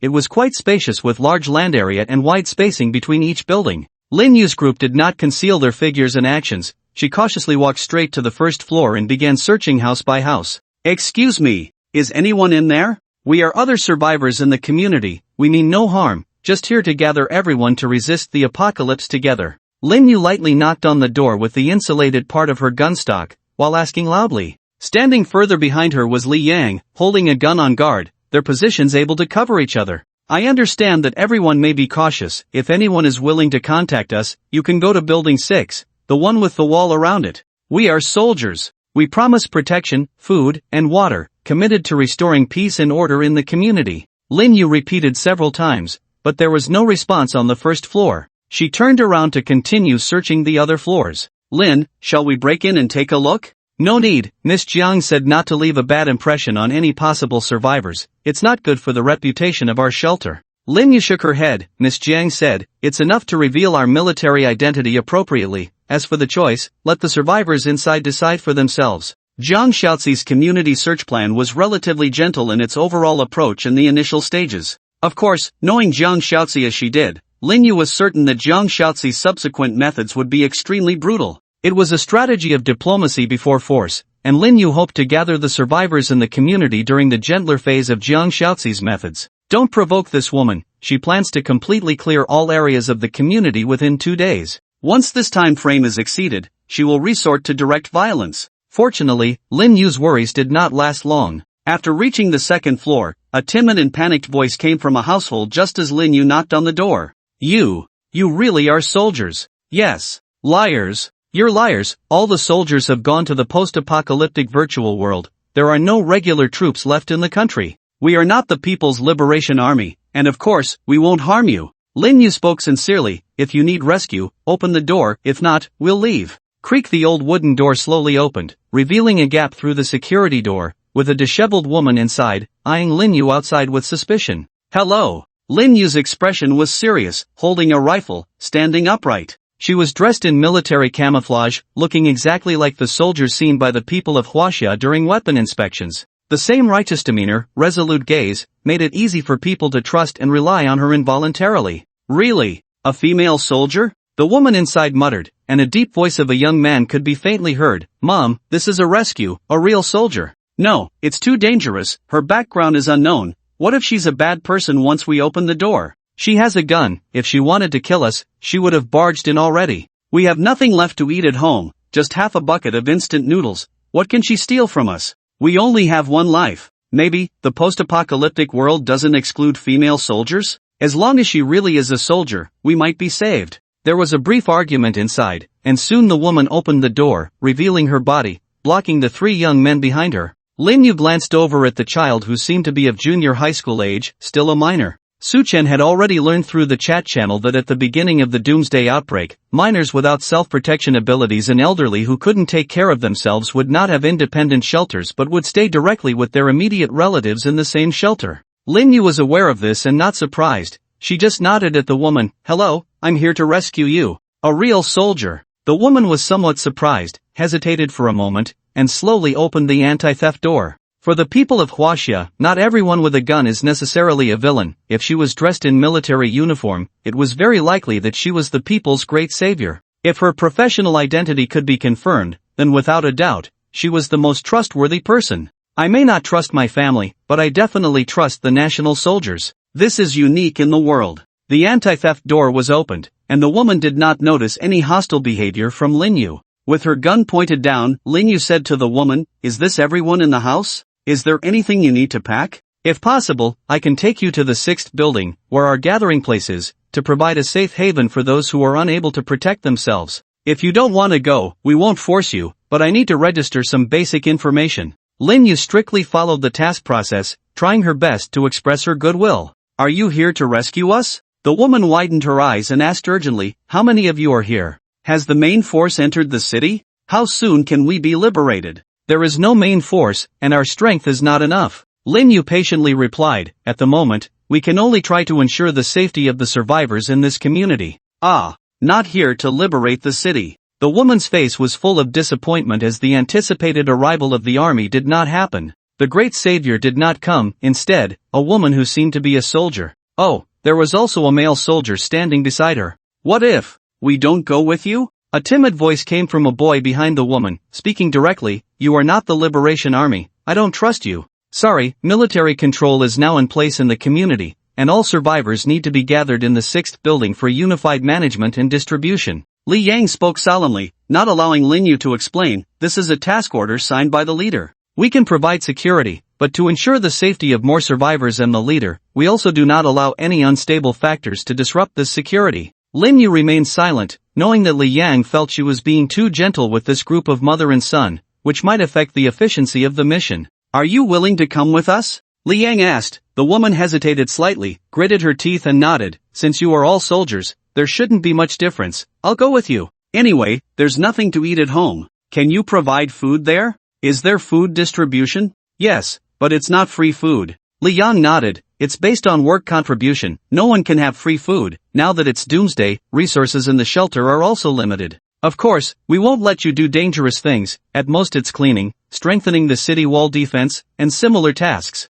Alright, I understand. The woman nodded repeatedly. The country is in trouble. You are also not easy. We will follow the arrangements, follow the distribution. Li Yang nodded, about to speak, but unexpectedly, the door next to them was opened. Whoosh! Li Yang reacted instantly, aiming the gun. Don't shoot! Don't shoot! The wooden door of the neighboring residence was opened, and a shirtless fat man walked out, raising his hands and shouting, "Comrades! I'm also a victim. I'll go with you too. Please don't leave me behind." Li Yang frowned. Were you eavesdropping just now? What do you mean by eavesdropping? How dare you speak like that? The chubby man was displeased, rolling his eyes. Aren't you here to save me? I'm just cooperating voluntarily, not making it difficult for you. Isn't that good? Li Yang was speechless. Well, he did have a point. This man was indeed very cooperative, saving Li Yang the trouble of knocking on doors again. Alright, Lin, let's continue the search. Li Yang looked at Lin Yu, who nodded and turned to lead the team forward.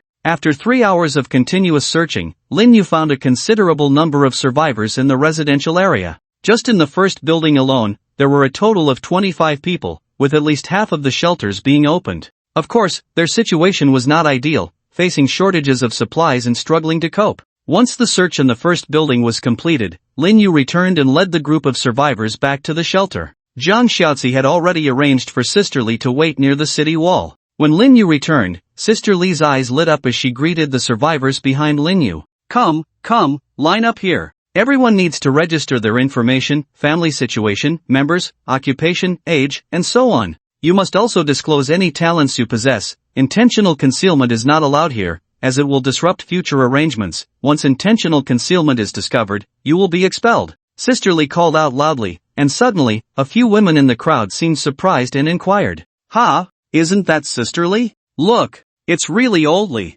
I didn't expect to see her here. I knew it must be the military who came. What's old Li's status? She's from the neighborhood committee, of course, she would be here. Hey, old Li, why didn't you mention this earlier? You made me starve at home for days. Many survivors seemed to know Sister Li, warmly greeting her. Sister Li seemed to have transformed, beaming with joy as she coordinated the crowd, reminiscent of her glory days of mingling with neighbors during peacetime. It seems Jiang Xiaozi's personnel arrangement is spot on. Su Chen had deactivated his skills and stood by the window, looking down. Having Sister Li in charge of reception work significantly reduces the vigilance of other survivors. Gathering the survivors from the residential area not only reduces uncontrollable risks around the shelter but also strengthens the numerical advantage and mobilization capacity of the shelter. Su Chen had changed a lot now, easily discerning Jiang Xiaozi's purpose in arranging things this way. Bringing survivors with Lin Yu's military background and comforting them with Sister Li's former profession easily mobilized external forces for the shelter, bringing in more labor. After all, the strength of a force is often judged by its numbers. In Jiang Xiaozi's overall development plan for the shelter, Su Chen was undoubtedly building his own power within the shelter. Come on, everyone is from the neighborhood, we all know each other, no need for formalities. Sister Li's face beamed with a smile, handling the situation with ease, but let me make it clear. Everyone knows my character, whatever I say, you all do, don't disrupt the order. Otherwise, before the leader speaks, I, old Li, won't spare anyone. Cooperate with my work, line up, no noise. Let's show the excellent quality of our neighborhood. While Sister Li coordinated, Lin Yu had quietly left with the team members to continue searching the remaining buildings. Lin Yu's efficiency was remarkable. In just one afternoon, they completed the search of 10 buildings, bringing in over 300 survivors. From Su Chen's observation through Lin Yu's perspective, it was easy to see that most of the survivors were very cooperative. Basically, as long as Lin Yu knocked on a door and stood at the entrance, with her female identity and dignified demeanor, it was not difficult at all to bring out the survivors hiding in the shelter. Looking at it from a different angle, this was truly a bloodless conquest of most of the shelter in the neighborhood. Su Chen couldn't help but admire Jiang Xiaozi's cunning tactics. She completely grasped the people's trust in the military of that era, cleverly assigning Lin Yu to execute the task, and effortlessly taking over most of the neighborhood. The task didn't even take more than a day. What surprised Su Chen even more was that he spent the whole afternoon frequently observing the color of his watch. The watch kept showing blue. This meant that among the 300 survivors, There was no malice towards Su Chen's shelter, only trust and reliance. It sounded unbelievable, but upon careful consideration, Su Chen realized it was true. If Su Chen had encountered the situation of the military entering the city on the first day of Doomsday, he might have followed them as a soldier. After all, at that time, he had not truly experienced the rewards of his talents, and he wouldn't have given up hope of being rescued for something that hadn't happened yet. In the face of the military entering the city, any hesitation would be disrespectful to the soldiers. This is too smooth, isn't it? Su Chen watched as night fell, murmuring to himself, the whole neighborhood is so easily managed and organized like this? Is everyone so cooperative? Really, this is putting some pressure on me. Su Chen sighed deeply, suddenly feeling a heavy burden on his shoulders. The unconditional trust of these people in the shelter was mainly due to the identity of soldiers. But Lin Yu and the others were not originally soldiers in this world. There was a misunderstanding here, deliberately created by Jiang Xiaozi. Forget it, at least what I'm doing is not much different from rescue. Let the misunderstanding be, I haven't harmed them in any way. Su Chen took a deep breath, quickly adjusting his mood. By the way, Lin Yu has gone to the last building, she should be back soon. The clearance work in the entire neighborhood is almost coming to an end, and the next phase is. Before Su Chen could continue his thoughts, a sudden burst of gunfire echoed from deep within the neighborhood. Rat-tat-tat, rat-tat-tat, bang, bang bang bang. This was the frequency of rifle and pistol shots, sounding intense. Su Chen was stunned, he quickly looked up, seeing flashes of gunfire in the darkness of a building in the direction Lin Yu's team had gone. They had encountered enemies. Someone is shooting. Oh my god, are we going to war here? Let me in, Lao Li. Let me in to hide. Downstairs, the survivors who were still queuing outside the wall suddenly panicked, showing signs of rushing into the wall. Stay calm. Don't be afraid. Everyone quiet down. At this moment, Li Jie appeared very courageous. She stepped forward, shouting loudly, stay in line. The soldiers outside must have encountered something, but it has nothing to do with us. There are people in charge up there. Trust the soldiers. Trust our armed forces. Everyone stay calm, continue to line up, don't cause chaos. The more critical the disaster, the more we need to be orderly, not adding chaos to the organization. Li Jie's words managed to calm the crowd. Of course, this was mainly because Li Jie and the girls were blocking the entrance and exit of the city wall, making it impossible for everyone to rush in. The crowd could only endure the inner fear and anxiety, waiting in silence in the darkness.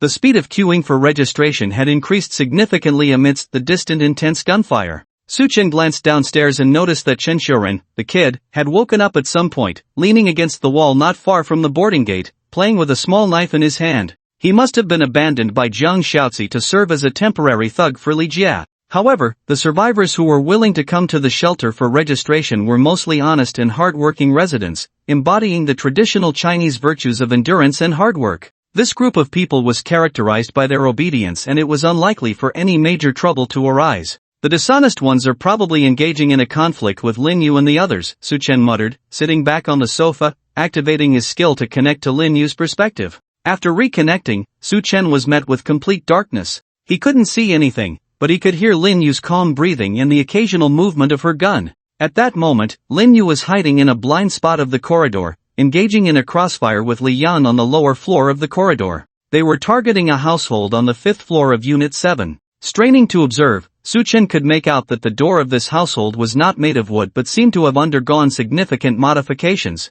Has the shelter been preliminarily modified, and are there firearms involved? Su Chen analyzed quietly, refraining from disturbing Lin Yu in the midst of battle, merely observing silently. He trusted Lin Yu, this situation was not a significant threat to her. Lin Yu now held a rifle with unlimited ammunition, had leveled up in talent, and had 2 military teammates. Su Chen assessed that the enemy's firepower against Lin Yu was not even as strong as what Li Gu and the others had initially. Bang! Bang bang bang! Su Chen listened carefully to the gunshots, which seemed to be from about 3 or 4 handguns, lacking long guns or grenades, the typical corridor heavy weaponry. It seems that there is more than one survivor in that household. Generally, minors and the elderly have limited combat capabilities. Excluding this reason, there are other survivors from shelters in that household. Have they formed a small group in advance for survival? Or has someone destroyed others' shelters, captured prisoners, and taken control? Su Chen pondered, leaning towards the former possibility. He had seen similar recruitment messages in the city chat channel before, urging survivors with poor talents and urgent need for resources to leave their shelters and join them. Rather than staying at home waiting to die, it was better to abandon the shelter and form a stronger force by banding together to increase the group's chances of survival in the apocalypse. Lost in thought, Su Chen heard Li Yang's calm shouting from downstairs. People inside, give up pointless resistance. Surrender your weapons, surrendering is your only way out. Only with a good attitude can you earn lenient treatment from our shelter. Otherwise, you will be shot on the spot. Li Yang's words sounded quite official. However, the people inside the shelter paid no heed. Their response to Li Yang was gunfire and a man's defiant voice. You talk big. Do you think you're a soldier? Don't think I don't know. All the soldiers have been taken by aliens. You're just like me, only armed. Don't think wearing a military uniform makes you special. Don't act high and mighty. I saw what you guys did today. The guy from Building 6 wanted to sweep the neighborhood, right? He wants to be the boss, but I won't stand for it. If he's got guts, let him come and invite me personally. Otherwise, you won't get through this door today. I'll shoot anyone who comes near. The man inside was extremely arrogant, seemingly full of confidence. Su Chen estimated that this guy's talent was definitely not bad. Judging from his current combat performance, barring any accidents, he would probably become the next Li Good, easily able to dominate a building. Or more accurately, this guy had probably already taken over this unit building, just at a slower pace. Su Chen could sense his dissatisfaction, like a warlord holding military power, being asked to bow down to others, who would be willing to do so. The Chinese people were honest and upright, but if they had guns in hand, amidst chaos, even the honest and upright Chinese would shout, why should kings and nobles have all the fun? Yes, this nation was indeed so marvelous. Final warning. Li Yang shouted coldly, surrender now, or face being shot. Fear my ass, if you dare, come in. The people inside the room were arrogant to the extreme, their voices domineering. There are only 2 of you, 2 guns. I have 7 people, 4 guns. I can take you all down. Even if we talk about the boss, it's the grandson from Building 6 who should bow down to me as the big brother. Tonight, if you dare to come in, I'll bow down to you. Damn it! This bastard is too arrogant. Li Yang furrowed his brows tightly, feeling the urge to break in, and he was confident he could do it. Both he and Lin Yu had been through countless battles, willing to risk injury to forcefully attack this household, especially with sniper Lu Rui outside with a compound bow at the ready. Don't be impulsive. Lin Yu's indifferent voice came from downstairs, sensing the anger in Li Yang's heart. Lu Rui hasn't shot an arrow, that's the signal he's giving us. With Lu Rui's skills, he should have aimed by now, but he hasn't shot yet, providing us with the environment for a strong attack. I guess there's something fishy behind that door. Lu Rui doesn't dare let us rush in recklessly. Lin Yu analyzed the situation in a low voice. At this moment, without communication devices, Lin Yu could only rely on the tactics they had planned earlier to consider what Lu Rui might see inside the room. She had reminded Lu Rui earlier that if necessary, he should use sniper tactics to provide cover for their attack and signal their assault. If Lu Rui didn't act, there must be something suspicious inside the room. The tone of the enemy's boasting indicated they were very confident. Lin Yu couldn't help but remember Su Chen's advice. The survivors in this world all have strange abilities. If you're careless, you might end up in trouble. So we'll just wait like this. Li Yang furrowed his brows tightly, and Lin Yu tapped the wall, creating a rhythmic sound. It was a signal, indicating to Li Yang to wait for backup. The intense gunfire just now was intentionally caused by Lin Yu, removing the silencer to create a fierce gunfight to alert the nearby shelter. She believed that with Jiang Shaoxi's intelligence, she would surely provide better tactical support. At this moment, Su Chen also sensed Lin Yu's dilemma. The opponents held some special means, and Lin Yu couldn't afford to be careless. She couldn't break through this household for the time being, while also guarding against the possibility of new enemies sneaking in from upstairs or downstairs with closed doors. This situation was very unfavorable for Lin Yu. She could only suppress the opponents to come out of the door with Li Yang but couldn't launch an attack inside. We need to send reinforcements. But with just 3 people, we might not be able to take down this household. Su Chen made a decisive judgment. He had already seen that this household was tough and not willing to yield. Since being soft didn't work, it was time for tough measures. Su Chen deactivated his skills and was about to go downstairs when he saw Jiang Shaoxi already standing at the door. Shaoxi, you've come at the right time. Su Chen spoke in a deep voice. Send someone to support Lin Yu. She has encountered enemies, and I suspect they are survivors with special talents. Teacher, I'm here to report this matter to you. Jiang Shaoxi spoke gently, bowing her head as she reported. The rest of the soldiers have not returned yet, so I sent Chen Xiuren over. He went over? Su Chen frowned. He only has a gun, it might not be safe. Why not let Chen Xiuren go and inform the other soldiers to return quickly? Teacher, Chen Xiuren said he can complete the mission. How can he complete it? He's a poisoner. Without poison, how can he forcefully attack and kill? Teacher, he said he still has some poison. Jiang Xiaozi spread her hands helplessly, seeming somewhat surprised. He just said it himself, that he still has a little nerve toxin left, just enough to support Lin Yu. A little? Just enough? Su Chen was taken aback. This lunatic, is he lying to me again? I don't believe he only has a little left. There's no such coincidence. He said he ran out during the day, and suddenly, like magic, he claims to have more poison at night. What's going on? Can't you speak some truth for once? Teacher. Jiang Xiaozi hesitated, smiling bitterly as she spoke. He asked me to tell you, he said, if the boss scolds me as a liar, tell the boss, this time I really didn't lie to him. I, Qin Shorin, am one of the top 10 honest and trustworthy employees.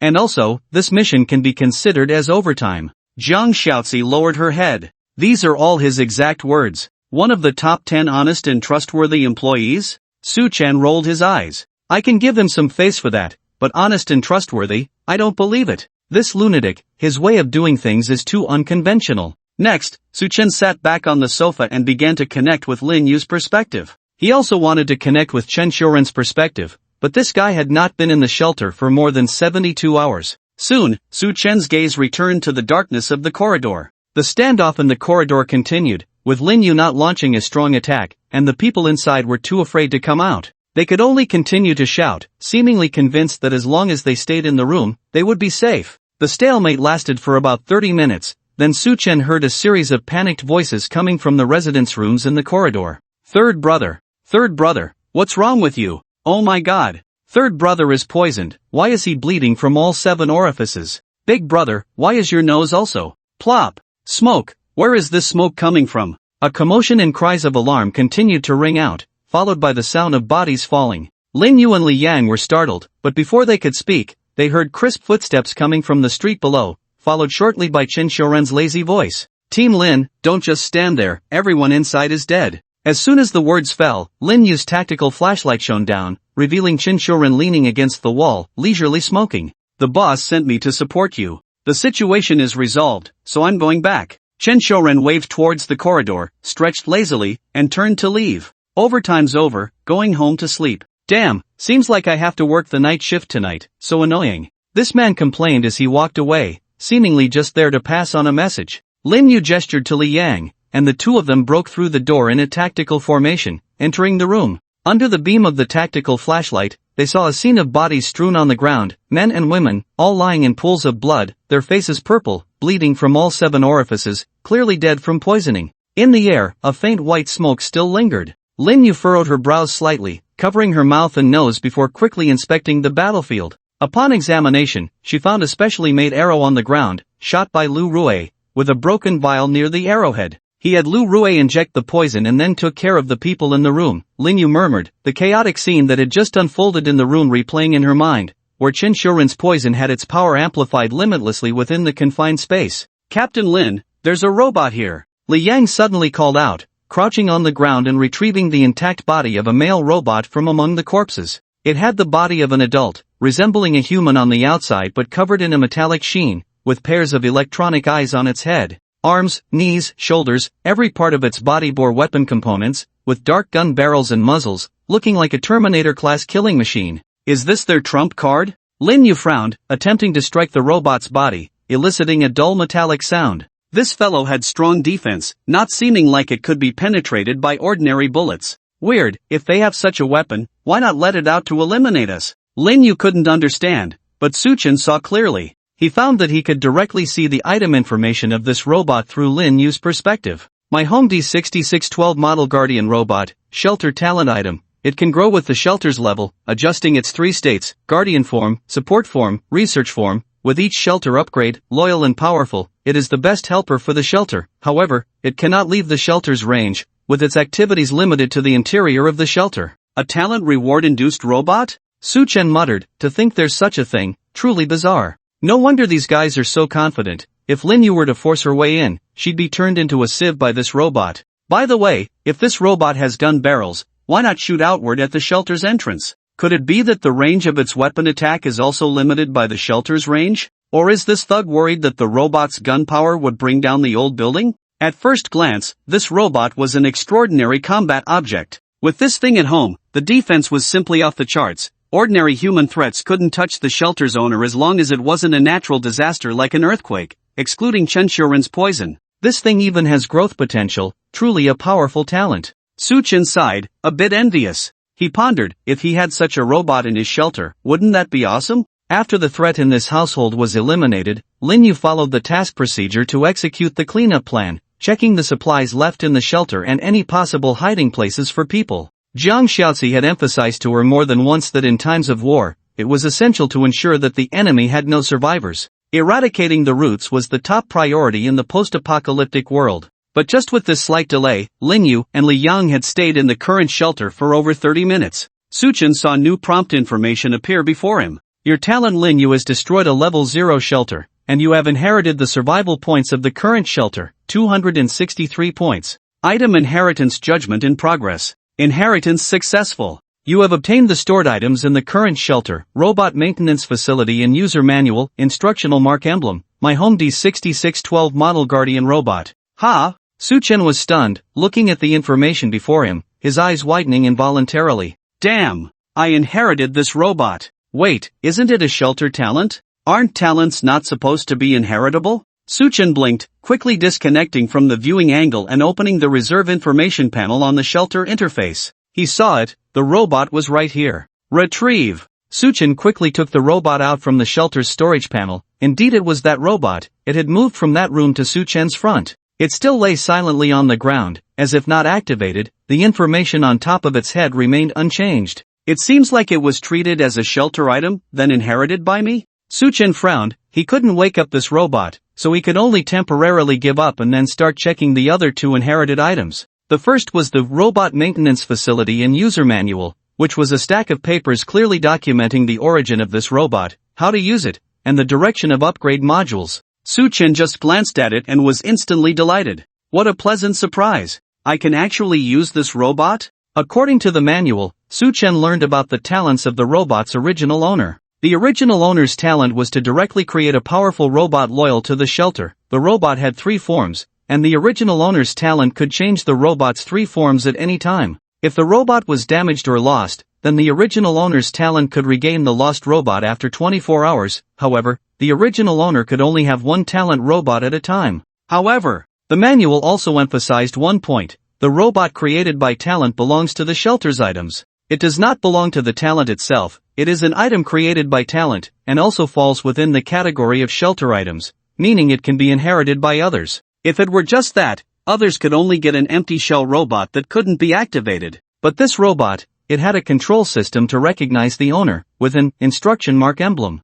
The instruction mark emblem was a special circular emblem, through which instruction sequences could be set for the robot. The original owner's unchangeable first instruction sequence was the irreplaceable highest loyalty target of the robot. In addition, the instruction mark emblem could also set the users of the second and third sequences. The manual provided an explanation that the instruction mark emblem was an accessory of the robot product. Its existence was to allow the shelter owner to authorize the control of the robot when they could not control it themselves, to achieve around-the-clock operation mode when the person was absent but the machine was still running. And now, the original owner was gone. He was dead. This means, I am its only owner now. Su Chen looked at the small emblem in his hand, feeling somewhat excited. The sole purpose of this emblem was to modify and replace the instruction permissions for the robot, although not as powerful and secure as the original owner's first sequence. But after all, this was a freebie. It's a gain to be able to use it. Add the second sequence, recognize my biological signal.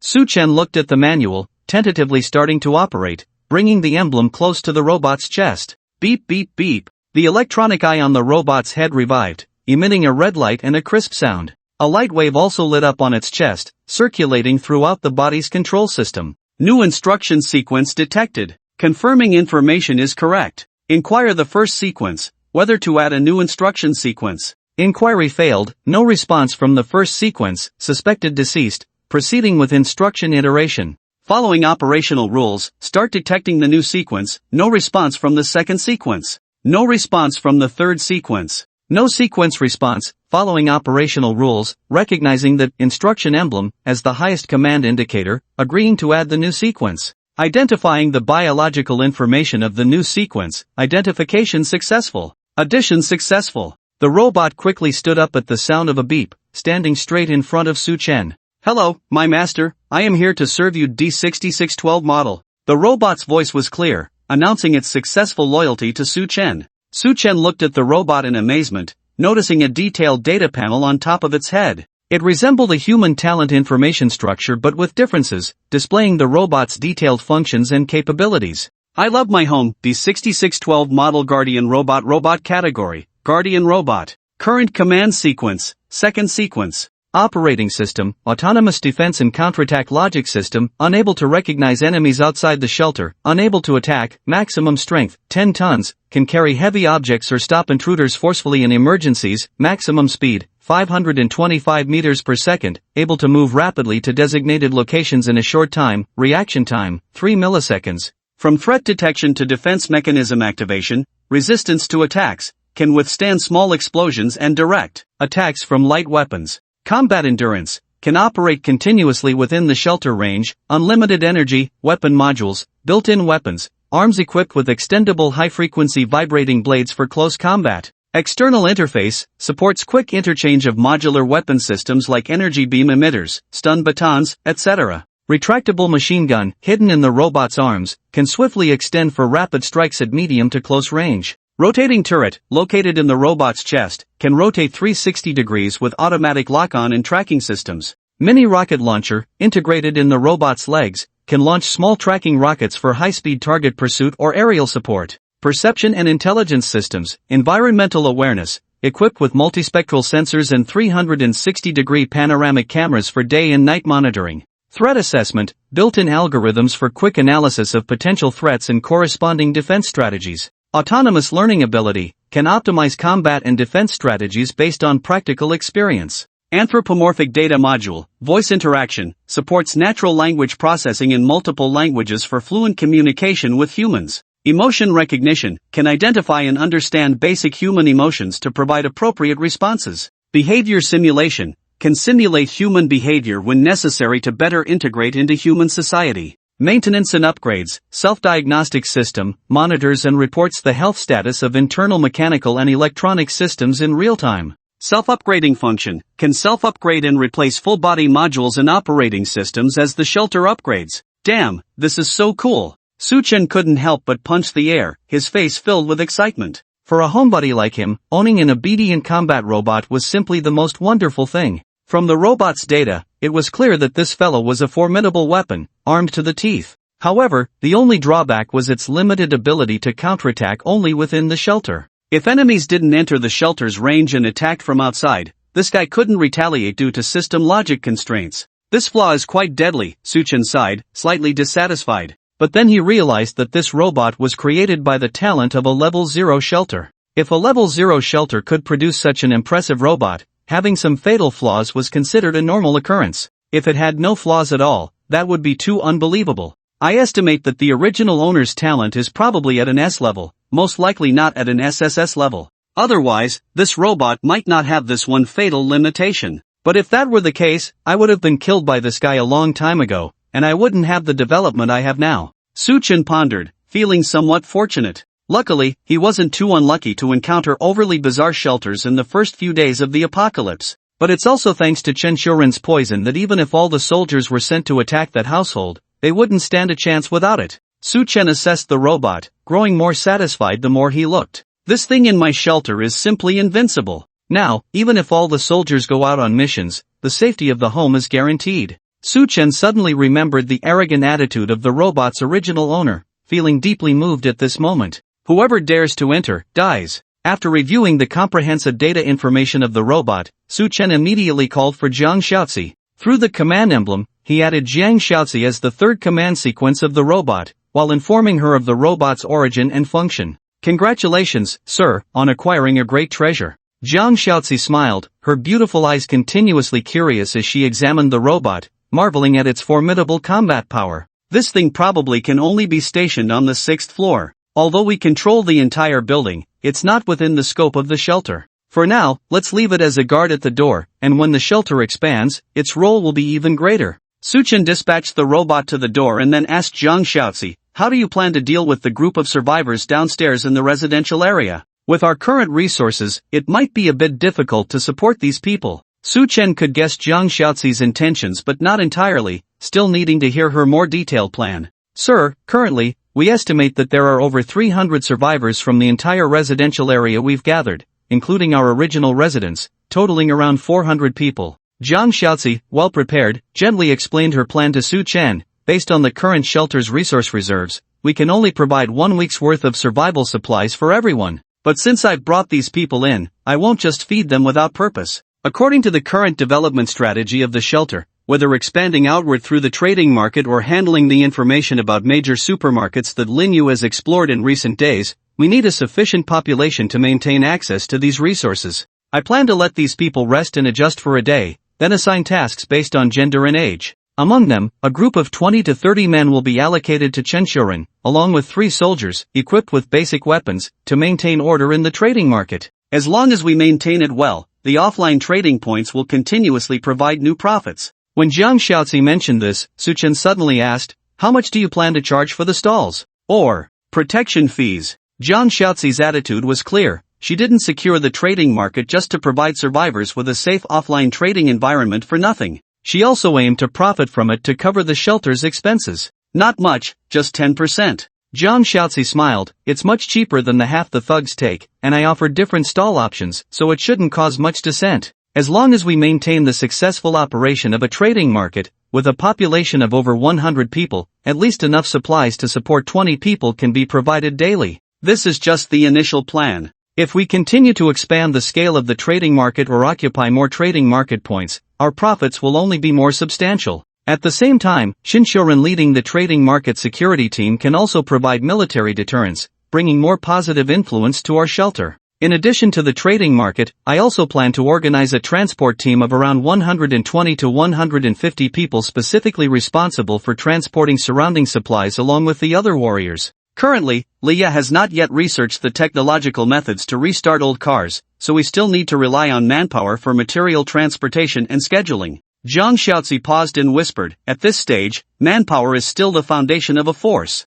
Jiang Xiaozi understood this point very well. Well, I have a rough idea now. Go ahead and do it. Su Chen was not afraid of making mistakes. Even if Jiang Xiaozi's plan had errors that might lead to disruptions in the shelter's supply chain, Su Chen remained calm. At most, it would only consume a few days of his talent rewards. As long as there was a shortage of food in the shelter, talent rewards would come in handy in no time. Of course, Su Chen hoped to see Jiang Xiaozi's plan unfold smoothly, creating a snowball effect of continuous growth for the shelter. Sir, I will handle it. Jiang Xiaozi nodded respectfully. Although she did not disclose the arrangement of all personnel, Su Chen believed in Jiang Xiaozi's capabilities. Jiang Xiaozi had mentioned to him in a previous conversation that she had managed various types of workers and operatives on different levels, totaling a large underground organization of thousands of people. With such extensive experience in managing personnel, handling the current hundreds of people was definitely within Jiang Xiaozi's capabilities. Su Chen trusted Jiang Xiaozi and gave her full authority.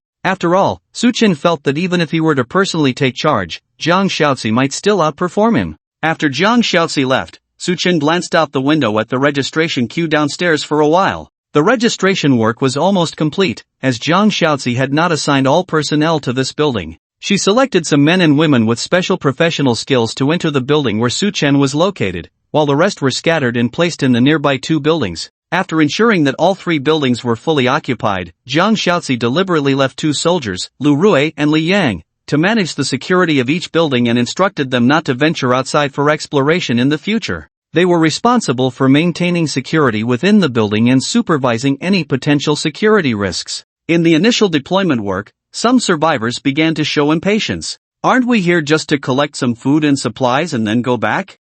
Several people crammed into one house. I'd rather go back to my own shelter. Listen to the organization's arrangements, stop complaining. Will you have someone to protect your safety when you go back? There were some murmurs in the crowd, but not many, and they were quickly quelled internally. For the survivors, personal safety was the top priority. As long as they could ensure their safety, notions of freedom or lack thereof were trivial. Even the dissenting voices that arose were mostly due to issues with the shelter's mechanisms. Everyone had a shelter, although most shelters might not be ideal, there was still hope. What if they could truly develop and rise to power in the apocalypse? Many people harbored such thoughts, mostly young men. but Jiang Xiaozi had long had strategies for dealing with such individuals. After coordinating the personnel arrangements, she had sisterly select a few familiar elderly folks from the crowd and put them back to work as they did in peacetime. They started working tirelessly through the night, going door to door to emphasize the necessity of unity and recounting the current predicaments faced by the country and humanity.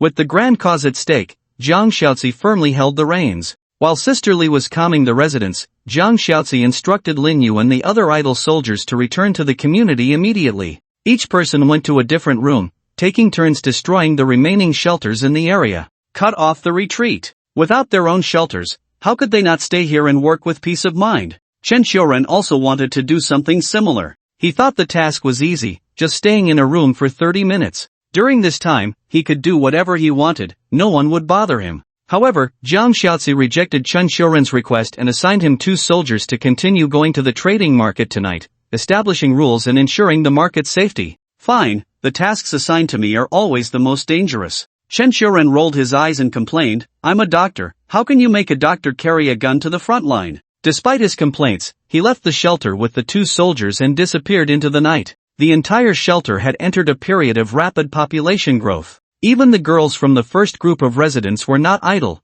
constantly following Sister Li to comfort the newcomers. The entire shelter was bustling like a wound-up clock, never stopping even as night fell. Even the usually leisurely Su Chen was not idle tonight, because in front of him, continuous messages appeared about Lin Yu and others destroying shelters. Even when he closed his eyes, he could still see the flickering information outside his eyelids, keeping him awake all night. Until dawn, Su Chen still stared into the void, very tired. But the continuous arrival of survival points made Su Chen chuckle from time to time. Hee hee, what a profit. Xiaozi's move allows me to make a fortune even staying at home. Excluding Su Chen's building, the entire community had a total of 352 rooms. Considering the abundance of houses in the country, even if houses were randomly allocated during the doomsday outbreak, there might still be a few rooms unoccupied. In addition, during these days of the doomsday outbreak, conflicts and destruction between neighbors might occur. Su Chen estimated that around 300 shelters in the entire community could be destroyed. Even if 300 shelters were completely destroyed, it would take 150 hours. The team led by Lin Yu had a total of 8 people. Even if they dispersed to destroy shelters, it would still take at least 18 hours. To completely destroy all shelters in the community, it would have to wait until the following evening. However, by morning, Su Chen had already received over 10,000 survival points. After destroying a level 0 shelter, a minimum of 100 survival points could be inherited, which was an unalterable standard. If the owner of the shelter had some extra survival points, that would be an additional income. There was also a chance for Su Chen to inherit any items inside the shelter. In just one night, Su Chen not only gained thousands of points but also acquired some miscellaneous items. Of course, the value of these items was not particularly high, and only a few were resource-type items. Overall, judging by the absence of talent effects, a single shelter holding a small number of these items indeed had little development potential and faced immense survival pressure. However, this was a normal phenomenon. Any shelter with development potential that could withstand the doomsday would not willingly leave their homes to join Su Chen. What? You said that in the entire neighborhood, with hundreds of shelters, there isn't a single shelter with potential? Everyone is fully committed to Su Chen? Of course, there are alternatives. Of course, there are people who want to develop independently. However, these people have all disappeared. Last night, Lin Yu not only led the team to kill the family with robots, but Jiang Xiaozi also assigned her a purge mission. Jiang Xiaozi demanded that the soldiers destroy the shelter rooms while ensuring that each room is opened. Even if the rooms with closed doors must be broken open and then destroyed. If there are survivors inside, they can be given another chance for rescue. But if the other party refuses, then take strict measures and shoot directly. In the middle of the night, Jiang Xiaozi exposed her cold-blooded and cruel nature. She simply didn't care about human life. What she pursued was to have the entire neighborhood under her control, not allowing any uncontrolled survivors to exist, even if their threat level was minimal. Under Jiang Xiaozi's comprehensive strategy, Su Chen also figured out some new mechanisms for the doomsday game. These survivors gather here and have not lost their ability to resist. Can Lin Yu and the others successfully destroy the shelter? At most, they have only lost their freedom. Is losing freedom also a prerequisite for destroying the shelter? So, it seems that the owners of the shelter cannot leave their shelters at will. Upon careful consideration, Su Chen realized that these 3 words shelter already explained the core mechanism of the doomsday game. If you seek shelter but keep running outside all the time, aren't you just asking to be robbed? Anyway, I don't care. I stay at home every day. Who can rob me? Su Chen shrugged, looking at the robot standing at the door, feeling secure. The data of this robot was truly invincible, like the doomsday version of the Terminator. Any frontal attack would not be able to break through this robot's defense line. Next, Su Chen opened the leaderboard data information. He saw his survival points ranking, which had rapidly risen to the top spot in the entire city area. The polar bear shelter had fallen to second place, with over 5,000 points. Of course, Su Chen knew that if the total accumulated survival score were to be calculated, he might not necessarily surpass the polar bear shelter. Because this guy's survival points fluctuated up and down, indicating that he had been continuously consuming and using survival points to strengthen himself during this period. However, the polar bear shelter had held the top spot for over a week. It was only today, under special circumstances, that Su Chen's shelter surpassed it in the rankings. This guy is still a huge threat. Luckily, he hasn't figured out how to upgrade the shelter yet. Otherwise, who in the city could contain this killer? Muttering to himself, Su Chen glanced at the other leaderboard data, ensuring he could promptly understand the information about all the survivors in the city. The changes in the other leaderboards were minimal, especially the shelter-level leaderboard, where Su Chen still held a significant lead. The Doomsday War leaderboard was somewhat interesting. Halfway through the first round of the Doomsday, only the name of the Chinese nation was on the leaderboard. The other countries had not yet completed the first round of the Doomsday War. What kind of difficulty level is this Doomsday War? Could it be a trap, with the citizens and the military digging pits for each other? Su Chen rubbed his chin, not particularly concerned about foreign affairs, just casually observing. The morning passed quickly. It wasn't until Su Chen was dozing off around noon that Lin Yu finally returned with the team. This also marked the complete seizure of the neighborhood's survival points by Su Chen. Apart from Su Chen's room, there was no longer any shelter in the entire neighborhood. Worth mentioning is that before Lin Yu's return, there were small-scale disputes and riots in several buildings. Su Chen's watch also lit up in red. Obviously, many survivors whose shelters were destroyed received panic-inducing messages. But soon, the disturbance subsided. Zhang Xiaozi didn't know what means she used, she didn't shoot, she didn't kill, and the brief turmoil disappeared just like that. Su Chen deliberately looked down at his watch and found that the red color had turned back to blue. Standing by the window, he noticed several people leaving the residential building, seemingly returning to their shelter in the community, only to return disheartened shortly after. Below the building, Sister Lee was already waiting with a group of people, welcoming back each survivor with a smile. What's the use of keeping that house? Look at me, I didn't go to the shelter on the first day, and I'm still doing fine. If you have that thing, you're not qualified to stay here. Even if those soldiers want to protect you, they can't do much. Listen to Sister's advice, there's nothing good there anyway, can't even have a decent meal, it's useless to stay. Sister Lee was indeed skilled in this, casually brushing off the matter with a few words, making many survivors empathize. Although some felt lonely and regretful, no one left. With the shelter gone, everyone could only rely on Su Chen's shelter. And many people thought Sister Lee was right, even if they still had a shelter, they were starving all day, didn't even have the courage to go out and scavenge for supplies, better off joining a powerful force. At least here, we can have proper food, clean water, and security guaranteed. Su Chen didn't pay much attention to this small disturbance, he refocused on counting his survival points. After Lin Yu returned, Su Chen's total points had reached 39,651.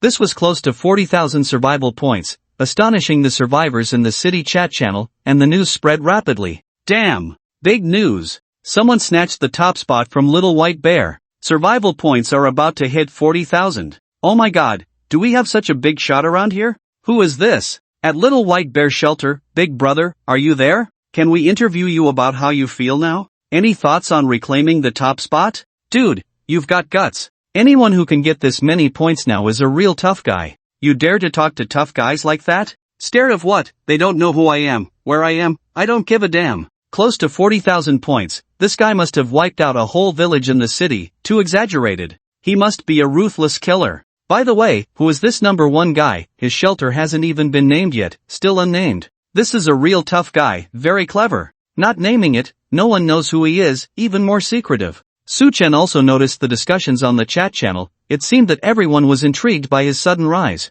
All the survivors in the city were speculating about what Su Chen had done to harvest so many survival points in a short time. 40,000 points, what should I do? Su Chen muttered, Opening the upgrade list of the shelter to check the requirements for upgrading to level 2. Upgrade materials require 1000 units, also need 1000 survival points, and at least 3 personnel units, with one of them being a C-level talent? The requirements seem high, but I'm only missing one condition at the moment. Suchin pondered. He had enough points and personnel units, just lacking the upgrade materials. Currently, this could only be obtained through dispatching exploration missions, with only about 100 per day, maybe 200 to 300 on a good day. Currently, although Suchun has accumulated a lot of upgrade materials, since he has chosen the technology type for his shelter, the only upgrade material he can use is electronic components. He has accumulated over 300 electronic components at the moment but still lacks nearly 700 more. At this rate, I estimate I'll have to wait for another week, maybe 3 days if I'm lucky, Suchin calculated in his mind, taking into account the increased benefits from exploring technology. For an ordinary survivor to upgrade a level 2 shelter, even with sufficient personnel, it would take at least 10 days, if not more. Since I can't upgrade for now, let's go for a major renovation of the shelter instead. Let's see if I can buy new shelter rooms. Oh, shoot. My available room slots are already full. Suchen was astonished to find out that he could only build 4 rooms, his main bedroom, a research room, a greenhouse room, and a miscellaneous room for essential facilities like water purifiers. With these 4 rooms already occupied, there was no space left to construct new shelter rooms for Suchen. Since I can't build new rooms, I can at least upgrade the existing ones. Suchen opened the shelter's room details interface and found that both the greenhouse room and the research room were level 1 rooms, unable to be upgraded due to the shelter's level. However, there was still room for improvement in Suchen's main bedroom and the miscellaneous room. Firstly, the miscellaneous room was not a special shelter room but specifically used to store larger essential shelter supplies and equipment, such as the core of the waste disposal center and water purifiers. Let's upgrade the defense of the miscellaneous room a bit, Suchen pondered, and with a wave of his hand, he directly purchased 2 room upgrade projects. Wall reinforcement consumes 500 survival points to overall harden a specific room area within the shelter, enhancing its resistance to breaking, burning, freezing, and other characteristics. Full House Intelligent Defense System consumes 1000 survival points to construct a full house intelligence system in a specific room area of the shelter, including biometric door locks, weapon defense modules, autonomous alarm systems, greatly increasing the room's security level. The miscellaneous room doesn't need to be top-notch, these 2 upgrades will suffice. My own main bedroom is the most crucial for renovation. Suchen adjusted the room information and began the serious renovation of his main bedroom. This was the place he had long awaited, where safety and intelligence had to be top-notch. With plenty of points now, Suchen spared no expense and, thinking of his safety, embarked on the idea of creating the strongest safe house, crazily spending points to start the major renovation. Intelligent Laser Full House Lockdown Alert Network consumes 2000 survival points to construct a full house laser alert network in a specific room of the shelter, capable of intelligently identifying friend or foe, entering alert mode based on any command from the homeowner. Once the alert mode is activated, the entire house, except the homeowner's area, enters a laser grid state, with immense power that can instantly vaporize 20 centimeters of alloy steel. The laser network may damage items inside the house but will not harm the basic structure of the room. This was a super trump card, a deadly weapon. Although expensive, it was worth buying. Suchen was delighted. Who dares to come in? I'll just serve them some laser beams. Super Defense Shell, consuming 2000 survival points, it creates a shell made of super alloy for the entire room, capable of withstanding any non-nuclear weapon attacks and maintaining the structural integrity of the room during major earthquakes, explosions, and similar events. Even if the main structure of the building collapses, the room remains intact. Comprehensive Energy Ecological Guardian System, consuming 3000 survival points, it forms an invisible, fully intelligent energy shield around the room, effectively resisting and neutralizing threats such as toxic gases, radiation, biological viruses inside the house. It automatically adjusts the residents' bodies around the clock by regulating the frequency of air molecules, continuously improving their health and ensuring longevity and a pleasant mood. Intelligent Life Support System, consuming 2000 survival points, it installs an intelligent life support system throughout the house, providing necessary survival conditions for the inhabitants even in extreme external environments. It offers clean air, suitable temperature, necessary water, and food without requiring additional resources, but can only provide survival resources for up to 5 people per day. Ultra-security alarm system, consuming 2,000 survival points. It constructs a comprehensive security network consisting of high-definition cameras, infrared sensors, voice recognition, and various other means throughout the house. It monitors all living beings and details inside the house in real time, while also adding weapon modules such as flamethrowers, instant coolants, gun barrels, and laser scalpels. Upon detecting any threats, it automatically activates defense mechanisms and intelligently analyzes the best response. Emergency evacuation system, consuming 1,000 survival points. The homeowner can activate the emergency evacuation device in any area of the house in the face of irresistible threats, launching a special biological pod into the sky and swiftly moving away from the house, landing smoothly in a zone at least 100,000 meters away. Intelligent entertainment and psychological support system, consuming 1,000 survival points. It installs a whole house intelligent entertainment system in the room, offering entertainment programs, virtual games, and physiological pleasures in any corner and facility of the room. It also provides psychological health assessments to ensure the resident's physical and mental well-being. Super Micromolecular Robot All-Purpose Module, consuming 5,000 survival points. It allocates 100 billion units of super micromolecular robots throughout the house, equipped with functions such as self-repair and replication, infinite units, internal surgical treatment and disease cure, treatment, micro-laser weapon module, attack means, light invisibility module, invisibility, whole house radar scanning module, anti-invisibility, assembly and disassembly of large guard bodies, can combine to form large robots. That's about it. There doesn't seem to be anything else worth buying. Suchin smacked his lips, shaking his head. Even if there are more advanced items, I don't have the purchasing authority. This should be enough, right? Suchin calculated and realized that with all these room renovation projects, he had only spent a total of 18,000 survival points. Including the renovation of the utility room, the total expenditure was less than 20,000 points. It's expensive, but also cheap. Suchin sighed. 20,000 points are basically not something survivors can easily come up with at this stage. But for Suchen, these 2 points were just half of his survival points. He still had nearly 20,000 points to use. Choose to buy and start building. Suchen waved his hand, the survival points decreasing rapidly, while bursts of golden light enveloped his bedroom and the adjacent utility room. The golden light lasted for about 10 minutes. When the light dissipated, Suchen's room looked completely different from the outside. The surrounding walls had transformed from old cement walls to a special structure made entirely of high-tech materials, hard and smooth, constantly changing colors. The walls could automatically adapt to Suchen's current mood, state, and eye fatigue, making the most suitable light adjustments and color changes. The construction of the entire room was more scientific, with various foldable technological modules visible everywhere. Even the tables and chairs had completely transformed, directly connected to the floor, and could reveal laser and gun ports when necessary. Suchen also noticed that the temperature inside the room was becoming warm and comfortable, not the cold brought by icy air, but the most suitable living temperature for the human body, completely different from the outside heat. Even when Suchen tentatively opened the door and windows, the temperature inside the room remained unchanged. No impact at all. With a deep breath, Suchen could even feel the sweetness and clarity in the air. He felt as if he was being transformed, his intestines wriggling, his body gradually becoming familiar. The original fatigue and drowsiness swept away, and his eyes became bright and lively. It was the tiny robots checking Suchen's body, improving his hidden ailments, making him clear-headed and in peak condition.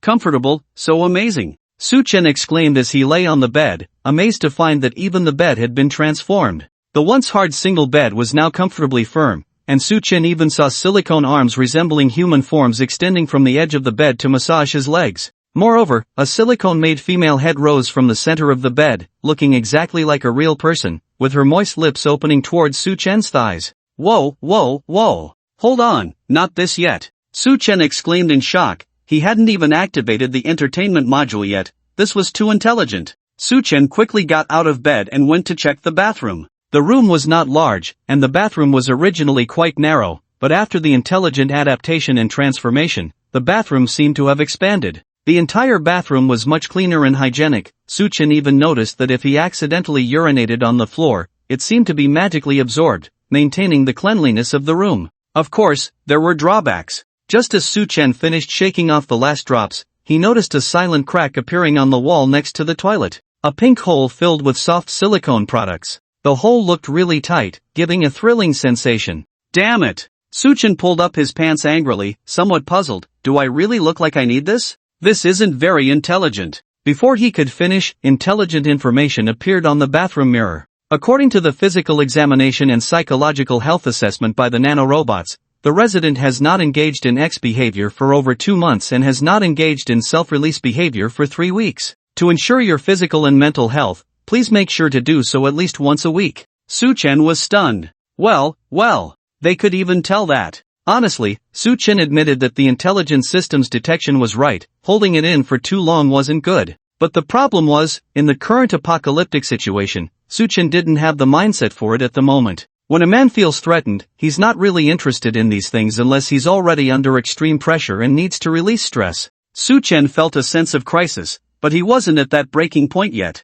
After further checking the safety and alert systems inside the house, he sat back on the sofa. From what I can see now, this house of mine should be considered the highest security level core area of the city's shelter, right? Su-chen murmured to himself, knowing that many of the projects he purchased had the prerequisite of owning at least a level 1 shelter, some even requiring a research-type shelter. Looking at the survivors throughout the city, even if Little Polar Bear had thousands of points, he couldn't buy these housing renovation projects. It can be seen that the level of the shelter is crucial. Otherwise, even with points, they cannot be used effectively, Su-chen thought to himself. Now that I have such a house, safety should be guaranteed at this stage. Even if I encounter killers like Shenshoren who don't play by the rules, as long as I'm inside the house, I'm absolutely safe. Su-chen pondered in his heart, with less than 20,000 survival points left, how should I spend them? He tried to spend all his points, ensuring they were all invested in his safety and strength improvement, which had always been Su-chen's pursuit. He didn't want to end up like those unlucky ones who kept saving points, only to die before spending them, giving others a windfall.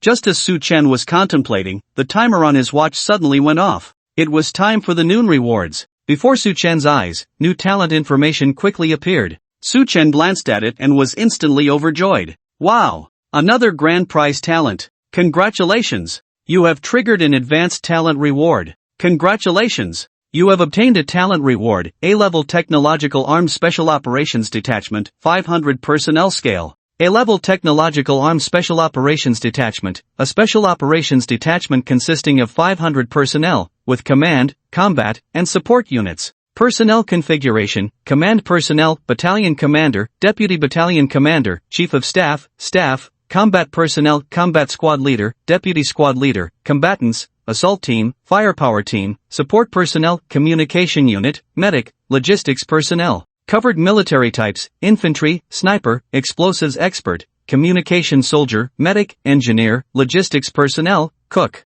Battalion Firepower Equipment: Light Weapons, Rifles, Submachine Guns, Pistols, etc. Heavy Weapons, Portable Machine Guns, Individual Mortars, etc. Special Equipment: Sniper Rifles, Anti-Tank Missiles, Flamethrowers, Drones, etc. Defense Equipment: Bulletproof Vests, Helmets, Goggles, Night Combat Systems, and some construction materials for temporary defense works. Overall Combat Capability Assessment of the Battalion: This is a versatile, highly mobile combat unit cluster. It can quickly adjust personnel configuration according to different mission requirements, adapting to the complex and changing battlefield environments in most modern scenarios. Battalion Military Talent Ranks: The lowest is a D-level talent unit, covering at least 10 C-level talent units. At the moment when the prompt appeared, a massive amount of golden light filled Su-chen's room. Su-chen widened his eyes, looking at the information prompt content with excitement. Awesome, another talent grand prize. An A-level reward, actually giving 500 talent units of at least D-level. Although most talent ratings are not high, this number is quite substantial. A scale of 500 people is at least a reinforced company's combat power. Su-chen took a deep breath, his excitement beyond measure. In the post-apocalyptic world where global armies had disappeared, having the military strength of a regular army reinforced company, it was no exaggeration to say that Su-chen could conquer an entire city. If it weren't for the quirky shelter talents of the survivors hindering him, Su-chen could directly become an emperor on the spot. Just as Su-chen hadn't been happy for long, new prompt information suddenly appeared before him. Warning: the current environment is not sufficient to summon all talents. Please quickly designate a new summoning area. If a new area is not designated within 3 minutes, the current talent reward will be considered abandoned. All will be void. Don't mess with me. Su-chen was shocked and quickly ran out the door, darting to the open space behind the building. There was no one here, just a large area of withered and dilapidated lawn. Summon here. Confirm the location. As Su-chen confirmed, golden light emerged from the bedroom, smashing down around him from above. Following that, 500 clusters of golden light appeared, and after the light dissipated, 500 fully armed soldiers stood before Su Chen. "Commander, hello!" The soldiers all looked at Su Chen in unison, shouting loudly with grandeur, holding their guns respectfully at attention. "Have you seen the National Day military parade? That kind of grandeur. That kind of scene." They were all dressed in clean Special Forces camouflage uniforms, all armed, standing with feet together, bodies upright, eyes fixed on Su Chen, each soldier's expression extremely solemn. Anyone who saw them would not doubt their combat capability and determination. Su Chen nodded excitedly, waving his hand to signal, "Well done, comrades." The soldiers quickly roared, "Serve the people." Su Chen laughed happily. Although these 500 were just a special task force, without the large equipment of a regular army battalion, no tanks or planes and such. But it was enough. It could even be said to be the most perfect configuration, the type of troops Su Chen needed most at the moment. After all, these were light infantry. The combat power of the Chinese light infantry was almost unquestionably strong, unparalleled globally. Su Chen felt that he could stop eating beef from today onwards. Don't ask, these 500 people before him were his proud confidence. The soldiers' roaring voices made quite a commotion, quickly attracting the attention of Jiang Xiaozi, who hurriedly took Lin Yu downstairs. During the process of going downstairs, Jiang Xiaozi had already seen Su Chen's figure and quickly instructed Li Jie and Lin Yu to block off the area behind the building's door, prohibiting others from coming out to watch. But basically, there weren't many people standing outside. After all, it was cooler inside the rooms, with electricity, and no one was willing to go outside to wander around. Only some residents who heard the commotion opened their windows, looking down, fatally seeing Su Chen's back, able to make out a young figure. "Is that our commander? He looks so young. He must have some exceptionally strong talent to establish such a force at such a young age. Wow! Is that a new army? A new reinforcement? Damn! When did they arrive? Is the Doomsday War a hoax? Weren't all global military forces supposed to be taken away? How come they missed a few hundred people? The commander must have an impressive background. He might be some second generation, to be able to command so many soldiers." The residents upstairs each had their own speculations, continuously gazing downstairs in shock. Jiang Xiaozi did not allow them to go up to the 6th floor. Very few people saw Su Chen, let alone had face-to-face contact. This was a rare opportunity. Although they could only see his back, at least they knew whether the leader of their faction was a man or a woman. "Sir!" Jiang Xiaozi quickly came to Su Chen's side, pulling him into the shadow of the corridor. "The sun is strong outside, don't get sunburned." "I'm not that fragile, you forgot, I have a passive skill for heat resistance." Su Chen replied with a smile, in a good mood, the smile on his face never fading. "Still, be careful." Jiang Xiaozi looked up at the eaves blocking the prying eyes, her words carrying a deeper meaning. "Xiaozi, are you worried about others seeing me?" Su Chen squinted his eyes, smiling. "No need to be so vigilant, since I'm here, I'll eventually be seen. In your master plan behind the scenes, you can't just keep me hidden all the time, right?" "Sir, that's not what I mean." Jiang Xiaozi hurriedly explained. "It's just that the people in the shelter are unstable at the moment. I am not sure how many untrustworthy individuals are among them, so we still need to be cautious. If you feel lonely, you can talk to those girls to pass the time. At least they have submitted to you and are unlikely to have ulterior motives." As the first group of residents, the girls had gained Jiang Xiaozi's initial trust, and they were being trained by her every day, ensuring their loyalty. Jiang Xiaozi believed that as long as she didn't pass her own test, no one could easily approach Su Chen, preferably not even look at him. The head of the special forces was very suspicious, fearing that someone might harm her husband while she was napping. "Well, I know your loyalty, let's not talk about this." Su Chen pointed to the 500 soldiers under the sun, their faces glistening with sweat but standing tall under the sun. Su Chen's tone was proud. "Jiang Xiaozi, what do you think? Have you ever seen so many soldiers before?" "Well, I have seen many soldiers, but never such a formidable army." Jiang Xiaozi's words were tactful, and her smile carried a hint of affection. As the head of the special forces during the turbulent period of the Republic of China, she had encountered countless armies and interacted with various high-ranking officials. Even in a situation where there was a shortage of talent in the camp, Jiang Xiaozi had temporarily commanded a frontline war with over 10,000 troops. But she didn't mention it. She didn't want to undermine Su Chen's current sense of male pride. "All right, these 500 men are under your command." Su Chen waved his hand. "You arrange it. This is our new force. Each one of them is a capable fighter. This way, you won't complain about the lack of manpower in our shelter anymore, right?" Su Chen's face was full of smiles. A military force of 500 people. This was a larger military formation than the number of residents. Who would dare to have any crooked thoughts? The color of this watch should not turn red again. With such a strong army at hand, I will definitely strive for more achievements for you, sir, and enhance our overall strength, Zhang Xiaozi respectfully said. Don't rush to expand our territory. Su Chen waved his hand, reminding her, this is the end of days, survival is paramount. Your previous warlord mentality of expanding territory may not always be applicable. Let's ensure our safety and resources first, and you can handle the rest. Yes, sir. Zhang Xiaozi nodded respectfully. I'll leave these people to you. Su Chen glanced at the soldiers in front of him, beckoned a few captains and staff officers, and had them communicate with Zhang Xiaozi. After giving instructions, Su Chen turned around and headed upstairs. Sir, if you are in such a hurry, is there something else you need? Xiaozi is at your service. Zhang Xiaozi's heart was always on Su Chen, she asked in time, hoping to share the new challenges with him. Indeed, there is something, but you probably can't help with it. Su Chen pointed upstairs and said with a smile, I need to find Leah. With so many more soldiers now, we need to quickly get the cooling temperature equipment we discussed before.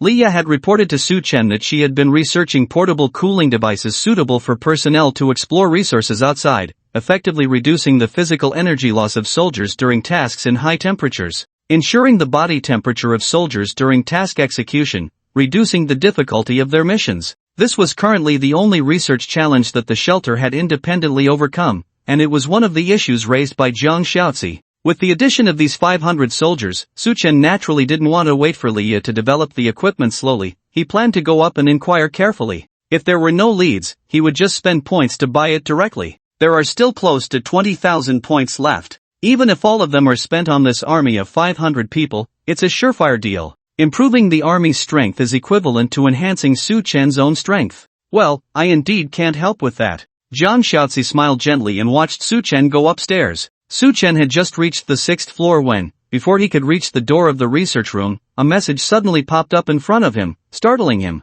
Damn! Leah has made a big breakthrough. Congratulations! Due to the influx of the latest scientific and technological data in the research room, your talent Leah feels a strong sense of satisfaction. Breaking through her own talent level. Congratulations! Talent Leah has accumulated enough and successfully advanced to a C-level talent unit. Oh my god! She upgraded herself. Su Chen stood at the door of the research room, looking extremely shocked. She stays in the research room every day, even more than me, and she can still manage to upgrade herself? What kind of genius is she? Su Chen quickly opened Leah's latest data list to check. Besides the special talents of engineering expertise and wisdom, Leah had acquired another talent, academic excellence. Academic excellence, she possesses a strong self-learning drive and learning ability, with a keen understanding of any new scientific or engineering knowledge. Through continuous learning, she can elevate her own rank. Wow! Growth-oriented talent. Su Chen widened his eyes, feeling pleasantly surprised.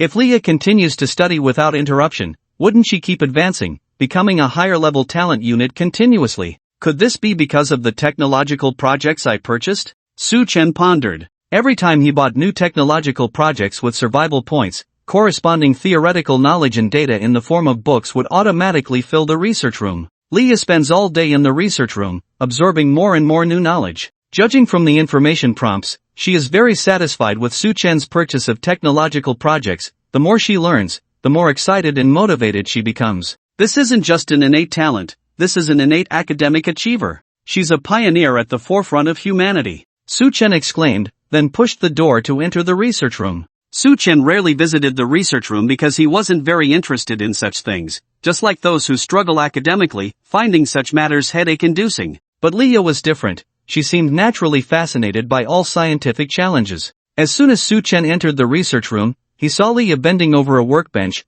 already changed into a simple white lab coat covered in various spots and stains, remnants of her numerous experiments. Leah didn't notice Su Chen entering from outside. She was completely engrossed in her experiment. Her hands moved deftly among the instruments, adjusting various parameters from time to time. Her movements were swift and precise, and even to an outsider like Su Chen, it was evident that she was striving for perfection in every detail of the experiment. Leah was completely focused, her expression incredibly serious, as if the entire world consisted only of her and her experiment. Su Chen silently stood by and observed without disturbing her. Suddenly, he felt that a woman who worked diligently also possessed astonishing charm. Leah wasn't particularly beautiful, her beauty was understated, yet like stars in the night sky, it quietly shimmered in the small, silent research room at that moment. Her smooth black hair was casually tied into a low ponytail, a few strands gently falling around her ears, playfully obstructing her line of sight. Leah raised her hand to brush away her hair, and the corner of her eye caught sight of the man beside her. "Ha! Who's there?" "Oh, it's the boss." Leah snapped out of her focus, quickly turned around, and smiled at Su Chen. "Boss, what brings you here?" Her smile was refreshing, but tinged with obvious fatigue. "I just arrived and saw you busy, so I didn't want to disturb you," she said. Su Chen nodded. "Did you not rest well? You seem very tired." "Oh, it's okay, just haven't slept for 2 nights, Leah said with a smile, waving her hand cheerfully. Recently, there have been many new data and experimental projects in this room, seemingly related to the structure of the house, as well as technological models of intelligent information and microrobots. I feel like if I can fully understand them, I could bring great benefits to the boss. Have you figured it out then?" Su Chen asked. Leah hesitated for a moment, then shook her head despondently. "No, I can't comprehend it. It seems like there are many missing technological modules, so I can't replicate it for now." "It's okay, no rush," Su Chen said calmly, knowing the difference between innovation and direct purchase. With enough points, he could buy finished products without mastering the technology,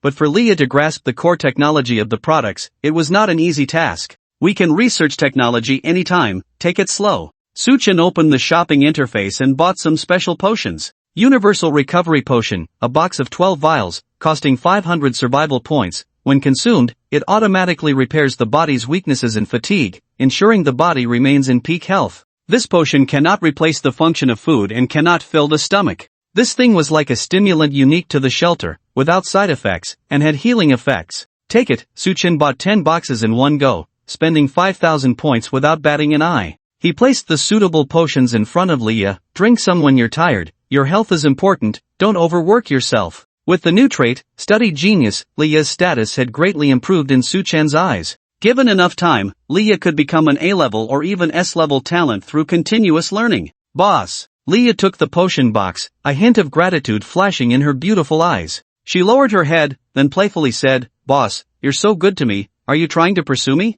Su Chen was stunned. "Huh? What kind of thinking is this?" Leah's eyes sparkled with cunning, but she deliberately sighed. "Oh, my kind sister would be unhappy about this, I don't want to be her love rival, she's really formidable." Su Chen rubbed his forehead. "This is just the boss's normal care for subordinates, it's an extra benefit, don't overthink it." "Really?" Leah couldn't help but lean in, her body getting closer to Su Chen, her eyes slightly narrowed. "But if the boss really wants to take advantage of me, I'm just a powerless female researcher, I definitely wouldn't be able to resist. I might just have to silently endure the tears and let the boss have his way." Leah lowered her head, on the verge of tears, seemingly getting into character. "Damn." Su Chen couldn't help but curse. "What a strange fetish. Why does it sound like you're looking forward to being taken advantage of by me?" "Ha? Are we starting now? Do you like the atmosphere here, boss?" Leah's eyes lit up. "Boss, should I go lock the door now?" "Wait, did you misunderstand the meaning of that curse word? It's just an expletive.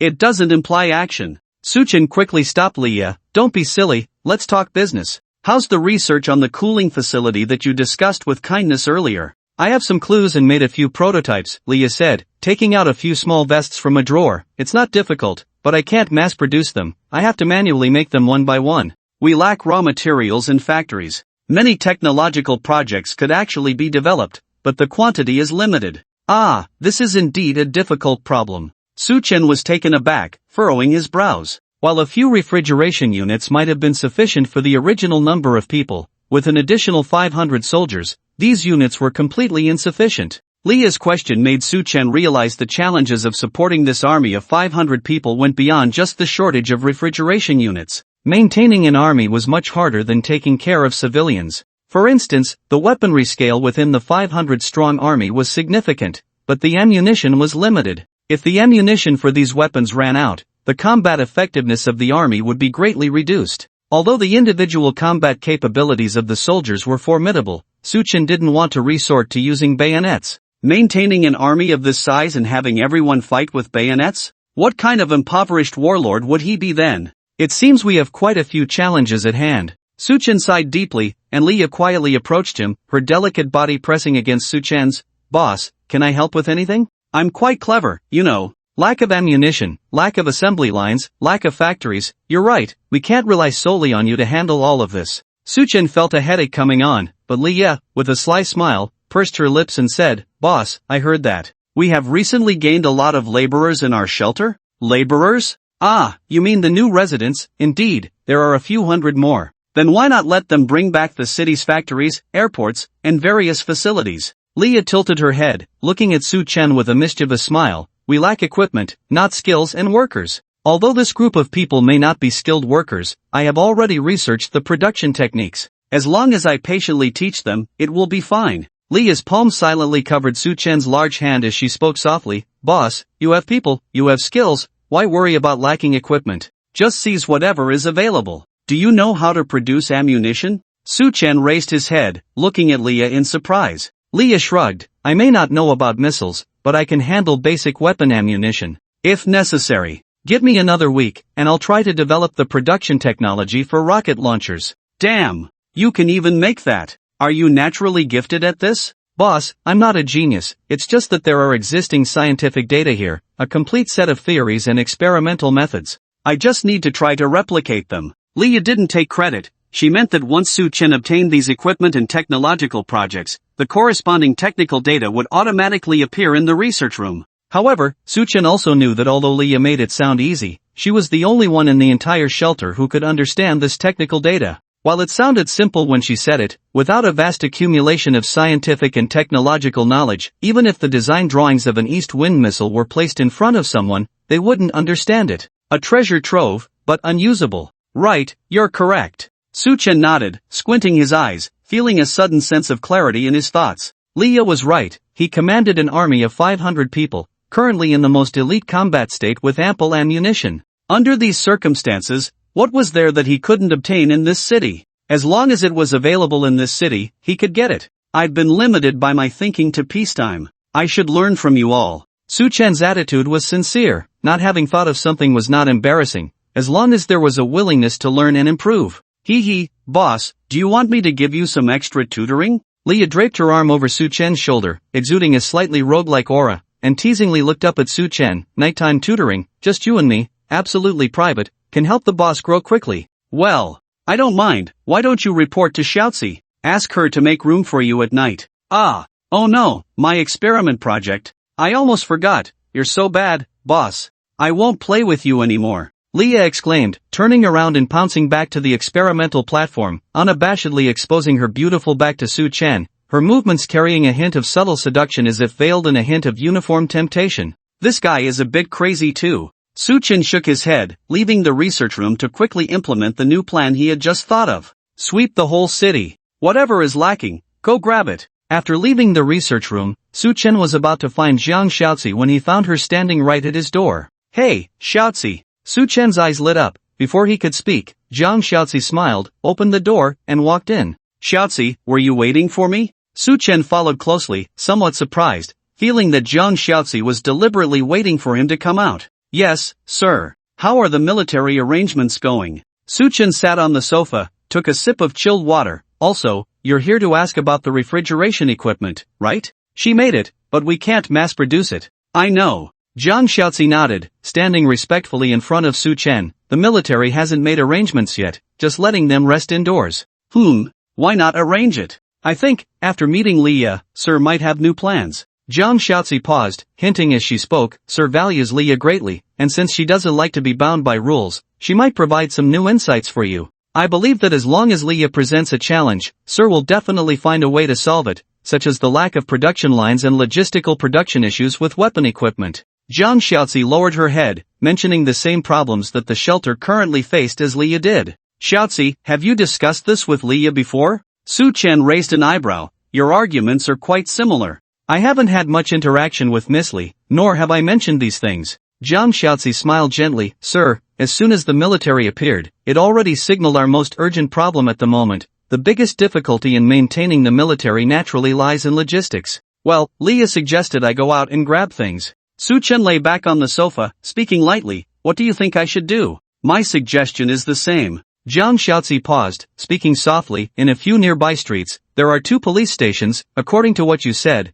the officers have already entered the post-apocalyptic scenario. So now those occupying the police stations are probably some refugees, possibly taking advantage of weapons to cause trouble. I think, as kind as Sir is, he naturally cannot tolerate these unruly thugs causing chaos among the people. Jiang Shaoxi's words made Su Chen smile. You want me to raid the police station for equipment? Become a new thug? We're going to claim territory again. No, Sir, wielding a gun will only bring more peace. Jiang Shaoxi shook her head. It's been some time since the apocalypse, but Sir has never personally killed anyone. Instead, he has accepted many weaker individuals. In times of crisis for the country, heroes must step forward. Shaoxi believes that Sir is the hero needed by the times. We are not seizing, not acting as warlords. We are clearing the world, for the country and the people. Jiang Shaoxi's resolute words left Su Chen stunned. Shaoxi, this doesn't sound like you. Although it's a bit harsh to say, but the impression you've given me has always been quite ruthless in your methods. Is that so? Jiang Shaoxi tilted her head and suddenly smiled. Perhaps it's because of the teacher's good guidance. Shaoxi also feels that righteousness should be in our hands, not to be done with warlord thinking. Survival should come first, and we must ensure that more people live on. Wow. Well. It turns out that with just a casual remark, I changed this woman's attitude from that of a party state special agent leader to a communist vanguard soldier. I have nothing to say. You are right. Su Chen rubbed his chin. Alright, let's do it. Take the weapons and equipment already in the city by force. We may not have heavy weapons, but at least we can replenish some ammunition. Yes, sir. Jiang Shaoxi nodded and left. She had been waiting for Su Chen to say this, as the main control of military actions required Su Chen's approval. Even though Su Chen fully trusted Jiang Shaoxi, she always paid attention to these details and wouldn't easily mobilize the military for anything on her own. Oh, by the way, sir, Jiang Shaoxi stood at the door, then turned to ask, let Linyu lead the team? I can stay at home with you. Shaoxi, are you afraid to lead troops into battle? Su Chen suddenly laughed, and Jiang Shaoxi shook her head. I just feel that with Linyu in charge, it will better protect your reputation. If Jiang Shaoxi led on her own, this army might truly become a ruthless warlord force. But if it was led by Linyu, they could be seen as the almost mythical miracle army misunderstood by the people. Alright, then, Su Chen nodded in agreement, as he was browsing the interface of the Survival Points store and suddenly discovered that vehicles could be purchased there. Wait, Shaoxi, let me buy some things to equip the army. Vehicles were indeed valuable. In a world where vehicles were scarce, having a few more could be a significant advantage. Su Chen still had 15,151 survival points left, and the prices of vehicles in the store varied. The ones Su Chen had his eye on were quite expensive. Of course, there were cheaper options. Even a level 0 shelter could be purchased. But since Su Chen intended to complement his 500-man army, he would definitely buy military vehicles, and he would choose the best performing ones. Let me see, among the vehicles that can be purchased with a level 1 shelter, the one with the best cost-performance ratio is just these few. Su Chen waved his hand and made his selection. Armored Personnel Carrier, APC, Model, Tiger 3. Crew, each can carry up to 50 soldiers. Weapon systems, mounted with one heavy machine gun on top, and one light machine gun on each side. Armor protection, medium, effective against light weapons and small caliber artillery attacks. Speed, maximum speed of 90 km per hour. Purpose, rapidly transport soldiers to the battlefield, providing some firepower support. Purchase requirement, 1,000 survival points. Tactical Support Vehicle, TSV, Model, Thunderex. Function, provides tactical command, communication relay, field medical support, etc. Weapon systems, no direct offensive weapons, but equipped with strong electromagnetic interference devices. Equipment, includes complete tactical communication devices, field command systems, mobile medical facilities. Speed, maximum speed of 80 km per hour. Purpose, enhance the tactical coordination ability of special forces, ensure smooth information flow, and provide battlefield support. Purchase requirement, 1,000 survival points. Armored Rescue Vehicle, ARM, Model, Guardian R. Function, rapid transport of battlefield casualties,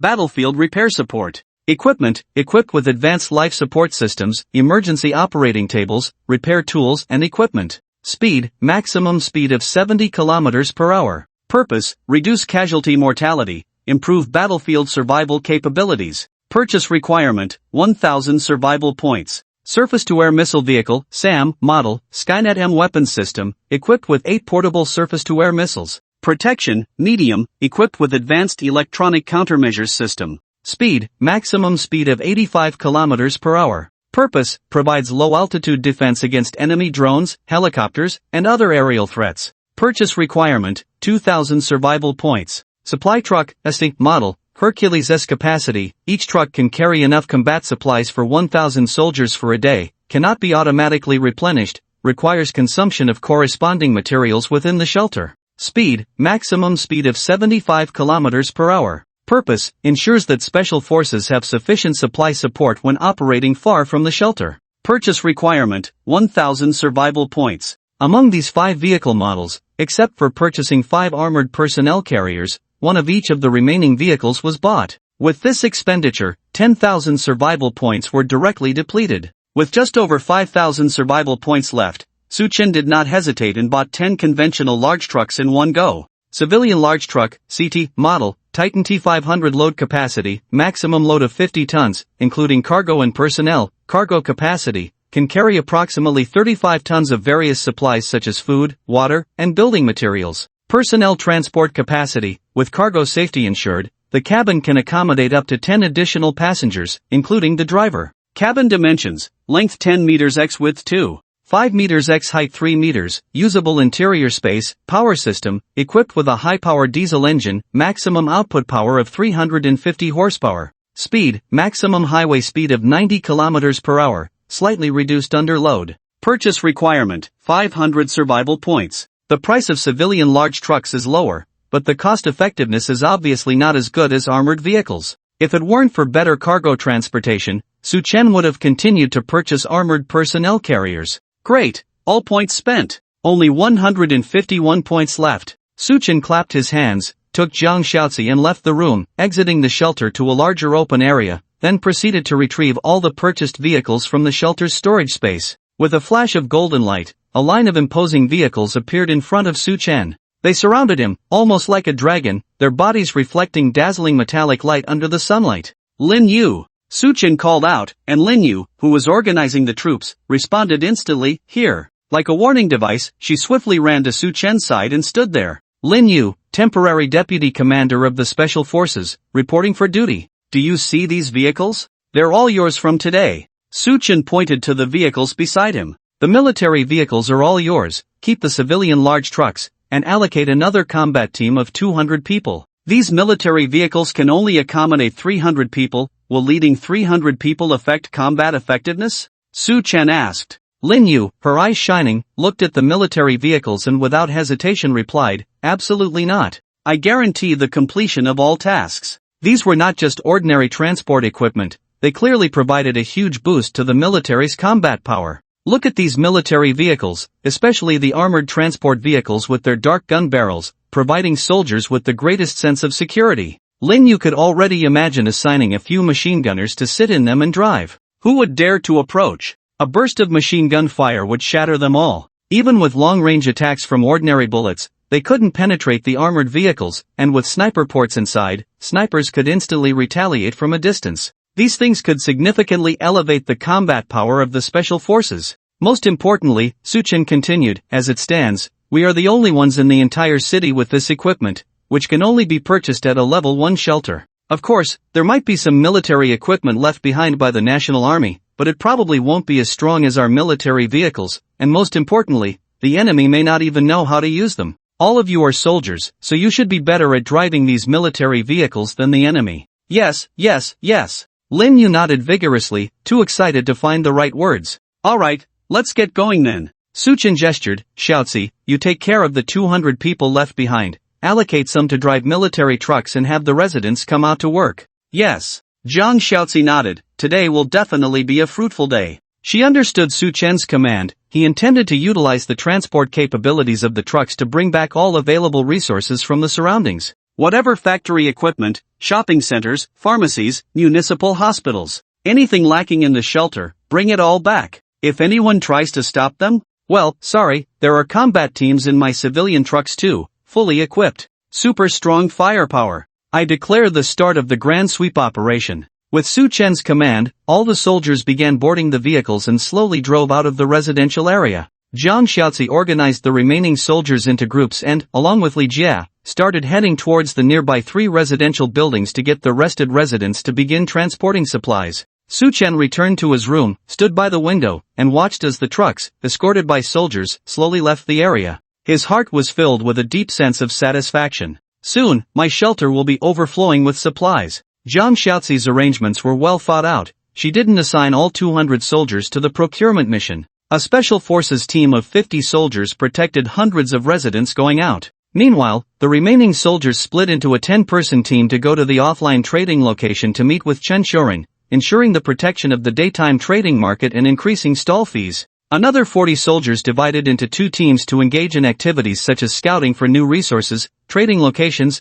and rescuing survivors in the vicinity, enhancing the shelter's intelligence-gathering capabilities, increasing influence, and population growth. The remaining 100 soldiers stayed within the residential area. This was to ensure the close protection of the shelter and Su Chen's safety, while also continuously improving and repairing the defense capabilities of the entire residential area during their time at home. Yes, Zhang Xiaozi was about to start building up the entire residential area. Previously short of manpower, now with professional soldiers, Zhang Xiaozi naturally wanted to build all kinds of military war facilities envisioned in the security plan. Traps, bunkers, hidden sentries, trenches, anything military grade, all set up. Also, underground shelters, nuclear material reserves, underground spaces, and more advanced and precise military warning methods. Nothing left out. Zhang Xiaozi's goal was simple. She wanted to expand outward from Su Chen's bedroom, which was the highest security level, continuously increasing the safety factor. Su Chen's bedroom had the highest security level, followed by the building and walls where Su Chen resided, then a few nearby buildings as sniping and ambush points,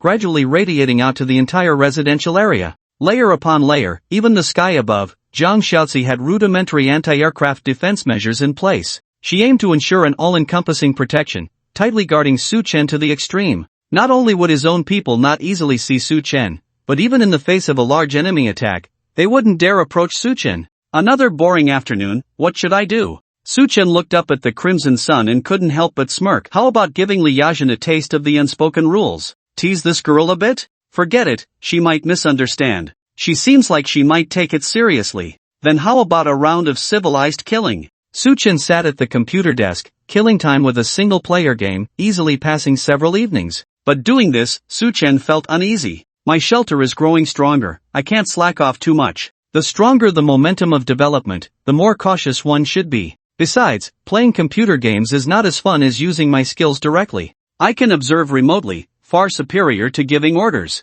Su Chen simply lay down on the bed, adjusted his posture, and then connected to Lin Yu's point of view. To ensure that his energy was not excessively drained, he took out some energy-boosting items from the reserve space. These were small gadgets inherited from other shelters, not very valuable, but effective in replenishing the energy consumed by Su Chen's skills. Connect to the viewpoint, target, Lin Yu. Su Chen's vision plunged into darkness. When his sight returned, Su Chen had entered Lin Yu's perspective. At that moment, Lin Yu was sitting inside an armored personnel carrier, surrounded by fully armed soldiers who sat solemnly holding their guns, not exchanging a word, displaying a serious and disciplined attitude, ready for combat. Meanwhile, Lin Yu was studying a city map, with an electronic information map in her hands, constantly updating and adjusting the latest map information in a comprehensive manner. Su Chen could tell that the electronic map seemed to be something in the command vehicle. These military vehicles were a great deal, equipped with a variety of military supplies. Commander? Lin Yu suddenly reacted, murmuring softly.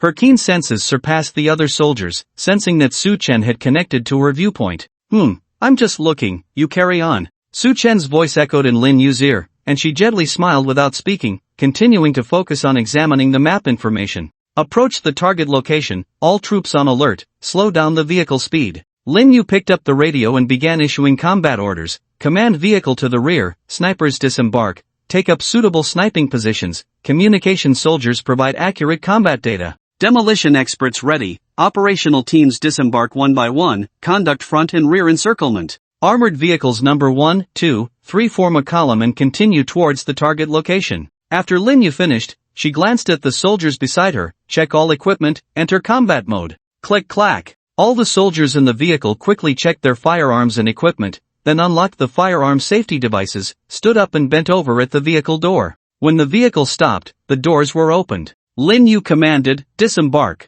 The soldiers filed out, automatically forming a standard combat formation, watching out for each other, observing the surroundings vigilantly, and quickly finding cover to enter a state of readiness. After Lin Yu got off the vehicle, Su-Chen also saw soldiers continuously disembarking from the surrounding personnel carriers. They automatically formed three-person combat teams, dispersing into the obstacles of the city. Lin Yu reboarded the command vehicle and, in the remote monitoring screen inside the command vehicle, directed 3 armored vehicles to approach a police station in the center of the street. It was a large police station, with heads moving inside. The originally open glass door was already shattered, with a pile of glass shards covered in rubble and debris, forming a crude defensive structure. Boss, it looks like military vehicles outside. Inside the police station lobby, a blonde kid put down his binoculars and exclaimed in surprise to the bald man next to him. Inside the police station, there were over 10 men, all wearing bulletproof vests and holding various police firearms. However, these men had colorful hair, their bulletproof vests were not worn correctly,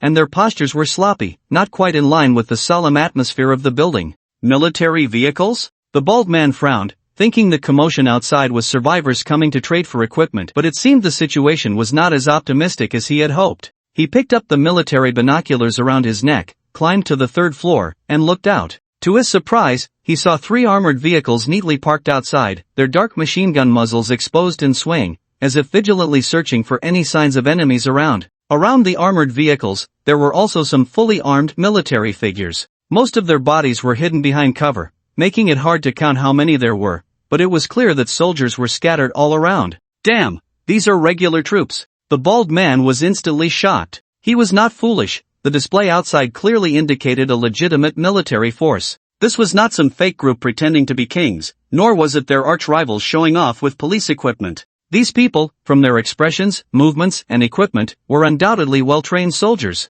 Could it be that the military has entered the city for a rescue operation? But, wasn't that mysterious presence talking about some doomsday war? And they even asked me to vote, and I voted F. Is all of this an illusion? The bald man felt a bit confused. He looked down at his pistol, then up at the military vehicles outside, rubbed his eyes, and looked again. The military vehicles were still there. Smack! He raised his hand and slapped the guy next to him, who yelped and held his thigh. Big brother, why did you hit me? Does it hurt? Big brother, it hurts. Am I dreaming? The bald man muttered as he looked at the military vehicles outside. What kind of world is this? They said the military was gone, so why are they back? Before the bald man could make sense of this, a clear and commanding voice came from inside the military vehicles outside. Listen up inside. We have surrounded this place. Everyone, drop your weapons, put your hands on your heads, and come out. Do not resist in vain. Stubborn resistance will only lead to cruel consequences. Second solemn warning,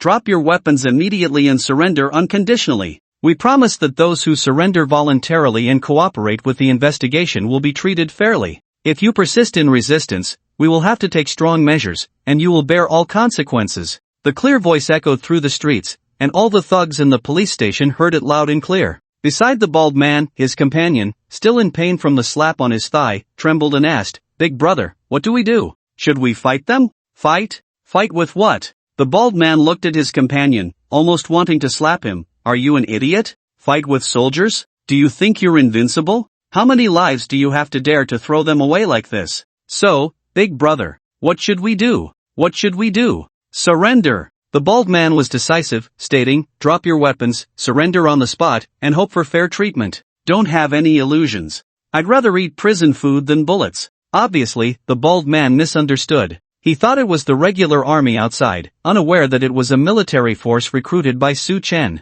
The bald man had ambitions and aspirations, but like all Chinese people, he knew very well the terrifying combat capabilities of their own military. Resist? Don't joke around, that would be a very miserable death. Ah, the younger brother was a bit confused. He looked at the pistol in his hand, the bulletproof vest on his body, and then at the huge military vehicle outside the window. Swallowing hard, he asked in a dazed manner, Boss, didn't you say your talent is amazing and no one can touch you? How about we take care of the people outside? Damn it! I'll take care of you first. The bald man roared angrily, slapped the younger brother, making his head spin and his heart full of grievances. Fine, my big brother has no ambition. Yesterday, the big brother was ambitious, dominating the scene, aiming at the whole city, ready to fight the white bear with fists and step on the top of the list. But today, he seemed to have lost all his fighting spirit, looking completely dejected. Send my message, get ready to surrender and come out. The bald man took a deep breath, his eyes shining with wisdom. This is a chaotic world.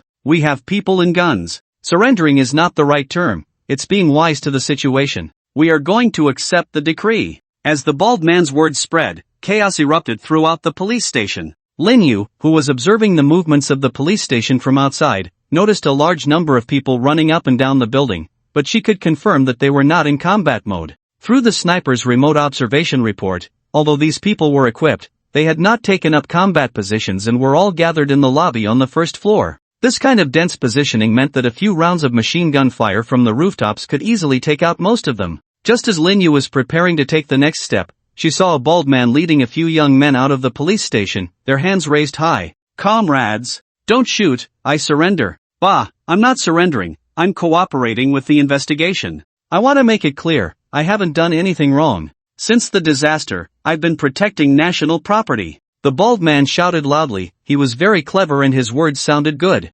Occupying a police station with guns could be a big deal. But if you emphasize the crisis of the apocalypse, voluntarily disclose your subjective intentions, as long as your thoughts are correct, some objectively wrong actions could be forgiven. Commander, the other side has surrendered. A staff member spoke solemnly, and Lin Yu nodded. Send a few people to make contact, check their background, be cautious, don't be fooled. Also, remember, if they truly surrender sincerely, don't do anything bad to them for now. Remember to treat prisoners well, uphold the fine traditions of our army, we are all compatriots, we don't have to kill each other in times of crisis. Yes, I'll go myself. The chief of staff stepped forward, jumped out of the command vehicle, and walked towards the bald man with a few soldiers. Comrade. The bald man saw a man who clearly looked like an officer coming out of the military vehicle, his expression becoming even more respectful. He involuntarily tensed up, his hands still raised high, afraid of being misunderstood. After all, there were quite a few gun barrels around, and as he walked out, he noticed that almost every position on the street had gun barrels.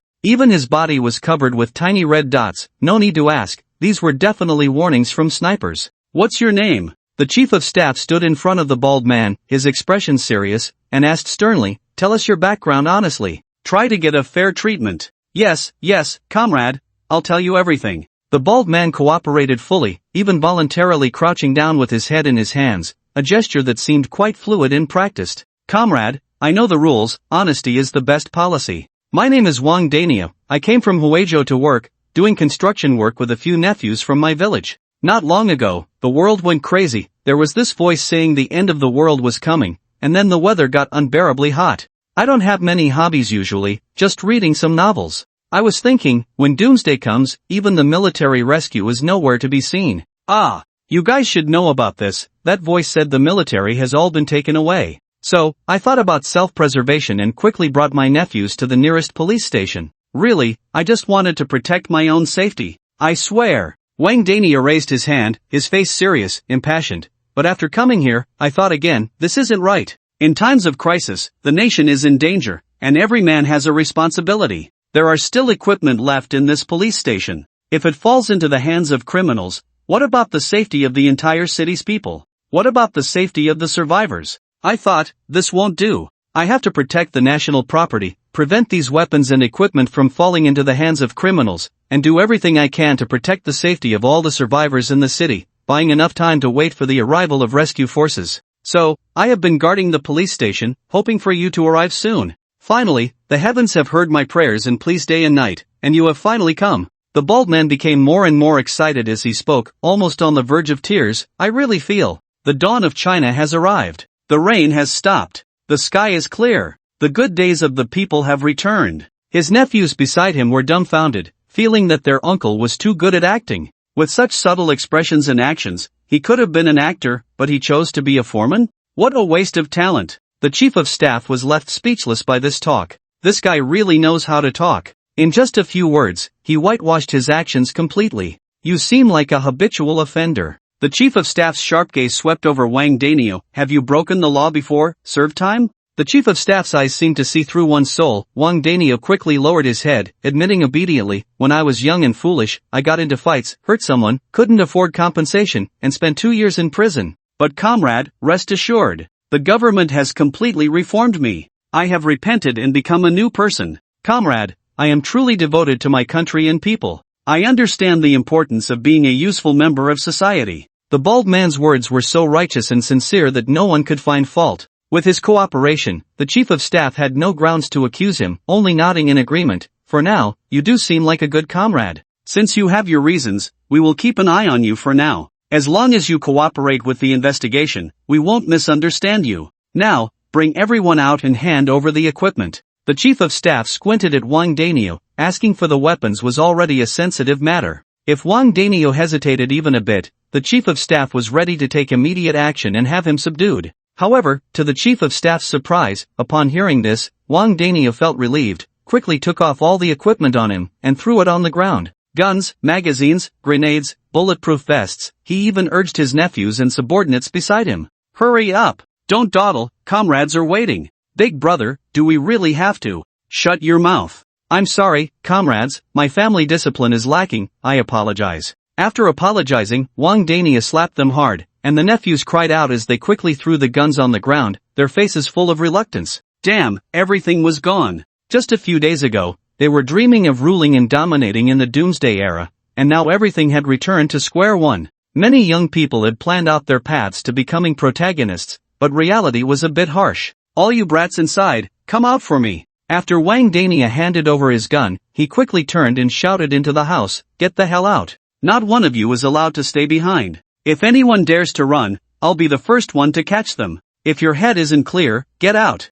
Following Wang Dania's orders, the people inside slowly filed out in scattered lines, dropping their equipment and weapons in front of the chief. In less than 10 minutes, the police station was taken without a single shot fired. It was a bloodless victory. Su Chen, who had been silently observing, was stunned. He muttered to himself, impressive, Xiaozi's tactics are really effective. Su Chen's heart began to stir. Although what he was doing might not be entirely right, in a time when there was a lack of military protection, why couldn't he step up? Wang Dania's words just now, although meant to justify himself, struck a chord in Su Chen's heart. Clearly, in this chaotic world, why couldn't he become a national hero? Must it be a time of self-destruction, deception and betrayal? Life and death fleeing? Humanity on the brink? Why? Why must the people of Huaxia act this way just because it's written in a novel? Su Chen didn't think so. He suddenly felt that taking on the responsibility of a soldier's duty seemed quite appealing. The noble title was powerful and widely supported. Although the responsibilities to bear were heavy, Su Chen was not afraid. Lin Yu in the command vehicle also witnessed this scene. The cooperation from the other side surprised her, but she quickly ordered the tactical team to enter the police station one by one, officially taking control. Move out. Maintain formation. Snipers, stay alert. Inventory the supplies, watch out for hidden enemies, and be prepared for attacks. With Lin Yu's command, military teams began to enter the police station one after another. They didn't just use the main entrance. Some soldiers skillfully climbed over walls to ensure not all entered through the front door and fell into an ambush. Wang Dani shuddered as he noticed numerous soldiers entering the police station, each one swift and serious, passing by him with a stern look, making Wang Dani stand more obediently in front of the chief. He felt extremely fortunate for his wise decision to surrender directly, otherwise, he might have been discussing his next reincarnation process with the King of Hell by now. You, come with me. The chief glanced at Wang Dania, then led their group towards a military vehicle. Comrade, will we be taken to court for what we did? Wang Dania felt uneasy, and the chief turned back, smiling meaningfully, that depends on your cooperation with the investigation. I will cooperate, absolutely. A sudden realization struck Wang Dania, and he hurriedly spoke up, Comrade. I know of a term called meritorious reporting. I want to report. Report what? Report the criminals in this area. They have been causing trouble, occupying resources, taking over the police station, kidnapping women, and killing without hesitation. After an hour of inspection and inventory, the entire police station was declared completely secured. The supplies inside the station were accounted for and gradually moved back to the military vehicles. Half an hour later, a list appeared in front of Lin Yu, detailing the weapons and equipment stored in the police station. Weapons inventory, 126 handguns, including various standard police models, 12 rifles, mainly automatic rifles like the Type 95, 1 light machine gun, 2 sniper rifles, 12 shotguns, defensive equipment,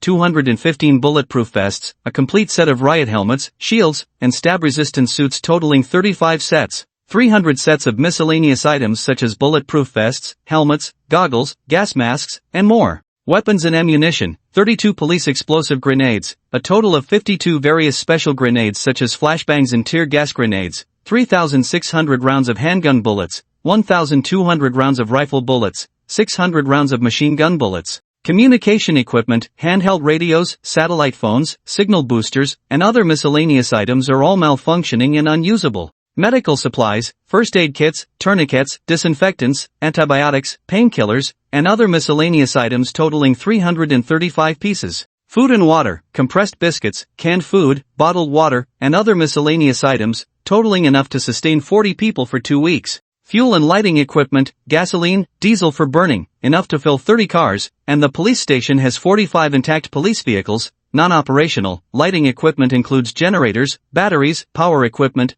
but only flashlights are functional. Miscellaneous items, including tents, sleeping bags, portable stoves, ropes, toolkits, multi-tools, totaling 526 items. Lin Yu felt pleasantly surprised as she meticulously listed out the supplies. The gains this time were substantial. Many of the supplies were originally transported by Wang Daniu and his group from elsewhere, but now they were all at Su Chen's disposal at a lower price. The total number of captured personnel, including Wang Daniu and others, was 85. Over 40 of them were members of Wang Daniu's construction team, his younger relatives and young villagers from the same village, while the remaining 40 or so had relied on Wang Daniu's local survivors during the apocalypse. Interestingly, all 85 individuals were young men, with the oldest being only 45 years old, most in their prime at ages 20 and 30. Lin Yu had the chief of staff ask Wang Daniu, who mentioned that there were women and elderly people who tried to seek refuge with him but were all turned away. According to his novel-loving nephew's suggestion, it was not profitable to carry these burdensome individuals during the apocalypse, so Wang Daniu only wanted obedient and well-behaved men.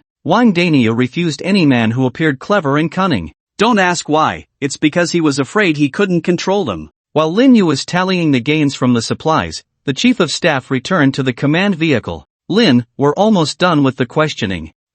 What about that group of people? Most of them are from construction backgrounds, some had fantasies of ruling in the chaotic world, but now they've mostly given up those thoughts and have been cooperative. The chief of staff nodded. There are many strong men among them, but they lack courage, they didn't dare to act recklessly, and their words seem to be mostly truthful. The chief of staff found it amusing that despite being a group of potentially threatening males armed with violence, they showed no signs of resistance, almost like a flock of sheep, perfectly cooperating with their investigation and questioning. The submissive attitude of Wang Daniu and his group even made the chief of staff feel a bit embarrassed, often wondering if his questioning tone was too harsh. It's quite normal. Lin Yu, with her head down, flipped through the inventory list. In this era, in this country, the public's goodwill towards the military is very high, higher than you can imagine. Well, that's a good thing then. The chief of staff chuckled. That saves us a lot of trouble. Miss Jiang said it's a bad thing. Lin Yu raised her head, looking at the chief of staff with a serious expression. It means that we also have to bear what the military of this era once bore from the people. Trust from people doesn't come for no reason, we simply inherit it from them. Do you understand what I'm saying? Lin Yu's words carried a profound meaning. Zhang Xiaozi had complained to her more than once that it would be better if the people here didn't trust the military so much. At least, she wouldn't have to worry too much about Su Chen's stance and opinions when doing many things, and things would be much simpler. Yes, Captain Lin. The chief of staff's expression turned serious. He understood. Captain Lin, how should we handle that group of people? Bring them back first, all to be handed over to Miss Jiang for her to deal with. Lin Yu didn't hesitate. We only focus on the frontline matters. As long as there are surrenders, we ensure safety and then hand everything over to Miss Jiang. She is our political commissar. We don't need to worry about that. Yes, Captain Lin. The chief of staff nodded, then lowered his voice. The leader of that group just reported some incidents, revealing several valuable gathering points in the vicinity. What does that mean? Lin Yu raised her head, frowned at the chief of staff. Do you think he's telling the truth? It's highly likely, considering our operational tasks. I think it's worth checking out. The chief of staff spread his hands, speaking earnestly. Sooner or later, we have to clean up this area. I suggest making contact in advance. At least we have Wang Daniu, who is familiar with the surrounding area. After a moment of contemplation, Lin Yu nodded in agreement. Inform Miss Jiang to bring people to transport supplies, leave a few to guard. Bring Wang Daniu over, I need to question him. Yes, Captain Lin. The chief of staff quickly got off the vehicle and brought Wang Daniu. Wang Daniu, somewhat awkwardly, bent over and entered the command vehicle, his eyes immediately falling on the spirited figure of Lin Yu. She was petite but exuded a vibrant aura, with bright eyes and a refreshing, graceful demeanor, embodying the unique charm of a female soldier. At first glance, Wang Daniu couldn't help but feel dazzled, internally exclaiming that she was a military beauty. This is Captain Lin, our current highest commander. The chief of staff introduced Wang Dania to Lin Yu, whispering, "You can talk to her about anything. Perform well, and she can put in a good word for you in front of the superiors." Commander? And superiors? These words made Wang Dania instantly alert. He hadn't bet wrong. The military had indeed arrived, with even the superiors present. Damn, he hit the jackpot. Judging by the grandeur, it was definitely the rhythm of urban military control. The apocalypse? Completely disregarded. As long as he followed the military, they would solve all problems. Wang Daniu even felt that the turning point in his life might be at this moment. In troubled times, making a name for himself in the military, once the chaos settled, wouldn't he be rewarded handsomely? Regardless of whether it would be useful, at least he had connected with the military. In peacetime, even if this connection was not needed, just having it would be impressive. It could bring countless benefits. If luck was against him and he died in the chaos, according to the customs of our country's military, he could definitely be considered a martyr. If he was more proactive, he might even become a hero martyr. Damn! A new page in the family history. The county records will have me in them. Thinking of this, Wang Daniu's eyes involuntarily welled up with tears, his expression filled with overwhelming excitement. Wang Daniu, what's wrong with you? Lin Yu furrowed her brows inquiringly. You seem quite emotional. Have you encountered some difficulties? Just tell me, I will consider advocating for you. Lin Yu tried to reassure Wang Daniu, she still needed to leverage his value to secure more benefits for Su Chen. Of course, in this process, Lin Yu didn't mind using her military power to protect more vulnerable individuals appropriately. She was very clever. She knew that Su Chen granting her military authority was tacit approval of such actions. Commander! Wang Daniu took a deep breath, then quickly spoke, his expression extremely serious, his eyes filled with righteous indignation. I want a report. There are many criminal organizations in this area, doing despicable things. Before, I wanted to stop them, but my words carried little weight, and my strength was lacking. I couldn't do anything about them, so I could only watch helplessly as they did evil deeds. I lay in bed every day, tormented, tossing and turning, unable to sleep. Damn it, a bunch of beasts. Worse than bastards. It's a good thing you guys came, truly a bright day for Huaxia, a hope for the people. Wait. Lin Yu interrupted, get to the point. Yes, the point. Wang Daniu nodded quickly and said solemnly, after the outbreak of the apocalypse, many people came to seek refuge with me during my time at the police station. With the idea of serving the country and the people, I tried to take care of the survivors as much as possible. However, some people didn't come to seek refuge, they came to buy guns and ammunition. I thought, with the chaos outside, it's good to have a gun for self-defense. Besides, the people I'm taking care of need food and drink, so I took it upon myself to sell some. But I didn't sell much. I only sold handguns, and I strictly controlled the quantity of bullets. Wang Daniu patted his chest, emphasizing his patriotic thoughts. But everyone knew that he was afraid of selling too many rifles and grenades, fearing that people would turn against him. Lin Yu nodded, go on. After I sold these guns, I realized I was deceived. Damn it, these dogs, as soon as they got their hands on guns, they started causing trouble. There are gunshots around here every day. Sometimes when I take people out to find food, we can see someone having sex on the street, then killing her. The blood splattered on the glass. They're truly beasts. Wang Daniu spoke indignantly, and Lin Yu frowned, asking, didn't you try to stop them? This question left Wang Daniu stunned, muttering, I didn't dare. I'm a bit afraid of death. Wang Daniu thought that since it was already the end of days, it was better to avoid trouble. But he didn't dare to speak such callous words in front of a soldier. In Wang Daniu's impression, soldiers were all fierce and righteous, like heavenly warriors. If he dared to speak like that, he would surely lose respect. Lin Yu didn't press further, just nodded and said, continue. I've seen scenes like this a few times, and I thought, these people might go crazy and come looking for trouble with me. So, I took some people to investigate the surrounding areas. Due to my previous gun sales, any survivors with a bit of reputation around here gave me face, at least on the surface. I've had some contact with them and found out that they've even planned out their territories. They act like little emperors, bullying the survivors with less talent in the shelters. Wang Daniu suddenly asked, by the way, do you know about talents, Commander? Lin Yu nodded, glanced at Wang Daniu lightly, and asked, I was just about to ask you, what's your talent? According to the shelter's mechanism, each person will be randomly assigned to a livable shelter room and will also randomly develop talents. The police station isn't a livable building. You spend all your time here. Aren't you afraid your shelter will be destroyed? Lin Yu's question made Wang Daniu nervous but relieved at the same time. The probing was effective. Indeed, the soldier knew everything, even about this matter. It seemed that the soldier's preparation work was comprehensive, Truly impressive. To be honest, my talent. Well, it's a bit strange. Wang Dania scratched his head, grinned foolishly. My talent is the farther and longer I stay away from home, the stronger my body becomes. I haven't eaten or drunk anything for several days, nor have I slept, but nothing has happened to me. As long as I don't go home, I can always be a bit stronger than ordinary people. Such a talent exists? Behind the scenes, Su Chen, who was observing, was stunned. The talent he heard about seemed somewhat contrary to his own homebody nature.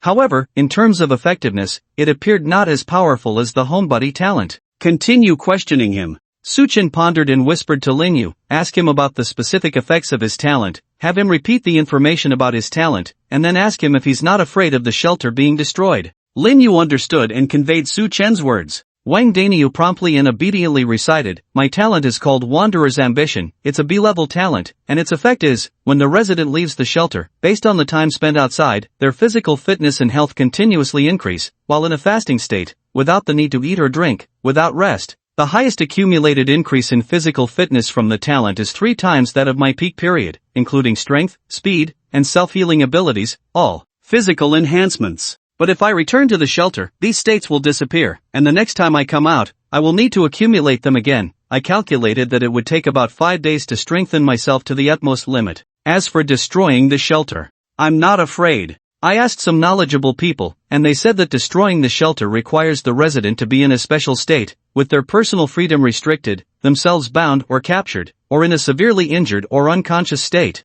Otherwise, even if I'm not at home, others cannot destroy my shelter. Wang Dania's tone was calm, not like he was lying. Considering the feelings of the Chinese people towards soldiers, if this guy could lie in this environment, it would mean his mental strength far exceeded that of an ordinary person. However, Su Chen still held a cautious attitude and didn't completely believe what Wang Dania said. So, you're a superhuman? Lin Yu raised an eyebrow, murmuring, 3 times the physical fitness. Sounds quite strong. Where's the superhuman? I'm just a bit better at fighting than ordinary people. Wang Danio scratched his head, looking simple and honest. Even with talents, can we compete with cannons and planes? Our country has aircraft carriers, nuclear bombs. Those things are much more impressive than talents. I didn't mean to say I want to be an enemy of the military, I was just praising, Wang Danio laughed awkwardly, but what he said was sincere. The official stance in China is to love peace, but having abundant martial virtues is not a lie. Without the power to directly destroy the earth, even the most impressive person would have to lie down obediently in front of the Chinese military. Resist? Thinking of oneself as a superhero? But even if a superhero came, they would still be defeated. All of this was based on Wang Daniu already assuming that behind Lin Yu was the Chinese military, so even if his talent was not weak, he dared not act recklessly. Lin Yu looked Wang Daniu up and down, remaining silent. Her gaze made Wang Dania feel uneasy, and he nervously muttered, Comrade, did I do something wrong? Say something, don't just stare at me, I'm scared. No need to be afraid. Lin Yu shook her head and suddenly asked, are you interested in joining the army? Wow, Lin Yu is showing interest in talents. Su Chen smiled, surprised that Lin Yu was actively recruiting strong survivors for him. Join the army? Wang Daniu was stunned, pointing at himself in disbelief. Me? Someone like me can also join the army? I've been in jail before. I know, but special circumstances call for special individuals. Lin Yu nodded, calmly saying, you have remarkable combat abilities. I heard what you said when you surrendered earlier. Since you have the intention to serve the country and the people, why not step forward voluntarily to demonstrate your value? Lin Yu originally intended to use some motivation, but Wang Dania didn't hesitate at all and immediately nodded, I'll enlist. I must join the army. As long as the country needs it, I will sacrifice myself without hesitation. Even if I have to die here, no. I must die in battle. I want to sacrifice myself for the country. Truly sacrifice myself. Wang Dania spoke passionately and fervently, his blood boiling. Lin Yu smiled, it won't be so serious, you might not necessarily die. No. If dying is an option, I would really consider it. If he didn't die, it might not have much impact. But if he died, damn, what a huge gain. Of course, the premise is that the young soldiers can definitely handle doomsday. Wang Dania had full faith in this matter, absolutely no doubt about it. So, if he died, it would definitely bring immense value to his family. Even if his whole family perished in the chaotic world, he would still leave a mark in history. In the textbooks of the future, there would surely be a vivid account of his great achievements. Since you are willing, then start as a soldier first, from the basics. Lin Yu paused, looking meaningfully at Wang Dania. You are the first soldier I have recruited. I hope you won't disappoint me. Commander, I will perform well. Wang Daniu immediately straightened his chest, loudly requesting, Commander, when do we depart? Depart for what? To eliminate the villains and defend the people. Wang Daniu pointed to the nearby street, declaring loudly, I know where those people are hiding, and I know their weapons setup. I am willing to take the lead. I will do the most dangerous tasks. My comrades, I will protect. My people, I will defend.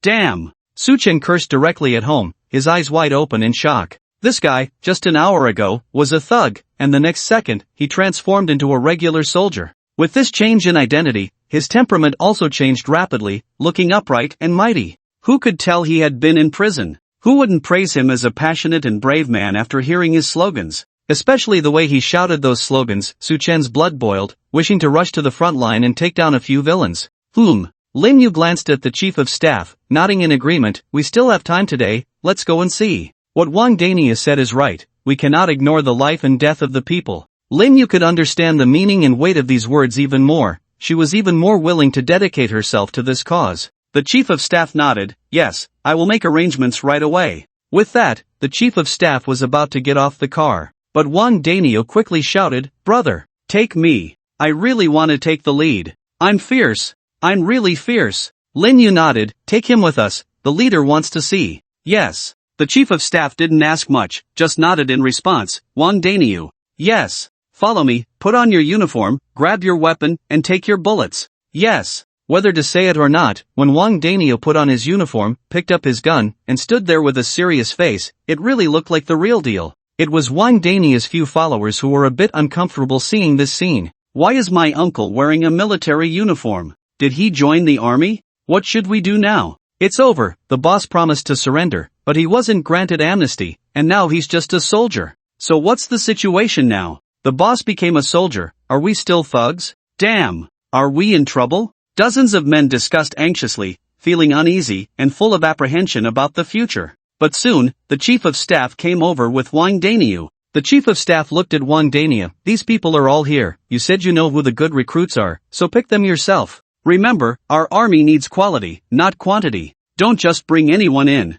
Even if they are brought in, they must undergo a test. The chief of staff solemnly instructed, and Wang Daniu nodded quickly, responding loudly, yes, chief of staff. Then, he turned around and glanced at his former subordinates, calling out a few names, Wang Xiaoshan, Wang Era, Wang Qinfen. You guys, come out. From the names, it was clear that Wang Daniu had chosen his own relatives. Nephews, what are you doing? The nephews walked out looking puzzled, and the young people from the same village couldn't figure it out, murmuring to themselves, what are we doing? Do you think I would send you to face danger? Wang Daniu glared, his voice deep, I have been recruited by the commander as a soldier to participate in rescue and resistance operations during the apocalypse, and you guys are usually obedient, and your talents are all related to combat. So I recommended you, and you will join the army with me. Join the army? Everyone looked at each other, seeing the excitement in each other's eyes. In peacetime, joining the army might just mean suffering without much chance of military merit. But in chaotic times, being a soldier meant seizing the flag first and achieving a leap in family status. Moreover, our starting point is high. While others are struggling to be bandits, we are directly official soldiers. The righteousness and status are completely different. What? Don't want to join the army? Want to. Want to. The nephews nodded one after another. Young people from the countryside were more down to earth and able to endure hardships. They were simple at heart, with just one thought, my uncle would not harm me for sure. Take them over, I will personally lead your team. But there are rules in the army, you can't all be in the same team. The chief of staff looked at Wang Daniu, it's a special time now, and there's a shortage of military uniforms, so wear bulletproof vests for now. Yes. Wang Daniu stood straight and saluted, very serious. The other men looked at him with envy. What man wouldn't want to join the army? It would be prestigious to participate in a rescue mission. If they encountered a few female survivors, wouldn't they be straight-up heroes saving beauties? And then, a romantic encounter? Believe it or not, it was possible. The charm and status of soldiers among men in the country were unmatched. Think about it, other bandits would need to use force to coerce female survivors, but soldiers wouldn't need such dirty tactics, just stand there and receive countless flirtatious looks. Boss, what about us? What should we do? Big brother, I also want to be a soldier. Since childhood, I've dreamed of joining the army, eager to make achievements. In times of national crisis, every man has a responsibility. I am willing to sacrifice for the country, shedding blood and laying down my life. Don't leave me behind. Let me join you as comrades, stepping forward to protect the people. The remaining men were anxious, expressing their willingness, afraid of being left behind. Wang Daniu glared, "What's all this fuss about? None of this big brother, second brother nonsense. I am a soldier, don't feed me that crap, I won't buy it. Speak according to your status. I, Wang Daniu, must live up to this military uniform. Stay put and behave yourselves, listen to the government, don't cause trouble for me."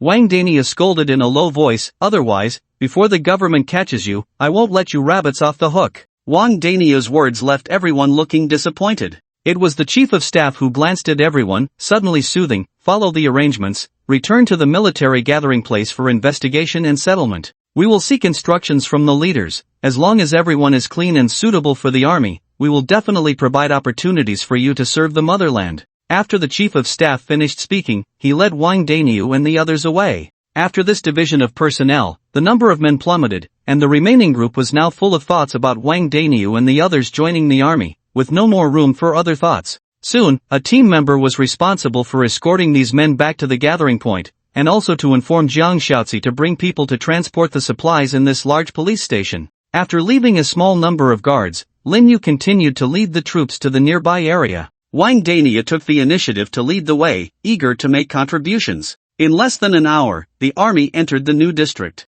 Chief of Staff, this district is relatively close to the city center, with 2 large supermarkets, 3 hardware stores, 6 business KTVs. Next to it is a snack street, where there are said to be wholesale stores for oil and grains and several small cold storage facilities. Wang Daniu carefully reported to the Chief of Staff the information he knew. In this area alone, there are probably 4 waves of people stationed. All 4 waves of people are armed, their abilities are unknown, but they don't seem too strong, otherwise they would have already taken over the others. In addition, there are a large number of survivors hiding in various residential buildings. They usually don't come out, but take the opportunity to sneak out to find something to eat and drink when there's no one around. It is said that a few days ago, food could still be found, but recently all the supplies have been divided up by these 4 groups of people, making it difficult for isolated survivors to find food. So, many people have started taking risks. Wang Daniu suddenly sighed, looking somewhat resentful. What kind of risks are they taking? The Chief of Staff asked, looking at him, while his nephew raised his hand. Chief of Staff, I know.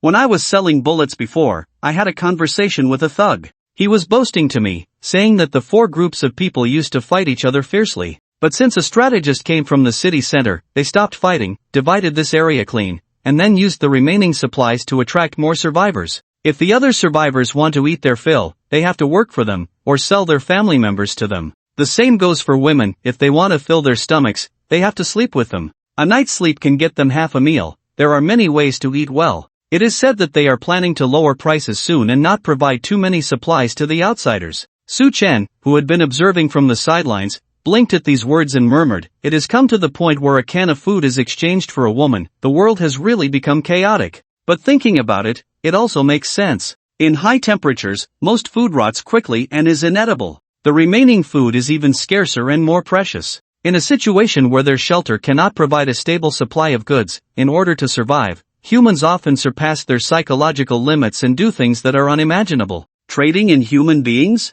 The Chief of Staff, with a keen sense of smell, suddenly frowned and asked, "They could just recruit soldiers and buy horses with food. Why trade in human beings?" "I don't know." The nephew shook his head, looking puzzled. "I just heard about it, but didn't inquire further." "I know some things." Wang Daniu suddenly spoke, lowering his voice. "It is said that a big shot emerged in the city center, holding a lot of resources, and has been expanding outward. This big shot seems quite powerful and ruthless, but he is particularly short of people, otherwise he wouldn't be sending people to buy others with food. It is said that the strategist who made the 4 groups of people ceasefire was also sent by him, responsible for finding more people to join him. This guy came to the police station a while ago and met with me. He is a quite polite college student and wanted to recruit me, but I didn't agree. However, from what he said, it seems like these 4 groups of people are interested in going to the city center. It seems like he has convinced them to join that big shot." After Wang Daniu finished speaking, the Chief of Staff suddenly asked, "The big shot in the city center? White Bear?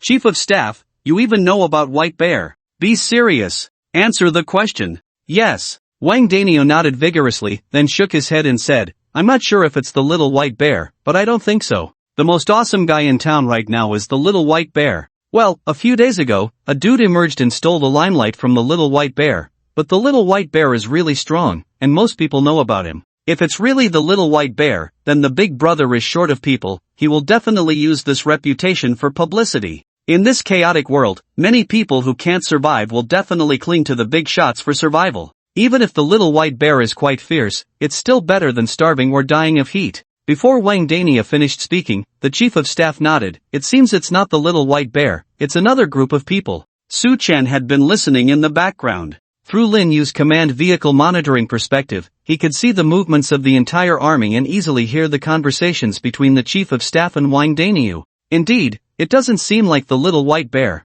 His way of development is to destroy shelters, and that doesn't require so many helpers. Su Chen rubbed his chin and suddenly chuckled. The little white bear must be feeling quite frustrated recently. He had been at the top for so long, and suddenly, Su Chen snatched it away in just a few days. Although Su Chen's points had run out, he was no longer at the top, but this incident served as a wake-up call for all the survivors in the city. There were still many survivors in the city, and many of them had passed through the most difficult early stages with the help of national rewards. Now, many survivors were gradually developing, their talents were starting to show, and the little white bear, who was in the limelight, might not necessarily be the strongest survivor in the city. He was just the most prominent, but among the crowd lurking beneath the surface, there were definitely survivors stronger than the little white bear, and Su Chen believed that their numbers were not few. Just to give a simple example, Su Chen had not received any relevant information about the mysterious big guy in the city center. It should be noted that Su Chen was a homebody who had nothing to do all day, and he checked the city chat channel interface more frequently than anyone else. Many days had passed, and there was not a single survivor discussing this matter on the city chat channel, revealing even the slightest information about the power distribution of survivors in the city center. This is quite strange, indicating that the methods of that mysterious guy are extraordinary. Perhaps it's not just him. Lately, looking at the chat channel, it seems that many talented individuals have started to exert themselves, and many people are starting to stand out. Currently, my clear advantage lies in the level of shelters. As for the rest, it's hard to say. Although the strength of a 500-person army is formidable, but in case there is an SSS-level combat-type talented individual in Jinling, these 500 people might not be enough. Su Chen pondered. With his own SSS-level talent, he could vaguely understand that the power of other SSS-level talents was definitely not weak. The home of otakus was a typical late-stage power-up talent, only getting stronger, but not necessarily dazzling in the early stages. If he encountered an SSS-level talent who was outstanding from the beginning, Su Chen felt that he might not be able to withstand the other's scrutiny and hostility. This aspect is not too good. I don't know the talents of all the survivors in the city, and I feel a sense of crisis. Su Chen sighed deeply. Just as he was contemplating, Wang Danio had already picked up the military loudspeaker, stood on top of the military vehicle, and began shouting loudly along the street. The army is entering the city. The rescue operation has begun. All armed individuals, drop your weapons and cooperate with the investigation. All surviving individuals, please actively contact us. To ensure the unified management and material support of more survivors, we will soon take over all the material locations in this block. If there are any rioters resisting, they will be shot on the spot. Don't say you weren't warned. Wang Danio's shouting was resounding, making him feel exhilarated. Damn, I never thought I'd become a soldier one day. This feeling is truly amazing. These rallying cries were given to Wang Dan by the chief of staff, setting the bottom line for the army, showcasing its strength, deterring the small fry, and providing a way out for potential enemies. Don't push people to the brink, labeling them as terrorists or armed thugs. That will only make everyone fight you to the death. Give an alias to an armed militant first. Don't emphasize the army's hostility too much, but rather focus on the army's rescue and resource-gathering nature. This way, it can effectively reduce the hostility and guard of most personnel. Special times call for special measures. The chief of staff raised his binoculars, standing at the machine gun turret of the military vehicle, scanning the surrounding blocks of buildings. Occasionally, he could see windows opening, shadows moving inside, as if someone was peeking and observing the military vehicles driving through the streets. Due to the abandoned cars and debris littering the roads, the army's progress was slow. The soldiers cleared obstacles while also allowing enough time for the survivors in this district to contemplate and observe. Chief, why don't we launch a surprise attack? Coming out so openly like this makes us easy targets, doesn't it? What if someone starts shooting at us, and we can't locate the enemy? After Wang Dan finished speaking, he nervously asked the chief of staff. The chief of staff glanced at him indifferently. Aren't you 3 times stronger and have 3 times the healing ability? Are you afraid of handgun bullets? Not particularly afraid, but it does hurt quite a bit. Wang Dan scratched his head. I'm more worried about our soldiers getting hurt. No need to worry about getting hurt, we can see who's shooting. The chief of staff paused, then continued, our snipers have been setting up defenses and monitoring along the way, ready to counterattack and pinpoint the enemy's location. Furthermore, each soldier is wearing body armor, and we have armored vehicles as cover. Most importantly, this is the commander's decision. The chief of staff looked towards the command vehicle and said solemnly, Lin's team said we are the army of justice, we must act openly and honestly. If we act timidly during our rescue and resource gathering missions, what kind of message does that send? Can the survivors who see us in action trust us? The hidden thugs will think we are easy targets. We must be open and forthright to deter the small fry. The chief of staff's words resonated with Wang Dan. Yes, I lacked awareness. With our identity, how can we engage in shady dealings? Wang Dan believed that soldiers should act openly and honestly. He didn't realize that this was also Lin Yu's strategy. She fully utilized the deep impression the Chinese people had of the military, implementing the working style of the local army. The more open and honest they were, the more the potential thugs would be intimidated. After all, a fully armed military force walking openly on the streets would make anyone wonder. Even if a talented individual could take on this military force, would they dare to act? Can you be sure that these less than 300 soldiers are the entire military force, and not just a vanguard squad? Think about the terrifying numbers of the Chinese military, 300 people. Probably just the first wave of an advancing force. If these 300 were wiped out, and provoked tens of thousands, hundreds of thousands, what a mess. No matter how powerful the talent is, they can't handle such a large-scale military force at this stage. Modern people are not fools, especially in the face of an obviously regular army's military deterrence. Everyone would have doubts.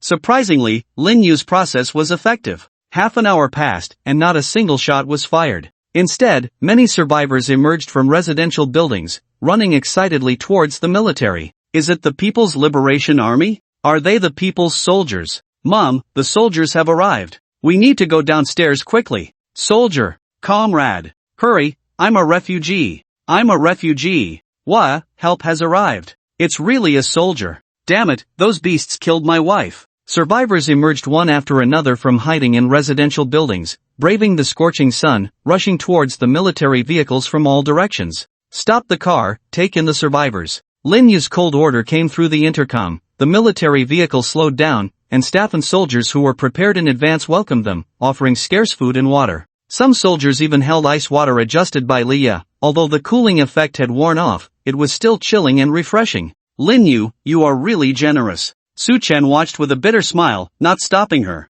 The gathered supplies in the assembly area were relatively abundant. Coupled with Su Chen's own powerful talents, there was no shortage of resources, naturally allowing Lin Yu's distribution of supplies to rescue survivors. He had already considered letting Lin Yu lead the troops. This woman's nature was indeed kind, but if not for this, how could she implement Jiang Shaoxi's identity inheritance strategy and gain trust from others? Without gaining trust, it would be impossible to achieve Jiang Shaoxi's plans for expanding influence and personnel, unable to realize the extensive protective network layer by layer intertwined around Su Chen. As survivors gobbled up the food handed to them by the soldiers, they cried about the hardships they had endured during this time. Thank you.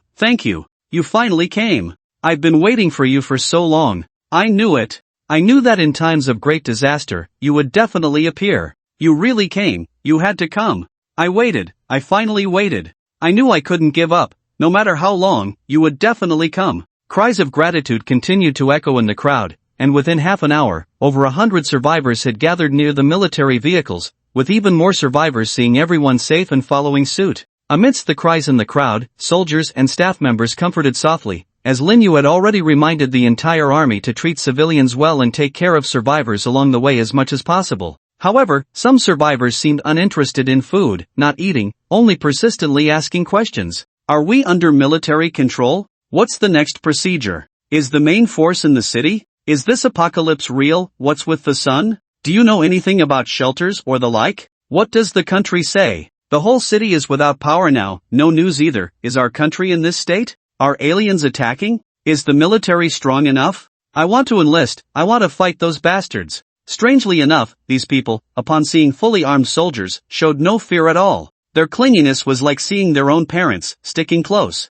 This was the charm of identity. If survivors saw armed thugs, they would run as far as possible, fearing harm. But when they saw troops in military uniforms, as long as their identities were confirmed, they showed no fear at all. Because this was an army that would never harm the people, a defense force for the people. Legally, this was the people's army. One could even say it was everyone's own army. Would anyone be afraid of their own army? The answer was no. However, with everyone acting this way, the soldiers were a bit flustered, struggling to keep up. Faced with many sensitive questions, the soldiers could only give a uniform response. It's confidential for now, but we will do our best to ensure everyone's safety. The soldiers were very patient. Although dealing with an increasing number of survivors was becoming hectic, they felt fulfilled inside. The feeling of being unconditionally trusted by ordinary people is almost the best praise for every soldier and the highest military medal. As soon as the crowd approaches the military vehicle, their sense of security is instantly boosted, indescribable in words. Almost everyone sweeps away the gloom in their hearts, feeling much more at ease. Some sharp-eyed individuals even spot Wang Daniu in military uniform and can't help but exclaim in surprise, joking loudly, "Damn. I know that guy, didn't he take over the police station? He's here too? He must have been arrested." In normal circumstances, who would dare to speak to Wang Daniel like this? But where are we now? What's the situation now? In front of the military, the sky is vast, the earth is vast, and the people are the greatest. I am the people, so I dare to speak like this. Damn! Wang Daniel stares, retorting loudly, "Look at my clothes, I am now a soldier. I haven't been arrested, this is a special period, I joined the army. I am serving the country." "Oh, you can also join the army?" Laughter erupts from the crowd. "Hey, even the bandit leader has been conscripted, you better perform well, or you'll be held accountable later, you might end up in jail. Can't you speak properly?" Wang Daniel gets anxious, that's what he fears the most. If it really comes to peacetime, his merits and demerits cannot offset each other, he's definitely in trouble. Wang Daniel, the chief of staff reprimands, "Watch your attitude. Mind your identity." "Yes." Wang Daniel scratches his head, rolls his eyes at the crowd.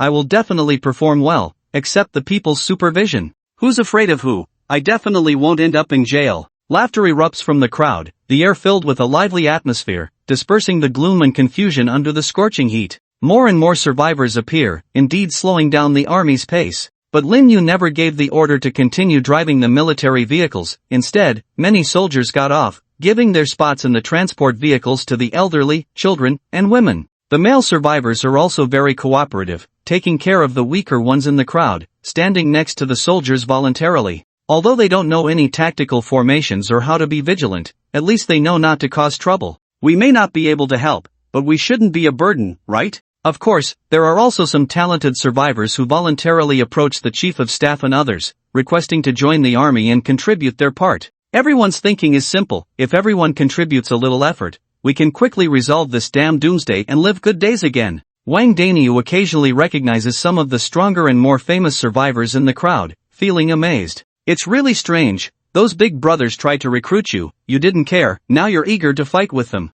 How come now, everyone is so proactive, eager to rush to the battlefield? Being a soldier can be very tough, not just enjoying the good life, you might end up sleeping on the streets. Wang Daniu's teasing quickly receives sharp retorts. Is that just a matter? I won't disgrace my life for the country. What does it matter to those desperate criminals? My life is valuable. Not everyone can buy it. Joining the army is being loyal to the country. Do you, a country bumpkin, understand what patriotism is? I'm happy to do this. Bandits offer me luxury and pleasure. I'm not interested. I want to be a soldier and endure hardships. It makes me happy. Don't talk to this idiot. He doesn't understand what spiritual belief is. Hearing these taunts, Wang Daniu is so angry that he grits his teeth. Don't act so arrogant. When you become soldiers, I won't need to be polite to you. I come from a respectable family. Can you say the same as a bandit leader being conscripted? Damn. Wang Daniu rolls his eyes. Can we not bring up the bandit leader thing? Faced with the requests of many survivors to join the army, Lin Yu did not immediately agree. She had her own concerns. If too many unqualified soldiers were added to the army, how could the loyalty and system of the army be guaranteed? This couldn't rely solely on people's self-awareness. Even if one wanted to be a soldier, they needed to undergo training and ideological influence, and only through continuous growth day and night could they be effective. It takes 1,000 days of training to be useful in a moment. Lin Yu dared not make a hasty decision and could only send people to appease the public's emotions. promising to provide channels and opportunities for joining the army in the future. For now, the most important thing was to collect supplies, accept survivors, and understand the actual situation of these few blocks. Fortunately, although the number of survivors was gradually increasing, there was a trend of over 1,000 survivors coming to the army along the way, but they did not become a burden. They were very self-aware. After properly settling the elderly and weak people, the adult males voluntarily grouped together and followed the team. They did not make noise, avoided the sun, and did not casually ask the army for food and drink until the critical moment. At this moment, the endurance inherent in the Chinese people was maximized. The army had discipline, and the people had awareness. In special times, of course, we must be self-aware and try not to cause trouble for the army. In the next half an hour, Lin Yu led the military convoy directly to the entrance of the snack street. According to Wang Dania's intelligence, the food and water in the two large supermarkets in the current block had been mostly emptied, leaving only some non-edible daily necessities and household appliances. It was still uncertain if there was any place with food, only those few small refrigerated warehouses. One of the refrigerated warehouses was located in a certain restaurant chain on the snack street. Faced with the collection of various supplies, Lin Yu naturally had to ensure the collection of food first. According to Wang Dania, among those waves of thugs, there was someone who had the ability to generate electricity. At the beginning of the doomsday outbreak, he ensured the refrigeration facilities of the cold storage. This matter was not a secret and was widely spread among the survivors in the surrounding blocks. Although that electricity generating talent only controlled one cold storage, the rest of the cold storage also depended on him for electricity, and he had to be offered tribute every once in a while to ensure the maintenance of electricity. Team leader Lin, Wang Dania just said that there may be a group of people near the refrigerated warehouse who have been occupying it. Send someone to scout ahead, and the follow-up combat personnel will advance in a column formation. Lin Yu ordered coldly. She could not give up the collection of supplies just because there were thugs ahead. Su Chen had just told her that Jiang Xiaozi had already driven the trucks from the gathering place, with some going to the police station to take over supplies, and some empty trucks were already on the way to catch up with the military convoy. Lin Yu could not allow herself to return empty-handed. That would be irresponsible to the many survivors at the gathering place. Wang Daniu. The chief of staff put down the walkie-talkie and called Wang Daniu, who was chatting and joking with the survivors. Yes. Wang Daniu responded loudly. The chief of staff ordered, take your men and lead the way. Enter the snack street. Whether you can redeem yourself with merit depends on your performance. Snipers and follow-up soldiers will support you at any time. Once you encounter the enemy, you have the right to decide whether to shoot on the spot. Remember, you are now under my command, so be bold in your actions. If you get ambushed, it will also be a disgrace to me. Yes. Wang Dania's face was full of excitement. He turned around and led a few young people from the same village straight into the snack street. Military merit was within reach. Wang Dania was more eager than anyone else to encounter the enemy. He was thinking about how many villains he had to kill to better prove his worth and loyalty. The once bustling snack street was now a mess and chaos. Everywhere there were disordered tables and chairs, greasy stains, a foul smell, and various small flying insects buzzing in the air. This place had not been cleaned for a long time and had already become a foul-smelling area. Wang Daniel could even see scattered human corpses lying on the street as he walked. Some had starved to death while searching for supplies, and others bore obvious signs of fatal injuries from fights. The entire snack street no longer exuded its former lively atmosphere. Instead, under the shining sun, it appeared somewhat gloomy and terrifying. Wang Dania took the lead, relying on his superior physical fitness, unafraid of the possibility of hidden firearms. The soldiers behind Wang Dania swiftly entered, continuously searching the complex terrain of the snack street in a tactical formation, inspecting the buildings and storefronts on both sides of the street. Strangely, despite hundreds of soldiers pouring into the snack street, they had not found any living humans. Not to mention enemies, they hadn't even found survivors. It wasn't until Wang Dania walked into the large chain restaurant where the cold storage was located and entered inside that Lin Yu's voice came through the walkie-talkie. Report! No signs of any human activity found here. It seems like everyone has vanished. According to previous intelligence, there should have been people stationed here to guard the cold storage long-term, but now there's no one inside or outside the building. I've checked thoroughly, everything seems clear. However, I found some newly opened canned food on the table, barely touched. These people must have fled recently. Wang Daniu asked, should we pursue them? No, Lin Yu shook her head and calmly ordered, continue to carefully inspect the area around the cold storage, be alert for ambushes and sneak attacks. First and second teams, go in and open the cold storage. The rest, spread out around the streets, be on high alert. Snipers, keep observing the surroundings. Lin Yu was cautious. She didn't want to risk facing off against peculiar gifted individuals. Since they had fled and she didn't want to engage with regular forces directly, she decided not to pursue them. Securing the resources was the priority. Soon, a sniper's voice came through Lin Yu's walkie-talkie. Sniper Position 3, spotted what appears to be fleeing thugs, around 20 individuals armed with pistols, machetes, and other weapons, about 800 meters away from the convoy, rapidly moving away from the snack street. Lin Yu weighed the walkie-talkie in her hand, a faint smile playing on her lips. Unexpectedly, inheriting the military identity had not only gained the survivors' trust but also deterred the thugs. These people dared not confront Lin Yu's troops head-on. When they realized the military's target was the cold storage, they abandoned it and ran. To be honest, this saved Lin Yu a lot of trouble. In any military operation, there were military objectives. Killing was not the goal, securing essential resources was Lin Yu's main task. Taking down the target and population without bloodshed was a scene Lin Yu was pleased to see. Over the next 2 hours, Lin Yu dispatched soldiers to take turns entering the cold storage to move the supplies. She didn't send everyone in. The snack street's terrain was complex and narrow. If the entire force fell into an ambush by special gifted individuals, the losses would be too great. She kept at least half of the troops in the open area outside, ready to watch over and take care of the survivors with the convoy and provide support to the frontline troops at any time. Due to the lack of manpower for moving, the work continued until nightfall. As they moved the supplies, the convoy of large trucks also slowly arrived, and a few soldiers with the convoy even picked up some new survivors along the way. It's worth mentioning that there were more supplies in the cold storage than expected. In addition to the usual frozen poultry and fast food, there were various types of bottled water and food clearly transported from supermarkets, all stored in the cold storage. These supplies were more abundant than Lin Yu had expected, with a variety of food items and even a good stock of basic medical supplies, filling the entire cold storage to the brim. Roughly estimating, if rationed carefully, it could at least meet the weekly needs of over 100 people. They ran away, which turned out to be advantageous for us. The chief of staff watched the soldiers continuously moving supplies, a satisfied smile on his face.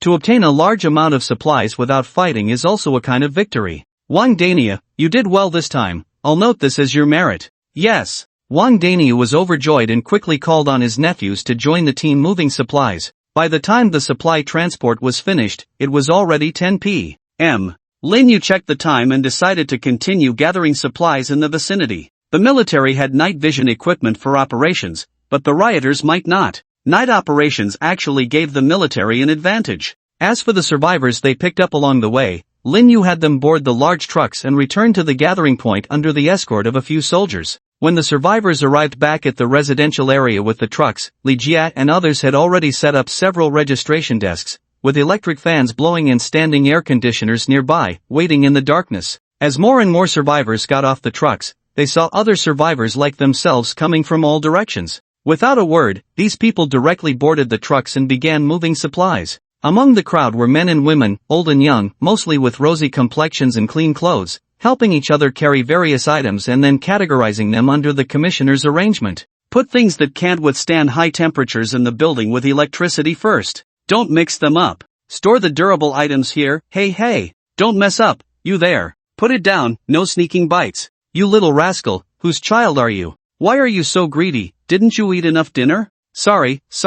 Son, come over here. Stop causing trouble. The crowd was noisy, the entrance of the residential area brightly lit, voices echoing. The lively scene made the newcomers among the survivors feel as if they had returned to peacetime. Since the outbreak of the apocalypse, they had never seen so many survivors gathered together. Even the people they occasionally glimpsed clustered by windows on regular days were usually criminals up to no good, not normal folks. Comrade, a young man politely asked a nearby staff member, we are new here, how will the government arrange us? Government? The staff member glanced at the list of supplies in his hand, then casually raised his head. I've only joined recently myself. This place doesn't seem to be a government relief center. I reckon it's a temporary military zone. All soldiers are in charge. As for arrangements, ask them. The staff member pointed to several girls holding makeshift wooden signs, waving them and shouting, welcome, new refugees. Welcome to your new home. Come over here, everyone come here for registration. Get your identity tags. Those without tags are not allowed to move around the area. One identity tag per person, keep it safe. It's a hassle to replace if lost, so be careful. Upon hearing the calls, the new survivors immediately gathered around, quickly forming lines under the guidance of the girls, the long queue extending all the way to Li Jia and the community workers. No whispering in line, maintain order. If you have questions, ask the staff in front directly. No loud noises, it disturbs the rest of the survivors, they still have tasks during the day, we need to be civilized. Show some manners. This whole set of procedures was not complicated at all, mostly following the management system from peacetime, occasionally with some additional rules that Jiang Shaozi had implemented. The whole atmosphere was very familiar to everyone, even the newcomers could immediately blend in. How to describe this feeling? It's like coming home. Just cooperate with the work, obey orders, and that's it. No need to think about anything, no need to worry about anything, just do what you're told, with food, drink, and safety taken care of. Yes, that's the taste, a familiar and reassuring taste. Li Jia's face lit up with a warm and friendly smile again. Seeing the new survivors, she knew it would be another busy sleepless night, but she didn't feel tired at all. She could sense the gathering place gradually getting better, slowly returning to its peaceful state. Although there would still be hardships, fatigue, and heat, it was still better than not having one's life guaranteed. During the day, Miss Jiang also gathered a few elderly people and discussed the general future plans and arrangements with them. With Miss Jiang's assurance, every original resident could feel the bright future of the gathering place and could clearly sense the management's continuous efforts to work for the greater good. In times of crisis, Li Jia felt that as a former grassroots worker, she also had to shoulder the responsibility, take the initiative, and come forward to help the leaders solve problems. Come on, comrades, gather over here. Everyone line up and register your information. The registration details are similar to those in peacetime, just with additional information about the shelters. Regarding the shelter information, don't be too secretive.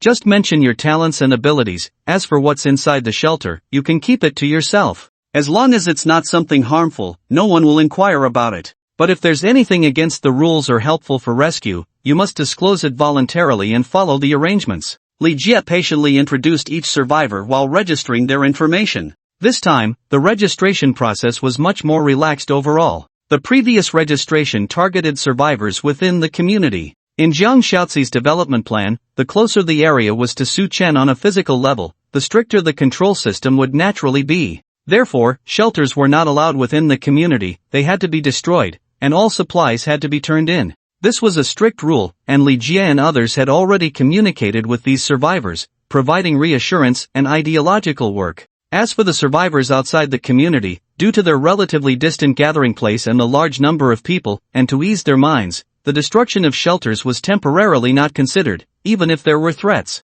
However, talent registration had to be honest. Jiang Shaozi had long considered that since the leader emphasized that most survivors had different shelter talents, it was obviously possible to make long-term overall planning and arrangements, using different talent types as a benchmark to arrange specific work tasks for survivors after joining the gathering place. In simple terms, combat talent individuals were responsible for supporting the army's battles, auxiliary talent individuals assisted in gathering materials and supply tasks. In short, no talent individual was allowed to act recklessly within the gathering place using their talents. All talent use and deployment needed unified management and task allocation, no private use allowed, no threatening the collective, no hiding or not reporting. Li Jia did not emphasize the specific consequences of violating the regulations, she only emphasized the content of these military control regulations, which everyone had to remember and not violate. Because Li Jia was very clear that as long as these rules were explained clearly, most survivors would not violate the military regulations. Although some of the regulations seemed a bit strict to Jiang Shaozi and could potentially lead to internal strife, Li Jia didn't see it that way. Who are we? As long as safety is guaranteed and there's food and shelter, everything will be fine. It's just a matter of talent, straightforwardly stated. How to use it, absolute obedience. This is all thanks to the comprehensive basic education vigorously promoted by the country during peacetime. A highly educated population speaks with authority. Everyone is not foolish, they all understand that in special times, they should stick together to overcome difficulties. Moreover, being able to actively seek out survivors from the military, most of their talents are average. In Li Jia's registration, most talents are of D or C grade, with few reaching B grade, and their grade talents are nowhere to be seen. Those with exceptional talents managed quite well in the early days of the apocalypse and wouldn't immediately consider seeking protection from the military. However, it cannot be said that these lower-level shelter talents are completely useless, it's just that they cannot independently sustain the operation of a shelter. Each talent itself still has a decent effect. For example, there is a D-grade talent called Bread Tree, which creates a small bread tree for the talent holder, providing 7 loaves of bread daily to fill their stomachs. But this only covers food. Without water, one would still perish. Even if one were to purchase water sources on a trading platform with bread, it would only ensure their own sustenance, while the shelter's development would face issues without electricity or refrigeration. In case of an unfortunate disaster, one could still die. Even if one doesn't succumb to the heat, what if marauders come to loot supplies? Can one protect oneself? For instance, there is a C-grade talent called Constant Temperature Aura, which maintains the talent holder's body at an appropriate temperature and adjusts the temperature in the surrounding small area accordingly. This talent is good as it prevents overheating. But what about food and water? There's nothing to exchange on online platforms. At most, one can scavenge for resources, but with marauders everywhere and most supply points already looted, the talent holder would struggle to survive alone in the long run. These minor talents, categorized by their effects, may not be impressive individually, but when combined, their effects are entirely different. By sharing surplus bread and water, everyone can have enough to eat and drink. Then, assign the talent with the Constant Temperature Aura as a patrol security guard, casually mingling in the crowd, acting as a human air conditioner. With this simple arrangement, everyone's life can become more comfortable. Many talent holders understand this issue and realize that cooperating and coordinating with each other in shelters might be the key to survival. However, the difficulty lies in the unpredictable nature of human hearts during the apocalypse. Trust is scarce. Once there is a rift in relationships, mutual trust naturally diminishes. But with the military's control, things change. The military's overall deployment undoubtedly plays the role of a manager and intermediary, ensuring the credibility of mutual support among numerous small shelters and providing the most scarce element for most talent holders, security. Consequently, the cooperation and unity among talent holders of all levels have a solid and viable foundation. Most survivors can comprehend these principles on their own. It's clearly beneficial to oneself, so who wouldn't want that? Therefore, even with over 1,000 survivors flooding into the community for registration, the entire scene remained orderly and calm, showcasing the excellent qualities of the populace in the face of danger. In Li Jie's registration, Su Chen stood by the window, scanning the crowd while occasionally checking the color of his watch. A faint red, not too conspicuous. This was also within Su Chen's expectations. Thousands of survivors poured into the gathering place. It was impossible for them to fully trust the gathering place at first. Inevitably there would be survivors with their own ulterior motives. Xiaozi, how do you plan to arrange them? Su Chen asked without turning his head. Zhang Xiaozi stood dignified behind him, bowing her head softly. Sir, I plan to allocate based on expertise, supplemented by ideological work construction, striving to make everyone useful to you within a week. A week, isn't that too short? I'm afraid people's hearts might be unstable. Su Chen tapped his fingers on the windowsill, murmuring, Xiaozi, among these people, there are definitely some with ill intentions. Xiaozi knows. Zhang Xiaozi nodded, her smile still gentle. Humans are social animals, the collective influence is enormous. Even if there are villains, they will be melted in the collective furnace. Moreover, our multi-layered living system in the gathering place has already shown initial results. The first group of residents, the girls, are closest to your core. They have been trained by me day and night and will serve as the first managers of the community, followed by the survivors in the community, and then this group of newcomers. Even if they have bad intentions, to harm the shelter and you, sir, they still need to overcome many obstacles, face the suppression and deterrence of the military, as well as the supervision and review of talents in the shelter. Even if someone manages to physically approach you, they still have to face that robot in this almost indestructible house of yours. If, under these circumstances, someone can harm you, I think only immortals could do it. Zhang Xiaozi couldn't imagine, under her strict system arrangement, combined with the military and various technological projects, could anyone still harm Su Chen? It was almost impossible. In Zhang Xiaozi's view, Su Chen's safety level was close to 100%, and she continued to enhance Su Chen's security level, expanding the power of the gathering place while never neglecting Su Chen's personal safety. Su Chen nodded. You handle it, I trust you. Sir's approval. Xiaozi is pleased.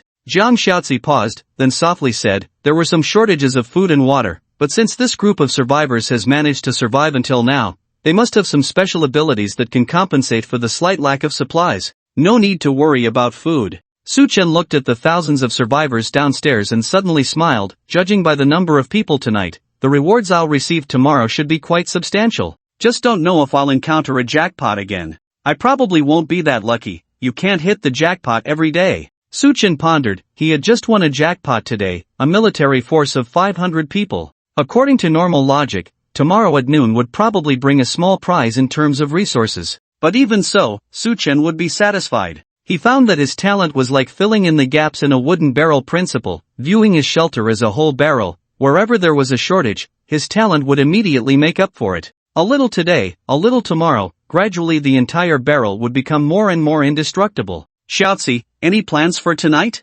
Well, sir, there shouldn't be any major events expected. Jiang Xiaozi reported carefully. Lin Yu is expected to return in the second half of the night. Shen Xiuren is still guarding the trading point below. The survivors recruited today should rest for half a day to a day, and then new tasks will be assigned. Under Jiang Xiaozi's planning, the entire shelter was developing smoothly. What else could Suchin do? Sleep. Suchin turned directly, determined. I'll wait for tomorrow's talent reward to arrive. Sir, are you going to bed so early? It's getting late. Chen Xiuren asked me to hand this over to you, saying it would please you. Jiang Xiaozi placed a large black bag on the table, and Suchen took a closer look to find a stack of game discs and controllers inside. Ha! Where did Chen Xiuren get these from? It is said that he received them during offline transactions, and knowing that you love playing games, he carefully selected some to bring back. Jiang Xiaozi smiled and said, Xiaozi doesn't understand games, but Chen Xiuren did put some thought into this. Well, he's a decent guy. Suchen was also pleased. He had grown tired of the games on his computer and trying out new ones sounded good. With that, Suchen walked to the table, opened the black bag, and started examining the game discs. At first glance, Suchen's expression froze. The game discs in front of him had no covers, smooth and blank, with only bold black lettering on them. AI Girl 2 TMOD Combo Pack, Elder Scrolls, Love Lab Latest Version, Classic Masterpiece, Winter Fantasia, Carlin Warden Final Edition, Nadia's Treasure, complete with all saves, Touching Masterpiece, Sister's Diary. Suchen was stunned, standing still in place for a while without moving. Sir? Jiang Xiaozi noticed something was off and asked softly, is something wrong? She curiously looked at the discs in Suchen's hands. Judging by the names alone, these games seemed fine. Sir, are these games problematic? Jiang Xiaozi asked. Shen Xiuren boasted that once you played these games, you would definitely be moved to tears. Moved to tears? Are you sure my tears will come from above and not below? Suchen was speechless. This lunatic was really out of his mind. How could he show such respect to his leader? Bribing officials with this? Indeed, these are good games that can make children cry. Suchen nodded silently and quietly put away the games. Xiaozi, don't you have things to attend to? Well, if you need to rest, Xiaozi will stay with you. No rush, I'm not sleeping yet, you can go ahead and work. Suchen looked serious. The shelter has just started to stabilize, and we still rely on you for all developments. Xiaozi, hard work pays off. For you, sir, Xiaozi is not tired. Jiang Xiaozi, sharp-witted as ever, smiled and then left the room, leaving the quiet and private space to Suchen. Chen Xiuren. Suchen took a deep breath, then started assembling the gaming equipment with a lowered head. You indeed have impressed me. The night passed quietly. At daybreak, Chen Xiuren returned to the shelter with his team, looking weary from their journey outside. He left some soldiers and survivors to maintain order in the daytime offline trading market and brought some new gadgets back to the shelter himself. As soon as he entered the compound, Chen Xiuren eagerly walked into the main building, shouting, Miss Jiang, has the boss woken up? I've brought some new stuff, very fun, the boss will surely be pleased. The boss? Jiang Xiaozi had just finished assigning new tasks to the girls. She stood in the hall and pointed upstairs. The boss seems to have not slept all night. He probably hasn't gone to bed yet. I'll take you up. He hasn't slept all night? Chen Xiuren's eyes lit up, a sly smile forming on his lips. Hee, the boss must have had a great time. This won't do, his body can't take it. We need to prepare some tonics for the boss. Chen Xiuren, what are you muttering about? Jiang Xiaozi looked at Chen Xiuren suspiciously. Ha? Nothing, I was just thinking about our shelter's medicine reserves. Chen Xiuren's face was full of righteousness as he spoke. As you know, I am a doctor, and I care a lot about medicine reserves, which are crucial for the health of everyone in the shelter. Jiang Xiaozi nodded. Currently, the reserves are quite sufficient. If you need any specific medications, I will have Lin Yu focus on collecting them. That's great. I'll make a list for you later. Chen Xiuren laughed heartily. This list is for the boss. It's all good stuff, so it must be taken seriously. Oh? Jiang Xiaozi raised an eyebrow and nodded. I will take it seriously. Anything related to Su Chen, Jiang Xiaozi would always keep in mind. As they discussed shelter matters, they reached the 6th floor. Chen Xiuren couldn't wait to bypass the door-guarding robot, knocked on the door loudly, and pushed it open. Boss, I'm back. Hey, why didn't you lock the door? It's not good to play games without locking the door. What if someone sees it? Jiang Xiaozi, who was behind him, was puzzled. It's just a game, why lock the door? Chen Xiuren stepped into the room, but his loud voice suddenly stopped. Boss, are you having fun? Hey, boss, what's with that look in your eyes? Chen Xiuren was a bit panicked, and Jiang Xiaozi quickly stepped forward. She saw Su Chen sitting on the sofa, with an extremely serious expression, his eyes fixed on Chen Xiuren. In front of him were dozens of scattered discs, as well as assembled gaming equipment, screens, and controllers. Boss? Chen Xiuren, under Su Chen's fierce gaze, felt nervous, swallowed hard, and tentatively asked, is this too much fun? Overdid it? I'll overdo your mom. Su Chen suddenly got angry, grabbed a controller and swung it, but Chen Xiuren agilely dodged it. Look at what you brought here. Su Chen pointed at the discs, angrily saying, Calabash Brothers, Transformers, Nezha Legend, Avengers, Snow White and the Seven Dwarfs. What? Am I lacking a childhood? Haven't seen these movies and cartoons? Ha! Chen Xiuren was also at a loss. He hurried over, incredulously inserted the discs into the device, muttering, this shouldn't happen, I clearly checked before getting them, how could? It's him, it's him, it's him. Our friend, little Nezha. A crisp child's voice came from the speakers, and on the screen appeared a cartoon child in disarray, with ribbons on his arms, riding a fire wheel, with a sharp gaze. Chen Xiuren felt his eyes go dark and plopped down on the floor. He couldn't believe it and muttered, Boss, I've been fooled. I've made a big loss. I bought all this with 7 bags of instant noodles. Put. Jiang Xiaozi couldn't help but laugh. Although she didn't know what these things were, she could guess roughly. Chen Xiuren, who was always carefree and unconventional, the self-proclaimed extraordinary killer doctor, had a day of being deceived by ordinary survivors. I bought counterfeit goods. Chen Xiuren almost cried out. He wanted to show his appreciation to the boss, but the items turned out to be counterfeit. He couldn't understand. What kind of world was this? How could even these things be counterfeited? You keep them hidden and can't play with them. Why not bring out the real ones? Chen Xiuren. Su Chen said sternly, pointing to the door, go, work overtime. Ah. Chen Xiuren lowered his head, patted his butt, obediently stood up. Boss, I'll go work overtime. I won't rest on weekends today, I'll go work. This time, Chen Xiuren didn't protest at all about the unreasonable overtime. Very conscientious, he turned and left the room. Afraid of walking too slowly and getting scolded again. After Chen Xiuren left, Jiang Xiaozi gently squatted beside Su Chen, her small hand resting on his arm. Have you been watching anime movies all night? How could I? I'm not that bored. Su Chen rolled his eyes. I was just scaring him, dealing with that old man. Last night, I was watching the city chat channel, trying to figure out which one of the mysterious figures in the city center is on the leaderboard. If you're worried, I can have Lin Yu send a team to sneak into the city center to investigate, Jiang Xiaozi suggested. Su Chen shook his head and refused. No need, even though we have plenty of troops now, there are many other places we need them. Since the city center has had no contact with us, let's maintain the status quo. The longer it drags on, the more advantageous for me. Jiang Xiaozi nodded gently, then stood up and said, Sir, let me make breakfast for you. Xiaozi, thank you for your hard work. Sir, it's my duty to do anything for you. In a warm morning, Su Chen took a short nap to replenish his energy and soon it was time for the midday talent reward. As Su Chen expected, today's reward was most likely related to resources, to help him cope with the supply issues for the thousands of new survivors who joined last night.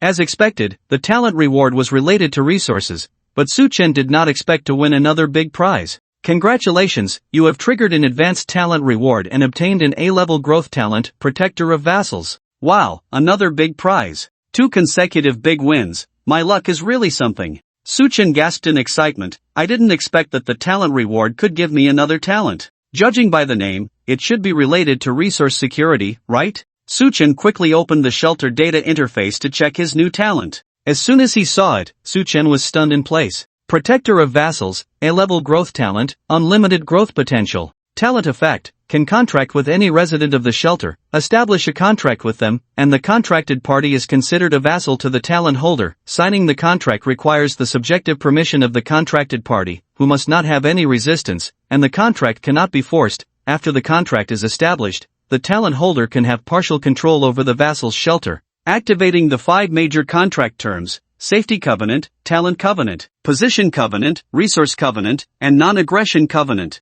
Once the covenant is signed, it cannot be terminated. Safety Covenant, the vassal's shelter and the talent holder's shelter are securely linked. If either shelter faces destruction, Both parties must be in a non-resisting state, otherwise the current shelter cannot be destroyed. Talent Covenant. The vassal's shelter's talent information is fully displayed to the talent holder, who has the right to allocate the output and usage time of the talent, but the process of using the talent still needs to be operated by the vassal. The vassal cannot resist the talent holder's control over their talent, unless the mechanism determines that the current behavior threatens the vassal's safety. Position Covenant. The vassal's location information is fully disclosed to the talent holder at all times, and the talent holder can choose whether to disclose their own location information to the vassal. Resource Covenant. The vassal's shelter's resource information is fully disclosed to the talent holder, who has the right to allocate half of the resources. The talent holder can choose whether to disclose their shelter's resource information to the vassal. Non-aggression Covenant. The parties to the contract cannot cause any form of harm to each other, including but not limited to personnel units, shelters, shelter residents themselves, etc. Requirements for the next talent growth upgrade. Successfully contract with 1,000 vassals, currently contracted with 0 vassals. Such a powerful talent. Suchen took a sharp breath, his eyes widening. Although this doesn't seem to be a talent related to material resources, it's still incredible. With this talent in hand, I don't need to worry about survivors sabotaging or turning against me. Moreover, the security of my own shelter is greatly ensured. Suchen really liked the content of the safety covenant. For vassals, it's a one-on-one thing, but for Suchen himself, the more vassals he contracts, the less likely his shelter will be destroyed. If Suchen contracts with 1,000 vassals, according to the content of the safety covenant, Suchen's shelter can only be destroyed if all 1,000 contractors and Suchen himself are in an uncontrollable state simultaneously. Is this possible? It's extremely difficult. As long as Suchen hides a few people, even if his shelter is invaded, it cannot be destroyed. Most importantly, with this talent in hand, Suchen doesn't need to destroy the shelters of the residents. Previously, Suchen had discussed with Jiang Xiaozi. He felt it was a waste to destroy all the shelters in the neighborhood. If he could make use of these shelters, it would definitely strengthen his overall power. At that time, Jiang Xiaozi strongly disagreed with Suchen's idea, thinking that Suchen was too soft-hearted. But now, there are no more concerns. The more shelters I contract, the more shelters I can develop. Although some shelters have average talents and development potential, if they all listen to me, combined. Hiss. Unrivaled. Invincible. Even Suchen, just thinking about it, knew that the potential of this talent is definitely not just A-level. If calculated seriously, it should at least be the potential of an SSS-level talent, right? I've hit the jackpot. Suchen muttered, no longer hesitating, immediately got up and called Jiang Xiaozi. Sir, breakfast is not ready yet. Are you already hungry? I'll get it for you. No time for food. There are more important things now. Suchen called Jiang Xiaozi and relayed the general information about the talent.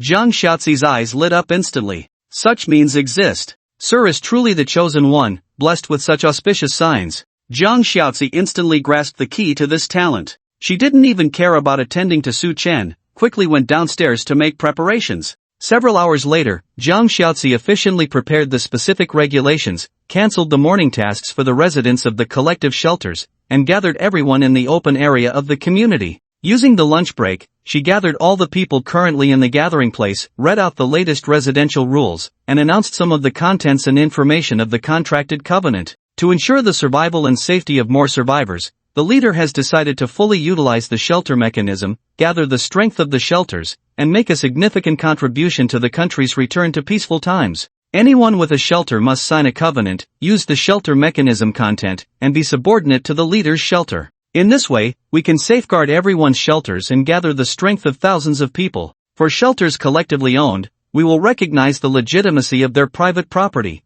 but they still need to be managed and coordinated uniformly. This measure can prevent anyone from using the shelter mechanism to harm their fellow citizens. Through Li Jie and others, Jiang Xiaozi fully explained the pros and cons of the vassal talent, emphasizing that this was done for the collective safety. Jiang Xiaozi spoke for a long time, but in summary, it was about one thing. The leader acknowledged everyone's shelter, not forcibly destroying or demanding that they give up their shelters. However, the shelter mechanism itself had great uncertainty, in case of hidden intentions. Some might want to do harm to the collective under the guise of shelter development, ultimately harming the collective and threatening everyone's lives. Based on this consideration, the leader decided to manage everyone's shelters uniformly, with resources and talents being collectively allocated. As long as everyone followed the shelter's residency rules, there would be no requirement for complete dedication of their shelters. Each person was allowed to retain their corresponding rights and property within the shelter. Additionally, to promote better development of the collective, the leader would allocate resources to focus on developing certain shelters based on their talents and potential,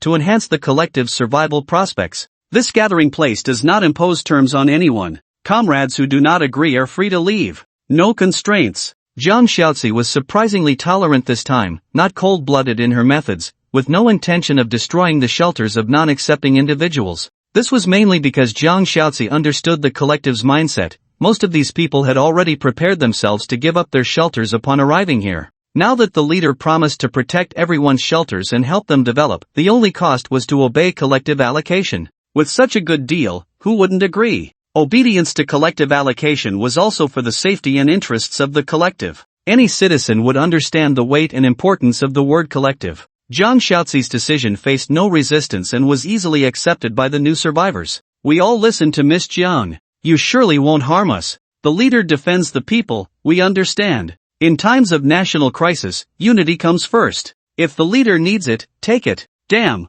we can still keep our shelters? And help me develop it? Enough said, I wholeheartedly agree. I am a web novel author. I want to write a book praising the leader. Rebirth, the nation helps me develop my shelter. The crowd buzzed with agreement and strong support. It wasn't just because of the leader's good policies, but also because everyone felt that Zhang Xiaozi, besides being beautiful, exuded a sense of righteousness and naturally garnered goodwill. They were unaware of Zhang Xiaozi's ruthless methods behind the scenes, some judged by appearances, leading to misunderstandings. However, these minor issues were not enough to affect the overall situation, and Zhang Xiaozi had no intention to explain, smiling as she announced, since no one has objections, let's have a meal quickly. Rest today, and in the afternoon, under the arrangements of Sister Lee and others, we will proceed to sign contracts one by one and join the unified allocation process. If you have any questions, you can consult the staff. The leader will promptly address everyone's livelihood and living difficulties. With that, Zhang Xiaozi waved her hand, signaling the girls to clear out the halls of several buildings, turning them into temporary dining halls filled with various food supplies.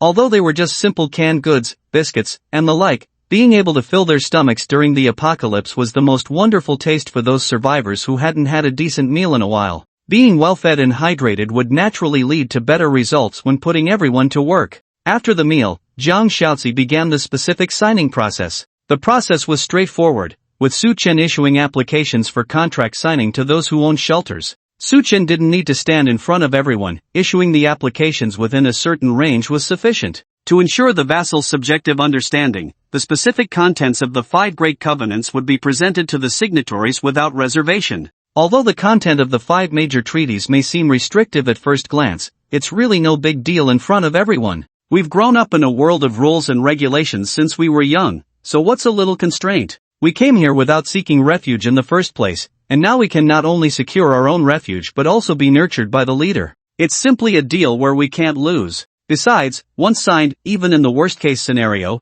we won't lose our refuge. After all, to destroy our refuge, they would have to take out the leader's refuge first. Look at those armies, who could pull that off? So, let's sign. In less than an afternoon, in just under 3 hours, Su Chen completed the signing of all surviving members of the refuge. Not a single one was missed, all became vassals. Congratulations! You now have 1256 vassals. Talent satisfaction upgrade conditions, currently upgrading. The talent protection of A-level vassals has successfully upgraded to Paradise of S-level vassals. Direct upgrade. Su Chen sat on the sofa, jumping with joy. Got the talent at noon, upgraded directly in the afternoon. A-level talent turned into S-level. This prize is simply amazing. Let me see if there are any changes after the upgrade. Su Chen eagerly opened the talent content to check. After a quick glance, he found that most of the information about the vassal talent remained the same, except for an additional covenant. From the 5 major covenants, it became 6. Feast covenant, after the talent holder consumes food and water each day, the vassal can immediately receive half the amount of food and water consumed by the talent holder. This covenant only applies to ordinary food and water without special effects, and if the vassal does not consume it on the same day, it will disappear at midnight. Damn, what a divine skill. Su Chen widened his eyes, ecstatic. At first glance, this covenant may not seem beneficial to the talent holder, but it's incredibly advantageous for the vassal. Whatever the talent holder eats, the vassal can also receive half the amount. It's like getting a large amount of resources out of thin air. In terms of overall development of power, This is a huge boost that can greatly reduce the need for survival resources in power development. Let's try it tonight. No, let's have afternoon tea now. Suchen couldn't wait to try it out, so he called for Zhang Xiaozi, informed her of the covenant, and asked her to prepare an exquisite afternoon tea. In no time, a glass of iced orange wine was placed in front of Suchen. Oranges from the greenhouse, ice made from the freezer, and a small amount of Maotai wine personally mixed by Zhang Xiaozi, just enough to invigorate and energize. Without hesitation, Suchen started eating. With one spoonful, the burst of yellow orange in his mouth, the instant cool sweetness spreading, the delicate texture of the ice sand melting gently on the tip of his tongue, it felt like snowflakes in summer, making him close his eyes in comfort, feeling every cell in his body cheering. Xiaozi, it's so delicious, would you like a taste? No need, sir. Zhang Xiaozi smiled and shook her head. As long as you're satisfied, that's all that matters. As long as Suchen was happy, Zhang Xiaozi felt it was worth it. You are truly amazing. Is there anything you can't do? Xiaozi, is there anything you can't do in this world? Of course, sir, like Lia's research, I don't quite understand that. Zhang Xiaozi spoke softly, and Chen Shuren's poison techniques, I don't know how to adjust poisons, only some simple ones. But I still think you're really amazing. Ordinary women can't compare to you at all. Suchen praised, savoring the delicious orange ice sand, with a hint of wine fragrance filling the air. Suchen didn't like drinking, but the alcohol in this ice drink was not unpleasant, light and subtle, with a unique taste. A glass of ice drink was just a few sips. After Suchen finished eating, he looked at Zhang Xiaozi wiping his mouth for him. Before he could speak, Zhang Xiaozi already understood. Sir, I'll arrange it right away. Suchen watched Zhang Xiaozi leave. Soon, he heard people downstairs exclaiming continuously. Damn! I received a shelter alert. I got an extra free afternoon tea. Wow! This taste. This texture. Damn, there's even alcohol. I'm feeling great. Am I really in the apocalypse? Why do I feel like someone is cheating? Can we really eat this in the apocalypse? I know what's going on, Miss Zhang just announced it through the building's loudspeaker. It's the leader's talent effect. Whatever he eats, we get half of it. Damn. Leader, please give me a cigarette. I beg you, the child is bowing to you, the child hasn't smelled smoke in a long time. Is this how the leader's talent is used? You have no aspirations at all. One person wrote a blood oath, begging the leader and Miss Zhang to get married on the spot. Dude, you're very brave. What you want to eat is a bit different from what everyone else wants. Stop messing around. Miss Zhang just announced that only regular food and water are allowed, nothing else. Just eat the ice drink honestly, having this is already good enough. Hurry up and eat, and work. Sisterly just told me that we'll be implementing a labor distribution system when we return to the gathering place. The more work you do, the more likely the leader will pick your shelter out for development. Damn! Then it's not certain he'll pick me. My temperature control talent is simply invincible. Turn me into a central air conditioner. I want to be the sun. I want to save all beings. Just a glass of ice drink filled the entire gathering place with joy. The new residents all had smiles on their faces, while the survivors who entered the gathering place from the residential area could only look on with envy. Compared to these newcomers, they seemed to be in a more awkward position. Not to mention the lack of a shelter, they seemed to be even more uncontrollable factors for the survivors with vassal rules. Seriously speaking, this group of people was pitiful victims of the era's development process. But Zhang Xiaozi had special arrangements for these people. Their numbers were not large, and without a shelter, they were more suitable to enter the same training process as the young ladies and become special personnel in the gathering place. Although they lacked the constraints of vassals, Zhang Xiaozi was not worried at all about ensuring the loyalty of this group through means. She knew better than anyone how to train special positions. However, Zhang Xiaozi had been considering whether she should do this herself or leave it to Chen Shuren. Should she train personnel into special agents, or lean towards assassin types? This was a question worth considering for Zhang Xiaozi for a few days. While Zhang Xiaozi was busy with the development of the gathering place, Suchen was lying comfortably on the sofa, opening the shelter's information interface to check the next upgrade requirements for vassal talents. I need to recruit 10,000 people next time? At this rate of development, it seems it won't be too slow. We should be able to reach 10,000 people before the end of the first round of the apocalypse, right? Suchen pondered, muttering to himself, according to the mechanism of this talent upgrade, will the next upgrade become an SS-level talent? If each upgrade only adds a new covenant content, then even if it upgrades to SSS level, it doesn't seem too powerful. At most 7 or 8 covenants, it shouldn't be considered top tier in the SSS level talents. It's a bit inferior to the Otaku House talent. Never mind, as long as I can become stronger, it's a win. After all, it's a talent that fell into my lap, so it doesn't matter. Su Chen was very optimistic. As long as he had the talent of the home of otaku, he had new experiences every day. Every day felt like receiving rewards for free, very refreshing. However, things did not unfold as Su Chen had expected. In the following week, he felt like he had entered a period of post-luck emptiness of some sort. In the continuous week after the talent grand prize for followers, Su Chen did not receive any good talent rewards. For 7 consecutive days, all he got were standard sea-level talent rewards. There were 4 material production rewards, providing food and water, with each reward enough to meet the daily survival needs of about 10 people. There were also 2 safety-related talent rewards, a sniper rifle with unlimited bullets, and a rifle with unlimited bullets. The last reward was not bad, although it was also a sea-level reward, its effectiveness was very targeted. Absolute Defense Bulletproof Vest, C-grade equipment item, completely nullifies damage from handguns, submachine guns, and low-power rifles. Defense against other bullet damages is increased by 50%. Just hearing the name, doesn't it sound cool? This is Absolute Defense. But its Absolute Defense only works against bullets.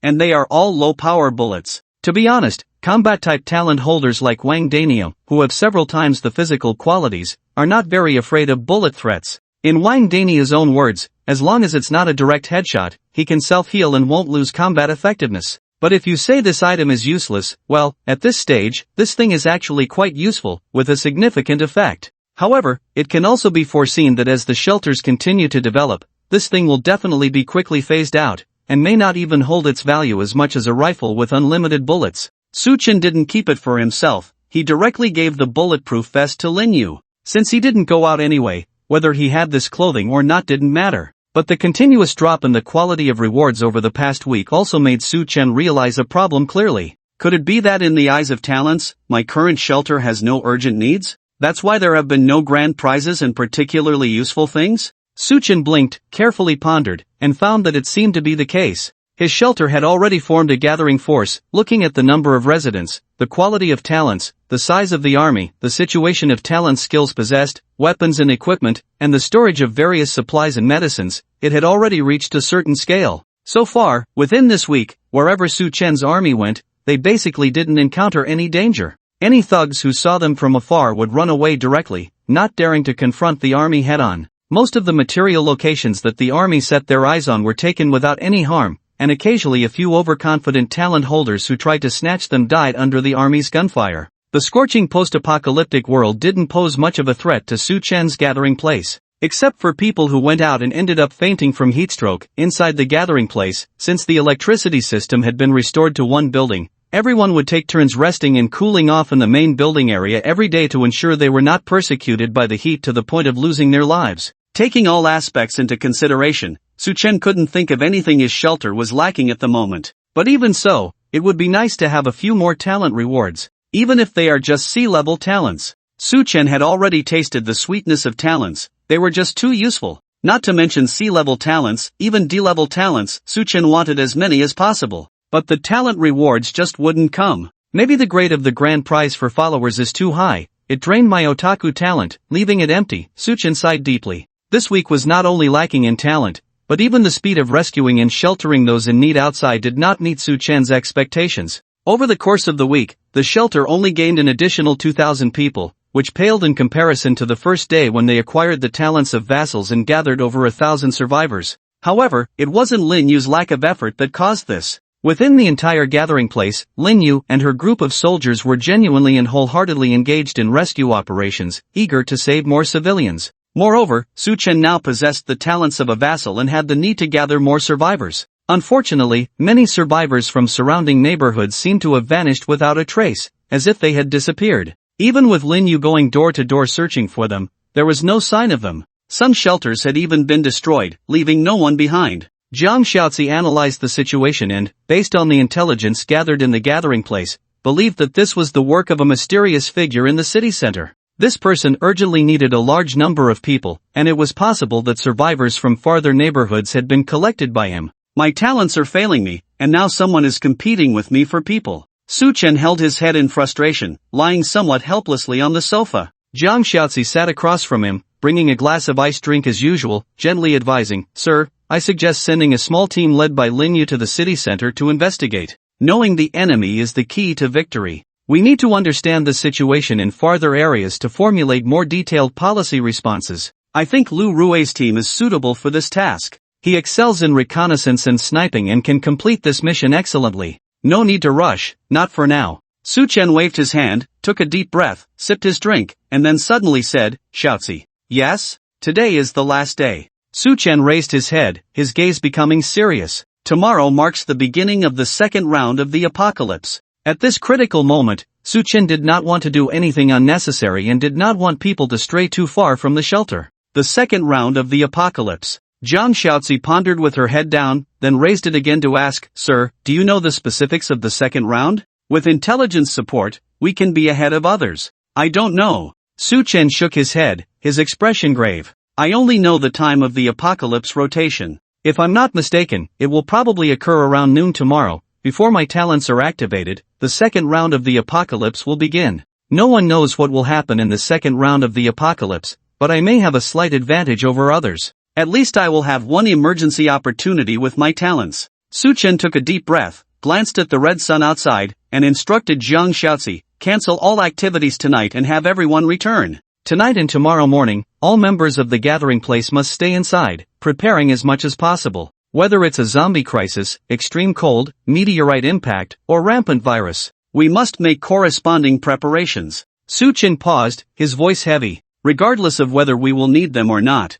at least we must do something." "Sir, I understand." Zhang Xiaozi nodded and hurriedly left the room. It wasn't just Su Chen who realized this issue. Most survivors with a sense of time understood that the 1-month period was coming to an end, and the first round of the apocalypse was about to conclude. Many survivors, who had barely adapted to the high-temperature climate, were soon to face a new apocalypse. A group of university professors in the gathering place collectively analyzed the situation, believing that if the second round of the apocalypse brought extreme cold in contrast to the high temperatures, it would pose a great danger to human bodies. From barely adapting to high temperatures, then plunging into the extreme cold climate below zero globally in an instant, many ordinary human bodies might not withstand such drastic changes, leading to instant death. Of course, discussions among people extend far beyond just this one doomsday scenario. In human imagination, many possible doomsday situations have been proposed, all posing a great threat to human survival. The more people in the gathering place discuss, the heavier their hearts become. Su Chen heard these discussions through the monitoring system of the shelter, feeling equally heavy-hearted. Under this external pressure, humans are powerless to resist and can only silently await the arrival of a new crisis. Time passes slowly. As night falls, everyone in the gathering place begins tense preparations under Zhang Xiaozi's command. In fact, Zhang Xiaozi had made corresponding preparations a week ago, but due to the limited productivity of the gathering place, many countermeasures could not be prepared in time. Even now, there is little that people can do. Most can only stay awake in the dark until dawn. Su Chen is no exception. After the red sun reappeared, it gradually became 11 a.m. Suddenly, the long-unheard mysterious voice resounded in the ears of every survivor worldwide. First round doomsday, extreme heat, coming to an end. Congratulations to all surviving survivors, the survivor settlement rewards are about to begin. After this global announcement, all survivors saw a new prompt message before them. Su Chen did too.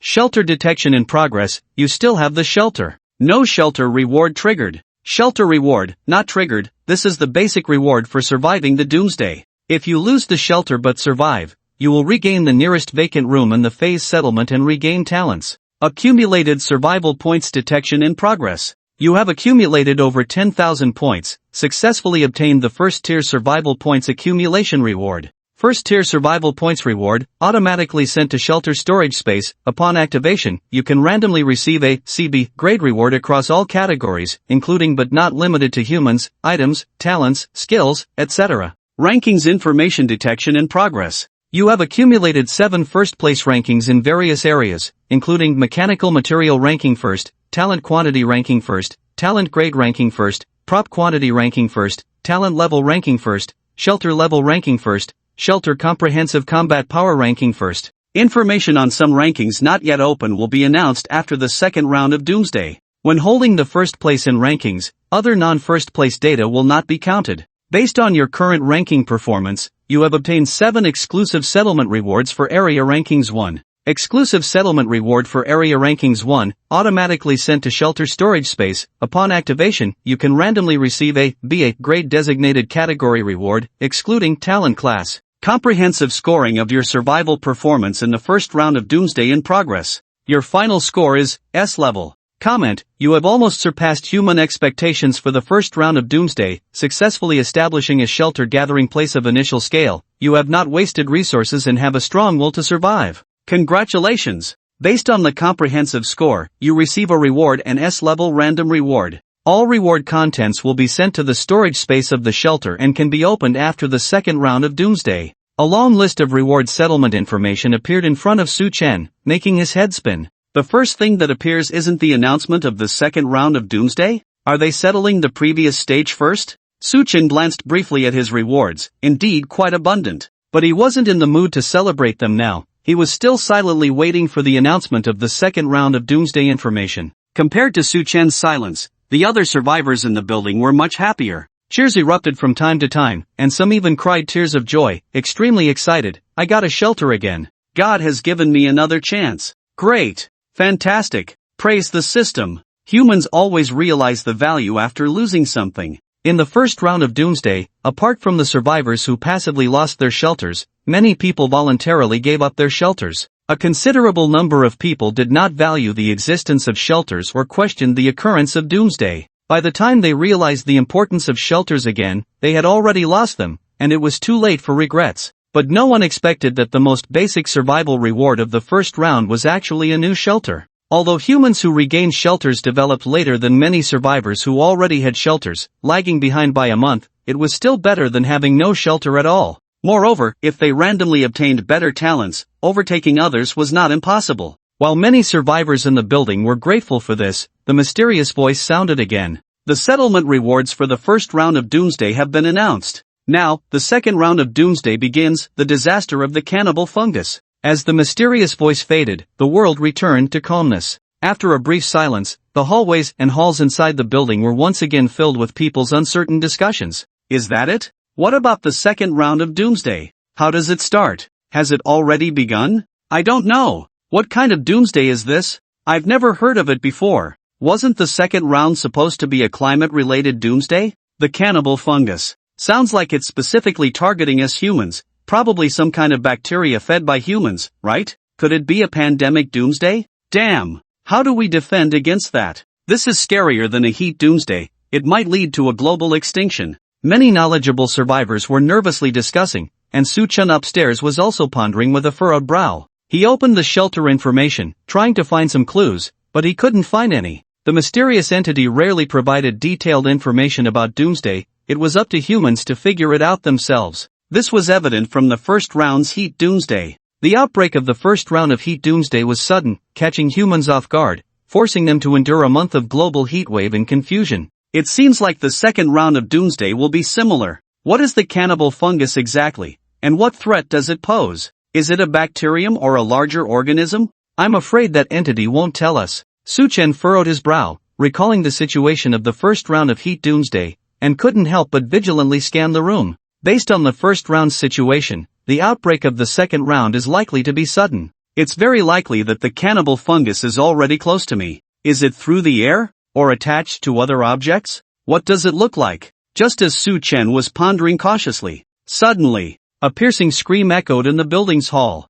Ah, it's biting my hand. After the terrifying scream erupted, Su Chen's nerves tensed up instantly, and he rushed to the monitoring equipment in the room to check. In the monitoring footage, Su Chen could clearly see the chaos among the crowd in the hall. Everyone gathered around a man whose right hand was severed and bleeding. He writhed in pain on the ground, while his severed right hand remained attached to the wall. What the hell is that thing? Wang Danio cursed loudly in the crowd, pointing at the wall. The crowd also recoiled in fear, as if there was something terrifying on the wall. Su Chen adjusted the surveillance camera and zoomed in to discover a strange, slippery dark green substance attached to the wall. It silently spread, visibly expanding and unnoticed by the people until it had covered an entire wall. Its appearance resembled ordinary lichen or some kind of fungal mat, exuding an ominous aura. The man's severed palm was firmly attached to the wall, or more accurately, it was firmly absorbed by this group of green fungal mats. Inside the slippery mat, countless tiny waving tentacles extended, crazily enveloping the severed palm and voraciously devouring it.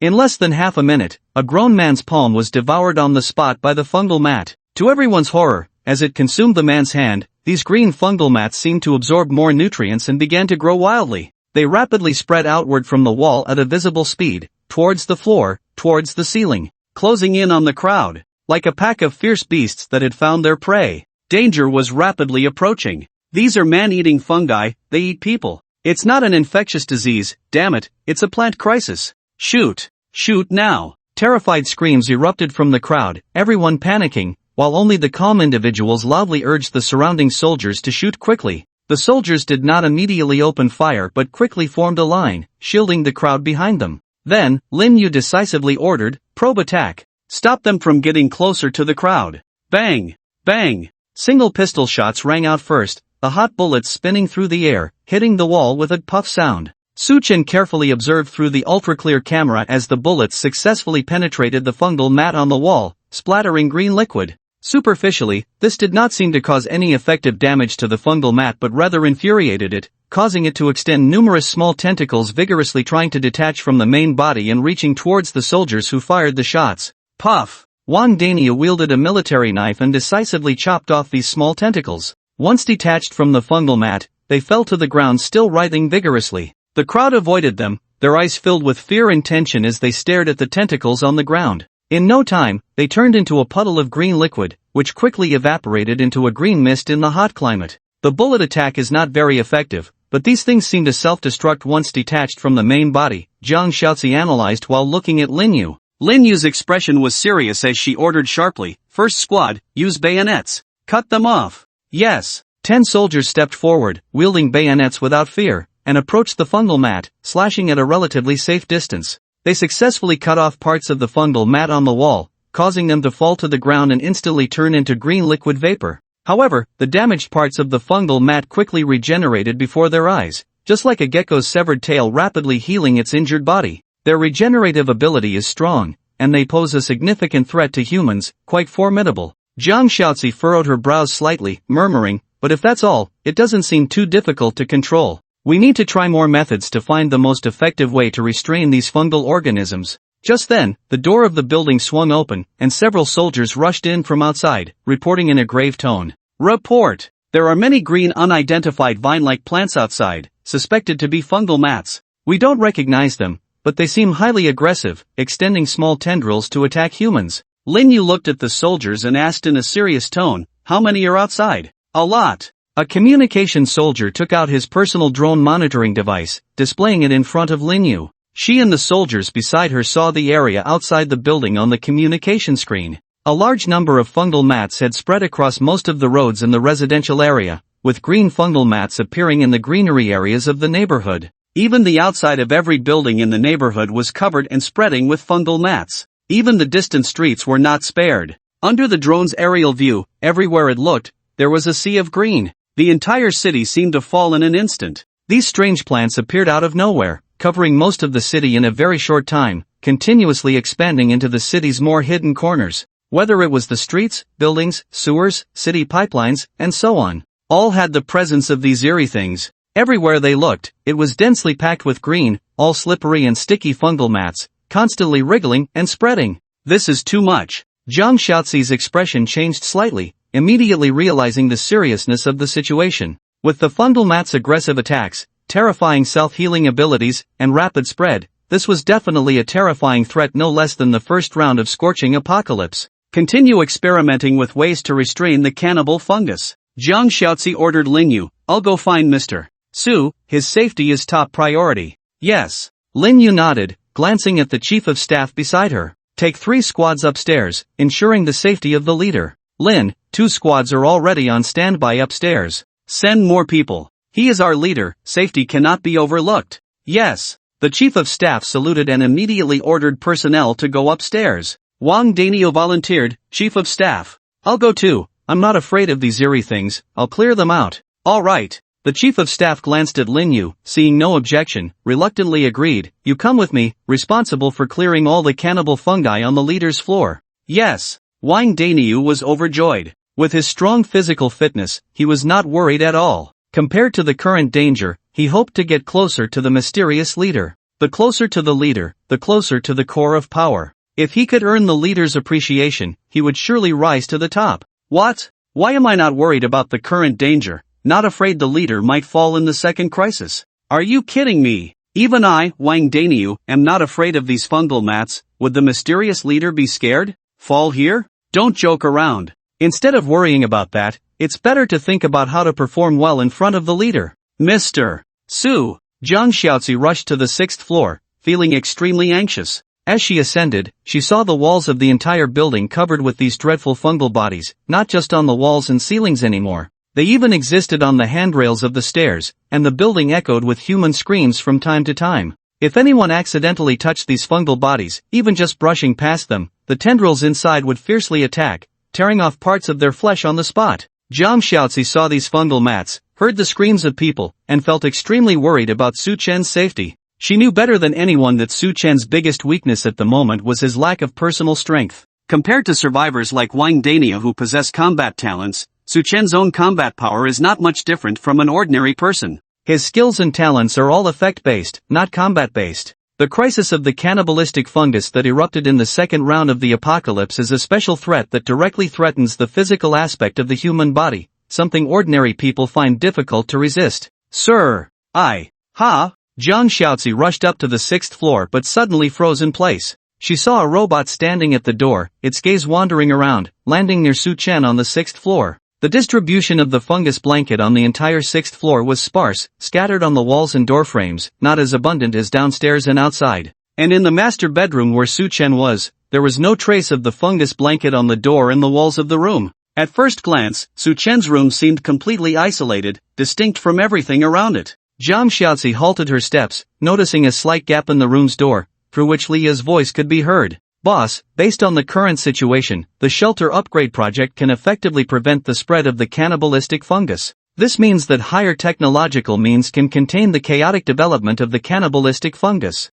Although it has a strong attacking and self-healing ability towards humans, it is still much better than the spread of bacterial infections. I think its threat level is probably on par with zombies. Although it seems threatening at the moment, it will only cause some trouble for the shelter, not enough to destroy our gathering place. If we have enough samples and test subjects, I might be able to analyze more characteristics of the cannibalistic fungus. Of course, my current analysis is not entirely correct, considering we have just encountered this special organism. Amidst the conversation between Lia and Su Chen, Zhang Xiaozi slowly pushed the door open and entered. Lia sat in front of Su Chen, discussing the surveillance footage they had just seen. Xiaozi is here. Su Chen raised his head, smiling as he patted the seat beside him. Come, sit down. How's the situation outside? The cannibalistic fungus has invaded the neighborhood, and even our main building is not spared. Zhang Xiaozi reported with a lowered head. Sir, Lingyu is sending people to deal with these cannibalistic fungi, but it's hard to say how effective it will be.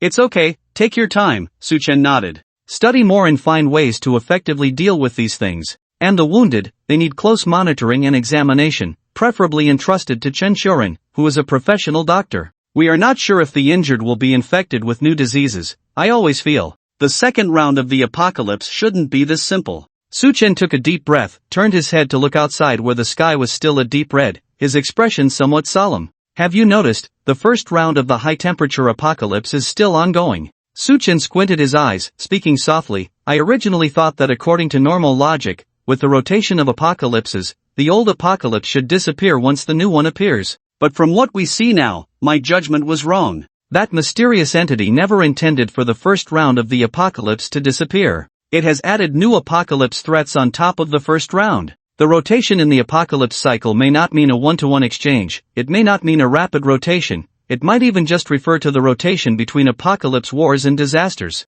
Su Chen rubbed his temples, sighing deeply. It's really toying with us. The high temperatures persist, and now there's a group of cannibalistic fungi. And this is only 2 apocalypses. If it were 7, 8, or hundreds of apocalypses stacked together. Su Chen dared not imagine such a scenario. When the sky rains meteorites, zombies roam the land, fungi dance wildly, and the heat scorches. How can humanity survive? Even the strongest shelter cannot withstand the simultaneous turmoil of so many doomsday disasters. Sir, we shouldn't worry too much about the distant future, Zhang Xiaozi gently reminded. Living in the present is most important. Being alive now is what leads to the future. She comforted Su Chen while emphasizing the current crisis of the cannibalistic fungi. Take Leia out. Su Chen fell silent for a moment, then sighed. Uniting Chen Xiaoran and Leia is our best hope for biological research and understanding the fungi. Also, you previously compiled information on the residents during peacetime. Find the talents in relevant fields from there. We have only one goal, to quickly understand the characteristics of the cannibalistic fungi, find ways to contain and solve it. Even if we can't solve it, we must ensure the safety of our shelter through existing means. Su Chen's expression was serious, and Zhang Xiaozi nodded in agreement. Yes, sir. She didn't linger, swiftly taking Leia out of the room. This time, Su Chen needed to rely on the strength of more human survivors to solve the crisis in the shelter during the second round of Doomsday. If Su Chen were alone now, he wouldn't be able to pursue the reverse research on the cannibalistic fungi. But with a large number of survivors gathered, Su Chen could attempt it. With resources and talents, why couldn't he conduct reverse research? The advantage of having a powerful force would now be demonstrated. At this moment, outside the door, Wang Daniu was energetically clearing the cannibalistic fungi on the 6th floor, continuously cutting down pieces of the fungal tissue. However, although he worked hard, his mind was not on his job. He would occasionally glance at the slightly ajar door, trying to catch a glimpse inside. This must be the leader's room. I guess I'm the only one qualified to approach here in the entire shelter.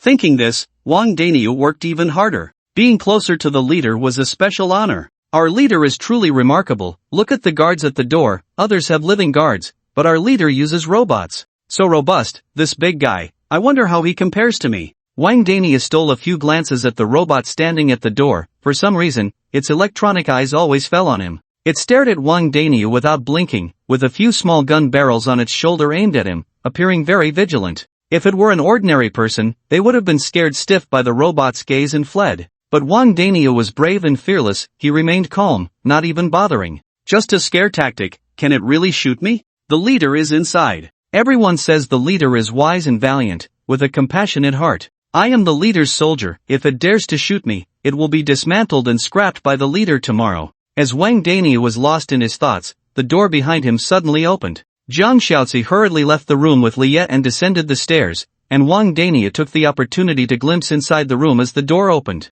In a room that felt almost futuristic, Wang Daniu saw a young man sitting on the sofa, seemingly lost in thought. Is he the leader? He looks so young. Wang Daniu marveled in that moment. In the previous week, Zhang Xiaozi had subtly explained to the people in the gathering place to avoid unnecessary trouble, emphasizing that the gathering place was not an official state entity and the military was not recruiting soldiers from there. But since what Lin Yu did was no different from what the soldiers did, everyone just listened and didn't make a big deal out of it. In that instant, Wang Daniu could only see the young man's profile, but Su Chen sensed the gaze from outside the door and turned around to meet Wang Daniu's eyes. Wang Daniu quickly put on a flattering smile, holding a military knife, and bowed to Su Chen. Su Chen stood up, walked out of the room, and came in front of Wang Daniu. You must be Wang Daniu? Su Chen looked Wang Daniu up and down. This was the first time he had seen this survivor who was completely opposite in talent to himself. Wang Daniu was somewhat surprised and stood up straight, solemnly replying, reporting to the leader.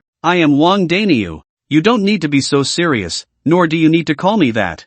Su Chen shook his head. Xiaozi should have explained to you. I am not a public figure, just a survivor who happens to like helping people. I am the leader's soldier, so I must call you the leader. Wang Daniu didn't even blink, speaking loudly. Defending the leader is defending the collective. The leader is wise, rescuing survivors, that's a public matter. I greatly admire the leader. All right. Su Chen smiled and asked, what are you doing? Reporting to the leader, I'm chopping down the cannibal fungus. Wang Daniu pointed his knife at the wall. The chief of staff asked me to do this, saying it's to ensure absolute safety near the leader's residence. I won't let these things harm the leader. I will definitely chop them all off completely, just like this. Wang Daniu said, extending his knife to cut off the tentacles protruding from the wall. Well done. Su Chen nodded as he and Wang Daniu were conversing. Suddenly, downstairs, where the turmoil had subsided, new chaos erupted, accompanied by a woman's screams. Ah! Don't come near me. Stay away. Quick, look at the injured.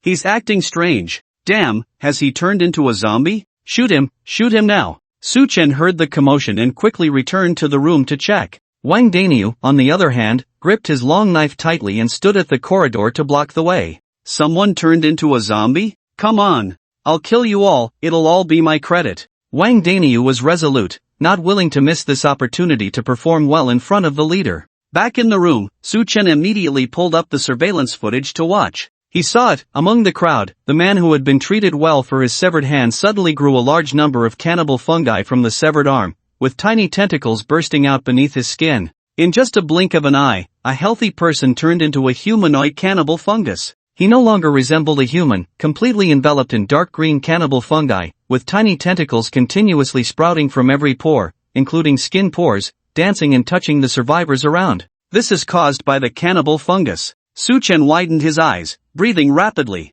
Damn! This thing is indeed not simple. The threat level of the second apocalypse is definitely higher than the first. Fire! Xiaozi arrived downstairs in time and ordered Linyu. The soldiers didn't hesitate, swiftly surrounding the monster to shoot, while some soldiers dispersed the crowd to avoid stray bullets. As Xiaozi had anticipated, the shooting didn't have much effect. Handgun bullets could barely restrict the monster's movement but couldn't effectively kill it as it was completely unafraid of bullets. And in a confined space, Xiaozi didn't dare to use more powerful rifle bullets rashly. Flamethrowers are here. The chief of staff suddenly appeared with a few soldiers, each carrying a flamethrower tank, aiming the flamethrowers at the monster and starting to roast it. In the raging flames, the tentacles on the monster's body kept burning and falling to the ground, yet the main body remained unharmed, without even a trace of scorch marks. The monster's main body still possessed vitality, unaffected by the flames. Resistant to high temperatures, this shouldn't be. Is this still considered a plant? Jiang Xiaozi furrowed her brow, with the crowd hiding behind her, murmurs of discussion constantly reaching her ears. Poor guy, they say he has accumulated several hundred work points, works diligently, but unfortunately turned into a monster today. This second round of doomsday is really strange. These plants shouldn't be from Earth, right? Hiss. Look at this scene, the flames are raging, the temperature is too high, I feel like I'm going to get heat stroke again. If you're afraid of the heat, then move away a bit, why stand here watching? Aren't you afraid of death? Quick, child, come over here, don't get too close to that monster. Afraid of what? The forest team is still there, the soldiers haven't died, what do I have to fear? If it were in a post-apocalyptic environment where one had to survive alone, these residents would definitely not dare to gather around and watch the monster. But in Su Chen's gathering place, it was different. With soldiers standing in the front, everyone was happy to stay and watch the excitement. After all, no one had ever seen a monster up close like this, and to experience it unscathed. With the failure of the flame attacks, Jiang Xiaozi also dared not conduct new experiments on the monster's weaknesses directly in the gathering place. She looked at Lin Yu and gestured with her eyes. Lin Yu nodded and immediately ordered several soldiers to come forward together, using specially made ropes, nets, and explosion-proof shields brought from the police station to completely wrap and restrain the monster. Then, several adult male soldiers exerted all their strength to barely drag the monster away from the building, stuffing it into an abandoned car for detention. Unafraid of high-temperature flames, unafraid of conventional weapons, unafraid of handgun bullets. Jiang Xiaozi watched the soldiers surrounding the abandoned vehicle with guns and flamethrowers in hand, sighing deeply, this monster is really tough. Even she was at a loss, and the survivors who lived alone in the city would only find it more unbearable and dangerous to encounter such a monster. Leah, do you have any ideas? Jiang Xiaozi looked at Leah beside her, who had been observing the monster without speaking. I haven't thought of anything yet. Leah shook her head, perhaps combating it with drugs might be effective, but I need to study parts and derivative tissues of the carnivorous fungus. Moreover, I'm not very knowledgeable in the medical field,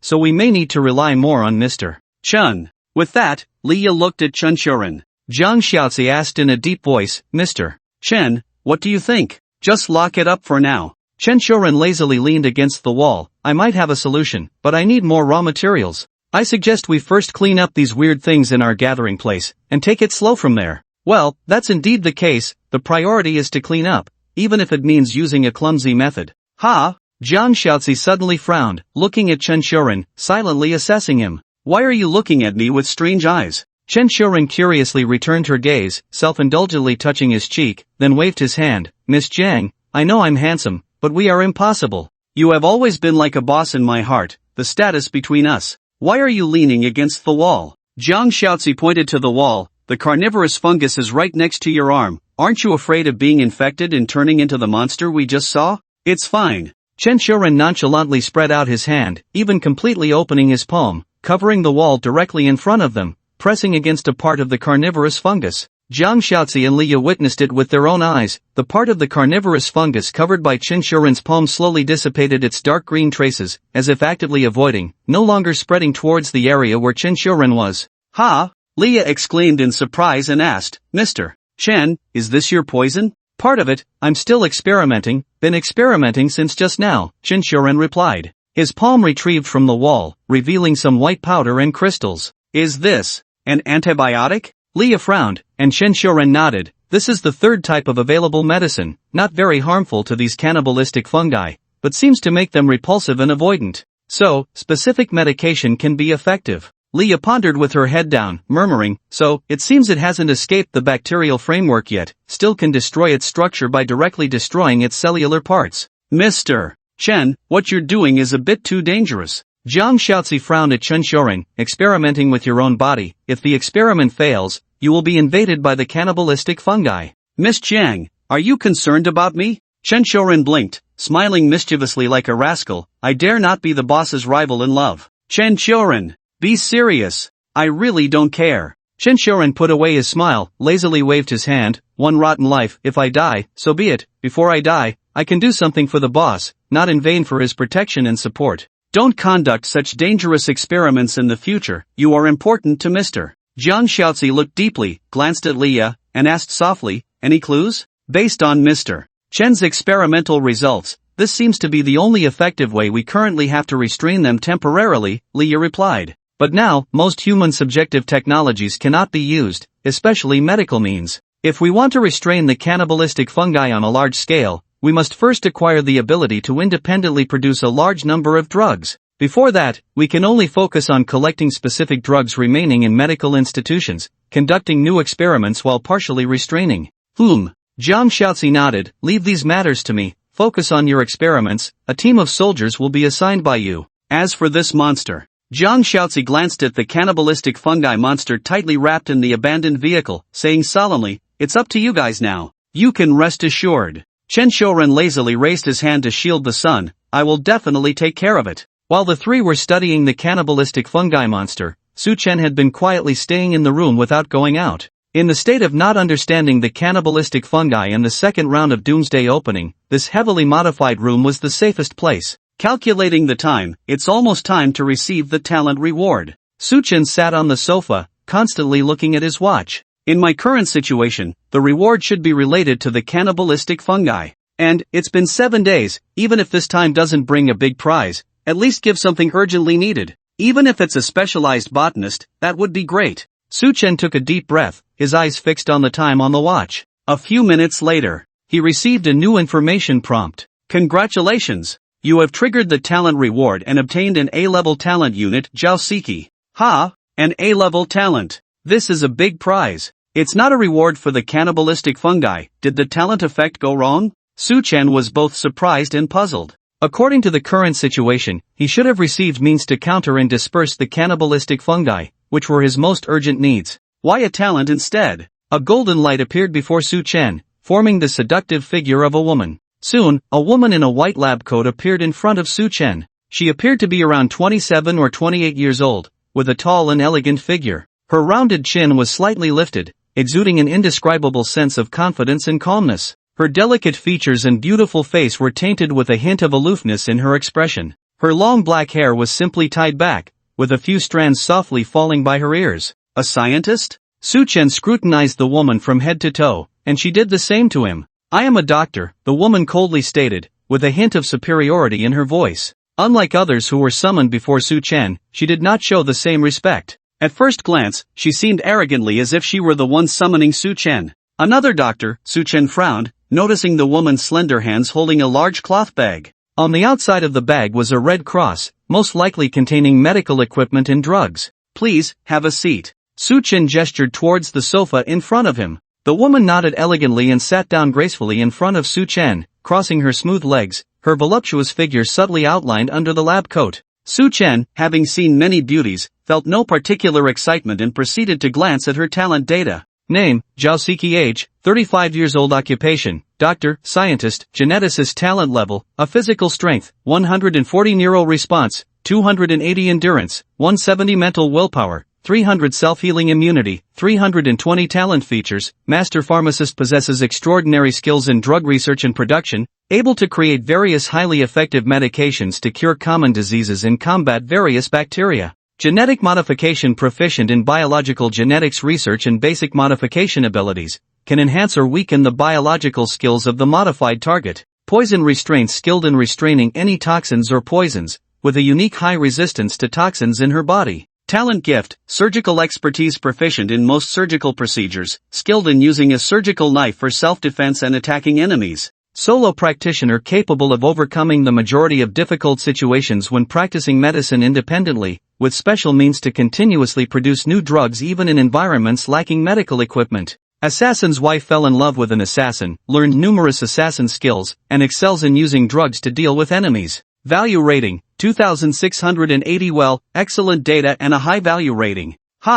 Wait a minute. Suchin saw Zhao Siki's last talent gift and couldn't help but stare, looking up and down at her. You were an assassin's wife before? Suchin tentatively inquired, and Zhao Siki elegantly nodded. Yes, boss. Does this have anything to do with my upcoming work? If you need someone to be killed, I can fulfill that request. Zhao Siki lightly flicked her hair, her movements alluring, but her words, even her casual tone, gave Suchen a strangely familiar feeling. Suchen hesitated, then spoke after a brief pause. May I ask, is your ex-husband's surname Chen?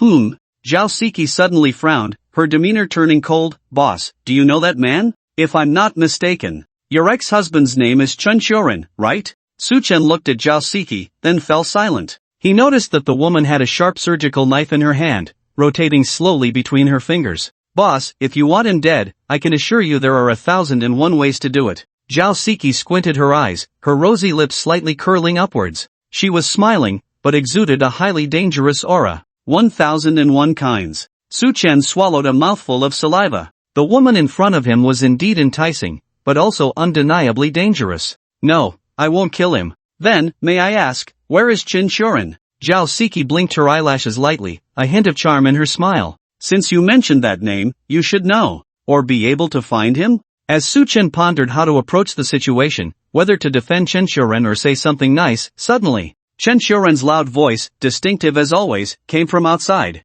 Boss, I'm not going to the trading market today. I'm going out with the team to find medical equipment and gather materials for medicine. Oh, by the way, do you have any games you want to play this time? I can help you while I'm out. Chen Xiuren pushed the door open as he spoke, but his words trailed off abruptly. The obsequious smile on his face froze instantly, and he stood there like a statue, motionless. In the next moment, Chen Xiuren decisively turned around. I remember now.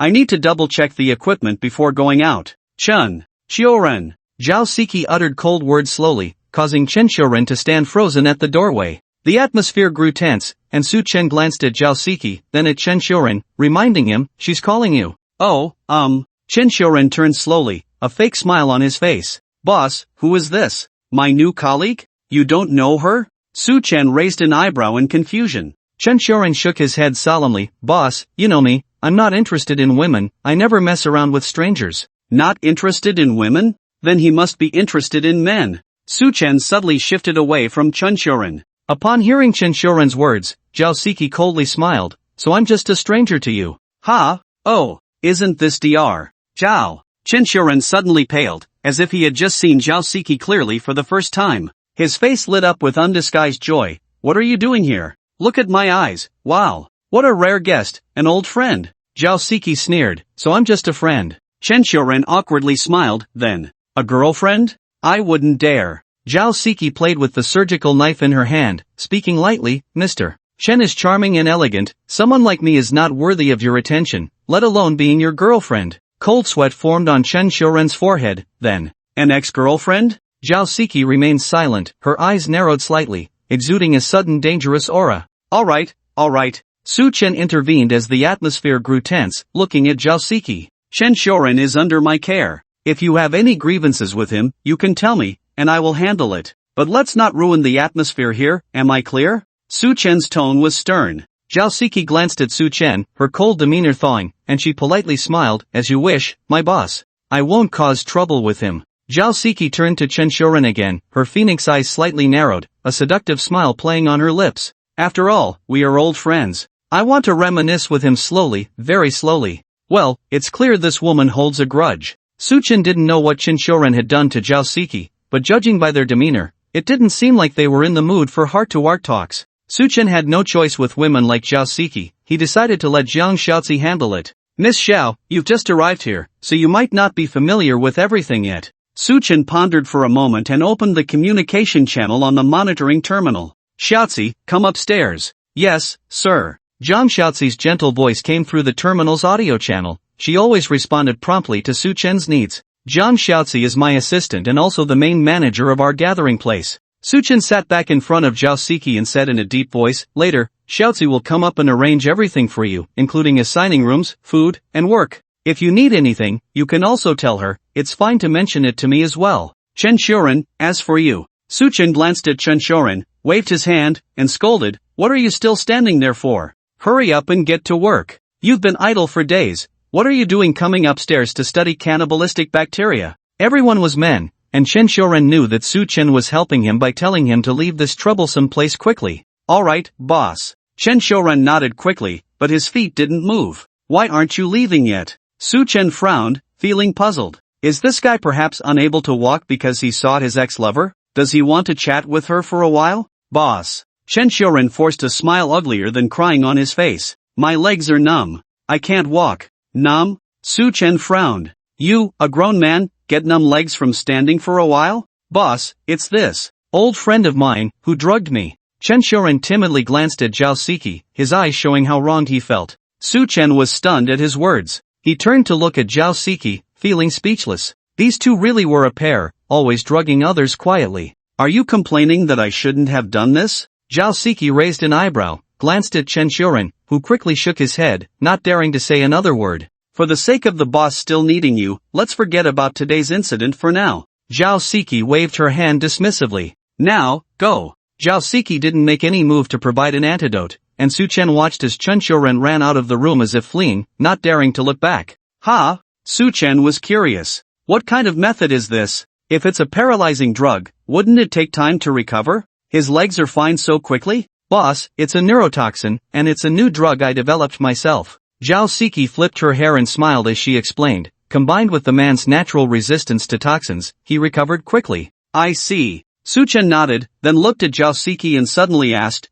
do you have any special methods to restrain bacteria and germs? Recently, there's a threat from some special bacteria in the gathering place, called cannibalistic bacteria, not of Earth origin. Suchin explained the situation of the second apocalypse to Zhao Siki, who listened carefully. After Suchin finished, she contemplated, since Chinshoren's antidote was effective, it means this type of bacteria is still within the realm of medical solutions. If the boss trusts me, I can give it a try. Just as Zhao Siki finished speaking, footsteps were heard outside the door. They looked up and saw Jiang Xiaozi entering. Miss Xiao, feel free to try your methods, I fully support you. Suchin nodded. Since the talent reward recruited Zhao Siki, there was a high possibility that this woman had her unique methods to restrain cannibalistic bacteria. Suchin then introduced Zhao Siki to Jiang Xiaozi. Xiaozi, this is Miss Zhao Siki, our gathering place's second doctor, even more skilled than Chinshoren in medicine. He emphasized the word skilled heavily. Zhao Siki smiled satisfactorily, and Jiang Xiaozi glanced at her as if she understood something.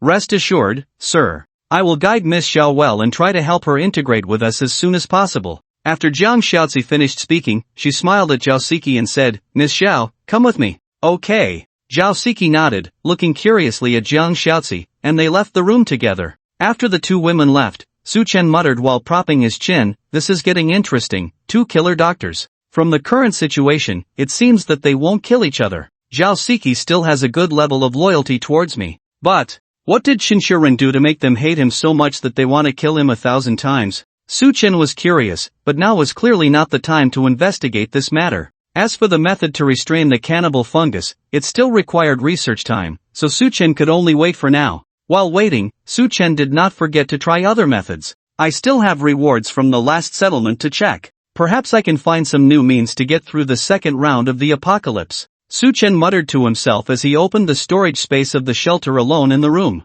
The shelter's data panel had its own storage space, but it can only hold very limited items, mostly unused rewards and the like. Suchin carefully checked and found that in the settlement of the first round of the apocalypse, he had obtained a chance for a CB level random draw across all categories. This was a reward obtained by accumulating survival points exceeding 10,000, and it was only the first tier of point rewards. That little white bear might not have fewer points than me, he might have also received this tier of reward. Su Chen calculated silently in his mind. In addition to the point rewards, Su Chen also had rewards for ranking first in 7 lists. Being first in each regional list would grant him a BA level designated category reward, and Su Chen had a total of 7. It's a good thing I didn't name the shelter, no one knows I got so many first places. But this thing is a bit tricky, the designated rewards cannot be talent related. Su Chen's gaze fell on his last reward, which was the final comprehensive score of the first round, granting him an S-level random reward. So, next. Su Chen took a deep breath, adjusting his mood.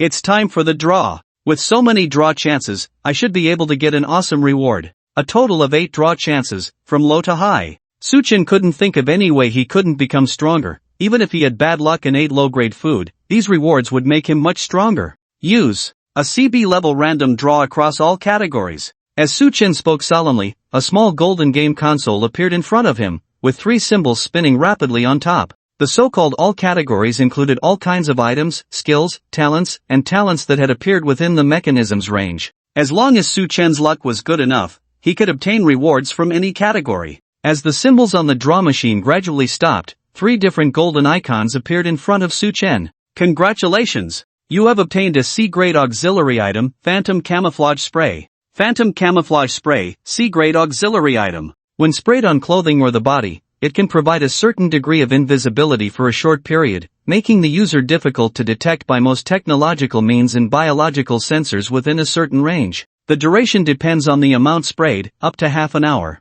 This item can be used a maximum of 10 times per day, with usage counts restored the next day. Ha! Su Chen looked at the small spray bottle in his hand and couldn't help but sigh. A spray for invisibility effects? It is indeed a good means to avoid danger, but I really don't need this thing right now. It seems that this can only be used as a tool for military exploration. The luck of the first draw doesn't seem to be very good. Su Chen shook his head, not very satisfied. The first tier points reward draw actually gave him the lowest tier C-grade item. Although the item's effect was decent, the omen wasn't very good. Let's continue, I still have a chance. Su Chen took a deep breath, pondered for a moment, and decided to use the next 7 designated category items all at once. Using 7 BA grade designated category rewards, specifying categories as 5 skills, 2 weapon equipment. Su Chen spoke in a deep voice, a new golden halo appearing in front of him. Su Chen should have chosen the most valuable talent reward, but for the sake of his overall development, he also chose 5 skills and 2 weapon equipment to supplement and improve his current weaknesses.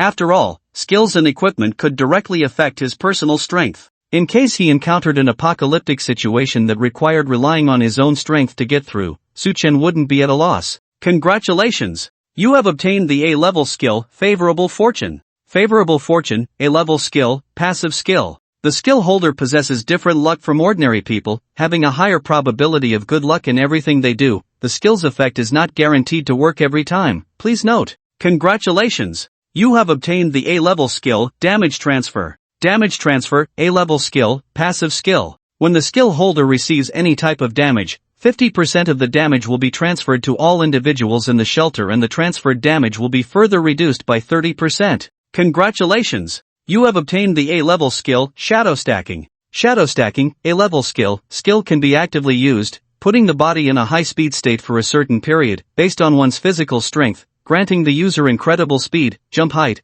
and the ability to pass through walls. Congratulations! You have obtained the A-level skill, Instant Manifestation of Desires. Instant Manifestation of Desires, A-level skill, unlimited daily usage. The user can freely move instantaneously within areas they have previously visited by consuming minimal physical energy. The skill cannot be used when physical energy is insufficient. Areas explored by units in the gathering place are considered visited by the user. Congratulations! You have obtained the A-level skill, Great Barbaric Bull. Great Barbaric Bull, A-level skill, passive skill. The skill holder has extremely powerful stamina recovery ability, and when the user's stamina is about to deplete, it automatically restores to full stamina. At the same time, the user's endurance, self-healing, and defense will continuously increase over time. Congratulations! You have obtained the A-level equipment, Commander's Longsword. Commander's Longsword, A-level weapon. It has the style of an ancient longsword, with a passive attack effective sharpness, able to quickly cut through most materials. When worn, it can ignore the range and apply effects to all individuals in the shelter, such as 30% damage reduction, can be stacked with other effects, 30% speed boost, including nerve reaction, attack speed, and movement, 30% self-healing effect boost, 30% natural resistance boost, never betray. Congratulations! You have obtained the A-level equipment Peaceful Talisman. Peaceful Talisman, A-level equipment. The wearer is immune to all curses, mental attacks, and other mysterious means of interference, eliminating all threats except those resolved by force. Threat effects must not exceed A-level, otherwise the effect will be nullified. Hiss! Suchen looked at the information prompt in front of him and couldn't help but take a deep breath. Luck has improved. The first skill is the passive effect of good luck, directly yielding 7 A-grade rewards. Isn't this equivalent to a 10 pull, getting gold 10 times? Suchen was overjoyed as he watched some of the golden light seep into his body, while the other part of the golden light slowly transformed in front of him into the appearance of 2 pieces of equipment. Without saying a word, Suchen directly grabbed the long sword and hung it on his waist, then put on the amulet. These 7 rewards perfectly compensated for Suchen's current shortcomings and enhanced his existing strength in a targeted manner. Not to mention anything else, just this long sword, its effect is simply insane. Although it cannot affect residents, it can make all of Suchen's talent units and military units stronger. This is a group effect. The more talent units under Suchen's command, the greater the value and power of the long sword. As for the amulet, although it looks inconspicuous and is currently not very useful, its appearance also served as a wake-up call for Suchen. There must be survivors with mysterious means. This amulet can help me resist all A-grade and below mysterious threats, directly increasing my safety factor many times over. Suchen muttered to himself. His personal physical protection ability was basically top-notch at this stage. With the renovated technological bedroom and his own organized forces and army protection, there were basically no enemies who could approach Suchen on a physical level. But if the opponent possessed curses, poison, remote mind control, and other means, then Suchen indeed had no resistance. This thing is like the poison Chenshoren used on the residents in the community back then. At that time Suchen did not have normal means of attack to take down that shelter. He was completely unable to resist the robots of My Love My Home.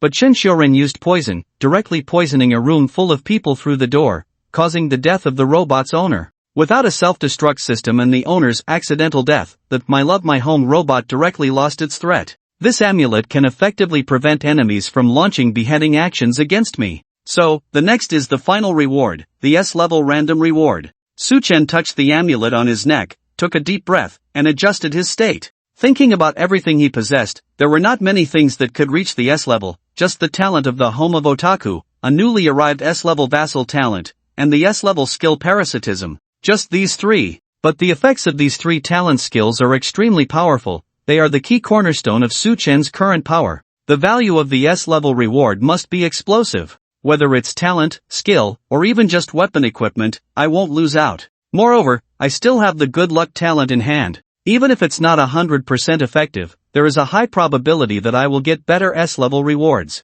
Suchen muttered, no longer hesitating, and quickly used it. Congratulations! You have obtained the S-level talent, Wangshi. As Suchen's eyes saw the information in front of him, a humanoid golden light appeared in front of Suchen. An S-level talent. Damn! Hit the jackpot! Suchen was ecstatic. The most talented individuals he currently had were A-level, and this was the first S-level talent. Suchen knew how useful talents could be. He didn't want to wait, he immediately checked the data information of this S-level talent. Name, Wangshi. Age, 251 years old, appears as a 30-year-old male. Type, half mechanical half human, special warrior, ascetic. Talent grade, S-level physical strength, 500, beyond human limits. Capable of destroying small mountains with a single punch, neural response, 500, swift and agile, enemy movements appear in slow motion in his eyes, endurance, 500, can fight continuously for days without rest, maintaining peak condition, mental willpower, 500, mind as strong as a rock,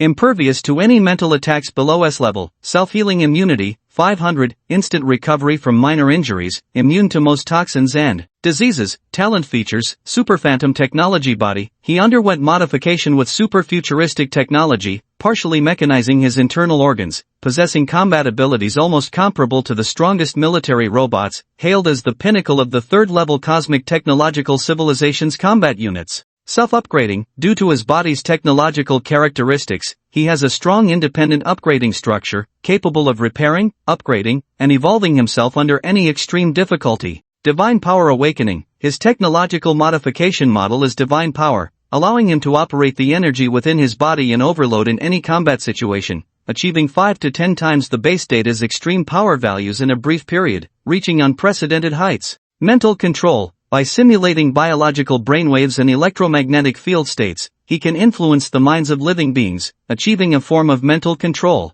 This feature's effectiveness weakens if the target has relevant resistance and defense measures. Talents. Godspeed Domain. Creating a special magnetic field around himself, within which Wangshi possesses great control over the magnetic field. Combat Performance Evaluation. Almost godlike. Level 3 Armed Technological Modules. Wangshi possesses peak technological weapon modules of the 3rd level Cosmic Technological Civilization and has the ability for rapid recharging and enduring combat. However, as a single unit, he lacks the capability to independently destroy a planet. Replication and Separation. When Wangshi is injured, detached body parts can autonomously replicate a duplicate under the influence of technology at a rapid pace, possessing some of Wangshi's original combat abilities. Theoretically, the replication effect has no upper limit and has not been tested. Freeform. Wangshi can freely alter his body's state according to specific combat situations, allowing him to be in normal combat status, transparent combat status, immune to physical strikes, or functional combat status, activating more auxiliary technological modules. Special note, he participated in a certain technological civilization's deity creation plan and successfully underwent transformation, becoming the closest to a deity among humans. However, despite the modifications, he still retains human soul and basic characteristics. Of course, as an outstanding warrior, he is unable to reproduce, lacks corresponding organs.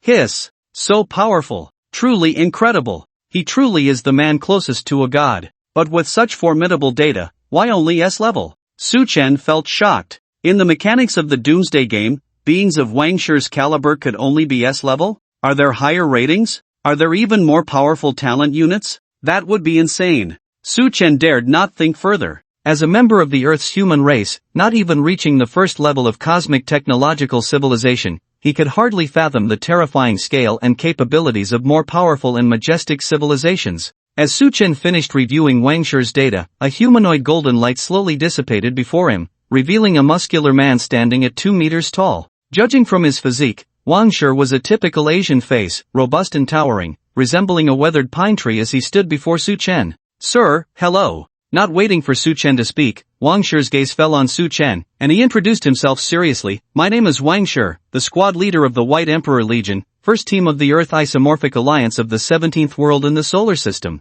I report to you. Wangshi's square face was full of determination, his tone steady, decisive, exuding a military demeanor. What surprised Su Chen the most was that he actually automatically revealed his origins, something that even talented individuals had never done before. Your identity. Well, it sounds a bit complicated. Su Chen was momentarily at a loss for words. In his slight hesitation, Wangshi seemed to sense Su Chen's uncertainty and spoke up. Sir, I know everything that is happening here and the mission I have come here for. Wangshi had thick, black short hair neatly arranged. As he spoke, there was a sharp and resolute look in his eyes and eyebrows. This place is in the early stages of Earth's Judgment Doomsday, a branch line of the same universal landmark plane. In a sense, for you, sir, I am a person from the future, more precisely, a person from a different Earth plane in the future. At the same time, I am also a soldier, with the same bloodline as the descendants of your race and country. Due to the judgment mechanism's answer mechanism, I already understand most of what is happening here upon my arrival.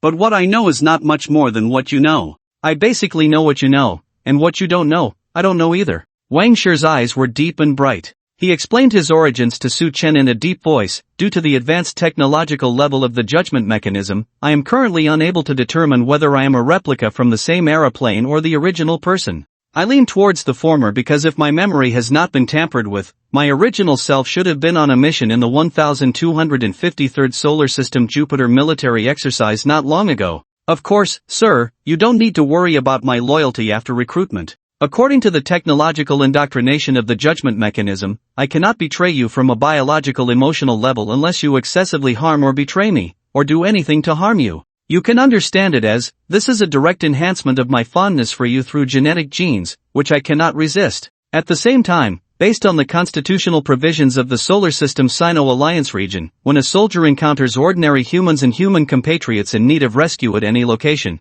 they must unconditionally provide military support to protect the lives and personal property of their compatriots. According to the Constitution, you are the one to be rescued, and I will serve you unconditionally. Wang Shi's mouth curved into a faint smile, a very formulaic smile, somewhat robotic. He seemed to want to reassure Su Chen, who was still in a daze. Sir, is there anything else you don't understand? I think I understand everything, right? Su Chen blinked. Wang Shi had said a lot, but all of it was concise and useful information. Su Chen was not a fool, he basically understood what Wang Shi had said. In summary, the talent unit might be replicated humans from different eras and timelines of Earth, with a high loyalty and natural fondness for the recruiter. After being recruited, they grasped the basic information here and knew clearly what they had to do. But Su Chen was still a bit confused, or rather, a little lost. Wang Shi had provided too many answers, which only left Su Chen more puzzled. Squad Leader Wang. Can I call you that? Absolutely. According to the identity you introduced, you should be similar to the Liberation Army of my era, right? Su Chen asked cautiously, unsure if Wang Shi could understand the concept of a soldier, considering they were in different timelines. In the era of Wang Shi, the young soldiers might not necessarily be called by that name. Yes, Wang Shi nodded, very straightforwardly. That was the orthodox predecessor of the army I belonged to, the most basic form of our army. In the world I inhabit, it has undergone multiple improvements and optimizations, changed some names, but the basic principles remain unchanged. So, theoretically, sir, you can consider me this way, and my code of conduct will be similar to what you understand of contemporary soldiers of the Yanhuang. Wang Shi's words made Su Chen suddenly realize and nod in understanding. Young soldiers are your predecessors? That makes sense now. This guy might be even more of a saint than Lin Yu. Of course, here saint is not a derogatory term, but in the true sense, a hero who can fearlessly sacrifice everything to save their compatriots. I just checked your data, and you seem to have undergone modifications? You're not purely human? Su Chen was deeply interested in Wang Shi, not only because he voluntarily discussed matters beyond Su Chen's world but also because of his uniqueness. Half human, half mechanical form, whether a monk or a special warrior. This guy's identity is clearly not simple. I can understand Sir's misunderstanding of me. Wang Shi stood straight in front of Su Chen, dressed in what looked like military camouflage, albeit a different style and material, with a small dagger hanging from his waist. In your era, the concept and idea of mechanical modification may have just been proposed. In my era, Earth's technology had entered the mature stage of a level 3 civilization. Although there are laws prohibiting unauthorized modifications, I fall under the category of state-sanctioned modifications. Wang Shi explained his legitimacy, emphasizing, Sir, whether from a legal or biological standpoint, I am human, not a pure robot. No, I didn't mean to belittle you, I'm just genuinely curious. Well, it's probably akin to ancient people's curiosity about modern people. Su Chen waved his hand, coughed softly, and lowered his voice. Why did you modify yourself? To become stronger? Yes, Wang Shi nodded. In my era, the solar system had been at war with extraterrestrial civilizations for 300 years. To better defend the solar system, we needed a more comprehensive technological power, including stronger individual soldiers. Ordinary human bodies cannot adapt to the complex and ever-changing cosmic battlefield. Wang Shi paused, then spoke lightly. I stand for the people behind me, I had no choice. Su Chen felt a deep respect. It turns out that no matter how many eras pass, there will always be a group of people who remain true to their original intentions. This is the inheritance of faith, untouched by the corrosion of time. And it is precisely because of this that humans continue to struggle and persevere through vast ages, never fading or being eliminated. Sir, I feel it's necessary to remind you. Wang Shi suddenly spoke, his voice grave. I understand your curiosity about the future, but knowing too much about it won't solve your current predicament. I suggest you should first get through the impending Judgment Day, otherwise, it will be difficult for Earth in this dimension to survive.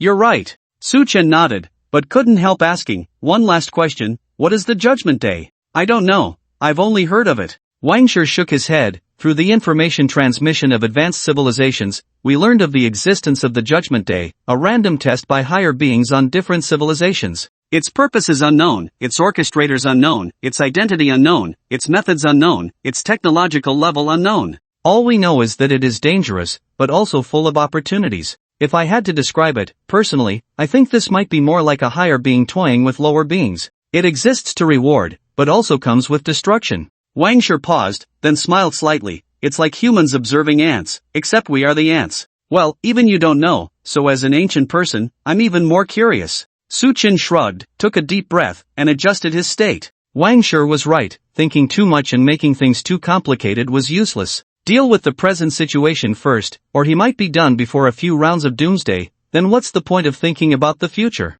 So, Captain Wang, now I'm in the second round of doomsday. Do you know about the cannibal fungus? It's causing some trouble in my gathering place. I do. Wang Shi nodded, which pleasantly surprised Su Chen. He had just casually asked, prepared to carefully introduce the cannibal fungus to Wang Shi, and then see if the future warrior could come up with a feasible and more advanced solution. Unexpectedly, Wang Shi already knew about the cannibal fungus. The cannibal fungus, also known as the Lu Third Universe fungus, was first discovered and named by Dr. Lu Quan of the Earth's Yanhuan Alliance. The cannibal fungus is mostly active in the more primitive ancient biotic planetary regions, with a widespread distribution. It is not found within the solar system but has areas for reproduction and spread in the Milky Way galaxy. During the later stages of the Second Solar System Defense War, the enemy extensively used biological weapons against human beings, including the cannibal fungus. At that time, Dr. Song Tianla led a research team, spent 7 days and 6 nights breaking through the genetic layers of the cannibal fungus,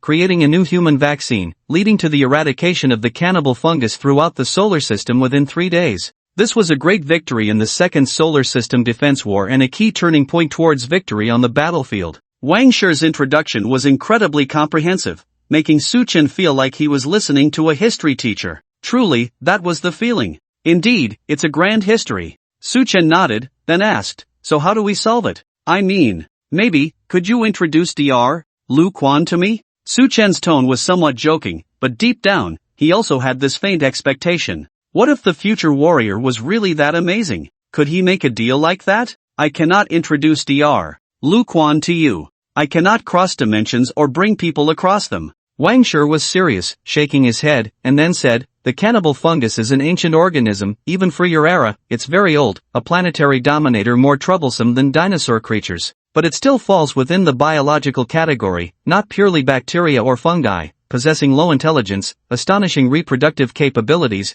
and resistance to most current Earth technological weapons. However, it has a strong aversion to antibiotics and antiviral drugs. The current Earth era cannot produce the Song vaccine, but can target it based on its basic aversion characteristics. Wang Shi paused, apologetically adding, this is just my computational deduction and does not represent absolute correctness. My auxiliary system is military combat-oriented, lacking scientific research and experimental calculation capabilities. My scientific research assistance is limited to basic weapon manufacturing and development. You can build weapons too. Su Chen's eyes lit up, and Wang Shi nodded, yes, sir, I can create basic weapon equipment. Within the current Earth's weapon range, as long as the equipment is sufficient, I can completely create it independently. Damn! Such a powerful future warrior. Truly the strongest individual soldier. It seems that we can only rely on those two enemies to study the cannibalistic bacteria. Su Chen sighed slightly, not too worried. Since there are ways to solve and control the situation, it won't come to a point of helplessness.